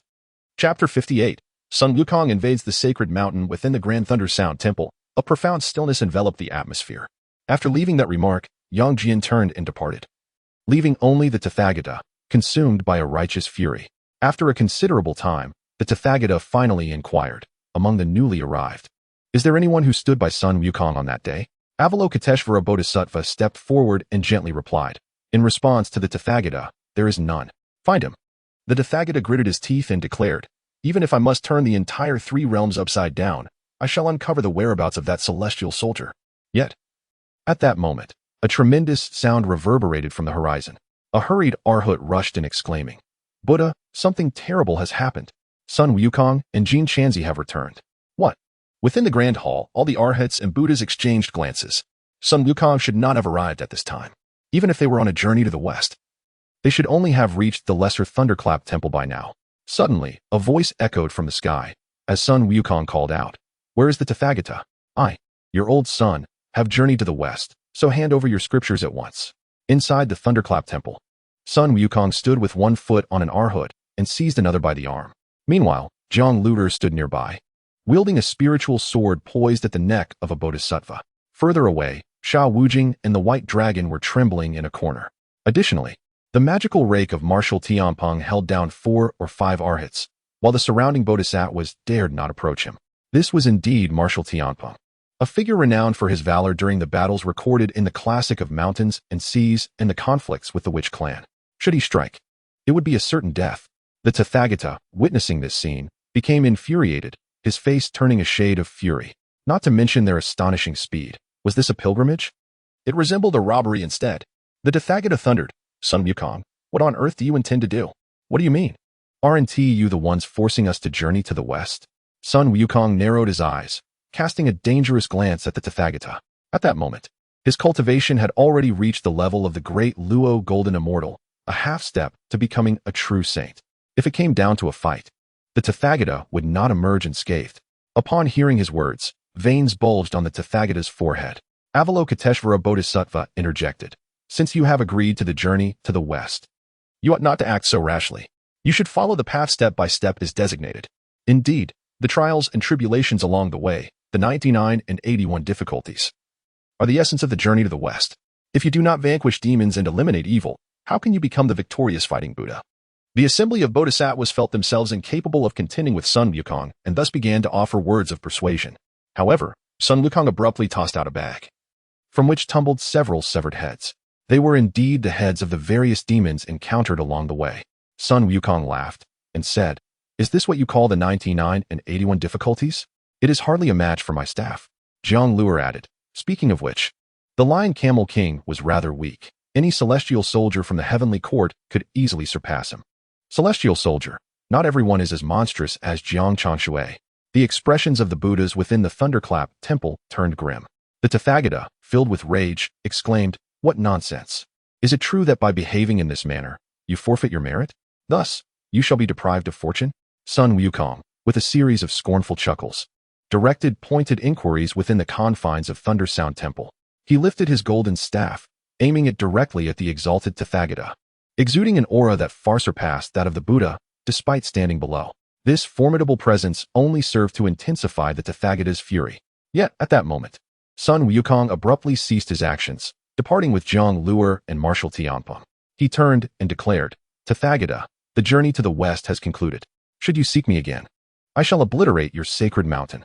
As for these two inept individuals, I shall leave them to you as a memento." With that, Sun Wukong and his companions vanished.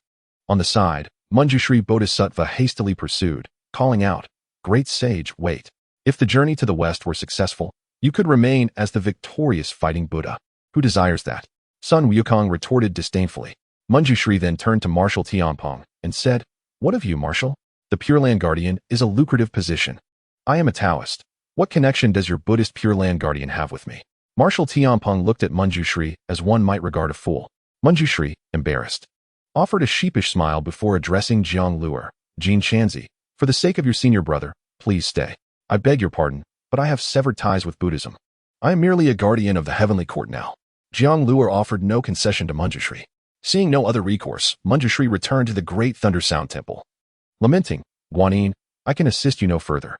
At this moment, Sun Wukong, initially intent on leaving the temple, suddenly halted. Marshal Tianpeng inquired, "What troubles you?" Sun Wukong furrowed his brow, responding, "I sense a powerful force calling to me." "Ah, the sacred mountain possesses a vast array. A venerable monk once utilized a relic as the focal point, suppressing 930,000 demon tribes." Upon hearing Jiang Luer's words, Sun Wukong's eyes sparkled with newfound understanding. Marshal Tianpeng asked, "Are those 930,000 demon tribes still alive?" Jiang Luer nodded, scoffing, "Buddhist disciples are averse to taking life." Sun Wukong chuckled, "Today, I shall liberate those 930,000 demons from their suffering." With that, he soared towards the location of the seal. Jiang Luer and Marshal Tianpeng exchanged glances, intrigued, and followed suit. Meanwhile, in the heavenly court, Jiang Changshui expressed concern upon hearing of the diminished fortunes of the sacred mountain. Sun Wukong's cultivation was merely that of a great Luo golden immortal, and Jiang Luer's was similarly modest. If the Tathagata were to take offense, would they not find themselves in peril? Hearing Jiang Changshui's worries, Meng Dahai reassured, "Rest easy, master. Sun Wukong's combat prowess is not to be underestimated." Meng Dahai reminisced about the time when Sun Wukong wreaked havoc in the heavenly palace, his eyes brimming with admiration. Jiang Changshui could not restrain himself and remarked, "That is all a fabrication. It is merely an illusion set by the heavenly court," and Sun Wukong was deceived into embarking on his journey to the west. At this, Meng Dahai's eyes widened, as all his beliefs extinguished in an instant. Meanwhile, Jiang Changshui furrowed his brow, sensing the decline of fortune in the western spirit mountain, which seemed to be on the verge of complete dissolution. Concurrently, the aura of the demon realm appeared to be surging, and even the fortunes of the human race were rising. The three realms were likely on the brink of chaos once again. Jiang Changshui sighed. Chapter 59. The arrival of merit. Within the demon suppression tower sat a smiling Buddha, accompanied by another meditative Buddha. These two were the revered Kalajavaka and Nuojiro, known in folklore as the joyful Arhat and the meditative Arhat, respectively. Upon seeing Sun Wukong approach with his golden rod, the joyful Arhat struggled to maintain his cheerful demeanor. Although Sun Wukong had shed his monkey form, he still appeared as a formidable villain. The meditative Arhat opened his eyes at the commotion and heard Sun Wukong shout, Is this the demon suppression tower? The meditative Arhut swiftly closed his eyes, pretending not to hear. However, Sun Wukong had already approached, slamming his golden rod down with a thud. The joyful Arhut's eyelids twitched, and he swallowed nervously, thinking how fortunate he was not to have encountered him. Otherwise, his life would be at stake. The joyful Arhut hastily inquired, "What brings the great sage here? If you do not wish to continue your journey to the west, then you may leave." Sun Wukong scoffed, "Do not act so aggrieved, as if I owe you something." The joyful Arhut and the meditative Arhut exchanged glances, sensing trouble brewing. The meditative Arhut subtly moved his fingers, contemplating sending a message. However, just then, Jiang Luer approached, coldly stating, "Do not engage in such petty maneuvers. During my years in the Buddhist realm, I am well aware of all such tactics." The meditative Arhut felt a surge of blood rise to his throat. "Do you still remember that you were once a member of the Buddhist order?" Meanwhile, the indifferent Marshal Tianping glanced up at the distant demon suppression tower and remarked, "So, after the massacre of the Witch clan, remnants of these demon clans, and which clans have been hiding here?" Sun Wukong chuckled. "Is that the Witch clan that has the ability to shape the heavens and earth? I have never encountered them before. I wonder what would happen if they were released." Upon hearing Sun Wukong's words, the joyful Arhut's expression turned grave. He exclaimed, "Great sage, that cannot be. These demon and witch clans have been imprisoned here for thousands of years. If they are released, the three realms are sure to fall into chaos." The Marshal Tianping added, "Did you not consider this when inciting turmoil between the human and demon races?" Upon hearing these words, the two Arhuts exchanged glances. The still meditating Arhut, drenched in cold sweat, stammered, "How can this be casually discussed as if it were a trivial matter?" Sun Wukong glanced over and recalled Jiang Changshui's teachings, ultimately refraining from overturning the demon suppression pagoda. However, at this moment, several Arhuts in the distance had already sensed the commotion and rushed over. They beheld Sun Wukong casually waving his hand, effortlessly knocking down the group of people before leading Marshal Tianping and Jiang Luer away. This display resembled that of mere sightseers who had come to view the demon suppression pagoda, entirely disregarding the presence of all the Buddhas in Lingshan.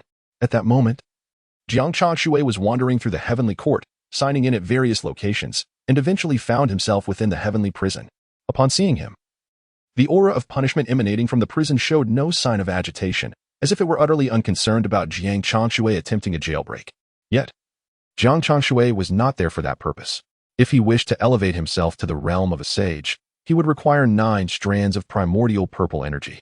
However, such energy was exceedingly rare in the universe. Even a single trace from the Red Cloud ancestor was a once-in-a-millennium occurrence. Finding 9 strands would indeed be a formidable challenge.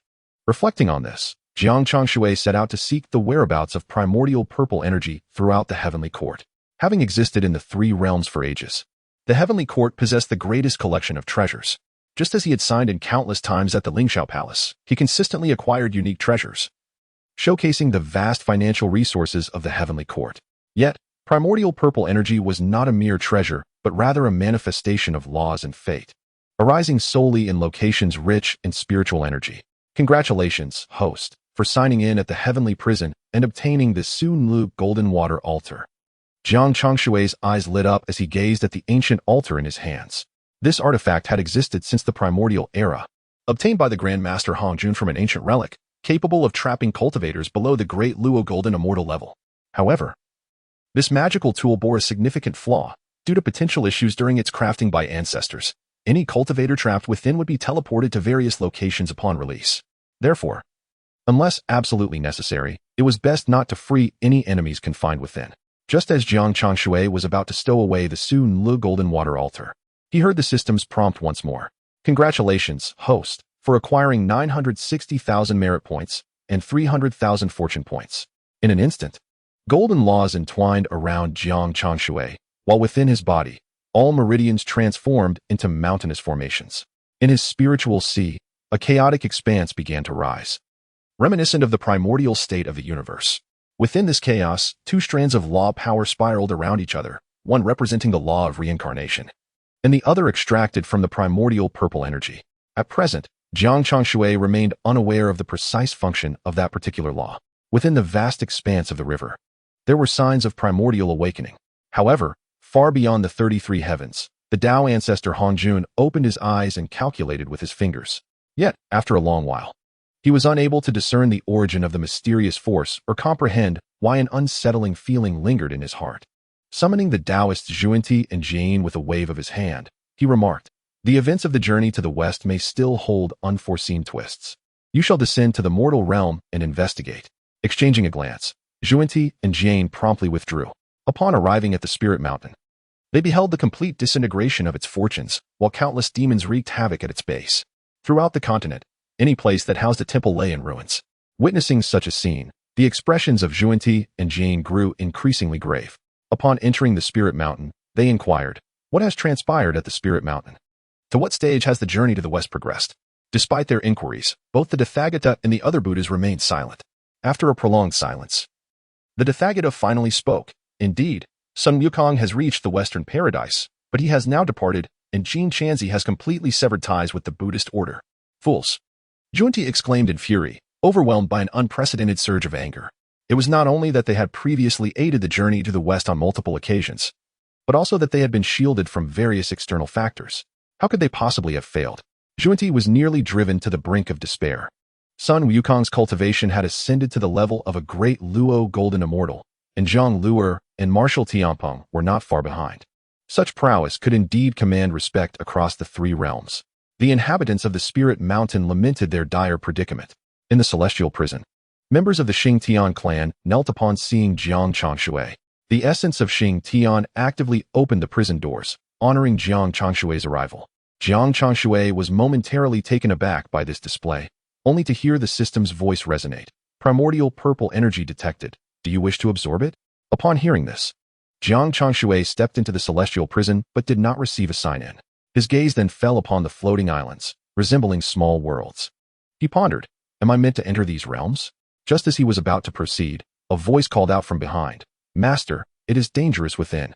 Turning around, he saw Sun Wukong approaching with Martial Tianpeng and Jiang Luer. Alarmed by his seemingly reckless behavior, they shouted in unison. Jiang Changshui reassured them, "Do not worry. I shall return shortly." With that, he activated the cycle of reincarnation, surveyed the surrounding scene, and flew towards one of the floating islands. This island was inscribed with the elements of rain, mist, wind, and thunder, and the ominous aura of a true dragon emanated from it. Martial Tianpeng furrowed his brow and remarked, "That is the prison of the demon saint, Qiming." Sun Wukong's expression shifted dramatically as he prepared to charge inside, only to be blocked by the members of the Xing Tian clan. "Begone, you headless wretches, or do not blame your grandfather for showing no mercy." Sun Wukong ground his teeth in fury. However, the Xing Tian clan refused to yield. At this moment, Martial Tianpeng interjected, "Sun Wukong, do not fret. Our master possesses profound cultivation." Meanwhile, within the floating island, Jiang Changshui stepped into an abyss of darkness, where a terrifying being with a dragon's head and a human body loomed in the void. In this desolate space, not a trace of spiritual energy could be found. Even time seemed to have been forgotten here. Congratulations, host, for signing in at the Qiming prison and obtaining the Yuanling Wind Thunder Blade. The Yuanling Wind Thunder Blade, a product of Qiming's repeated refinement, contained formidable powers of wind and thunder, capable of summoning storms. Jiang Changshui stowed the blade away. At that moment, Qiming began to awaken slowly, narrowing his beastly eyes as he regarded Jiang Changshui and inquired, "Who are you?" "A mere passerby. The demon sage need not concern himself," Jiang Changshui replied, circling Qiming but finding no trace of the primordial purple energy, which puzzled him. He had clearly calculated that the primordial purple energy resided here. Why, then, was it absent upon his arrival? Strange, indeed, Jiang Changshui mused, furrowing his brow as he summoned spiritual energy that swiftly coiled around Qiming. Qiming, taken aback, suddenly burst into laughter. "Ha ha ha, I have never encountered someone so audacious." Jiang Changshui glanced at Qiming, pondering whether this demon sage had lost his sanity from prolonged isolation. Yet, a glance into those icy, beastly eyes revealed a menacing aura emanating from Qiming. Startled, Jiang Changshui retreated a step, only to witness the very ground beneath him instantly concave, the surrounding void collapsing rapidly as he attempted to flee. Qiming cackled, "Rest assured, I shall not kill you. You will remain here to accompany me for eons." Raising an eyebrow, Jiang Changshui floated in the void, noting the diminishing spiritual energy surrounding Qiming, suggesting he had accumulated it through his treasured artifact. Upon closer inspection, Jiang Changshui discerned a faint source of spiritual energy nearby. It emanated from a small opening in the void, akin to a pinprick in a balloon, through which wisps of spiritual energy flowed. Qiming had relied on this minuscule aperture for countless eons to garner immense spiritual energy. Jiang Changshui sighed. Indeed, the demon sage possesses remarkable resolve to achieve such feats. Enraged by Jiang Changshui's lofty remarks, Qiming unleashed a tempestuous wind and thunder, ready to summon his treasured artifact, only to discover that the Yuanling Wind Thunderblade was missing. Above, a small insect wielded an ancient, grand blade. It was unmistakably his Yuanling Wind Thunderblade. Jiang Changshui chuckled. Is this the item the demon sage seeks? As Qiming attempted to summon the blade back to him with a wave of his hand, the tension in the air thickened. This is his fateful artifact, forged through countless trials. It is solely meant for his use. Even if an ungrateful wretch dared to wield it, he would likely be unable to. As Qiming pondered this, he observed Jiang Changshui's finger gently gliding across the Yuanling Wind Thunderblade, seemingly erasing something. Qiming was momentarily taken aback, suddenly sensing as if a string within his mind had been severed.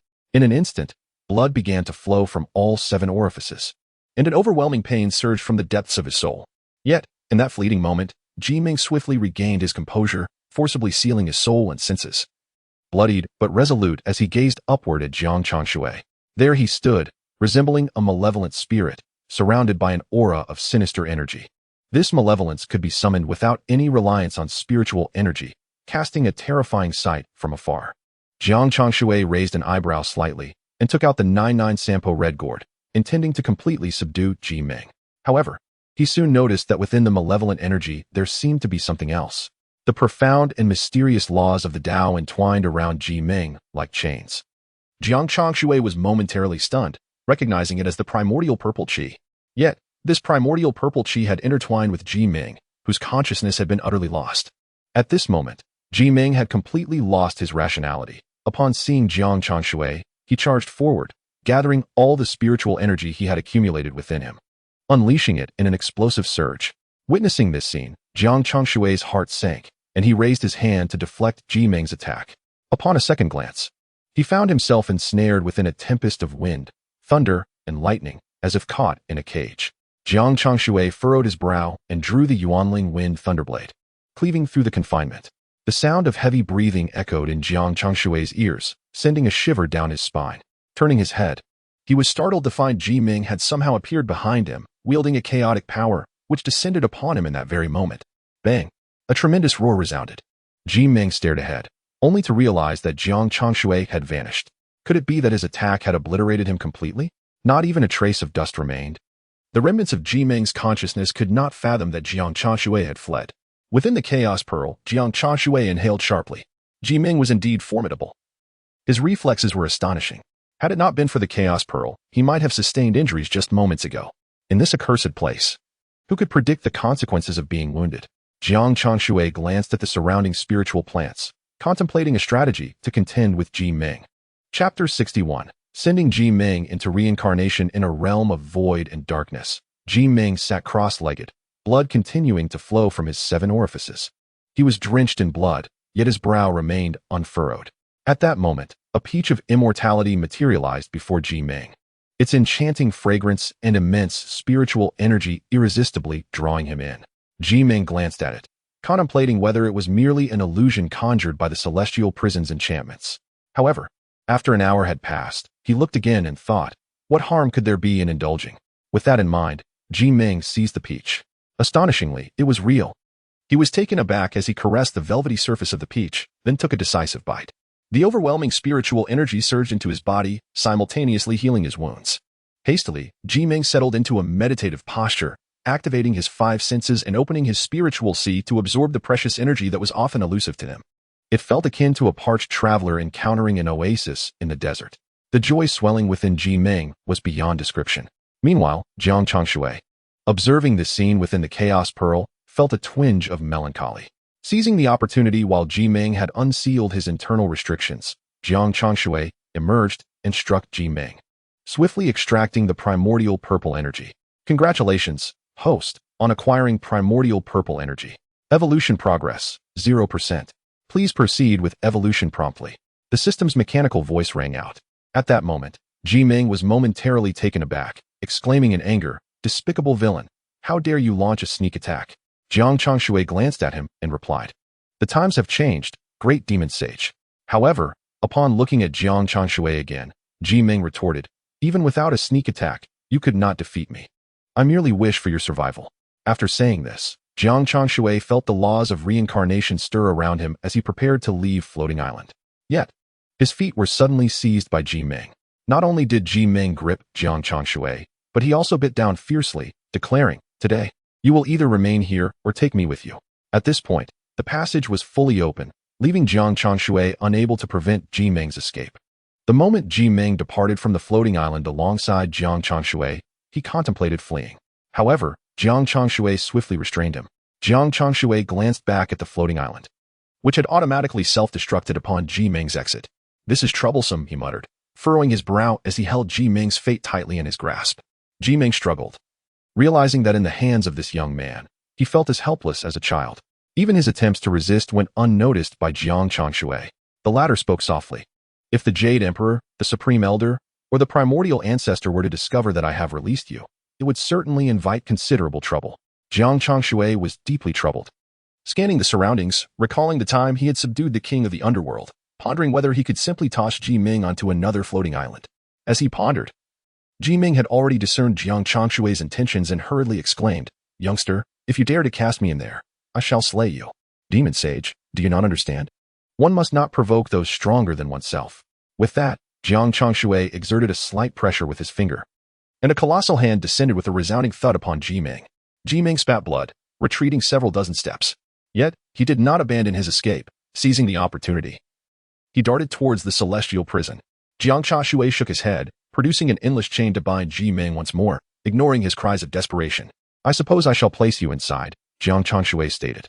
Approaching a massive floating island, Jiang Changshui felt the terrifying aura of the suppressed demons within.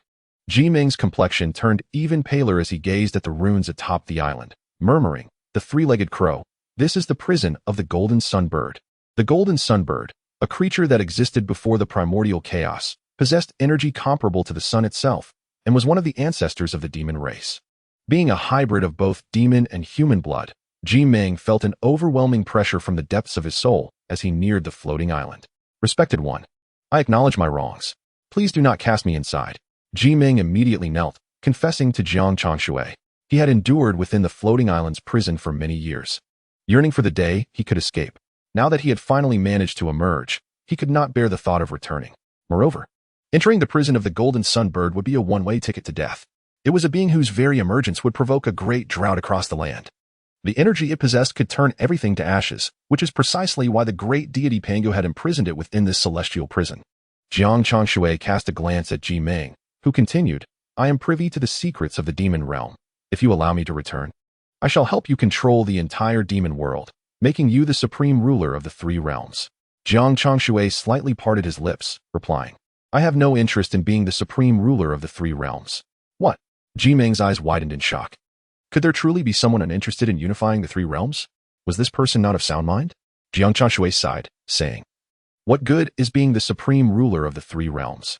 One must then bear the burden of worldly affairs.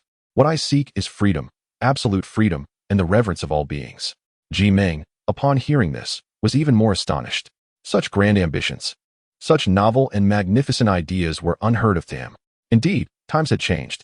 With a hint of melancholy, Ji Ming inquired, "Then, esteemed one, are you interested in the secrets of the demon realm?"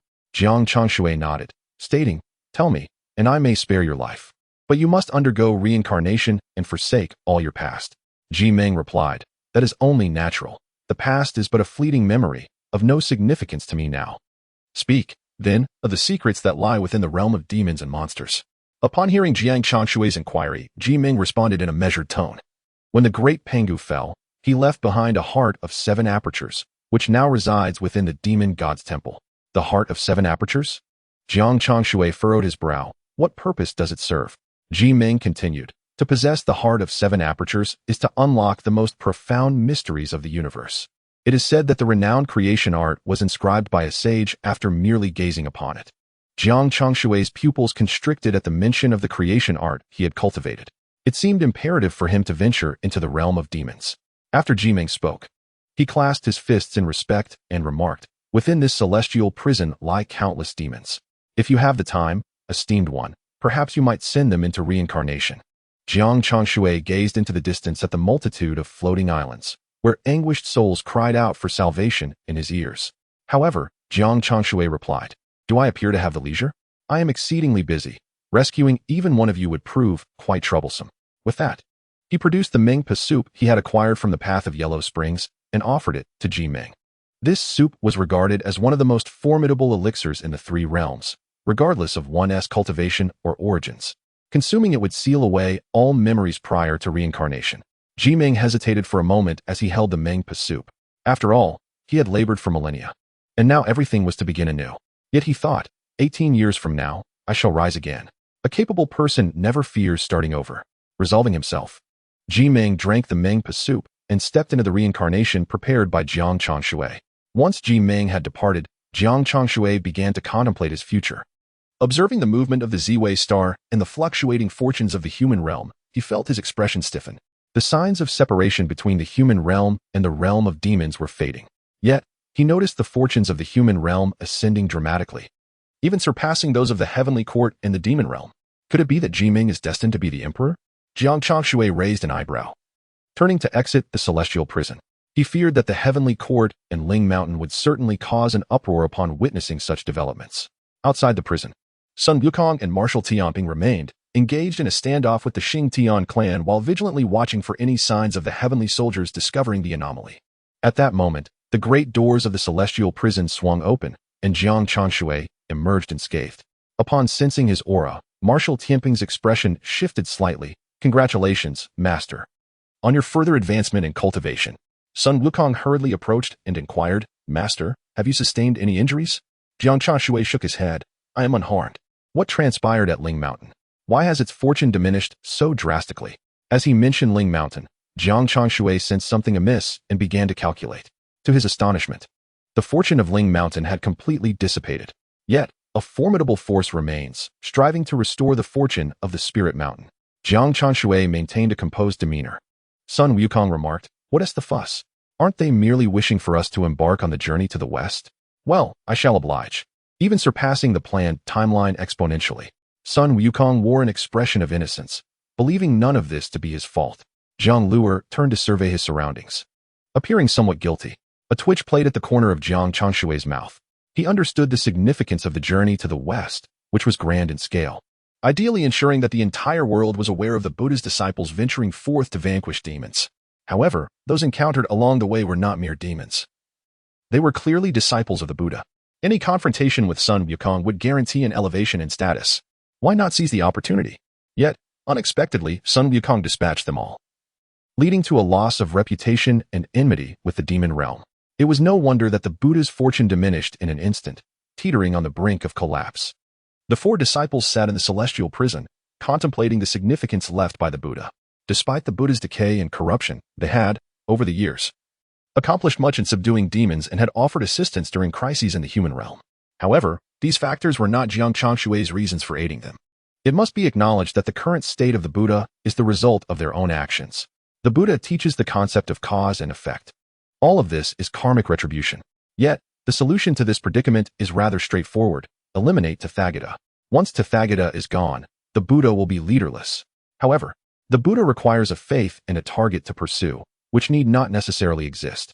That target, that faith, could still be Tathagata, the deceased Tathagata. With this thought, Jiang Changshui led Sun Wukong and the others towards the western Spirit Mountain. At that moment, countless monks were resisting the invading demons. Jiang Changshui had previously calculated their origins.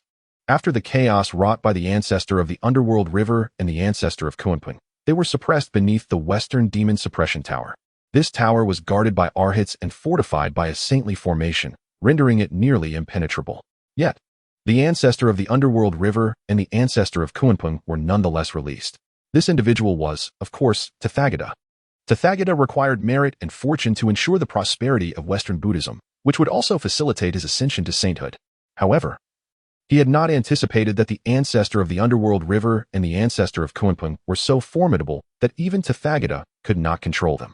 Thus, they ventured into the demon realm, resulting in chaos in the human realm for millennia. Yet, amidst this turmoil, Buddhism paradoxically flourished.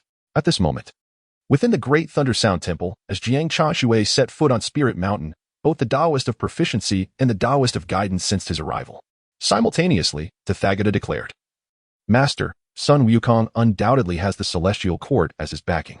However, the Taoist of proficiency and the Taoist of guidance chose to disregard Tathagata's words. The two individuals exited with grave expressions, and upon encountering Jiang Changshui alongside Sun Wukong and others, their countenances grew increasingly grim. Did you not promise us that you would never set foot in Ling Mountain again?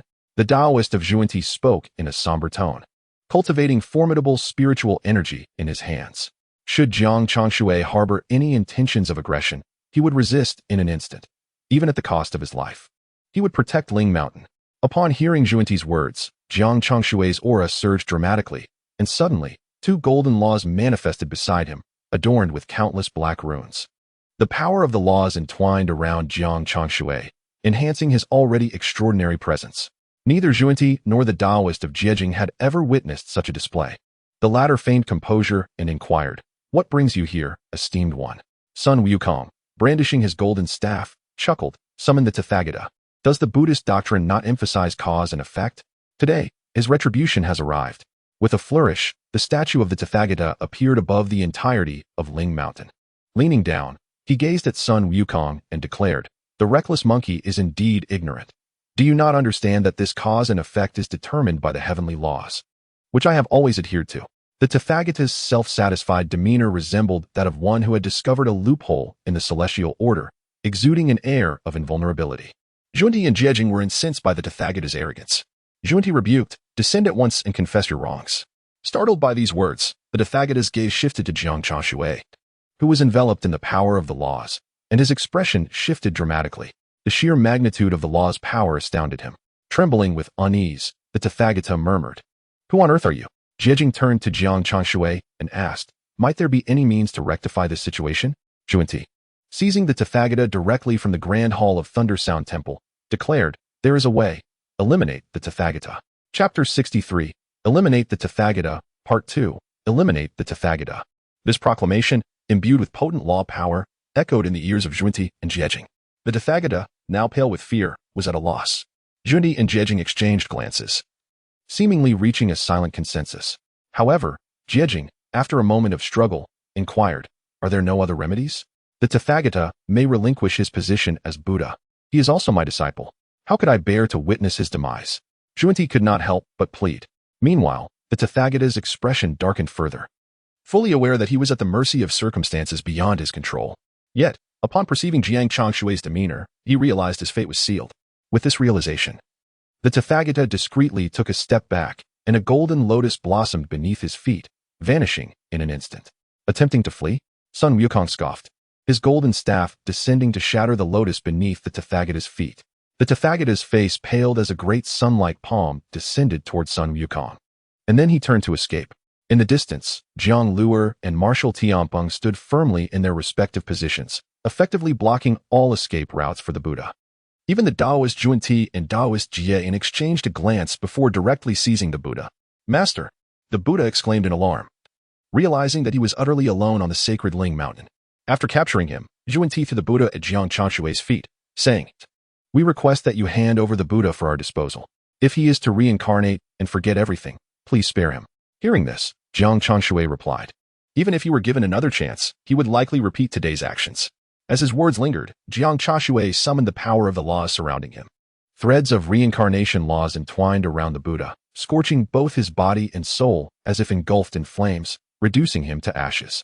The Buddha let out a wretched scream, desperately attempting to break free, but soon realized he was utterly powerless, forced to witness the annihilation of his very essence.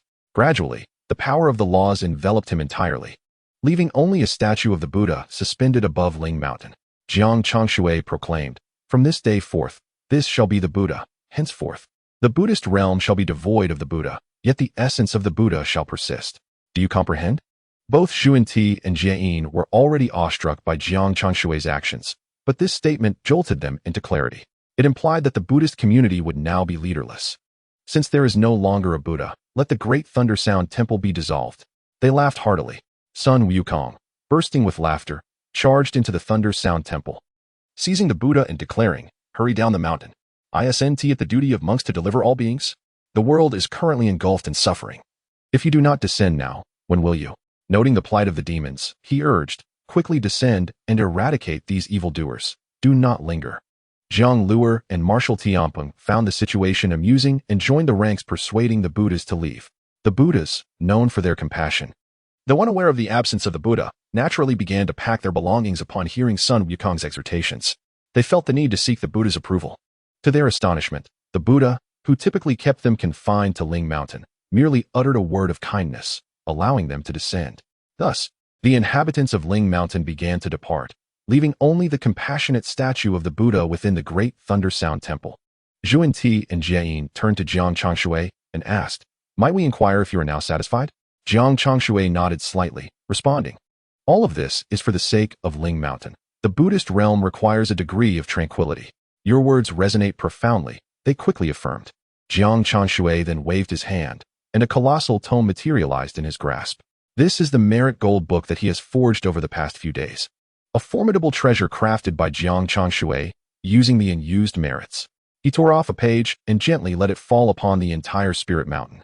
In an instant, golden rays cascaded down, dispersing the dark clouds above the mountain as if swept away by the wind, while the lingering haze within the mountain vanished almost entirely. The Taoist Zhuan Ti and Taoist Jie were filled with joy upon witnessing this, and after calculating, they indeed observed a significant restoration of the mountain's fortunes. Though not as prosperous as before, the fortunes of the Spirit Mountain's Buddhist sect would gradually improve thereafter. Jiang Changshui proclaimed, within the three realms, humanity is the foundation of the six paths. Both the Buddhist sect and the heavenly court must adhere to the laws of heaven. Should there be any further transgressions, the consequences could be unimaginable. Do you understand? Upon hearing his words, Taoist Zhuan Ti and Taoist Jie quickly bowed in respect, saying, "We understand. Thank you for your assistance, Sage." Sage? Jiang Changshui was momentarily taken aback, realizing he was merely an ordinary quasi-saint. Yet, he chose not to elaborate further. Just as he was about to depart, Taoist Zhuan Ti and Taoist Jie suddenly inquired, "Might we know your esteemed title, so that we may repay you in the future?" After a moment of contemplation, Jiang Changshui replied, "I am a person of freedom and spontaneity. There is no need for you to concern yourselves with repayment." With that, he left with Sun Wukong and the others. Once they had departed, Taoist Zhuan Ti and Taoist Jie were deeply captivated by his carefree demeanor. Since the revered one chose not to reveal his name yet possessed the laws of heaven, he must be one of the prophesied messengers of the heavenly mandate, a person destined to fulfill a great purpose. It is said that during the tumultuous times of the primordial era, such destined individuals would appear to save the three realms whenever the heavenly laws were disrupted. It seems this person is one of them. Thus, we shall establish a palace of heavenly laws and honor him as the primordial law celestial lord. As their voices faded, thunder rumbled in the sky, and auspicious clouds appeared above Spirit Mountain. Taoist Zhuan Ti and Taoist Jie were even more convinced that Jiang Changshui was indeed the one destined by heaven. At that moment, Jiang Changshui had just returned to the heavenly court, retracting his divine visage and breathing a sigh of relief. Suddenly, the system prompted him, "Congratulations, host. You have acquired the title of Primordial Law Celestial Lord. Reward, a supreme heavenly Tao Palace." Jiang Changshui was taken aback and clicked on the reward only to find, "Supreme Heavenly Tao Palace. Construction progress, 15%. Goodness, it's not even completed yet." Jiang Changshui's lips twitched as he glanced at the title of Primordial Law Celestial Lord. The system then stated, "Title Primordial Law Celestial Lord. Whenever someone addresses you by this title, you will gain a measure of merit." Chapter 64. The Parinirvana of Tathagata. The event of Tathagata's fall was known only to Jiang Changshui and his disciples, along with Taoist Zhuan Ti and Taoist Jie. However, the heavenly court had also become aware of certain matters. As the Jade Emperor surveyed the three realms, he suddenly realized that the Haotian mirror was unable to discern the situation of the Spirit Mountain. He summoned Taishang Laojun. With a wave of his hand, the Jade Emperor sensed that something was amiss. Taishang Laojun was napping and concocting elixirs in the Do Shui Palace when he heard the report from the Venus star. In an instant, he appeared in the Lingxiao Hall. Taishang Laojun spoke softly, "If your majesty has no pressing matters, why not take a look at the Spirit Mountain instead of summoning me?" The Jade Emperor sipped his tea, his fingers tracing the ancient cup, and replied, "The Tathagata has attained nirvana." "What?" Taishang Laojun was taken aback, unable to believe it as he calculated with his fingers. Indeed, he found no trace of the Tathagata's soul within the three realms. However, when he gazed into the Haotian mirror, the Buddha's teachings still radiated the Tathagata's image.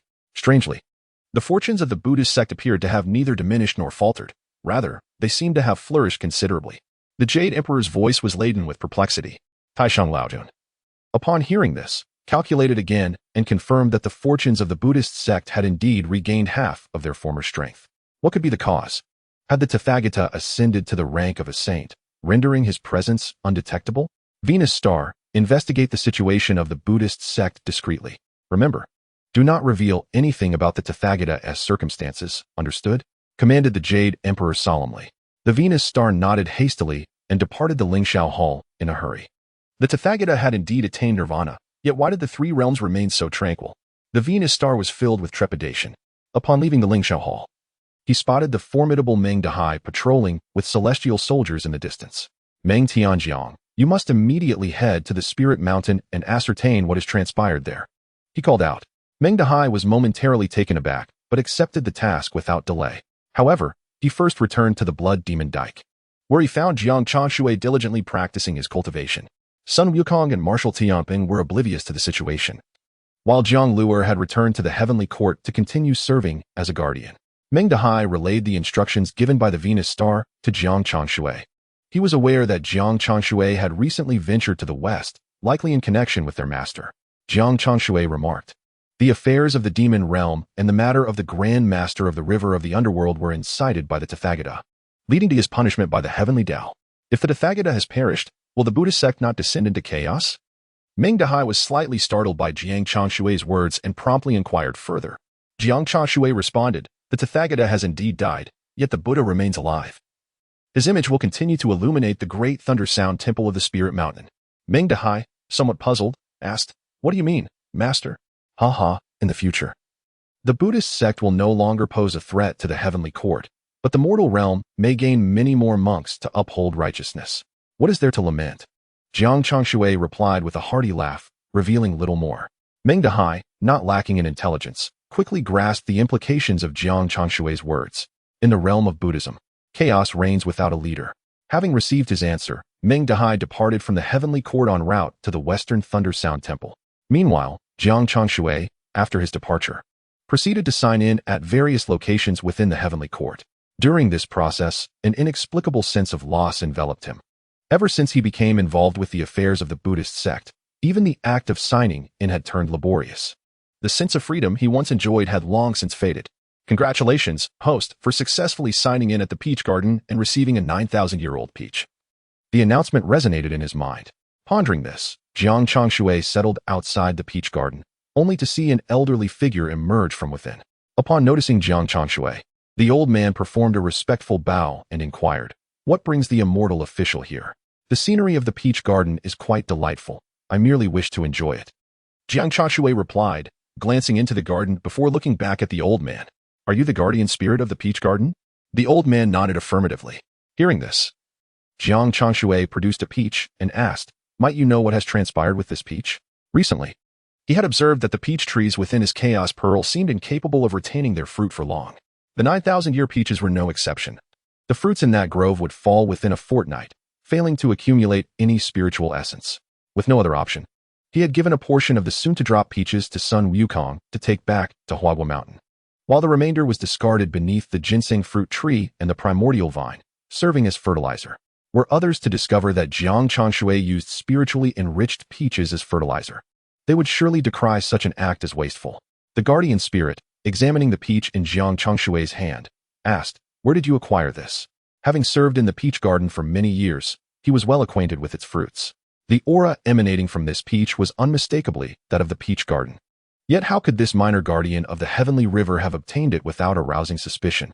Jiang Changshui explained, I stumbled upon this fruit in a sacred land, initially believing it to be from the peach garden, but upon closer inspection, I sensed a difference in its spiritual energy, hence my inquiry. The peaches of the peach garden are not rare in the world. Even Xingqiu possesses a few, and the Isle of Palai boasts an entire mountain of peach trees. Thus, the guardian spirit readily accepted his explanation. He remarked, indeed, the peaches of this entire garden are the result of millennia of careful cultivation. Even those that could only survive for half a month have been eliminated. Reassured by this answer, Jiang Changshui felt a weight lift from his shoulders. The guardian spirit continued. However, the spiritual essence contained within your peach is abundant. It rivals that of a 100-year peach, suggesting it was cultivated in a land rich in spiritual energy. The spirit pondered for a moment before stating, In the entire three realms, it is likely that only the fabled Isle of Penglai possesses such a place. The Isle of Penglai? Jiang Changshui asked, momentarily taken aback. Does that place truly exist? The land nodded slightly and spoke. That is said to be the abode of the celestial being of the heavenly path, known only to the esteemed Hongjun Laozu. According to legend, only the true sovereign of the three realms can gain entry to Penglai Island. Over the years, both the Jade Emperor and the Tathagata have been in pursuit of its whereabouts. Jiang Changshui was momentarily taken aback. Upon hearing this, he developed a profound interest in Penglai Island. At that moment, a celestial maiden from afar called out, "Land of the Peach Garden, aren't you hurrying? The Queen Mother of the West awaits you." The Land of the Peach Garden quickly acknowledged and, bidding farewell to Jiang Changshui, hastily departed. Jiang Changshui fell into deep contemplation. Chapter 65. Li Jing in the blink of an eye. 12 years had fleetingly passed. The entire realm of humanity had long been disrupted. And now it was the era of the Great Yuan dynasty. A man named Li Jing rode in from the grasslands into the central plains, engaged in warfare against the southern Song dynasty. Within the military camp, Li Jing sat surrounded by valiant generals and strategists. One of the advisors remarked, "Commander, our descent into the central plains will be as fierce as a tiger. Capturing the heart of the region is merely a matter of time." "Indeed, Commander," another added. "But the demons in the central plains are far more rampant than those of our grasslands, particularly in the capital, where the cat demon clan resides. Should they ally with the people of the central plains, we might find ourselves in considerable trouble." The assembly of warriors wore troubled expressions. At that moment, a youthful soldier rushed in, kneeling to announce, "Commander, a group of women has been spotted not far from here." "Women?" Li Jing furrowed his brow, sensing something amiss. Yet the young soldier, filled with excitement, continued, "These women appear to be from the central plains, perhaps from Jiangnan, seeking refuge. But they have encountered bandits and wish to ally with us." Outside the camp, a chilling wind swept through, accompanied by the beguiling calls of cats. Li Jing felt as if he had drunk too much, his head spinning, and he commanded the young soldier, "Slay those women. We must tread carefully when entering the central plains." However, in a haze, he saw the young soldier transform into a curvaceous maiden gazing intently at him. Li Jing was taken aback, turning to shout, "Seize this person!" But as he scanned his surroundings, he discovered he was utterly alone within the camp. Alarmed, he quickly rose and drew his sword, only to be halted by the maiden. "Commander, why the anger? I merely wish to see what kind of being your revered master has sent down to the mortal realm." Thereupon, Yang Yuan leaned against Li Jing, her delicate fingers delving into his chest. With a slight gesture, she surprisingly penetrated directly into his heart. Thump, thump, thump.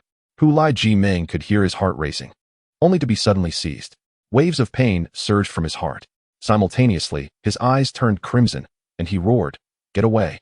A faint aura of a true dragon emanated from his head, causing Yang Yuan to retreat several dozen steps in fright. Yang Yuan narrowed her eyes in astonishment and exclaimed, "Is it truly the reincarnation of the demon saint, Jiming? My master is certainly causing me trouble. Do you not relish such troubles?" A towering figure with the head of a pig and the body of a man entered the tent. In his hand, he wielded a 6-foot rake, and the grotesque wounds on his swine visage made him appear even more fearsome. This was none other than Marshal Tianpeng, who had descended to the mortal realm for many years, now standing beside Yang Yuan. Pouting, Yang Yuan asked, "Brother, what brings you here?"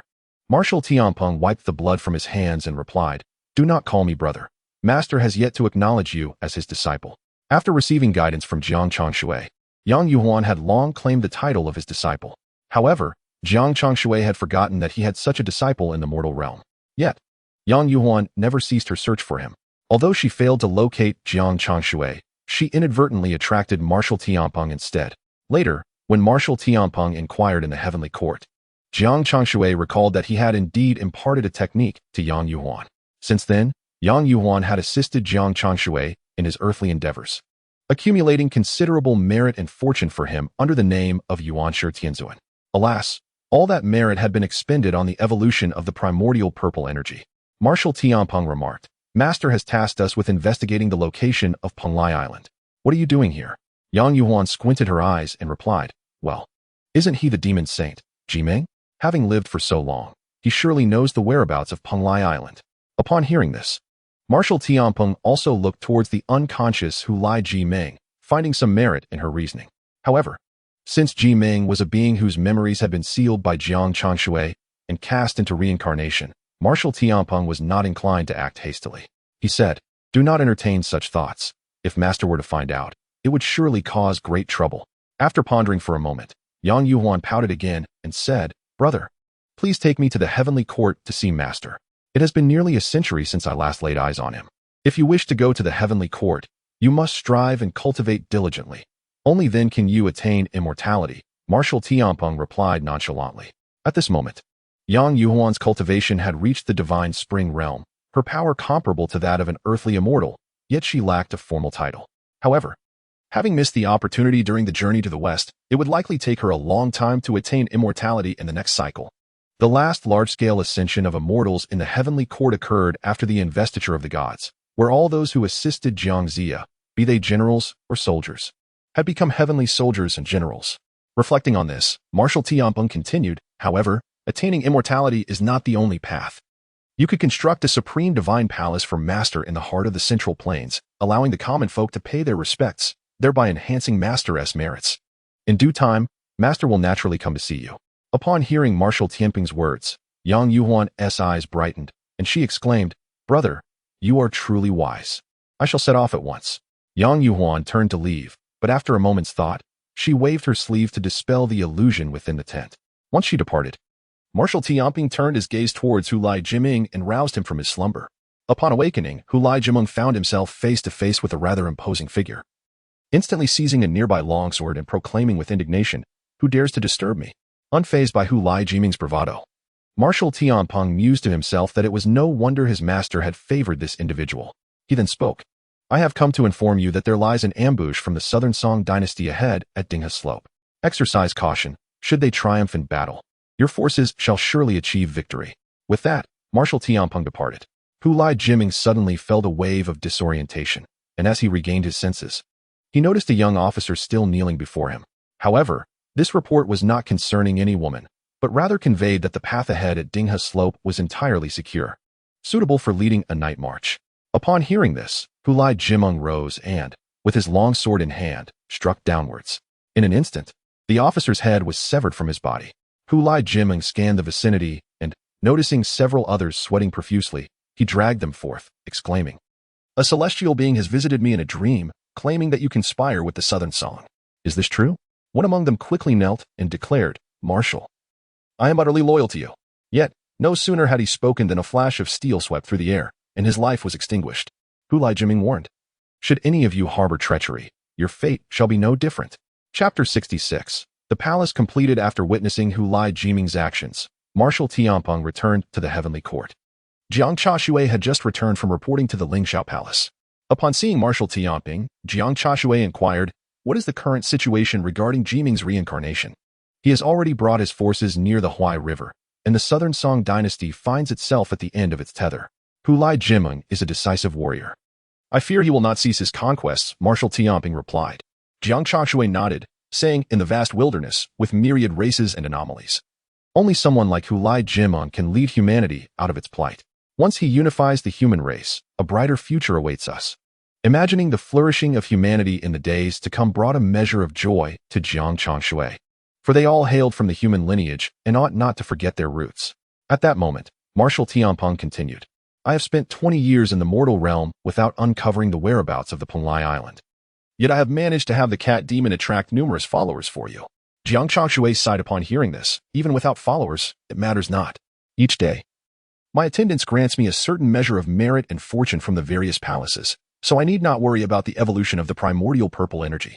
Yet, Marshal Tianpeng insisted, "Master, having aided the mortal realm, one must collect some recompense. Otherwise, when the heavenly laws reckon, humanity may once again face tribulations, be it from the prior matters of the Buddhist sect or the current issues surrounding Li Jing. The benevolence of Jiang Changshui towards the mortal realm is indeed substantial." Marshal Tianpeng has always observed this, yet seldom voiced his thoughts, for he understands that Jiang Changshui does not place much importance on such matters. However, this does not imply that the heavenly Tao is indifferent, should Jiang Changshui remain resolute in his current path when he ultimately ascends to sainthood. It is likely that the entire world shall be unable to repay his generosity. In time, this could transform into enmity, resulting in repercussions for Jiang Changshui. After hearing Tianpeng's words, Jiang Changshui began to reflect upon himself. Perhaps the unsolicited kindness he offered was not truly beneficial for the fragile human race. Thus, he sighed and declared, "I have been presumptuous. Let us proceed according to your wishes." As Jiang Changshui's words resonated, the voice of the system echoed, "Congratulations, host. The Supreme Heavenly Tao Palace has been established. Please select the location for its placement." Before Jiang Changshui appeared 3 potential sites for selection. The first location, the 33 Heavens. Li Hentian. The second location, outside the 33 Heavens, the Purple Cloud Palace. The third location, beyond the 3 realms, the Penglai Immortal Island. Upon seeing these options, Jiang Changshui, unsurprisingly, chose the third location, Penglai Immortal Island. Setting aside the fact that the other places were already inhabited, Penglai Immortal Island had always been a destination Jiang Changshui longed to visit, though he had not anticipated it to lie beyond the 3 realms. Suddenly, a misty portal materialized before him, followed by the unfolding of a scroll depicting the classic of mountains and seas, revealing the magnificent Penglai Immortal Island within. Jiang Changshui was momentarily taken aback, only to hear the system's prompt. This scroll is the classic of mountains and seas, the membrane of the primordial land. Originally held by Xinyuanzi, but its whereabouts have become unknown. Upon entering the classic of mountains and seas, Jiang Changshui found the scenery to be strikingly akin to the primordial world, with Penglai Immortal Island visible in the distance. Adorned with countless innate spiritual treasures and throngs of spiritual beasts, a truly unparalleled realm of fortune. At that moment, a grand palace suddenly emerged atop Penglai Immortal Island, its silver-white structure harmoniously blending with the island itself.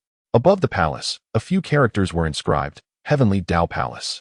Upon stepping inside, the system's mechanical voice announced, "Congratulations, host, for successfully signing in at the Heavenly Tao Palace and acquiring the classic of mountains and seas."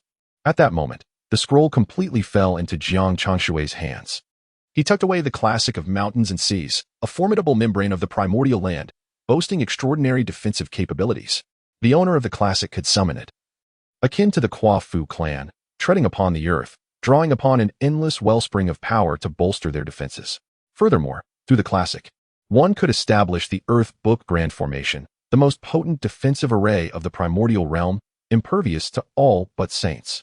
Additionally, the classic of mountains and seas contains records of the mountains, rivers, lakes, and the flow of the Earth's veins across the primordial land. Thus, one who becomes the master of the Earth Book may bestow titles upon thousands of Earth Immortals through the classic. Though the Earth Immortals may seem merely as minor deities of the land, such as the river god, their numbers are vast. When united, they possess the potential to rival the might of the celestial court, forming a formidable force. Before the deification, Xinyuanzi ascended to the pinnacle of Earth Immortals through the Li Jing classic of mountains and seas.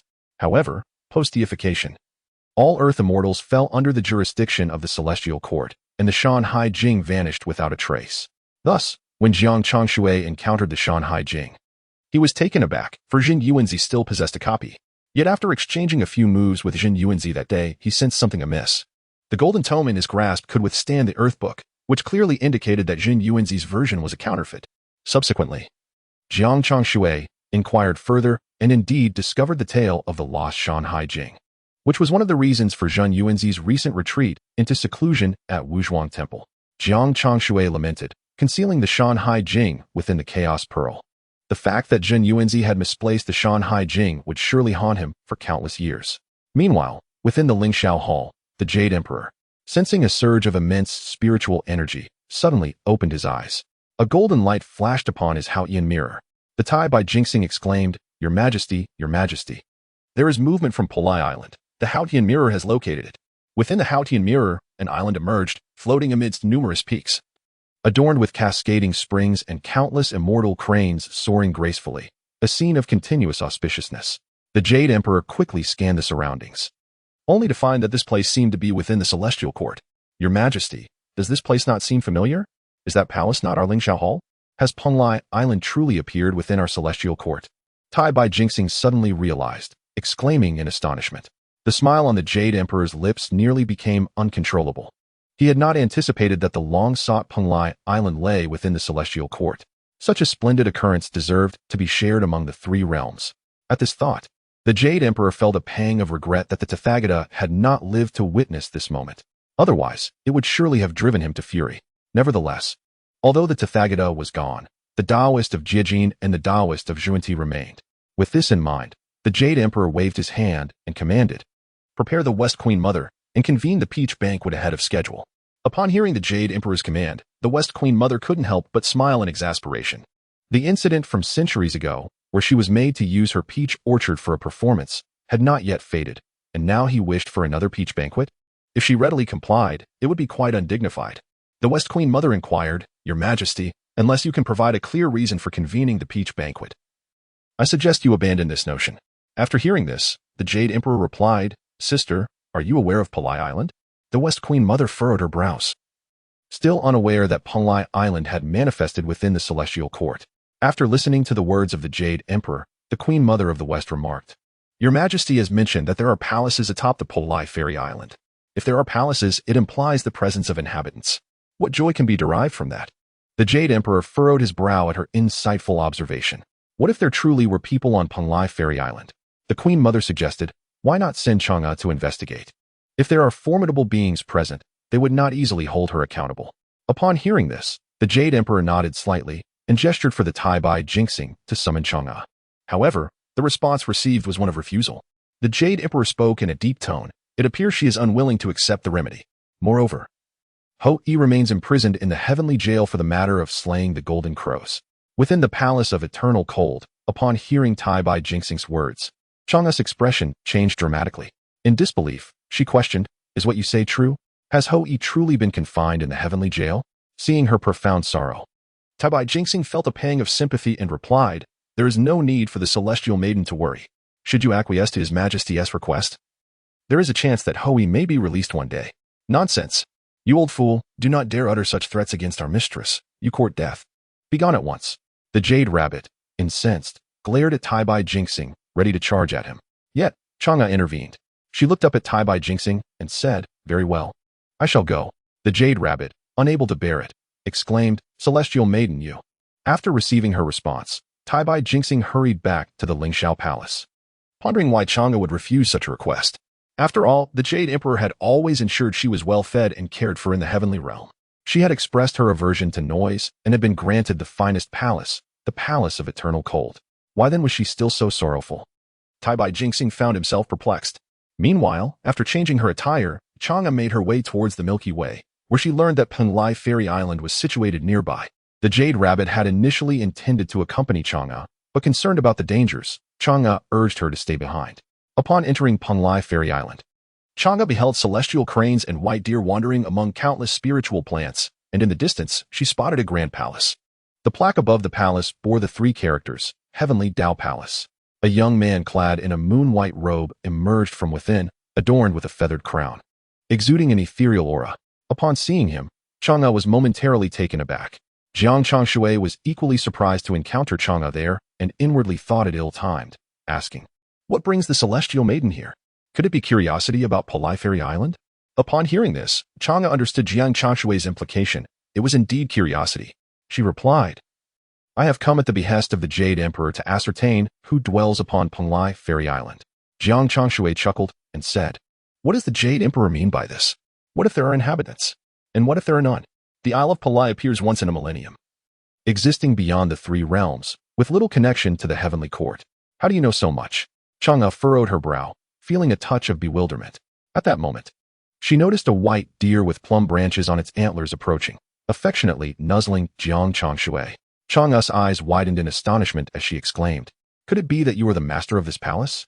Jiang Changshui nodded slightly, revealing his divine form, two strands of law intertwining around him, his aura vastly surpassing that of the Jade Emperor, drawing ever closer to that of a sage.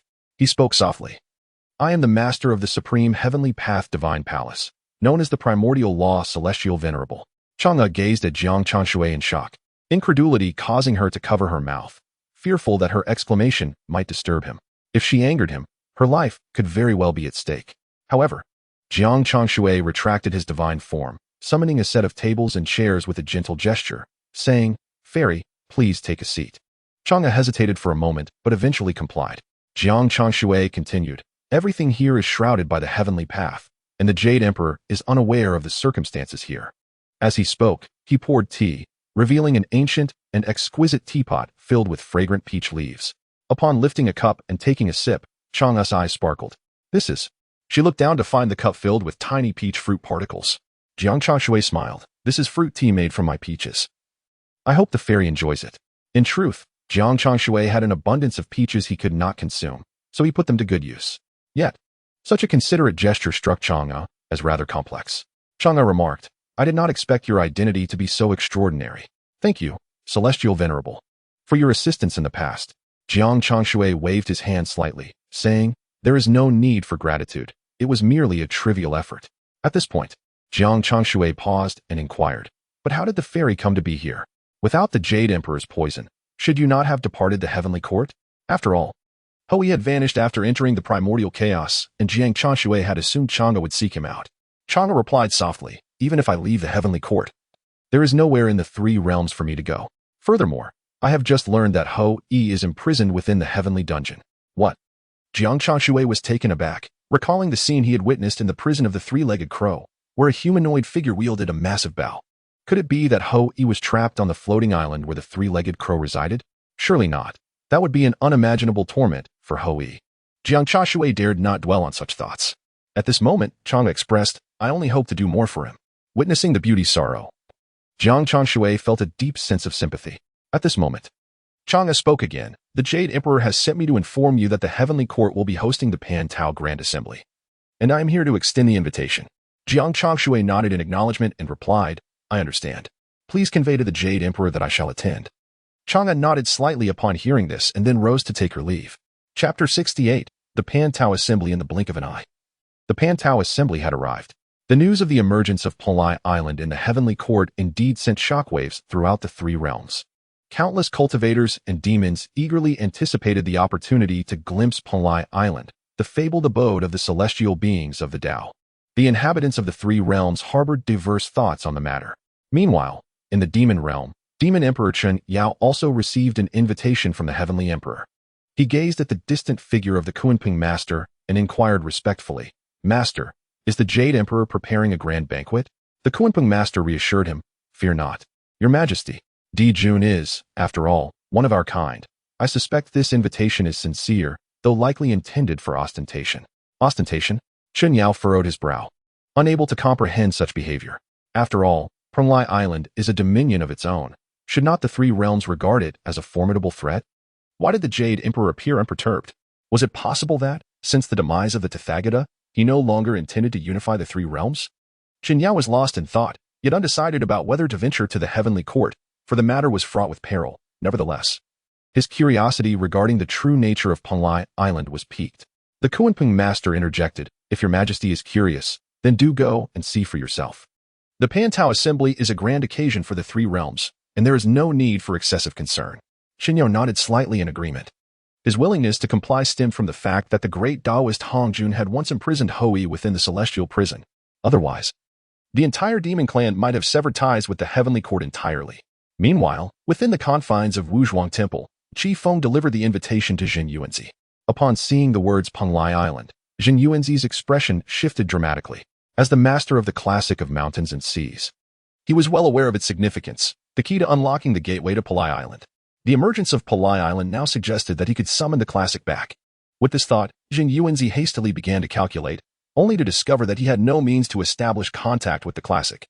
Moreover, the connection between his consciousness and the classic seemed to have been completely severed. Jin Yuanzi's countenance turned pale as he murmured, How could this be? Where has my classic of mountains and seas gone? Qing Feng and Mingyue exchanged glances and asked, Master, shall we proceed to the heavenly court? Yes, we shall set off immediately. The journey from Wuzhuang Temple to the heavenly court would undoubtedly take considerable time. Meanwhile, in the underworld, the Tenyama kings, upon hearing of the impending Pan Tao assembly, hurriedly donned their finest garments. As for Panlai Island, that was of little concern to them. The entire three realms buzzed with excitement over the Pan Tao assembly, though the Jade Emperor bore an expression of complex emotions. As it turns out, there are indeed individuals on Panlai Island, while others across the three realms remain oblivious to the origins of this mystical isle. One person is fully aware. This implies that his ambition to unify the three realms encounters yet another obstacle. However, the Grand Supreme Elder Lord, in a rather cheerful mood, suggested, Your Majesty, why not invite Sun Wukong as well? Perhaps this individual has a favorable rapport with him. The Grand Supreme Elder Lord is indeed astute. Given the numerous events that have transpired, the sudden emergence of Palai Island must be interconnected. It is likely that the inhabitants of Palai are the very ones who have remained elusive yet have assisted the Buddhist sect in Sun Wukong. Upon hearing this, the Jade Emperor snorted disdainfully, declaring, "Does anyone think they can simply waltz into my Lingxiao Palace? That raucous monkey can dream if he thinks he is welcome here." Following his proclamation, the Jade Emperor waved his hand and commanded, "Let the celestial maiden Chang'e prepare a dance. When the people from Palai Island arrive, we shall present this performance." The Venus star hastily descended to organize the arrangements. Meanwhile, within the Moon Palace, upon learning of the Jade Emperor's invitation to the Demon Realm's Emperor Qinyao, Chang'e's demeanor darkened further. The Jade Rabbit remarked, "Your Majesty, how can you act thus? Knowing full well that the Celestial Maiden holds an irreconcilable grudge against that Demon Emperor, you still expect her to perform." Chang'e bit her lip, forcing a semblance of a smile, and replied, "It's nothing, Jade Rabbit. I would do anything for Hui." Yet, the Jade Rabbit gritted her teeth, pondering what merits Hui truly possessed. However, she dared not voice her thoughts, instead stomping away from the Moon Palace. Wandering through the Heavenly Court, she eventually arrived at Blood Demon Dyke, where she spotted Jiang Changshui seated in a pavilion. Yet, the Jade Rabbit refrained from approaching, having come to understand over the years that Jiang Changshui harbored no romantic interest in her. Thus, she could only observe him from a distance. If she had arrived, what was she to do here? At an uncertain moment, Nezha approached, holding a bottle of wine, and with a playful squint, he grinned. "What are you doing here?" The Jade Rabbit stomped her foot in irritation. "What business is it of yours? Why are you here?" Nezha shook the bottle of wine in his hand and replied, "The peach banquet is upon us. We must help Jiang Changshui practice his drinking skills. And you? Why are you hiding here instead of being with your celestial maiden?" "I am not. You are talking nonsense." The Jade Rabbit's eyes reddened in anger, and thoughts of Chang'e made her feel increasingly aggrieved. Upon hearing the commotion, Jiang Changshui approached, intrigued by the sight of the Jade Rabbit's puffed cheeks, and asked, "What seems to be the trouble?" Nezha huffed, while the Jade Rabbit, in her naivety, instinctively distanced herself from Jiang Changshui, as if anticipating a confrontation. Jiang Changshui then addressed Nezha, "If the third prince has no further business, perhaps you should take your leave. I have matters to discuss with the Jade Rabbit." "What? I just arrived. Do you have any idea how much trouble I had escaping from the old man?" Nezha protested in dissatisfaction. Jiang Changshui offered an apologetic look to Nezha, who begrudgingly muttered, Fine, I shall go find the monkey at Flower Fruit Mountain." Once Nezha departed, Jiang Changshui inquired, "You two, please cease your weeping." He presented a silk handkerchief to Yutu, who, after wiping away her tears, clutched the handkerchief and implored, "Might you assist Lady Chang'e once more?" The system's voice unexpectedly resonated, proclaiming, "Congratulations, host, for winning Yutu's affection.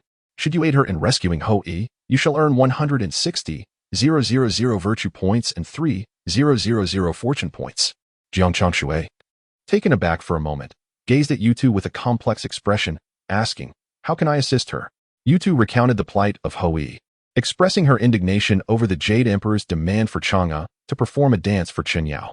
Jiang Changshui was slightly startled. He was familiar with Qinyao, the eldest son of the 10 offspring of the three-legged crow. The remaining siblings had fallen victim to Hou Yi's arrows, which explained why Hou Yi was imprisoned in the heavenly dungeon. However, several millennia had passed, and Hou Yi ought to have been released by now. Or perhaps he had perished within the confines of the dungeon.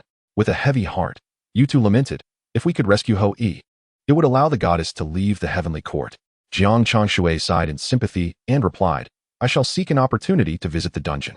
Upon hearing this, Yutu looked at Jiang Changshui in astonishment, her cheeks flushing as if a thought had crossed her mind. Chapter 69. The three-legged crow. Jiang Changshui remained oblivious to Yutu's sentiments, harboring only a measure of pity for Chang'e. Nevertheless, it seemed a favorable endeavor to bring joy to Yutu. For Jiang Changshui, entering the dungeon to free Hou Yi was a mere trifle, especially considering the potential rewards of virtue and fortune. With this thought in mind, he turned and made his way to the dungeon, which was heavily guarded at the time, but the dungeon itself appeared neglected, presenting an opportune moment. Upon reaching the dungeon, Jiang Changshui navigated through without hindrance, and the gate swung open effortlessly for him. He advanced to the floating island where the three-legged crow was held, contemplating his next move before transforming and entering the island. The moment he stepped inside, a wave of heat enveloped him. Jiang Changshui furrowed his brow as he discerned the echoing cries of phoenixes amidst the haze. "Congratulations, host, for signing in at the prison of the three-legged crow and obtaining the Divine Hunter Bow." The Divine Hunter Bow, one of the 10 legendary weapons of ancient times, ranked 5th among them. This bow required no arrows. The arrows themselves were formed from the essence of heaven and earth, only able to be wielded by one who had mastered the manipulation of spiritual energy. Jiang Changshui walked a few circles, and upon reaching the depths of the dungeon, the system's voice sounded once more. Congratulations, host, for successfully signing in at the depths of the three-legged crow's prison and acquiring the 9 heavens setting sun archery technique. Congratulations, host, for completing the signing achievement within the three-legged crow's prison and obtaining the moonlight return to reality technique. These techniques were the culmination of Ho Yi's years of research, with the 9 heavens setting sun archery technique allowing one to pluck stars and point to the moon post-cultivation.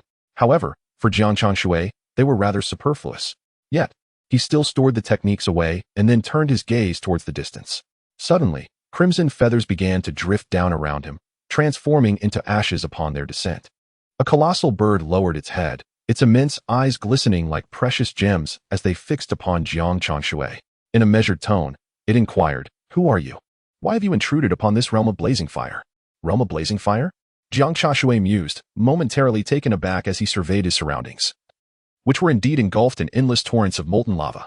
This realm resembled a miniature universe, devoid of any perceivable limit. The three-legged crow loomed above, eclipsing the sky as though it were a deity presiding over the entire world. In the distance, a solitary figure could be seen advancing towards the three-legged crow. Drawing closer with each deliberate step, the individual knocked an arrow and unleashed a rain of projectiles towards the creature, which merely waved its hand, casting the assailant to the far side of this world. Yet, undeterred, the figure persisted, again brandishing the bow and resolutely approaching the three-legged crow. This journey seemed destined to span a century or more. At that moment, Jiang Changshui found himself uncertain whether this was a prison of the three-legged crow or of Ho Yi. He resolved to silently observe as Ho Yi drew near to the crow. Just as the crow prepared to unfurl its wings, Ho Yi suddenly rose, a divine light emanating from his bow, striking the crow's head. The crow let out a piercing cry, its spirit wavering as it fell from the heavens. However, in an instant, the three-legged crow reverted to its original form, seemingly oblivious to the previous agony. Jiang Changshui silently contemplated this scene, finally grasping that these two beings were engaged in a mutual torment, locked in their own purgatory, yet utterly unaware of it. Approaching Ho Yi, Jiang Changshui said, "I have come to lead you away. Until the three-legged crow is vanquished, I shall not depart." Ho Yi, towering at over 2 meters, was a figure of muscular prowess, beads of sweat streaming down his brow, his feet marred by blisters and blood. Nevertheless, he remained undeterred, his gaze fixated solely upon the three-legged crow. Jiang Changshui continued, "A woman named Chang'e has sent me to find you. She has awaited your return in the Palace of Eternal Cold for many years." Yet, Ho Yi's expression remained unchanged as he softly replied, "Tell her to seek another. I shall not leave until the three-legged crow is slain." Jiang Changshui was taken aback, incredulous that he had now found himself at odds with the three-legged crow. After all, the three-legged crow was an immortal beast, existing since the dawn of creation. Born from the fires of the sun god and shaped from the essence and eyes of Pangu, it coexisted with the universe and could resurrect itself even after death. No matter how fervently Ho Yi pursued this endeavor, within this realm of blazing fire, the three-legged crow could instantly revive, leaving Ho Yi to perpetually repeat his futile haunt. Jiang Changshui conveyed this to Ho Yi, yet the latter remained steadfast, resolutely asserting, "Without slaying it, I cannot break this curse." At this moment, you find yourself ensnared in a mystical realm, a celestial prison where the three-legged crow cannot escape. Jiang Changshui grasped hold of Ho Yi, yet Ho Yi managed to subtly extricate himself from Jiang's grip and continued advancing towards the three-legged crow. With no other recourse, Jiang Changshui rendered Ho Yi unconscious. Observing Jiang's actions, the three-legged crow curiously inquired, "Why do you assist us?" Jiang Changshui pondered, "Is this bird not quite right in the head?" Before him, the three-legged crow transformed into a diminutive bird, no larger than a palm, and perched itself upon Jiang Changshui's shoulder, saying, "Our memories have long been sealed. Yet I sense a kinship with you. What is your origin?" After a moment of contemplation, Jiang Changshui revealed his true form, hoping to distance the three-legged crow from himself. However, to his surprise, upon witnessing his true form, the three-legged crow grew even more affectionate, exclaiming, "So you are the embodiment of our master. After so many years, the master has truly returned." Jiang Changshui confirmed that the three-legged crow was indeed not of sound mind. At that moment, the system notified him, "Congratulations, host, for allowing the three-legged crow to willingly recognize you as its master. You have gained 608 000 points of merit and 600 points of fortune. Prompted by this, Jiang Changshui swiftly devoted the merit and fortune to the evolution of the primordial purple energy. Had he delayed even a moment, it might have resulted in a significant surge in cultivation, attracting a heavenly tribulation. At that point, even as a child of destiny, he would have been unable to withstand the formidable onslaught of such a tribulation. The progress of the primordial purple energy evolution stood at 35%. After expending all his merit, the system interface displayed that the second layer of primordial purple energy had instantaneously surged by a quarter, bringing a smile to Jiang Changshui's face. He then glanced at the unconscious Hou-Yi and reached into his consciousness, only to discover that Hou-Yi possessed no consciousness realm. He was a primordial spirit body, akin to mythical beasts that could cultivate directly. However, within Hou-Yi's body, a powerful malevolent aura coiled around him. It appeared he had succumbed to madness. Recognizing this, Jiang Changshui retrieved the 3 light divine water and the Jade Purification Vase to cleanse Hou-Yi of the demonic influence. After half an hour, he finally eradicated all traces of malevolence. Jiang Changshui then cleared Hou-Yi's memories and sent him into reincarnation, hoping he would forget his past obsessions and start anew. Once this was accomplished, Jiang Changshui departed. However, upon leaving the floating island, he noticed the 3-legged crow following closely beside him, now appearing utterly harmless. Jiang Changshui proceeded to the Palace of Eternal Cold. Congratulations, host, for successfully signing in at the Palace of Eternal Cold, acquiring the primordial spirit plant, Laurel of Eternal Cold. As the system's voice faded, the enormous laurel tree within the palace vanished into thin air. At this moment, Chang'e gazed wistfully at the laurel tree, suddenly realizing it had vanished, causing her heart to leap in surprise. She then noticed Jiang Changshui approaching. Swiftly, Chang'e exclaimed, "Heavenly Lord, what brings you here?" Upon recognizing Jiang Changshui's identity, her demeanor shifted to one of considerable respect, regarding him with greater reverence than even the Jade Emperor within the Celestial Palace. Jiang Changshui spoke softly, "I have come to inform you of Hou-Yi's reincarnation." With a subtle gesture of his finger, a reincarnation wheel materialized in his palm, intricately inscribed with golden stars and the veins of the earth, standing in stark contrast. He continued, "Behold, Hou-Yi represents the sun-shooting archer star, and its radiant glow signifies he resides within the grand capital." Upon hearing this, Chang'e was taken aback, tears of gratitude welling in her eyes as she addressed Jiang Changshui. "I am profoundly grateful for your assistance, Heavenly Lord. Truly, the Yuan Fa Heavenly Lord is formidable, capable of summoning the laws of reincarnation with mere hands. What a remarkable being you must be. Could it be, as those celestial beings have said, that all who dwell on Palai Island are incarnations of the heavenly Tao?" Her mind raced with myriad thoughts as she lowered her gaze to conceal her tumultuous emotions. Jiang Changshui nodded slightly and advised her, "You should descend to seek him." With another flick of his finger, the reincarnation will transformed into a passageway. Should Chang'e wish to descend, she would have to relinquish her current identity as an immortal. Chang'e, not being a sanctioned celestial official of the heavenly court, would not affect the heavens by her departure. After all, she was merely a prisoner confined within the Guanghan Palace, appearing resplendent and renowned across the 3 realms due to her beauty. Yet, if she were unwilling to part with her celestial status, Jiang Changshui had no intention of further assistance. To his surprise, Chang'e agreed without hesitation. "If I cannot be with him, what is the point of living for an eternity?" Jiang Changshui found her somewhat foolish, considering that even without entering the cycle of reincarnation, she could easily ascertain Hou-Yi's whereabouts with a little effort. However, he refrained from intervening further and merely said, "You may retain your memories, which will aid in your search for Hou-Yi. Should you encounter difficulties after descending, you can seek assistance from Yang Yuhuan at the Imperial Tao Palace." Chang'e promptly bowed in gratitude. Before departing, she looked at Jiang Changshui and said, "Heavenly Lord, I have one humble request. Please take care of the Jade Rabbit after I leave. The Guanghan Palace will feel exceedingly lonely with only her. And if you have the time, do visit her." After these words, Chang'e was ushered into the cycle of reincarnation by Jiang Changshui. At that moment, the Jade Rabbit arrived late, witnessing only the trailing edge of Chang'e's garments as she stepped into the cycle. Fairy, wait for me," the Jade Rabbit exclaimed, lifting her skirt to dash into the reincarnation. Jiang Changshui, observing this, turned slightly, only to find the petite Jade Rabbit colliding into his embrace. The Jade Rabbit wept softly, lamenting, "Why must the celestial maiden abandon me? Have I done something wrong?" Jiang Changshui observed the distressed Jade Rabbit with a hint of exasperation. Noting how she resembled a daughter cherished by Chang'e, he stood quietly, listening to her sob for nearly half an hour, her hiccups punctuating her tears. Her face flushed with embarrassment as she dared not look up. Jiang Changshui comforted. It is a fortuitous occurrence for the celestial maiden to depart from the Moon Palace. He gestured as if calculating, continuing, upon her descent to the mortal realm, she shall encounter Hou-Yi. While she may not attain immortality, she will experience love with him, performing good deeds for a century, while Hou-Yi vanquishes demons. In time, they will be blessed with a multitude of descendants. As he spoke, a notification from the system suddenly chimed. Congratulations, host. You have successfully facilitated the reincarnation of Chang'e and Hou-Yi, earning 36,000 points of merit and 18,000 points of fortune. Jiang Changshui was momentarily taken aback, yet he soon deduced the source of this merit and fortune, surprised by the unexpected means of acquisition. At that moment, the Jade Rabbit's mouth fell agape, her soft, cherubic face betraying her astonishment.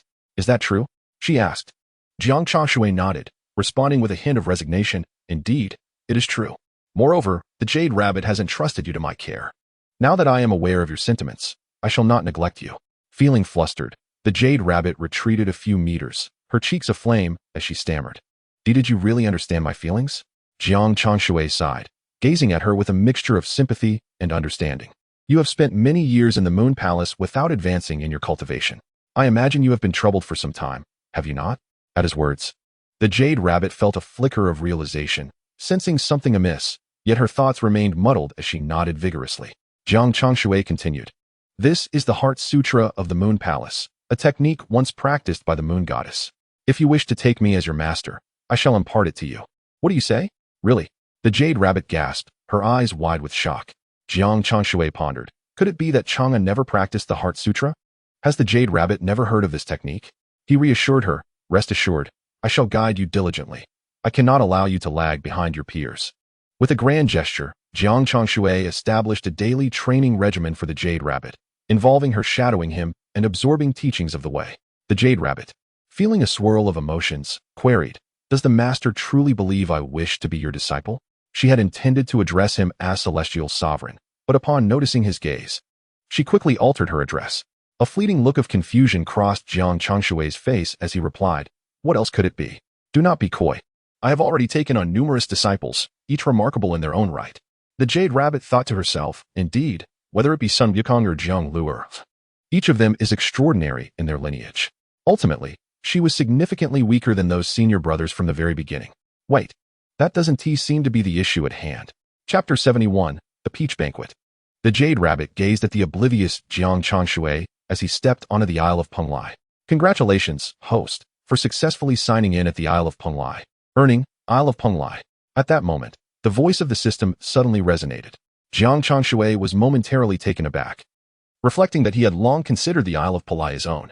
Nevertheless, he opted to keep such thoughts to himself. He turned to the Jade Rabbit and said, You must have studied the Divine Farmer's Materia Medica or the record of the great wilderness deities. Haven to you? The Divine Farmer's Materia Medica was authored by the Divine Farmer after tasting a myriad of herbs. It documented most of the celestial herbs along with their medicinal properties and cultivation methods. Indeed, countless celestial herbs were recorded therein, found on the Isle of Penglai. The record of the great wilderness deities, written even earlier, was chronicled by the Kwa Fu clan. Initially, they emerged from chaos and possessed little understanding of the primordial spirit beasts, mistakenly believing they were deities. Thus, it is essentially a compendium of spirit beasts. The Isle of Penglai harbored numerous spirit beasts that required care. In Jiang Changshui's memory, the Jade Rabbit was an exceedingly diligent and endearing presence, making her the most suitable caretaker for the treasures of the Isle of Penglai. At this moment, the Jade Rabbit was far from discerning Jiang Changshui's intentions. Her mind was in a whirl. Did Jiang Changshui taking her as a disciple imply that they would henceforth be master and disciple? The bond between master and disciple, and the forbidden love, was that not a theme reserved for tales? Upon hearing Jiang Changshui's words, the Jade Rabbit nodded slightly and replied, I have studied it. My favorite pastime at the Moon Palace is reading and concocting medicines. Jiang Changshui nodded in response, stating, Then I shall entrust the care of the Isle of Penglai to you. To the Jade Rabbit's ears, this transformed into, This Isle of Penglai, a place of creation and fortune, I bestow upon you today as a token for our future union. Instantly, the Jade Rabbit's face flushed crimson, leaving her momentarily speechless. At that moment, Sun Wukong, Jiang Luer, and Marshal Tianping were already aware of Jiang Changshui's invitation to the Peach Banquet. Following Jiang Changshui's command, They had hastened to Blood Demon Dyke and entered the Isle of Penglai.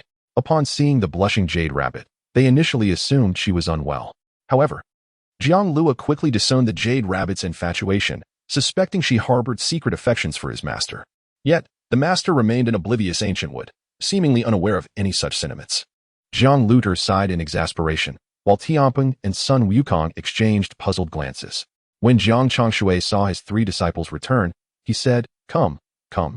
This is your little junior sister, the Jade Rabbit. Jade Rabbit, come over and greet your senior brothers."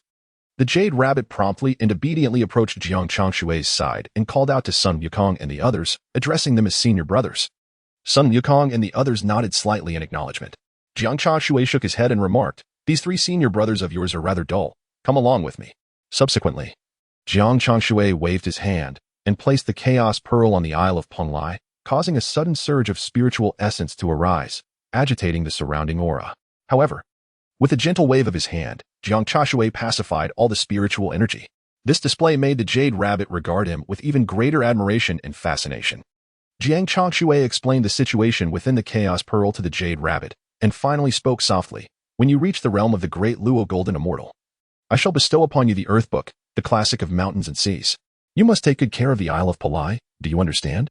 Upon hearing this, the Jade Rabbit's eyes sparkled, and she nodded eagerly, her obedient and soft demeanor resembling that of a snowball. Jiang Changshui, satisfied, affectionately ruffled the Jade Rabbit's hair. Meanwhile, Jiang Luer, along with Sun Wukong and Marshal Tianpeng, exchanged glances, each discerning the radiant glow of paternal affection in Jiang Changshui's eyes. Were the Jade Rabbit to discover this, she might very well spit blood. "I wish to be your wife, and yet you wish to be my father." However, at this moment, the Jade Rabbit, overwhelmed by affection, was utterly disoriented, oblivious to such matters. After concluding his instructions, Jiang Changshui heard a voice from outside proclaim, "Your Excellency, I am the Tai-Bai Jinxing, here to inform you that the peach tree banquet is set to commence today. We eagerly await your esteemed presence." Upon hearing this, Jiang Changshui turned and manifested his Dharma form, using all the recently acquired merits and fortunes to enhance the primordial purple chi. At that moment, 2 spiraling golden forces of law encircled him. Alongside an unresolved primordial purple chi, the 3 energies intertwined, presenting an image akin to a divine being high above. Coupled with his ability to obscure perception, no one could discern his visage, rendering him even more enigmatic. Jiang Changshui then produced a treasured artifact, the Xianyuan sword, which he subsequently entrusted to Jiang Luer. Marshal Tianping and Sun Wukong possessed their own fated treasures, which could not be altered. However, Jiang Luer, having transitioned from the Buddhist path to the Taoist, lacked a personal fated treasure. As he was currently cultivating the sword path, Jiang Changshui deemed it fitting to present him with the Xianyuan sword. One cannot show favoritism. Upon receiving the Xianyuan sword, Jiang Luer's eyes lit up, and he promptly exclaimed, "Disciple expresses profound gratitude to master." Thereafter, Jiang Changshui led the 4 towards the peach tree banquet. At this gathering, the celestial beings took their seats and began inquiring about the Isle of Penglai. Suddenly, from a distance, the martial Star Lord called out, "The Emperor of the Demon Realm, Qianwei, has arrived." Upon hearing this name, an immediate silence enveloped the Yaoqi. The celestial beings then beheld the strikingly formidable Qianwei, accompanied by the ancestral master Kunping, entering with an air of undeniable menace. Qianwei scanned the seating arrangement, his gaze finally resting on the upper seat beside the Jade Emperor. He strode purposefully towards that position. The celestial beings marveled. No wonder there was an empty seat beside the Jade Emperor. It was reserved for Qianwei. For some time, it has been rumored that your majesty and Chun Yao hail from the same lineage. Yet it is quite astonishing that one would dare to stand equal with the realm of demons. Should Hongjun Daozu become aware of this, he would surely be filled with rage. The celestial beings murmured among themselves, while Xinyuanzi from Wuzhuang Temple shook his head slightly, sighing, "Such ignorance." No sooner had he uttered these words than Qianyao found himself unable to take another step forward. The surrounding crowd was oblivious to the situation, only noticing that Qianyao had abruptly turned and seated himself in the first position on the lower right. His expression was grim. From above, the Jade Emperor remarked, "If the demon realm wishes to stand on equal footing with the heavenly court, then the Emperor must put in considerable effort." To Qianyao, the mention of Emperor was nothing short of an insult. His countenance darkened, and the murderous intent in his eyes flickered out as he raised his head again. Restoring his usual demeanor, "I have only recently ascended to the throne, and any missteps are to be forgiven by the Jade Emperor." The implication was clear. "I am but a child. Why should you hold me accountable?" The embarrassment is still yet to be determined. In Chapter 72, the arrival of Yunfa Tianzuan was announced. The Jade Emperor remained unperturbed. Sometimes, with age, one's sense of shame dissipates with time. Thus, he paid no heed to Qin Yao's veiled sarcasm. However, the other celestial beings began to speculate upon whom the seat beside the Jade Emperor was reserved for. Just then, the figure of Bai Jingxing entered, proclaiming, "Your Majesty, I have summoned the Tianzuan." Tianzuan? Could it be Hongjun Daozu? This thought flickered through the minds of the celestial beings, but was quickly dismissed. Hongjun rarely traversed the three realms, residing instead in the Zixiao Palace beyond them. His appearances were rare, often separated by millennia. If he were to come, it would likely only be a fragment of his essence. At that moment, the voice of Wikixingjin echoed, "Yunfa Tianzuan has arrived." Upon hearing this, the Jade Emperor sprang to his feet. Witnessing a radiant figure illuminated by golden light entering beyond the Yu Qi, entwined by two strands of law and enveloped in primordial purple qi. This individual possessed profound cultivation. So much so that even the Jade Emperor could not discern his visage. With each step he took, auspicious clouds formed beneath him, as if a deity had descended into the Yao Qi. His arrival stirred the spiritual energy of the entire Yao Qi, which seemed restless, yearning to align itself with this individual. The celestial beings looked on in disbelief, for the aura of the two laws had rendered them intimidated, preventing any rash actions. At this moment, Jiang Changshui glanced at the high seat, waved his hand slightly, and conjured a throne that hovered above the Jade Emperor. This was to take a seat above the Jade Emperor. The Jade Emperor's expression shifted dramatically, and before the eyes of the celestial beings, he ultimately relinquished the high seat. A gasp reverberated through the assembly. Even Zhen Yuanzi had not anticipated such an outcome, let alone the likes of Li Jing, who was stationed at a distance. The celestial banquet this time was graced by the formidable beings of the three realms, rendering insignificant figures like Li Jing unable to secure even a seat. After fulfilling their duties, they were merely rewarded with a 1,000-year-old peach as recompense, which compelled Li Jing to hurry over. Upon beholding the majestic Yunfa Tianzuan, he was filled with profound admiration and envy. However, the Wuziu Xingjuan cautioned, "Do not stare too long. Should you incur his displeasure, you may find yourself bereft of your sight." This admonition was most prudent, for even the slightest provocation could lead to dire consequences. With souls scattering and never to be reborn, Li Jing promptly expressed his gratitude, saying, "Thank you for the warning, Star Lord." Thereafter, he maintained a quiet vigil over the Yao Qi, upholding order, refraining from casting another glance at the esteemed Yunfa Tianzuan above. Meanwhile, after Jiang Changshui took his seat, he received a notification from the system. "Congratulations, host, for successfully signing in at the Yao Qi Grand Hall, earning the Kunlun Mirror." The revelation of the Kunlun Mirror startled him slightly, though fortunately, his expression remained inscrutable to others. Gohong had once noted in Zhenzangsha that in the primordial chaos before the three realms were formed, the essence of heaven and earth was birthed alongside the great Pangu, known as the Primordial Heavenly King, who roamed the three realms. Eventually, as the two energies separated, the Primordial Heavenly King began to ascend within the realms, absorbing the essence of the heavens and drinking from the earthly springs. After enduring countless tribulations, he united with the Taiyuan Yunu, giving rise to the Celestial Emperor and the Queen Mother of the West.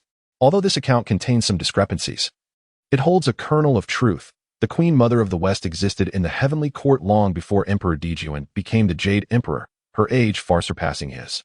It is said that she was an embodiment of primordial Yin energy.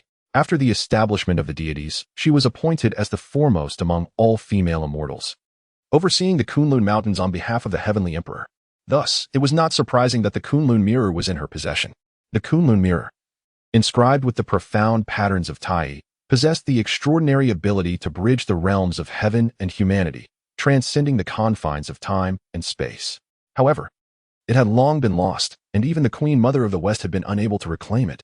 Jiang Changshui carefully stowed the Kunlun Mirror away, only to hear the Jade Emperor to his side proclaim, "Hurry and prepare seats for the disciples of the Heavenly Lord." At this moment, everyone noticed several figures still standing within the Grand Hall, namely Sun Wukong, Marshal Tianpeng, Jiang Luer, and the Jade Rabbit. The Jade Emperor immediately recognized the intertwined auras of these four individuals with Jiang Changshui, thus deeming them his disciples. The Bai Jingxing, slightly taken aback, nonetheless complied with the directive to prepare the seating arrangements. Sun Wukong and the others surprisingly exhibited remarkable obedience, which elicited admiration from the celestial beings for Jiang Changshui's exceptional guidance. At that moment, 7 celestial maidens entered the Yao Qi, placing the 1,000-year peaches they had gathered into the plates of the assembled immortals. For these beings, all of whom were above the golden immortal rank, the 1,000-year peaches merely served as a light repast. However, compared to the usual cultivation where spiritual energy remained scarce, this was indeed a rare blessing. Jiang Changshui gazed at the ancient peach in the dish, and with a mere gesture, he absorbed its spiritual essence entirely into his being. In an instant, the dish was left with nothing but an empty shell. Remarkably, this shell came into contact with the spiritual energy surrounding Jiang Changshui and instantly sprouted green shoots, transforming into a primordial spiritual plant. Jiang Changshui paused momentarily. He had merely used the Hongmeng purple chi for a brief experiment, and yet the result was astonishing. Below, the assembly of celestial beings stood in awe. Was this truly the heavenly sovereign? He had effortlessly imparted enlightenment to the peach pit, akin to the legendary deities Nuwa and Pangu, possessing the power of creation. Indeed, Jiang Changshui had perfected the art of creation and primordial essence to its utmost pinnacle. Thus, even the slightest trace of his spiritual energy could revive withered trees and rejuvenate barren lands. Such creative prowess represented the most profound secrets of the entire cosmos.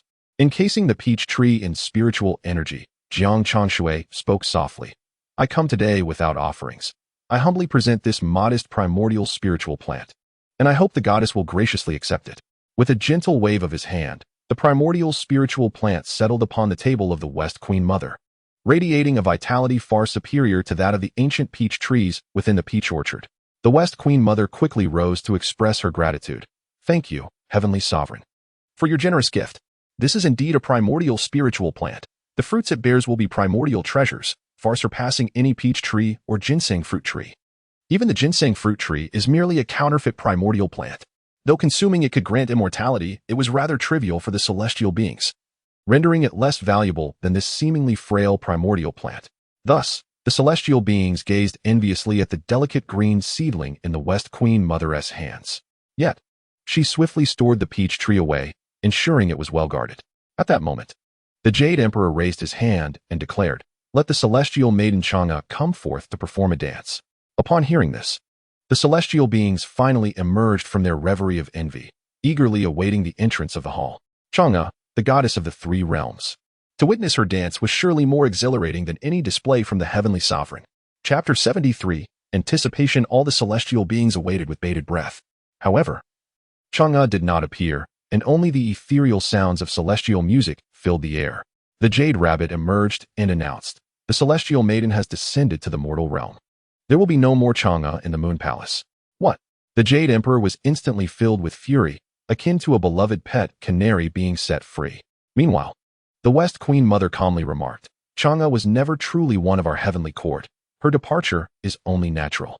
Henceforth, let the management of the Moon Palace be entrusted to Zixia." Zixia, who was pouring wine for Sun Wukong, suddenly found herself called upon, rising in surprise. The young maiden understood.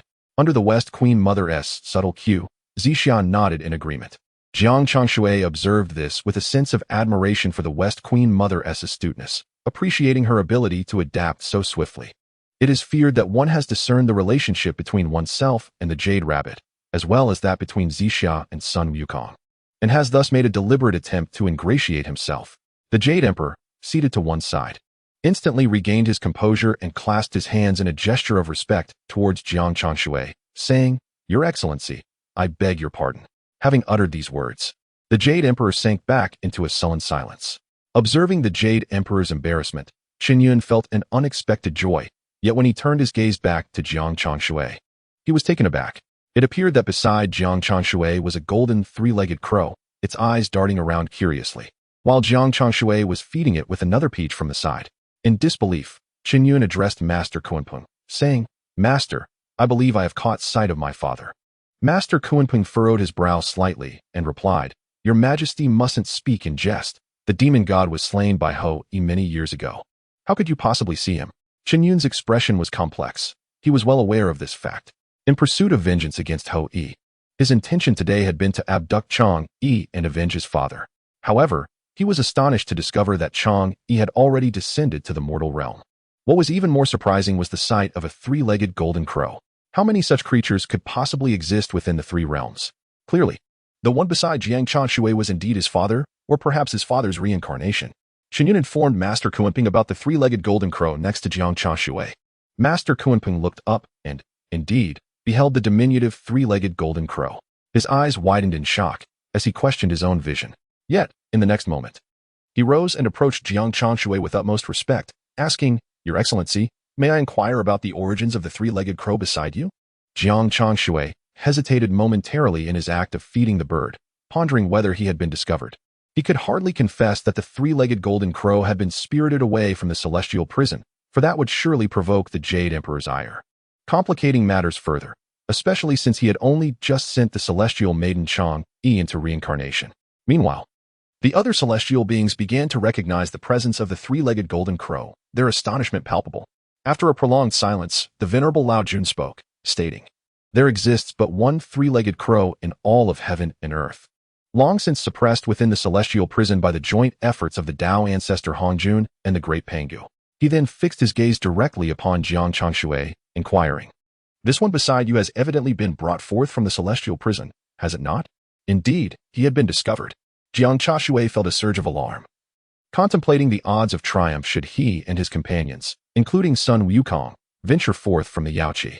As a quasi-saint, he stood on the precipice of becoming a true sage, armed with numerous treasures that could potentially match the might of Lao Jun's Sun Wukong. Along with Marshal Tianpeng and Zhang Luer, were all great Luo golden immortals, capable of contending on equal footing with the Jade Emperor. Qinyun might even lend his support regarding the matter of the three-legged crow. The remaining Jade Rabbit was merely a talisman of fortune, unlikely to alter the grand scheme of things. Just as Jiang Changshui was musing over these thoughts, a furious voice rang out, "Should you not offer an explanation to my demon realm?" The Grand Master Kunpeng gazed at the Jade Emperor with ire and exclaimed, "Emperor Jun, have you truly forgotten the blood of the demon clan that courses through your veins? Emperor Jun is a blend of celestial and demonic lineage. Without the aid of the demon clan, how could he ascend to the throne of the Heavenly Emperor? It is precisely for this reason that the demon world harbors such disdain for Emperor Jun, whose attitude has oscillated so drastically." The Jade Emperor replied calmly, "The matter of the three-legged crow was resolved long before I ascended as the Jade Emperor.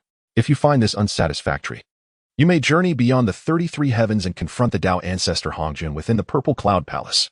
At this juncture, the Jade Emperor paused and turned his gaze towards Jiang Changshui, saying, "Esteemed Yuan Fa Tianzuan, if you wish to reside peacefully within the three realms, it would be prudent to conduct yourselves with greater decorum. I am weary and shall take my leave." With that, the Jade Emperor rose and vanished from the Yaoqi.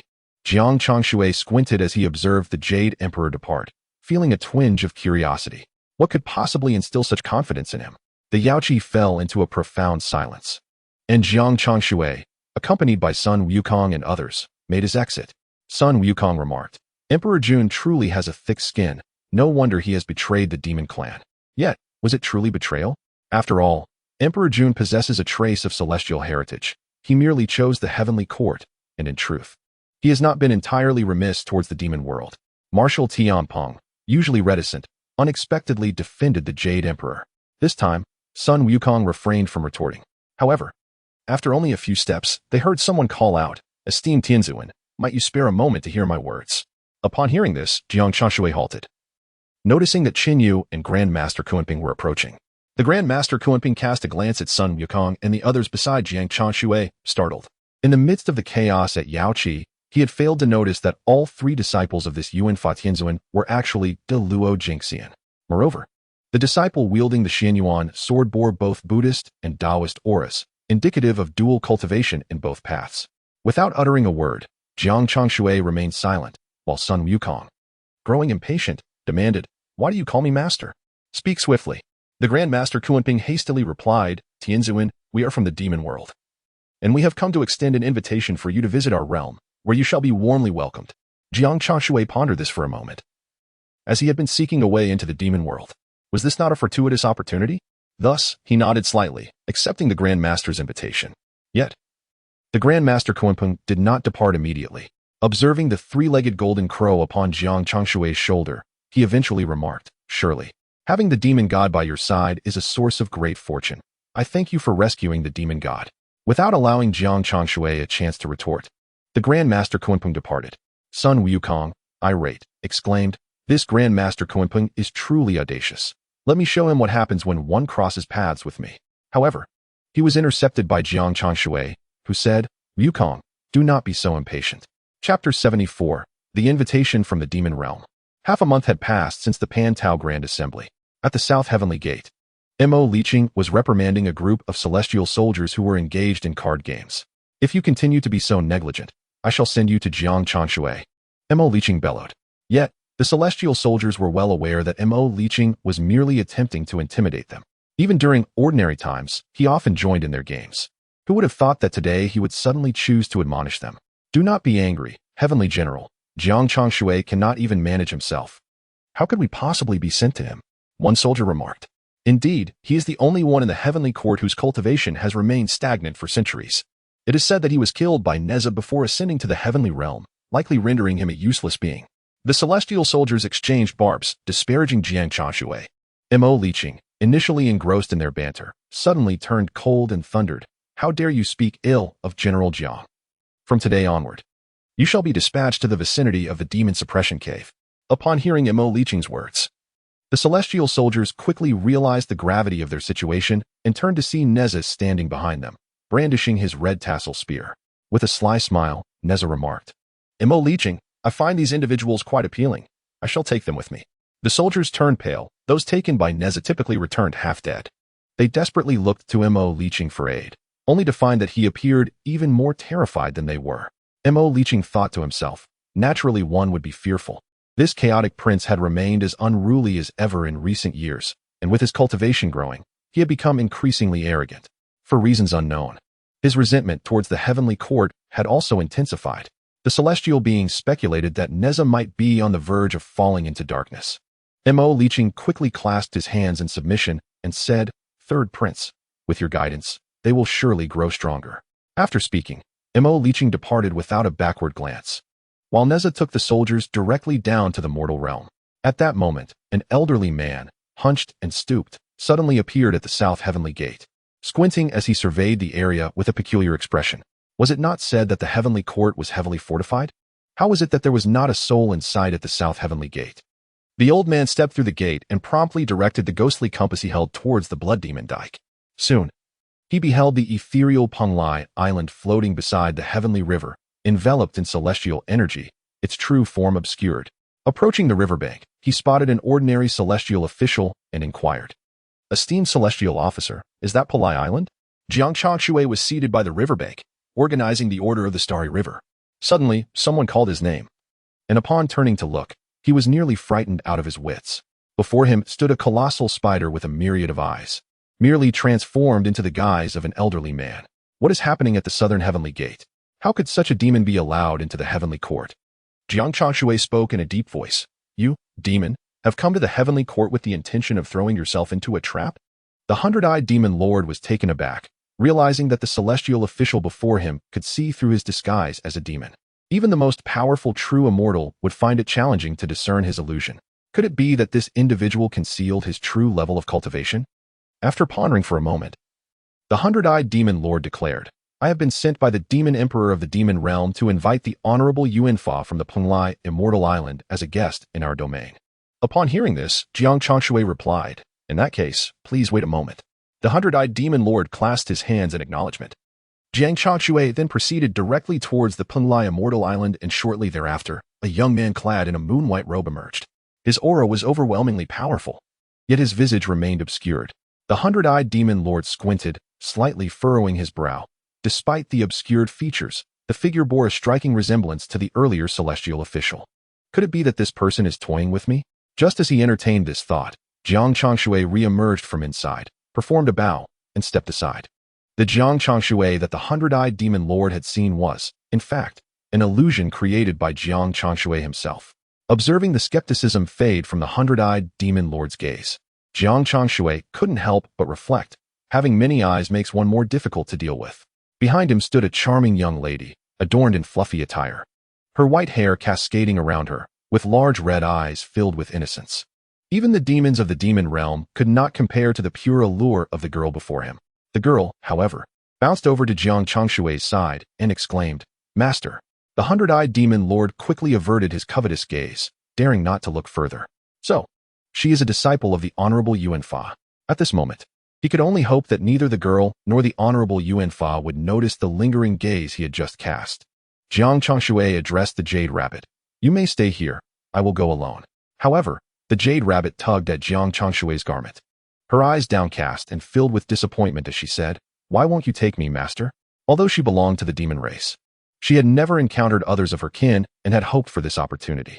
Her nose twitched as if she were on the verge of tears. Jiang Changshui sighed and conceded. Very well, you may come along, but you must not cause any trouble. The Jade Rabbit quickly beamed. Thank you, master. She then turned, waving her hand, and a golden scroll appeared before her. It was none other than the Book of Mountains and Seas. The moment the hundred-eyed demon lord laid eyes on the tome, his expression brightened, unabashed greed flickering in his eyes. That was the Book of Mountains and Seas. If he could obtain it, he could control the entire realm of Earth immortals. In that case, he could usurp the position of the leader of the five Zeus. A fleeting moment of greed passed, and when the hundred-eyed demon lord lifted his gaze again, he marveled. Indeed, the disciple of the celestial sovereign is extraordinary. Jiang Changshui responded with a non-committal hum. He had already sensed the hundred-eyed demon lord's avarice, yet he was taken aback by how swiftly it was concealed. It was precisely this reason that made Jiang Changshui reluctant to take the Jade Rabbit to the demon realm. The Jade Rabbit, with her somewhat innocent demeanor and bearing a pair of magical artifacts he had bestowed upon her, exuded an aura that screamed vulnerability and abundance. It was hard not to incite the demon's murderous intent for treasure. Jiang Changshui merely intended to visit the demon realm for a brief sojourn. But with the Jade Rabbit in tow, he could very well stir up a multitude of troubles. Contemplating this, he wished to retract his earlier intention to bring her along. However, upon turning back to see the Jade Rabbit's tearful visage, he could only sigh. Very well. It seems I have no choice but to take you along. The Jade Rabbit tilted her head and joyfully bounded into Jiang Changshui's embrace, affectionately nudging against him. Chapter 75. The expedition against Marshal Tianpeng. Jiang Changshui gently pushed the Jade Rabbit away. Even he felt somewhat uneasy displaying such intimacy with her in front of others. How could he maintain the lofty and aloof image of the celestial sovereign? Meanwhile, he remained oblivious to the cold, steely gaze the Jade Rabbit cast upon the hundred-eyed demon lord, her eyes glinting with a palpable intent to kill. A chill ran down the hundred-eyed demon lord's spine as he thought to himself, indeed, one should not provoke those who are close to the celestial sovereign. Just as the three were preparing to journey to the demon realm, Taishang Laojun and the Jade Emperor suddenly arrived, accompanied by a host of celestial beings. The Jade Emperor proclaimed, having heard that the celestial sovereign intends to visit the demon realm, we have come to offer our farewells. With a wave of his hand, the celestial officials began to play divine music, and the celestial maidens started to dance gracefully. Jiang Changshui merely nodded in acknowledgement. The Jade Rabbit, giggling, remarked, Thank you for your kind intentions, Your Majesty. We shall return shortly. The Jade Emperor smiled gently and replied, The three realms are replete with auspicious treasures. Should the celestial sovereign have the time, do feel free to explore. The underlying implication of his words was clear. He preferred that Jiang Changshui and his companions did not return. The heavenly court is well guarded, but if adversaries infiltrate within, it could spell disaster. It was prudent for the celestial sovereign to remain in the heavenly court prior to the Peach Blossom banquet, but post-event, there was no need for him to linger. That would be akin to a ticking time bomb. Who could predict when it might detonate? The Jade Rabbit smiled faintly, refraining from commenting on the Jade Emperor's words. Meanwhile, the hundred-eyed demon lord interjected, The time is upon us. Please, celestial sovereign, allow me to escort you to the demon realm. With a slight wave of his hand, a colossal spiritual vessel materialized within the heavenly court. Upon it knelt numerous demons. Chanting, we humbly welcome the esteemed presence of the celestial sovereign. In an instant, celestial melodies intertwined with demonic tunes within the heavenly court. Witnessing this spectacle, the Jade Emperor's expression darkened further. This allowed the Lord of the Hundred Eyes to enter the celestial palace, and astonishingly, he brought along so many demons. If their intention was to launch an assault on the heavenly court, would they not be in grave peril? Therefore, once Jiang Changshui and the others departed, the Jade Emperor, in a fit of rage, commanded, Bring forth the celestial soldiers stationed at the southern heavenly gate. At that moment, Li Jing was reprimanding the celestial soldiers at the southern heavenly gate when he suddenly heard the imperial summons. He pondered, could it be that the soldiers led by Nezha have all been slain? TSK, TSK, TSK, since it was the summons of the Jade Emperor. He could hardly blame himself for mentioning it a few more times in the presence of the Emperor. Just as he was rummaging through the numerous mistakes committed by Nezha over the years, he was abruptly enveloped by a demonic sound echoing through the heavens. While a spirit ship from the demon realm soared outward, Li Jing, momentarily puzzled, suddenly grasped the situation. When had those demons infiltrated? He recalled a fleeting image of himself fleeing before Nezha. It was most likely during that very moment that the demons had entered through the southern heavenly gate. Abandoning one's post was a serious offense, but permitting demons to enter during that time was a grave sin. Li Jing's hands trembled.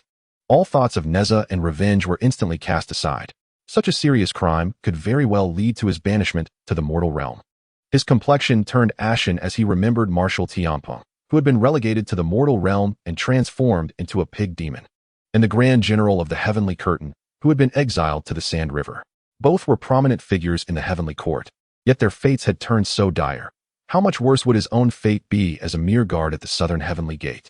Overwhelmed by mixed emotions, Li Jing seized the opportunity, unnoticed by the celestial officer escorting him, and fled to the mortal realm. Meanwhile, upon learning of Li Jing's descent to the mortal realm, the Jade Emperor thundered, "Ah, excellent. Is Yang Jin present?" Yang Jin emerged with the howling celestial dog. The Jade Emperor declared, "Erling Shun, hasten to retrieve the celestial soldiers and bring back Li Jing to face punishment. Should he resist, he is to be met with lethal force." Yang Jin clasped his fists in acknowledgement and promptly departed. The remaining celestial kings exchanged glances, as they were all close brothers with Li Jing, and feared they might face collective punishment. Thus, Li Hai stepped forward and exclaimed, "Your Majesty, we are willing to accompany Erling Shun to the mortal realm to bring back Li Jing and redeem our sins." The Jade Emperor nodded in agreement. However, once they exited the heavenly court, Li Hai turned to his two brothers and said, "The affairs of the heavenly court are complex, and we have no opportunity to cultivate. Instead, why not venture into the mortal realm and become bandit kings?" "Indeed, third brother speaks wisely. Fourth brother." The broad-eyed King Li Shou quickly concurred. Li Hong, still hesitant, remarked, "If we were to defect, we might invoke the relentless pursuit of the heavenly court." Li Shou acknowledged the validity of this concern, saying, "Second brother has a point." Li Hai then smiled and suggested, "Recently, I heard that Marshal Tianpeng has established a sect near Fuling Mountain. Why not we seek refuge with him?" Li Hong nodded in agreement.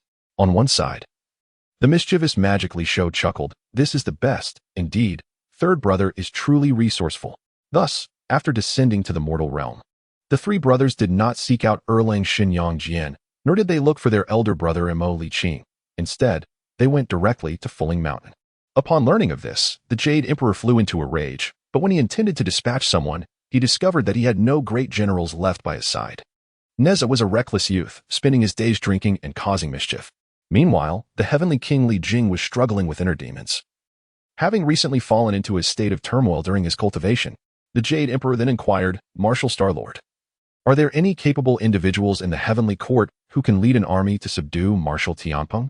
After a moment of contemplation, the Marshal Starlord replied, "There are indeed two. One is the monk Jiang Luo from the Buddha's realm, and the other is the celestial soldier Meng Dahai from our heavenly river." Upon hearing the name Jiang Luo, the Jade Emperor spoke softly, "I am uncertain of Jiang Luo's capabilities. Send him with 3,000 celestial soldiers to Fuling Mountain. Should he succeed in his mission, he shall be handsomely rewarded." The Marshal Star Lord nodded eagerly and went to inform Jiang Luo about this matter. Having had no tasks in recent days, Jiang Luo, upon hearing the news, thought for a moment and said, "Since it is an edict from His Majesty, I shall depart at once." Jiang Luo proceeded to Fuling Mountain with 3,000 celestial soldiers, yet he did not engage in battle with Marshal Tianpeng. Instead, he entered the treasure trove of Fuling Mountain, where he found Marshal Tianpeng practicing martial arts in the courtyard, accompanied by a young lady from Gao's manor. Initially, the lady had deemed Marshal Tianpeng too unsightly for marriage, but now she perceived a charming spirit beneath his rugged exterior. Moreover, his formidable skills captivated her heart, leading Miss Gao to develop feelings for him. However, Marshal Tianpeng had once feigned interest in marrying her, and now he was indifferent. Miss Gao, hoping for a change in his affections, moved into the cave dwelling at Fuling Mountain, tending to him daily like a maid. Chapter 76. The Jade Emperor's Generosity. Jiang Luo, observing Miss Gao's graceful demeanor and submissive nature, smiled. He raised his hand and called out to Marshal Tianpeng, "Senior brother." Then, turning to Miss Gao, he exclaimed, "Sister-in-law." Miss Gao blushed deeply, instinctively glancing at Marshal Tianpeng. The latter responded, "Are you merely idling about? Bringing 3,000 celestial soldiers here, for what purpose?" Seeing Marshal Tianpeng's lack of interest, Miss Gao felt a pang of sadness and, after bowing respectfully, took her leave. Jiang Luo sighed and remarked, "Senior brother, Miss Gao is indeed a remarkable lady, so refined, well-mannered, and kind-hearted. Such a gem is rare in the three realms. A flicker of tenderness crossed Marshal Tianping's eyes, yet he replied, I have no fate with her. In truth, you were meant to have a connection with Miss Gao. Do you recall saving a little fox in the vicinity of Mount Shu a millennium ago? Jiang Lua suddenly interjected. Marshal Tianping furrowed his brow slightly. How could he remember events from 1,000 years past? Even if he had rescued numerous animals, it was merely a casual act. Could those countless creatures he saved over the years possibly come back one by one to express their gratitude? Marshal Tianping remained noncommittal. Jiang Lua remarked, Miss Gao is the reincarnation of that little fox. She does not insist that you marry her. Rather, her presence will be of great significance to you during your tribulations. Upon hearing this, Marshal Tianping responded, I comprehend now. Jiang Lua continued, reiterating the matter concerning the Jade Emperor's summons for him to launch an expedition. The Jade Emperor is quite intriguing. We at the Celestial Dao Palace are currently short-staffed. If we were to recruit all the heavenly soldiers under our banner, the heavenly court would find it difficult to contend with us. Marshal Tianping's eyes brightened, and he said, I shall entrust this matter to you. Then, I beseech you, elder brother and younger sister, to manage the affairs of the Celestial Dao Palace well. I shall go persuade those heavenly soldiers to lay down their weapons and join us. Jiang Lua laughed heartily and departed from Marshal Tianping's cave dwelling. Marshal Tianping shook his head slightly, only to hear footsteps approaching from behind. Junior brother, your presence would be more reliable than Jiang Lua's. I currently possess the appearance of a demon. What difference does it make if I go out? Marshal Tianping scoffed. Those heavenly soldiers revere the formidable Tianping, not a mere swine demon. Sun Wukong chuckled, but he is not Jiang Lua either. He is still a disciple of the Buddhist sect. Are you aware of the incident involving Jin Chanzi's teachings from 1,500 years ago? Marshal Tianping said cryptically as he gazed at Sun Wukong. Sun Wukong frowned. 3,500 years ago, he had been a mindless spirit stone beyond the heavens. Marshal Tianping spoke softly. 1,500 years ago, Jin Chanzi established a forum at the entrance of the demon realm in the Shidu Mountains, speaking for 49 days. Subsequently, all the wicked beings and demons in the vicinity converted to Buddhism. Sun Wukong was taken aback and exclaimed, That fellow is so eloquent? Marshal Tianping nodded slightly. In the heavenly court, outside the Lingxiao treasure hall, the Star Lord of Martial Arts intercepted Tai Bai Jinxing as he emerged, exclaiming, My lord, there is trouble. Please allow me to meet with His Majesty. Tai Bai Jinxing furrowed his brow and replied, What is the matter? Has Mo Li Jing been slain? His Majesty had previously stated that Mo Li Jing's death would be inconsequential. The Star Lord of Martial Arts, filled with urgency, said, I have just realized that our 3,000 heavenly soldiers have mysteriously vanished, and even Jiang Lua has not returned. Tai Bai Jinxing was taken aback. 3,000 heavenly soldiers were no trifling number. He promptly turned and entered the Lingxiao treasure hall to inform the Jade Emperor. The Jade Emperor waved his hand to activate the Haotian mirror, revealing Jiang Lua leading the 3,000 heavenly soldiers into Fulling Mountain, becoming a subordinate of Marshal Tianping. The Jade Emperor was furious, exclaiming, What on earth is happening? The Star Lord of Martial Arts recounted the events in detail, concluding, Your Majesty, if Marshal Tianping has heavenly soldiers under his command, we may be in grave danger. Initially, they conspired against Tianping, forcing him to descend to the mortal realm, subsequently casting him into the realm of beasts. Now, with 3,000 celestial soldiers at his command, he poses a formidable threat to the heavenly court. The Jade Emperor, cognizant of this, addressed the god of war, Wu Xiu, inquiring about the whereabouts of Meng Dahuai. He instructed him to summon the formidable Li Tianwang and the third Prince Nezha to lead 100,000 heavenly troops to Fulling Mountain. Wu Xiu promptly acknowledged the command and set off to relay the message. Meng Dahuai had already received directives from Jiang Lua and Marshal Tianping, instructing him to bring the heavenly army directly to Fulling Mountain without engaging in combat if the Jade Emperor sought him. However, he was unaware that Li Tianwang and Nezha were also to accompany them. Nezha would be manageable, but the presence of Li Tianwang posed a greater challenge. As Meng Dahuai proceeded to Fulling Mountain, he contemplated strategies to counter Li Tianwang. Yet, upon arrival at Fulling Mountain, he found that neither Li Tianwang nor Nezha had appeared. What were they to do? Without the king, how could they possibly contend with Marshal Tianping? The anxious vanguard of heavenly troops voiced their concerns. Marshal Tianping was a masterful tactician, while they were mere celestial soldiers with less than a century of experience. They feared their demise was imminent. Another soldier attempted to reassure them, stating, Fear not, for we possess 100,000 heavenly troops. Even a single drop of our collective spittle could drown Marshal Tianping. Indeed, they rallied, believing that with Li Tianwang and the third prince surely en route, Their 100,000 troops could not be daunted by Tianpeng's 3,000 soldiers. Above Fuling Mountain, the sky was filled with the celestial forces of the heavenly court. The previously anxious soldiers found solace in this sight. Their spirits lifted as if buoyed by the tide of fortune. Within the Lingxiao Palace, the Jade Emperor sighed in relief upon witnessing this scene. For morale is of utmost importance in warfare. However, he turned to the Star of Venus, Tai Bai, and inquired about the situation with Li Tianwang and the Third Prince. Tai Bai responded hastily, explaining that the Third Prince had slain several celestial soldiers, leading to a confrontation between him and Li Tianwang.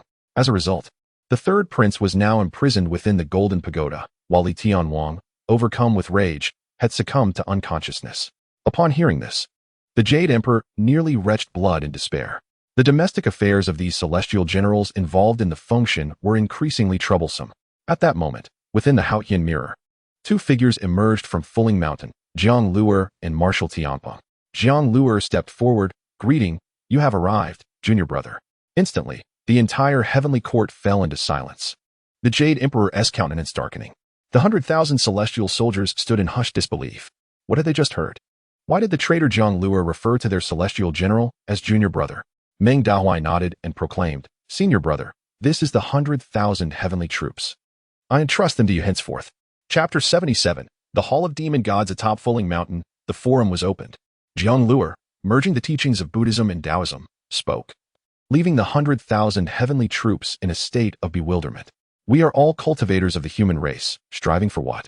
To vanquish demons and eradicate evil. Yet what are you doing in the heavenly realm?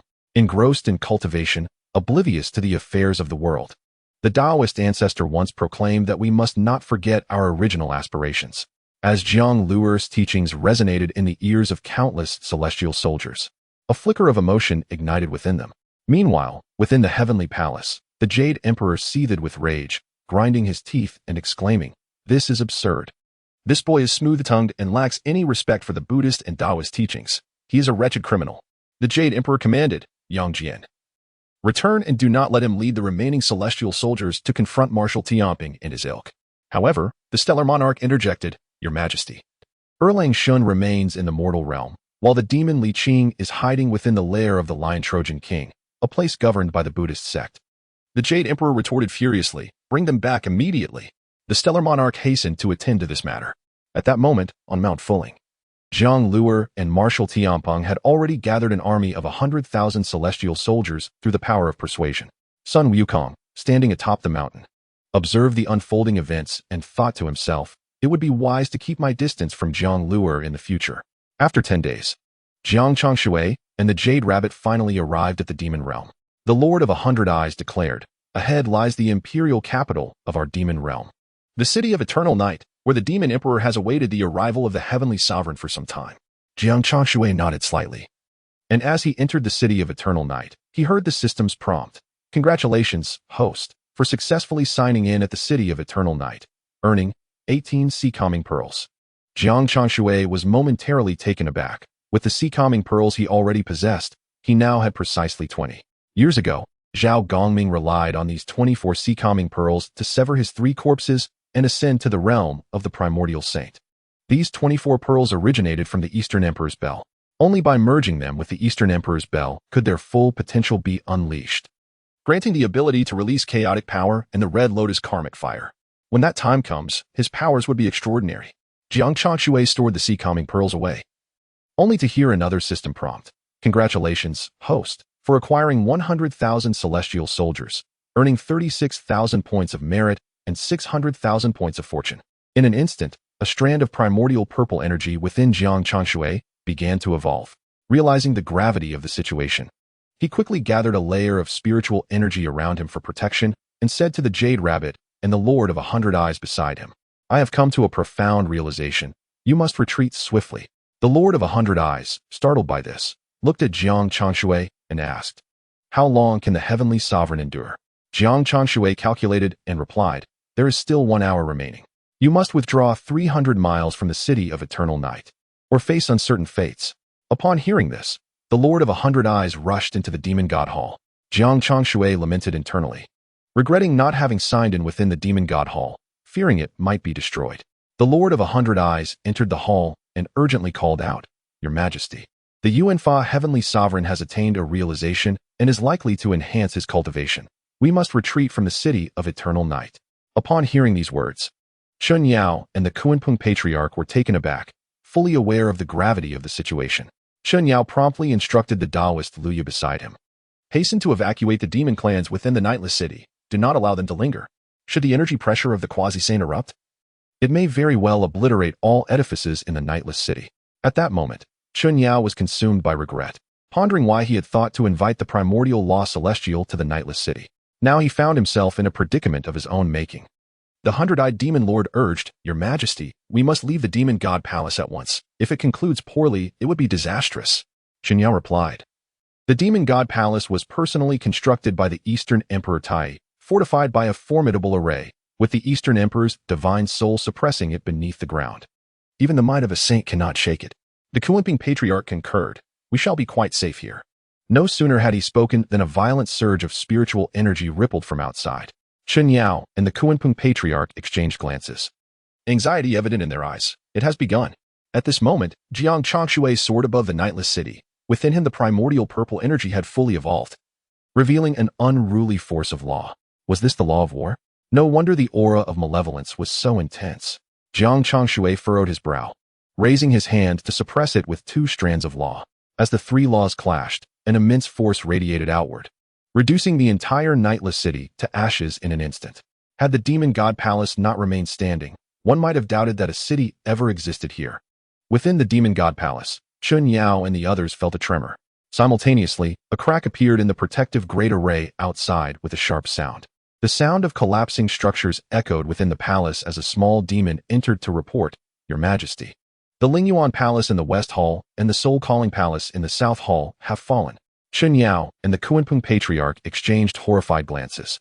Astonished that even under such a powerful array's protection, the palace suffered collapse. Meanwhile, Jiang Changshui, amidst the overwhelming fluctuations of power, felt only a slight movement in his hair. The law of war had already been evolved and suppressed by him, now entwined around him. This radiated a divine brilliance, his pressure rivaling that of a saint. Perceiving the situation, Jiang Changshui restrained some of his aura and descended into the demon god palace. Remarkably, the demon god palace remained steadfast. After speaking, he heard the system's voice. Congratulations, host, for successfully signing in at the demon god palace and receiving the chaos bell. The chaos bell. Jiang Changshui was taken aback. This chaos bell was a supreme artifact of creation, one of the three innate treasures. It was the companion and proof of the Eastern Emperor Tai. Legends spoke of the chaos bell's power to suppress the primordial world and to manipulate the fabric of time and space, evolving the mysteries of the heavenly way. The artifact possesses the remarkable ability to refine the elements of earth, water, fire, and wind, and was crafted by the Eastern Emperor Tai through the Eastern Emperor Bell. Jiang Changshui pondered, shouldn't this object be in the hands of the Eastern Emperor Tai? Why does it emit no aura? In his grasp, he held a small bell, resplendent in gold. Upon the surface of this chaotic bell, celestial bodies, the sun, moon, and stars, along with the elements, circled in harmonious unity. Gazing within the bell, one could discern mountains, rivers, and the myriad of ancient tribes subtly manifested. A closer inspection revealed multicolored beams of light illuminating the heavens, accompanied by an overwhelming chaotic sanctity that reverberated throughout the universe. Chapter 78. Reversal of divine power. The chaotic bell rested in the palm of Jiang Changshui, exuding profound mystery. Observing this, he mused, indeed, this chaotic bell is boundlessly arcane, a creation of infinite potential. He infused a wisp of his essence into it, only to find that time was instantaneously ensnared. Moreover, the space surrounding his essence was suppressed. This meant that regardless of one's cultivation realm, the chaotic bell could deflect any attack from treasures or divine weapons, while also rendering all supernatural spells ineffective. Truly, it was an immensely powerful artifact for proving one's path, a divine attire unparalleled in existence. With a subtle motion of his hand, Jiang Changshui activated the chaotic bell. Boom! In an instant, an ancient voice resonated. The sound of the bell echoed mightily, illuminating the cosmos. It caused the very heavens and earth to pale, shaking the foundations of the universe. The might of this chaotic treasure was unmistakably revealed. The entire three realms were stirred awake by the resurgence of the chaotic bell. The Jade Emperor and Taishang Laojun hastily activated the Haoyan Mirror to assess the situation across the realms. Within Wuzhuang Temple, Xinyuanzi initiated the False Earth Book, summoning all the earthly immortals. on the summit of the Buddha mountain. Both the Taoist of provisional enlightenment and the Taoist of guiding light abandoned their efforts to restore the Tathagata spirit, their expressions shifting rapidly. Inside the demon god palace, both Qin Yue and the patriarch Kunping hesitated to even glance outside. They had been too close and were now overwhelmed by the chaotic bell's power, blood pooling beneath them. Many lesser demon beings had perished, while those of slightly higher cultivation lay unconscious. The upper echelons of the demon realm suffered catastrophic losses. This was no mere invitation of a powerful figure, it was akin to inviting a wolf into the fold. Qin Yue's expression darkened, yet he reluctantly dispatched the patriarch Kunping, saying, "Patriarch, we rely on you." The patriarch, his face grim, stepped forward and pointed at Jiang Changshui, exclaiming, "Celestial sovereign, please withdraw. We specifically invited you to be our guest, rejoicing in your breakthrough. Yet we did not anticipate that you would seize our demon race's most vital treasure, the chaotic bell. You must depart at once. For this humble demon god palace cannot accommodate a being of your formidable caliber." The patriarch's words dripped with sorrow, his lament echoing in the air. Qin Yue and the assembly of demon beings trembled with fear. Should the celestial sovereign be incited to wrath by the patriarch?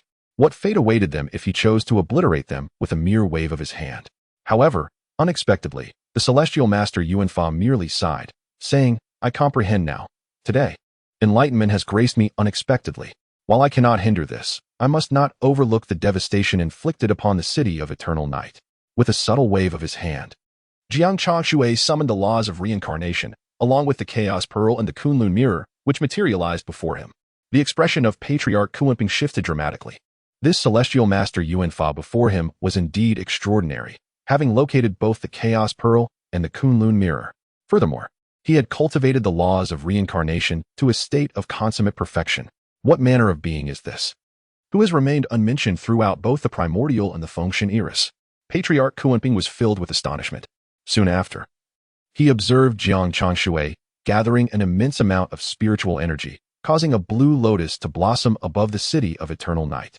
In an instant, the blue lotus dissipated, transforming into specks of luminous light that fell like heavy rain upon the ruins of the city. Remarkably, within moments, the entire expanse of the city's ruins began to rise as if drawn by an unseen force, restoring itself to its former glory. Patriarch Kunping was utterly astounded, rendered speechless by this miraculous reversal of fortune. Such divine power, it seemed, was beyond even that of a sage. When the Tao ancestor Hongjin inadvertently destroyed the palace of the Southern Pole Immortal, he merely laughed it off, indicating that even he could not fully restore what had been shattered. Just as Patriarch Kunping's thoughts swirled with uncertainty, he heard Jiang Changshui declare, "I have not resurrected the deceased from the demon clan, but I shall bestow upon you a grand formation to guard the city of eternal night." With a wave of his hand, intricate and profound runes appeared in his palm, subsequently descending upon the earth of the city. Thus, the entire city of eternal night was enveloped by this formidable formation. Henceforth, even as the human realm flourished and the heavenly court gradually declined, the city of eternal night emerged as the most formidable existence across the three realms, becoming a true bastion, forever unyielding. Upon completing this monumental task, Patriarch Kunping and others, including Chun Yao, stepped forth, bowing in gratitude. "Thank you, Celestial Master, for bestowing us with this formation." They recognized the immense power of this formation, perceiving it as a treasure for the entire demon clan, far more beneficial than the Chaos Bell. Although the Chaos Bell was immensely powerful, it required a master of great strength to wield.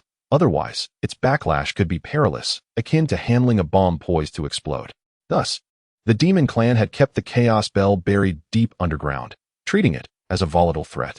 Jiang Changshui, observing this, paused for a moment, then noticed the Jade Rabbit approaching him. The Jade Rabbit beamed, "Congratulations, Master, on advancing your cultivation." Jiang Changshui nodded slightly, inquiring, "Where did you just run off to?" He then urged the demon clan to rise. The Jade Rabbit replied, "I sensed a familiar aura and encountered an acquaintance. It is said she has come to seek her master." Jiang Changshui did not press for further details. At this moment, Qin Yao remarked, "The banquet within the Demon God Palace has been prepared. We kindly invite the Celestial Sovereign to join us." Jiang Changshui nodded and stepped into the palace. After a round of pleasantries, Qin Yao continued, "Today, upon learning of the Celestial Sovereign's arrival, the renowned demoness of the Central Plains has specially come to perform a dance for you. Please, do take a look." Jiang Changshui slightly nodded, while the Jade Rabbit cast an irritated glance at Qin Yao. Unperturbed, Qin Yao maintained his composure. At that moment, a graceful and enchanting woman entered the grand hall. her every step captivating the soul. Jiang Changshui paused upon seeing her visage, which struck a chord of familiarity. Is that really her? The Jade Rabbit exclaimed in surprise. Jiang Changshui turned to her and asked, do you know her? The Jade Rabbit affirmed, indeed, she is Yang Yuhuan, who infiltrated the Xuanzong Palace during the Tang Dynasty to become a favored concubine, only to meet her demise at Mawei Slope. With the Jade Rabbit's revelation, Jiang Changshui finally recalled that this was indeed Yang Yuhuan. He had previously heard from Tianpeng that Yang Yuhuan had always regarded him as her master. Could it be that she sought her master in him? Meanwhile, in the hall, Yang Yuhuan's sleeves fluttered as she cast flirtatious glances at Jiang Changshui. The Jade Rabbit, incensed, muttered through clenched teeth, how dare you? I considered you a sister, yet you attempt to seduce my master. Jiang Changshui felt a sense of helplessness. Logically, the Jade Rabbit should not have known Yang Yuhuan. As Yang Yuhuan's lithe figure approached Jiang Changshui, her alluring gaze held no sway over him, akin to casting a glance at a blind man. Chapter 79, Forbidden Grounds of the Demon Clan in the Grand Hall. Yang Yuhuan danced captivatingly, much to the delight of several powerful demons. Originally a mere feline demon, she had entered the human palace to escape persecution, her striking beauty allowing her to blend in. Little did anyone know, she had encountered some fortuitous opportunity, rapidly advancing in her cultivation, such that now, in the entire realm of demons, only the sovereign might rival her prowess. Yet, the identity of her master remained a mystery. The powerful demons below whispered among themselves, speculating about Yang Yuhuan. As the music concluded, she gradually approached Jiang Changshui. Chen Yao, with a stern voice, interjected, Yang Yuhuan, what do you intend to do? Step back at once. If you disturb the celestial sovereign, you need not return to my demon god palace. The Kunpeng patriarch quickly echoed his concern. The expressions of the nearby demons shifted unpredictably, all believing Yang Yuhuan intended to seduce Jiang Changshui. However, she leaned over Jiang Changshui's table, beaming as she asked, Master, how do you find my dance? In an instant, the grand hall fell into an eerie silence. Even the Jade Rabbit stared in disbelief at Jiang Changshui and Yang Yuhuan. The expressions of Chun Yao and the Master Kunpeng transformed into something quite remarkable. This Yang Yuhuan is actually a disciple of the Primordial Lost Celestial Master. Jiang Changshui spoke in a measured tone. Withdraw. Your demeanor is utterly unbecoming. Yang Yuhuan had already adorned herself rather scantily for her dance, and now her entire bosom lay prominently upon Jiang Changshui's table, the contours unmistakably visible. The sight was both infuriating and embarrassing to the Jade Rabbit. Lowering her gaze to her own chest, she felt an overwhelming sense of mortification. Yang Yuhuan smiled alluringly, attempting to fall into Jiang Changshui's embrace, but was instead pushed aside. Unable to draw even an inch closer to him, she was left with no choice but to bow and say, Disciple Yang Yuhuan pays her respects to Master. Jiang Changshui gestured subtly for her to rise, and she took a seat to the side, gazing at him with affectionate eyes throughout the feast, which only served to irritate the Jade Rabbit further. Yet, Jiang Changshui remained indifferent to these antics. The banquet concluded unusually early, due to Jiang Changshui's esteemed status. The demon clan dared not prolong the event. Shen Yao remarked, Celestial Master, we have prepared the finest palace for you. Please follow me. However, the Jade Rabbit interjected. There is no need. We have brought our own temporary residence. It suffices to place it on the mountain behind the demon god temple.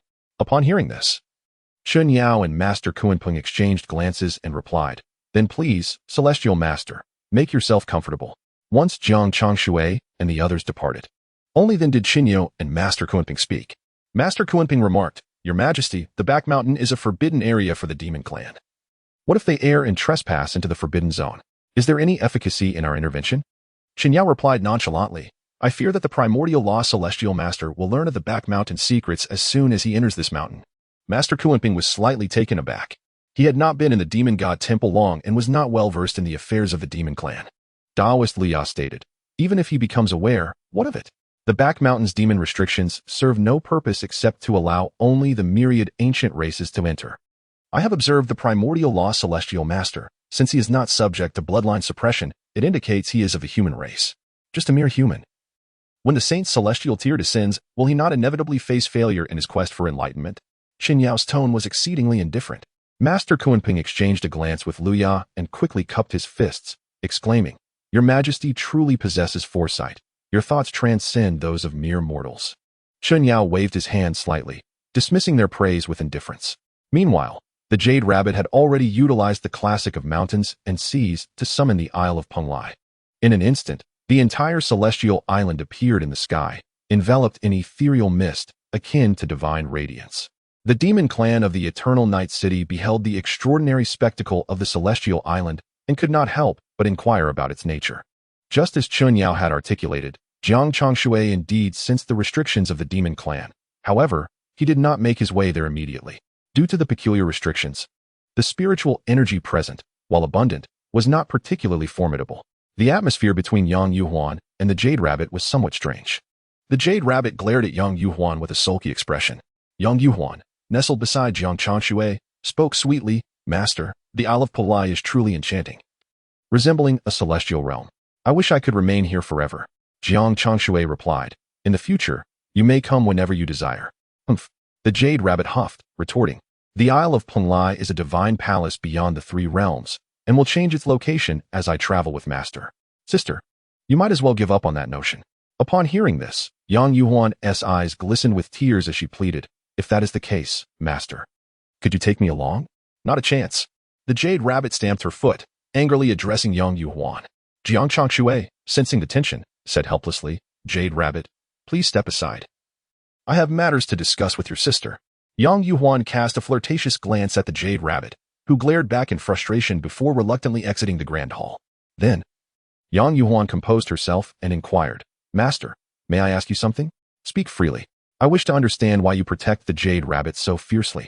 Yang Yuhuan's expression was somewhat complex. She had discerned that Jiang Changshui deliberately indulged the Jade Rabbit without intervening. Jiang Changshui paused, then chuckled. "Having such an innocent child by my side is rather delightful." Yang Yuhuan, non-committal, continued, "Then, Master, do you wish to discuss something with me?" "Oh, I need you to investigate the forbidden area of the demon clan. Be sure not to disturb the inhabitants, and return promptly once you've gathered your findings." Jiang Changshui instructed with a calm demeanor. Yang Yuhuan promptly accepted the order and departed, returning from the forbidden area the following day. However, at the entrance to the Isle of Penglai, she encountered Chun Yao and others. She heard Jiang Changshui's voice echoing from within the isle, "You may bring them in." Chen Yao and his companions were elated and turned to Yang Yuhuan, saying, "We appreciate your assistance, Demonis." Yang Yuhuan regarded them with a haughty glance before leading Chen Yao and the others into the Isle of Penglai. Upon witnessing the spiritual flora and fauna within, they were utterly astonished. Each of these spiritual entities, if taken outside, would incite fierce competition among countless individuals. Yet here, they were in abundance. Is this truly the Isle of Penglai? How can there be so many treasures? Chen Yao and his companions exchanged cautious glances, every step they took filled with trepidation. Their demeanor reminded Jiang Changshui of Lin Dayu's carefulness upon her first entrance into the Grandview Garden, strikingly similar.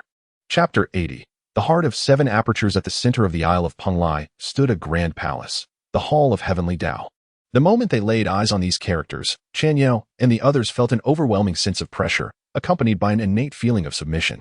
Upon entering the Grand Hall, Yang Yuhuan spoke, "Please wait a moment." Within a side chamber, Jiang Changshui was seated in meditation. After Yang Yuhuan entered and offered a respectful greeting, she said, "Master, the forbidden area of the demon clan requires the bloodline of the demon race for entry."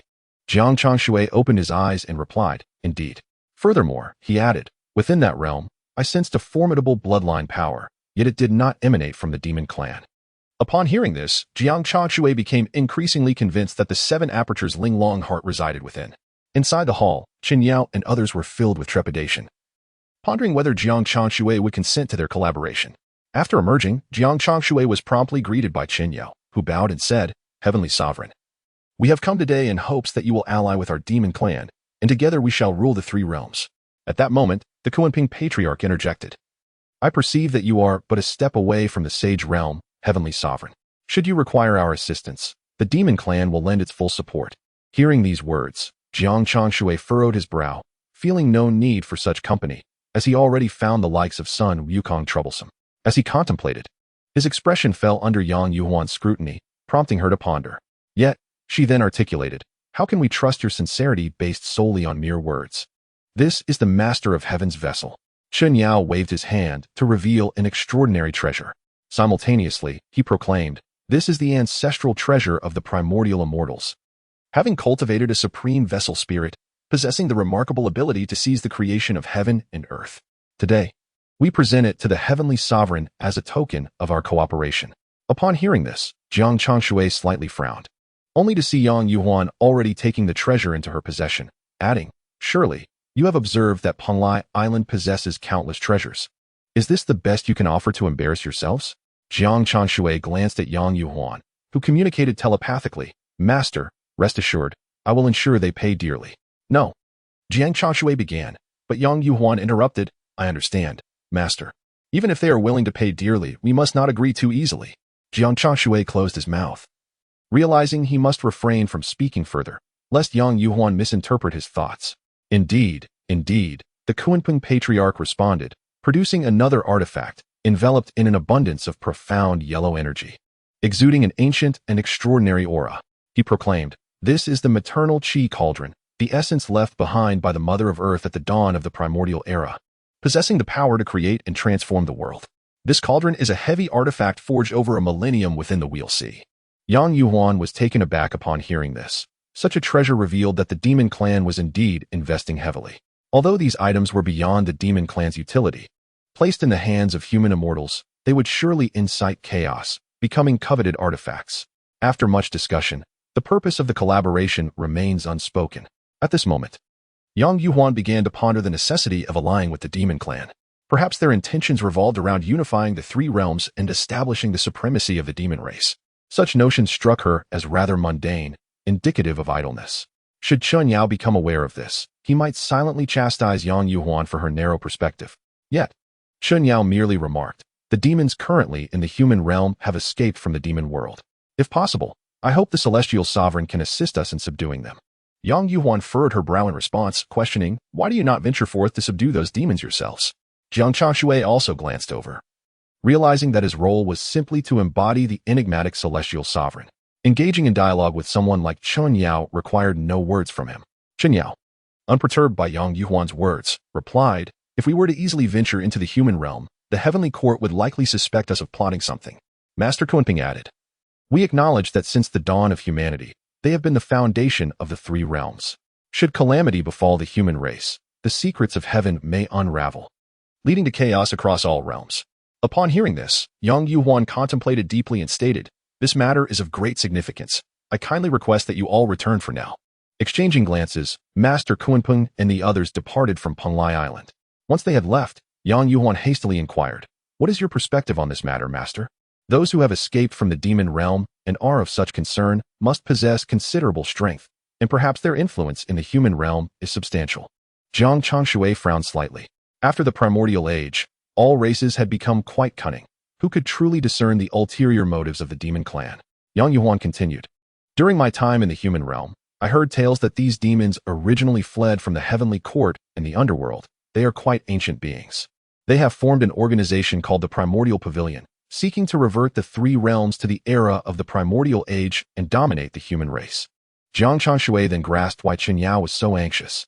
Even now, merely 5,000 years since the primordial age, it was likely that those demons still longed for their status from a millennium ago. Thus, many demons might indeed follow the Primordial Pavilion. Contemplating this, Jiang Changshui addressed Yang Yuhuan, "This matter shall be entrusted to you. Should complications arise, seek assistance from your senior brothers." "I understand, Master. You need not worry," Yang Yuhuan replied with a smile. Later that night, Jiang Changshui ventured to the demon clan's forbidden ground, just as Yang Yuhuan had described.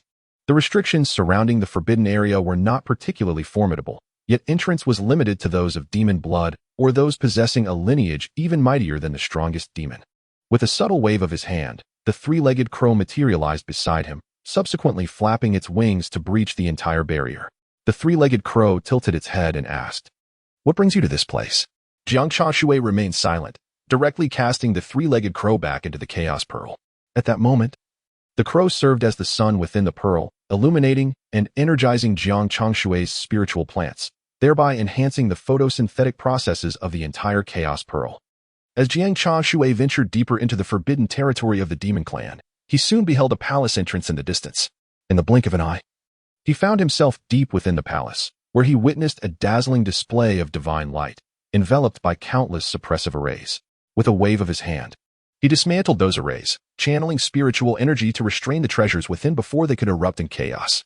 Chapter 81. The might of Tianpeng, the fluidity of his movements revealed the expertise of an experienced thief. Jiang Changshui gazed upon the immense heart before him, its veins pulsating and blood swirling. This heart contained the essence of Pengu's blood. As for any notions of innate comprehension, it was likely a ruse concocted by that schemer. Jiang Changshui stowed the 7 apertures exquisite heart within the chaos pearl. Meanwhile, the 3-legged crow, drawn by the allure of Pengu's essence, surged towards it. However, its current size was dwarfed by the 7 apertures exquisite heart, and it was swiftly subdued, squawking in distress. Noticing the commotion, Jiang Changshui entered the chaos pearl, only to find the 3-legged crow on the verge of being crushed. This creature had lingered in the heavenly prison for far too long, and its mind had become unhinged. Jiang Changshui waved his hand to rescue the crow, but to his dismay, it was gravely injured, appearing half dead, yet still affectionately nuzzling against him. Observing this, Jiang Changshui remarked, "It seems we are fated to meet. I shall send you into the cycle of reincarnation. Once you have matured, return to seek me and join my fold." Uncertain if the crow comprehended his words, he nonetheless sent it into the cycle. Through the divine power of his reincarnation laws, the 7 apertures exquisite heart suddenly radiated with divine light. Subsequently, strands of law power were drawn forth, all influenced by the heart. Jiang Changshui furrowed his brow, channeling the surrounding spiritual energy to envelop the 7 apertures exquisite heart, and then extracted a wisp of primordial purple energy from within. Congratulations, host, for acquiring the 3rd strand of primordial purple energy, bringing you one step closer to achieving sagehood. The cold mechanical voice of the system echoed. Jiang Changshui collected the primordial purple energy into his compartment and subsequently departed from the demon clan's forbidden territory. By this time, 5 full days had elapsed, as he had been absorbed in refining the 7 apertures exquisite heart, oblivious to the passage of time in the outside world. Henceforth, such intervals might become increasingly frequent. For at Jiang Changshui's current level of cultivation, his perception of the world had transformed. He existed on a different plane from those cultivators. Perhaps a mere nap could allow a century to slip by unnoticed. It was precisely for this reason that Hongjun, the Tao ancestor, had withdrawn from the 3 realms, journeying beyond the 33 heavens to establish a residence within the Purple Cloud Palace, a realm devoid of the concept of time. System. What will transpire upon my attainment of sagehood? Is there still a need for cultivation and refinement everywhere? Jiang Changshui pondered, suddenly addressing the system. The system responded. Everything the host undertakes is to restore the heavenly Tao. Once the heavenly Tao is mended, the myriad Tao arenas shall be unlocked, and the host may return to his rightful place. The term myriad Tao arenas made Jiang Changshui furrow his brow. It was a phrase he had never encountered before. However, when he pressed for further information, the system consistently declined to answer, citing insufficient authority. The system's icy demeanor led Jiang Changshui to question just how challenging the restoration of the heavenly Tao truly was, to warrant such reticence regarding his potential arrival at the myriad Tao arenas.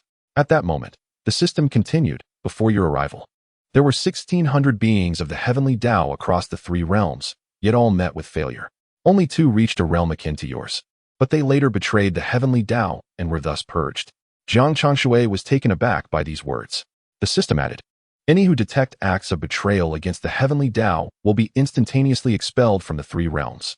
Master, the senior brothers have just sent a message, Yu2 exclaimed, bounding in with a golden letter in hand. Jiang Changshui waved his hand to open it, revealing a line that read, Master, we have gathered 100,000 heavenly soldiers. Please provide your instructions. Jiang Changshui was momentarily stunned, recalling the merit and fortune he had acquired a few days prior. It must have been the doing of Jiang Luer and the others. With a wave of his hand, a projection appeared before him, revealing the scene of Fulling Mountain. The mountain was teeming with heavenly soldiers and several familiar faces, specifically some of the Mo family's brothers, though Mo Li Jing was conspicuously absent. Jiang Changshui calculated the events of the past few days, feeling a complex mix of emotions. The Jade Emperor was likely furious by now. At that moment, atop the Lingxiao Treasure Hall, the Jade Emperor dispatched Yang Jian to lead all heavenly soldiers towards Fulling Mountain. However, they were halted at the base of the mountain. Marshal Tianpeng glared at Yang Jian and inquired, what brings you here? Jiang Luer, Meng Dahui, and the Mo family brothers have betrayed the heavenly court. We are here to apprehend them, Yang Jian replied, his gaze fixed on Marshal Tianpeng. The sight of the pig-headed figure only filled Yang Jian with disdain. Marshal Tianpeng, at that moment, was merely a pig demon. How could he possibly contend with Yang Jian? However, Marshal Tianpeng retorted, What constitutes betrayal? Zhang Luer is a person of the Buddhist sect, and Ming Dahui holds no position in the heavenly court. As for the Mo family brothers, they have merely renounced darkness for light. His scornful and indifferent gaze fell upon Yang Jian. Yang Jian seethed. Zhu Beiji, do not quibble here, otherwise you too shall share their fate. Then come and try? With a thunderous roar, Marshal Tianpeng raised his nine-toothed rake, soaring into the air to stand before the multitude of heavenly soldiers. In an instant, he transformed from his pig-headed guise back to his original form. The oppressive aura of Marshal Tianpeng descended upon Yang Jian. In astonishment, Yang Jian exclaimed, "How is this possible? Your cultivation has reverted to that of a great Luo golden immortal. Moreover, weren't you confined to the beast path? How did you break the restrictions imposed upon you?" In a few terse words, Yang Jian revealed the machinations of the heavenly court. At that moment, Marshal Tianpeng replied nonchalantly, "I have long known of the heavenly court's incompetence and folly. Thus, when you poisoned me, I had already sealed my divine soul. Even if you imposed restrictions and cast me into reincarnation, I could still shatter your seals." Meanwhile, within Fuling Mountain, Miss Gao gazed dreamily at Marshal Tianpeng soaring above. She heard Zhang Luer, standing beside her, speak with hesitation. "Miss Gao, Fuling Mountain is about to engage in battle with the heavenly court. My senior brother has specifically sent me to escort you down the mountain." Miss Gao was taken aback by his words, quickly understanding his implication. "Is that what he meant?" she asked, tears welling in her eyes. Zhang Luer nodded and added, "If you wish to remain at Fuling Mountain, I have ways to keep it from my senior brother." "There's no need for that," Miss Gao replied, her heart heavy. "I only asked to see him one last time. Afterwards, I will naturally depart." Zhang Luer scratched his head, while Sun Wukong, at his side, remarked, "That old pig truly lacks romantic insight." Chapter 82, One Against Hundreds, shocking the three armies high above. Marshal Tianpeng surveyed the vast number of heavenly soldiers before him. With a fierce shout, he challenged, "Yang Jian, if you possess any courage, come forth and face me in battle." Hearing this, Yang Jian's legs trembled in fear. When he first entered the ranks of heavenly soldiers, he was under Tianpeng's tutelage. It is often said that a student surpasses his teacher. However, the path of cultivation is boundless. Even if Yang Jian had caught up to the Tianpeng of the past, he still found himself lagging behind in the present. The notion of surpassing one's mentor was entirely unfounded. Yet Tianpeng would not grant Yang Jian the luxury of hesitation. Raising his nine-toothed rake, he declared, "Since you refuse to strike, I shall take revenge myself." With a sweep of his hand, a formidable and terrifying aura coalesced around him. Yang Jian, witnessing this, quickly drew forth his magical artifact to counter Tianpeng's strike. A resounding clash echoed as Yang Jian was sent tumbling back several hundred steps, barely managing to remain upright with the support of the heavenly soldiers behind him. What transpired? Tianpeng's strength seemed even more fearsome than before. Moreover, his power was saturated with malevolent energy, effectively countering their own. Turning to the nearby heavenly soldiers, Yang Jian urged, "Quickly return to inform His Majesty of Tianpeng's condition. I will hold the line here." Without hesitation, the soldier departed quietly. Yang Jian, with a somber expression, rose to his feet and steadied his breath. As a disciple of Tianpeng, he was naturally well acquainted with his techniques, despite the considerable disparity in their realms. Yang Jian was confident that he could withstand the onslaught for a while, leaving the remainder to the Jade Emperor. With this thought in mind, Yang Jian assumed a formidable stance and declared, "Tianpeng, today I shall determine our victor." He then charged directly at Marshal Tianpeng. However, as he drew near, the heavenly eye suddenly opened, releasing a golden divine needle. This maneuver had been meticulously contemplated in Yang Jian's mind, and now was the opportune moment to unleash it. Even Tianpeng was momentarily taken aback. Below, Sun Wukong and Zhang Luer seethed, exclaiming, "Despicable! Yang Jian is truly contemptible." Miss Gao gasped, her eyes filled with concern. Yet, the divine needle halted in the vicinity of Tianpeng, unable to advance any further. Tianpeng, wielding his nine-toothed rake, remarked, "Yang Jian, you still favor such insidious tactics." Yang Jian's expression shifted, realizing the gravity of the situation, and quickly summoned the howling celestial hound. After a few barks, the hound lunged at Tianpeng.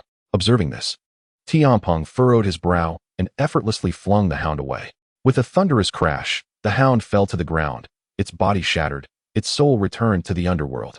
Upon losing his fateful spirit beast, Yang Jian coughed up blood. As Tianpeng advanced, Yang Jian suddenly shouted, "Heavenly soldiers, unite with me to subdue Tianpeng. With our hundreds of thousands, we shall surely prevail." At his command, the multitude of heavenly soldiers surged forth like a tidal wave towards Tianpeng.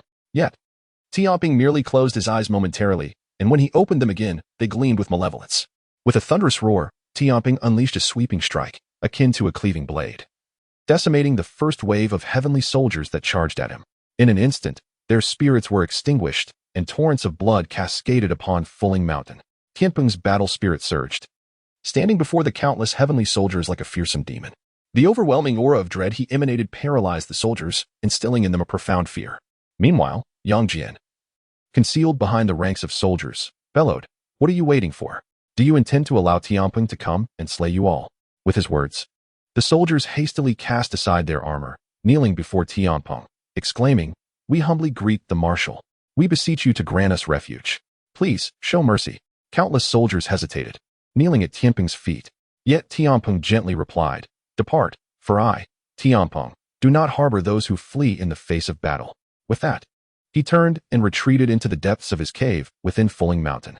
The heavenly soldiers, upon hearing the words, felt an overwhelming sense of shame. Yet, this predicament meant they could not return to the celestial realm nor remain on Fuling Mountain. Their only option was to venture into the mortal world. This battle had solely relied on the strength of Tianpeng, resulting in the celestial court suffering immense losses in combat power. Yang Jian, feeling unworthy to face the Jade Emperor, leapt from the execution platform.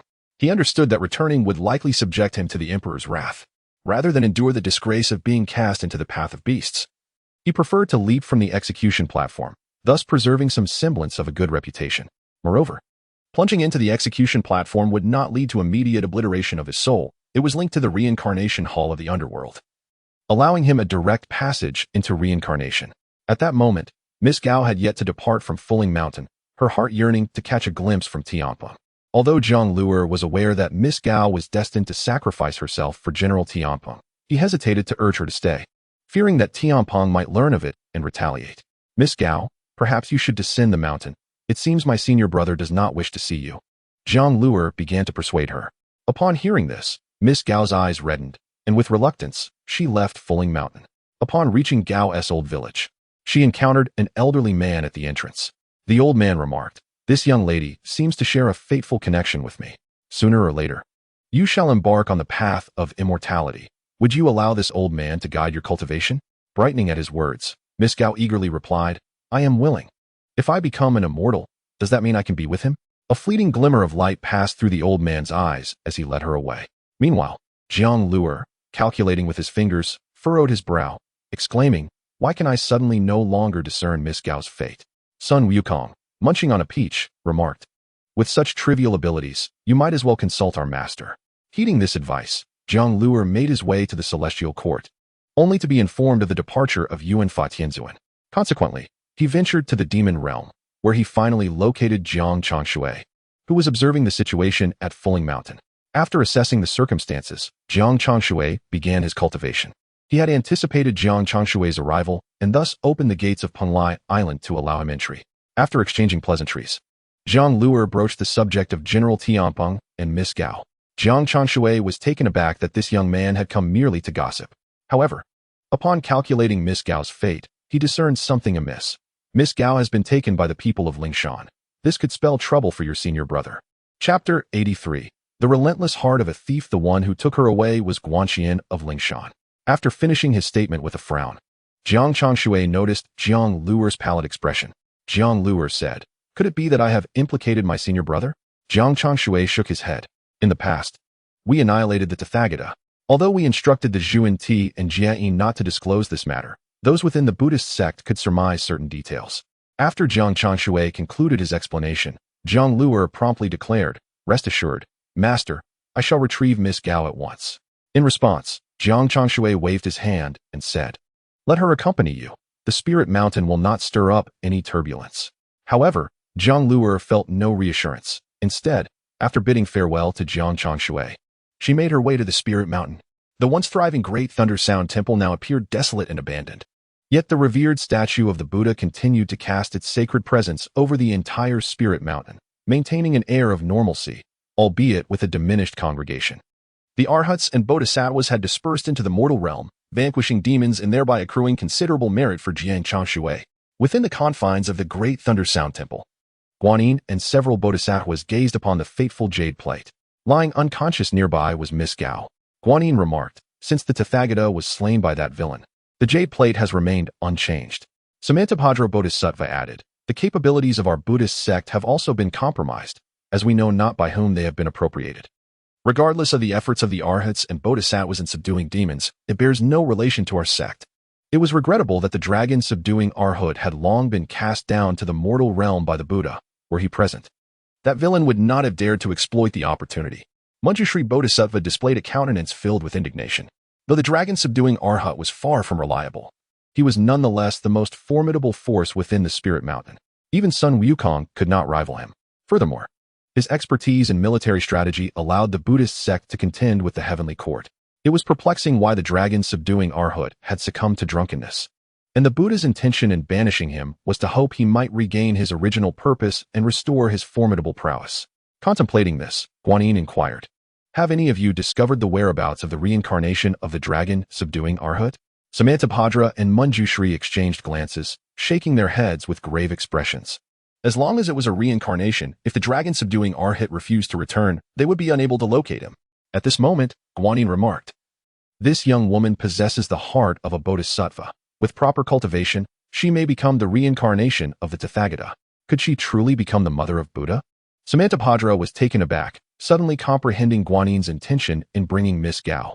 Guanyin nodded slightly, saying, let her remain in this great thunder sound temple. We need not concern ourselves with the ensuing matters. Keeping the bodhisattva's heart within this young woman's being, even Hongjun Laozu would find it impossible to divine. Truly, the Great One is exceptionally wise. Beside them, Manjushri Bodhisattva could not help but express admiration. Guanyin continued, to become the mother of Buddha is indeed a blessing for this individual, a fortune sought after for several lifetimes. Yet, unbeknownst to them, their conversation was entirely within Jiang Luo's hearing.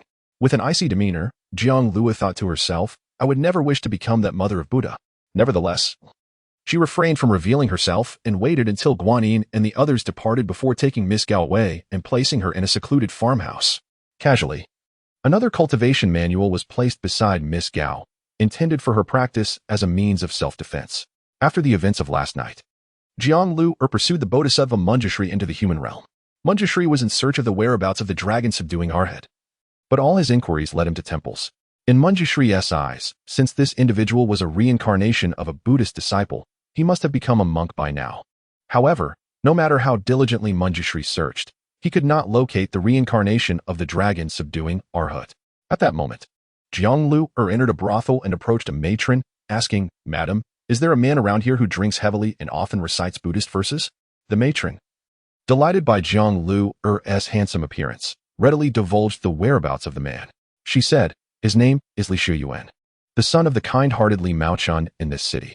However, since his birth, the Li family has fallen into decline. Later, the entire Li family was tragically slain by demons while traveling to celebrate a festival, leaving this young master in a state of despair. Yet, some say that Li Jing avenged his parents by slaying those very demons. Reflecting on the matroness words, Jiang Lu made his way to a dilapidated residence. From afar, he caught a whiff of sour, rancid liquor.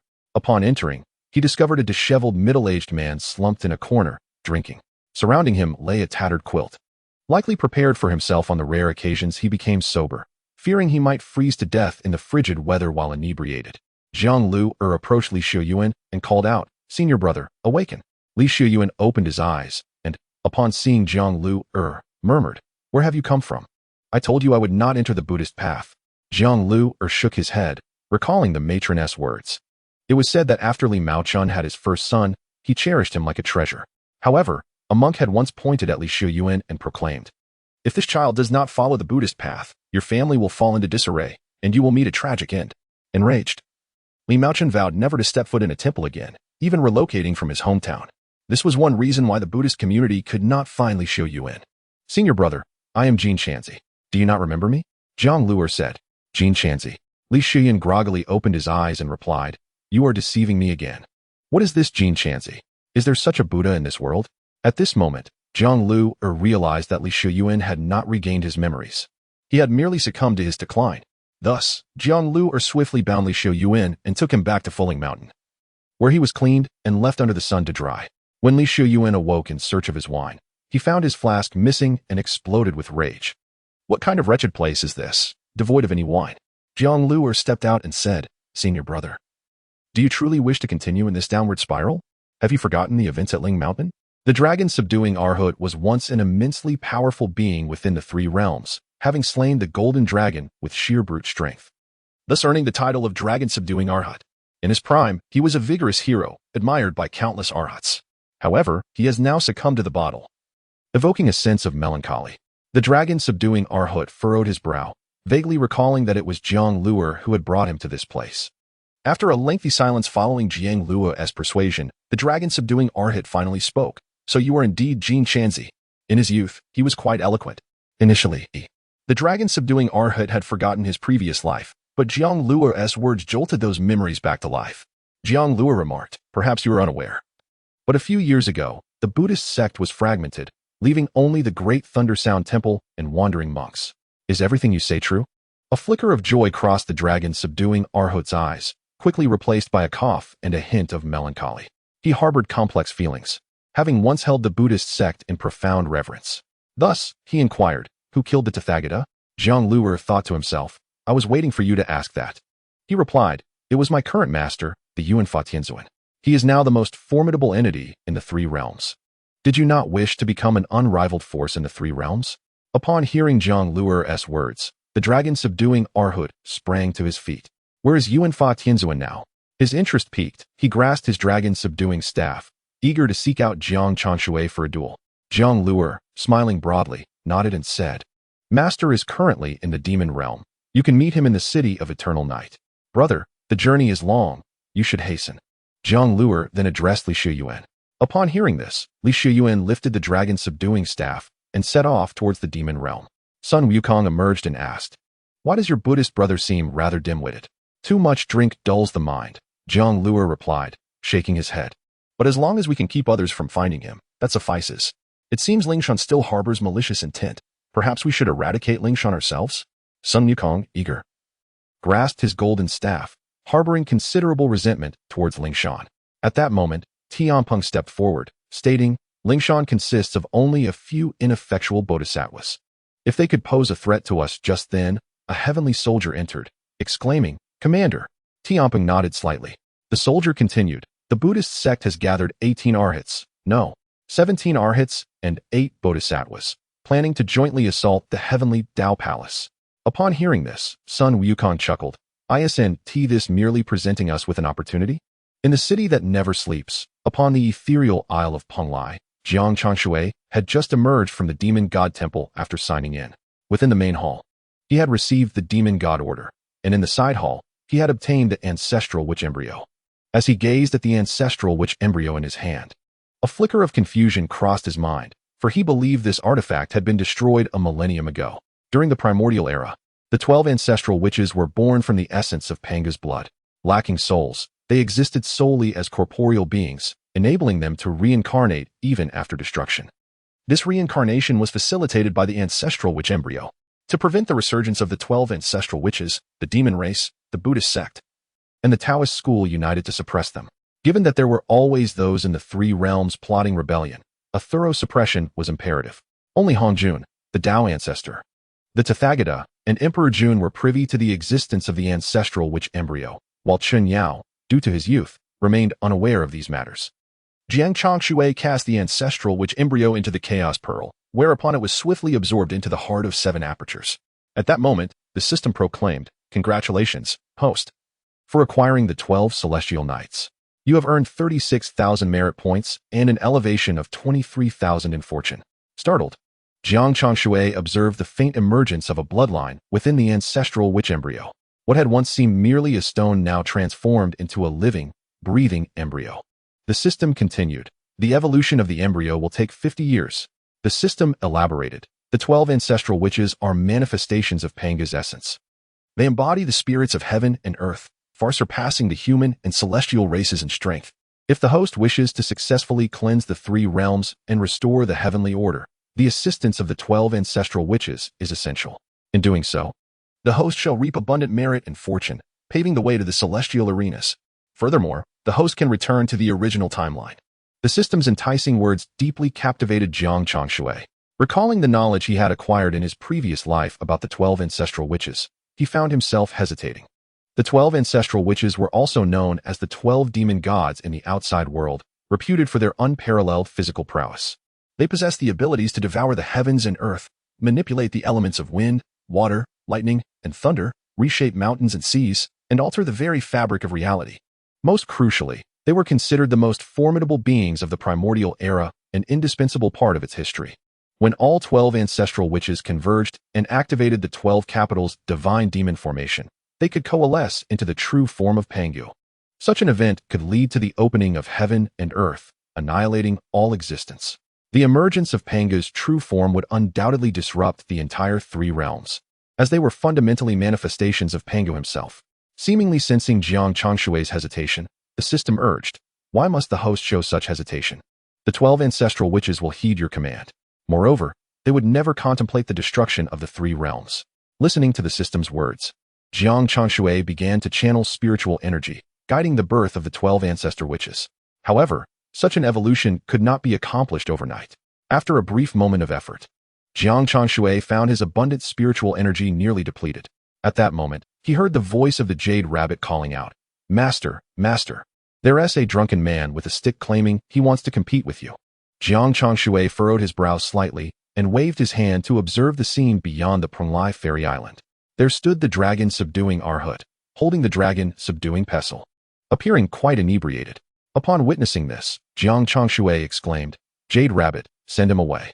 The Jade Rabbit hopped outside, and, looking at the dragon subduing Arhut, shouted, "Hey, what do you want? If you have no business here, hurry and get lost." The dragon subduing Arhut, seeing the delicate girl shouting at him, did not take offense. Instead, he directly addressed the Jade Rabbit. "I have heard that the primordial celestial venerable is the mightiest being in the three realms, and I have come to witness his prowess." The Jade Rabbit, infuriated, retorted, You think you can compete with my master? What a joke. Let's see if you can even defeat me." With that, a dark moon appeared in her hand, descending directly upon the dragon subduing Arhut. To her surprise, the Arhut did not evade. He withstood her attack without flinching. Regardless of how the Jade Rabbit attacked, the dragon subduing Arhut remained as immovable as a mountain. Jiang Changshui, observing closely, recognized that he was employing the Buddhist Golden Bell Shield. The disparity in cultivation levels between the dragon subduing Arhut and the Jade Rabbit was minimal. However, the Jade Rabbit's techniques were mere flashy tricks, proving ineffective against the Arhut's steadfast defense. At that moment, the dragon subduing Arhut declared, "I do not quarrel with women. Bring forth your master." The Jade Rabbit then took out the classic of mountains and seas, unleashing its myriad pathways. Angrily, she shouted, "Get out of my way. I refuse to believe I can't defeat you." With that, a beam of golden light manifested, soaring towards the dragon subduing Arhut. Initially, the Arhut thought it was merely an illustration, but upon sensing the potency of the golden light, his expression shifted dramatically. He raised the dragon subduing Pestle, channeling all his spiritual energy to resist the assault of the golden light. With a resounding clang, he managed to block the attack. The Jade Rabbit's expression changed instantly. Staring incredulously at the dragon subduing Arhut, she exclaimed, "Master, what are you doing?" The dragon subduing Arhut turned to see Jiang Changshui standing behind him. Raising a hand in protection, Jiang Changshui replied calmly, "If you unleash the power of the classic of mountains and seas, even a great Luo golden immortal would be slain." The Jade Rabbit's face flushed crimson, a hint of panic in her voice. "I never intended to kill him." Meanwhile, the dragon subduing Arhut was left dumbfounded, pondering the extraordinary capabilities that even this delicate girl wielded the classic of mountains and seas. Is this something that can be casually wielded to strike others? Yet, recalling that I am here to engage in a challenge, the dragon subduing Arhut quickly added, "Are you the primordial law celestial master?" Jiang Changshui nodded slightly and replied, "Indeed. I am the one." "Perfect, then receive my attack." The dragon subduing Arhut's face instantly brimmed with excitement as he raised his hand to execute the first move of the 18 dragon subduing palms, the resentful dragon. His entire aura coalesced within his palm, descending upon Jiang Changshui. However, to Jiang Changshui, this action appeared remarkably sluggish. With a slight movement, he evaded the dragon subduing Arhut's initial strike. "Wait a moment, our realms differ so greatly. Why do you still wish to fight me?" Jiang Changshui pondered in confusion. Indeed, He had felt similarly perplexed while reading certain novels. The notion of cross-realm competition was prevalent, yet one must realize that in the realm of cultivation, a single level of difference could be as vast as the heavens and the earth. That formidable individual could extinguish you with but a flick of their hand. Moreover, a true master can discern a weaker opponent's capability even before they make a move, easily identifying their vital points. If they so desired, they could conclude the battle in a single strike. The dragon subduing Arhut executed another move, the flying dragon in the sky. Following this were the dragon appearing in the field, the phoenix rising on land, and the hidden dragon not yet in use. Each move was imbued with spiritual and true energy, appearing unremarkable. Yet within the silent transformations lay intricate and profound strength. Due to Jiang Changshui's overwhelming power, each of these techniques grew increasingly formidable. Most importantly, the dragon subduing Arhut retained a modicum of strength with each strike, allowing him to retract his force should Jiang Changshui suddenly counter. This exhibited a remarkable finesse of control. After observing for a moment, Jiang Changshui praised, "Not bad. You possess a certain degree of skill." However, he paused momentarily, then with a gentle motion of his finger, a powerful spell enveloped the dragon subduing Arhut, rendering him rigid and unable to move. Jiang Changshui stated, "I have just determined that there is indeed a connection between us. Why not join my sect?" The dragon subduing Arhut was momentarily taken aback, seemingly unable to comprehend the situation. Then he coldly scoffed, "If you can defeat me, what of it if I were to become your disciple? Don't act so reluctant. Many seek my master, desiring to be his apprentice." Nearby, the jade rabbit huffed in discontent, while Jiang Changshui added, "I will use but a single move. If you can withstand it, it merely signifies that our fates are intertwined yet devoid of connection." The dragon subduing Arhut nodded, saying, "Then will you not release me?" Jiang Changshui waved his hand, freeing the dragon subduing Arhut. Subsequently, a cluster of azure lotus flowers appeared in his palm, entwined with swirling dark malevolent energy. The dragon subduing Arhut, upon seeing this, was slightly taken aback. Could it be that this individual is affiliated with a demonic sect? How could such formidable malevolence exist? Yet, in the next moment, Jiang Changshui transformed that malevolence into ethereal energy in an instant. Within that realm of spiritual essence, golden lotuses began to bloom. Suddenly, with a resounding boom, the golden lotuses vanished, descending upon the dragon subduing Arhut. The Arhut's countenance changed drastically, as the immense power emanating from the lotus instilled within him an overwhelming sense of pressure. This pressure evoked a profound fear within him. For the first time in a millennium, he experienced terror and tremors. In an instant, the dragon subduing Arhut fell to his knees. As the golden lotus hovered above him, a singular thought filled his mind: it is over. Just when he believed his demise was imminent, the lotus merely glided gently past him, akin to an ordinary petal falling to the ground. Meanwhile, beads of cold sweat adorned the Arhut's forehead. What extraordinary control was exhibited here? The ability to render this ethereal energy devoid of any harm? Jiang Changshui gazed at the dragon subduing Arhut and inquired, "So, are you convinced?" In an instant, the Arhut knelt before him and exclaimed, "Master, I beseech you to accept my homage." Jiang Changshui replied with a smile, "This is splendid. I shall entrust you with the practice of the great Sun Tathagata Sutra." The dragon subduing Arhut hesitated momentarily before accepting the sutra. However, after perusing it for a while, he remarked, "Master, I fear this sutra may not be suitable for me, as I have already embarked upon the path of slaughter within Buddhism." Jiang Changshui cast a calm glance at the Arhut and said, "And so what? This is the most fitting method for you. Moreover, your cultivation will undoubtedly surpass your current prowess." In ancient times, the dragon subduing Arhut was invincible across the three realms, yet he ultimately stood before the Tathagata. At that time, the Jade Emperor and others dismissed the dragon subduing Arhut, refraining from intervening. Thus, in the eyes of the Arhut, the Tathagata was the most formidable being. Consequently, the dragon subduing Arhut accepted the Great Sun Tathagata Sutra, yet he found the concepts of empathy and understanding of others somewhat perplexing. He inquired, "Master, I truly do not comprehend why one should be so benevolent toward all sentient beings. My principle has always been to save oneself rather than others." Upon hearing the Arhut's words, Jiang Changshui felt a twinge of annoyance.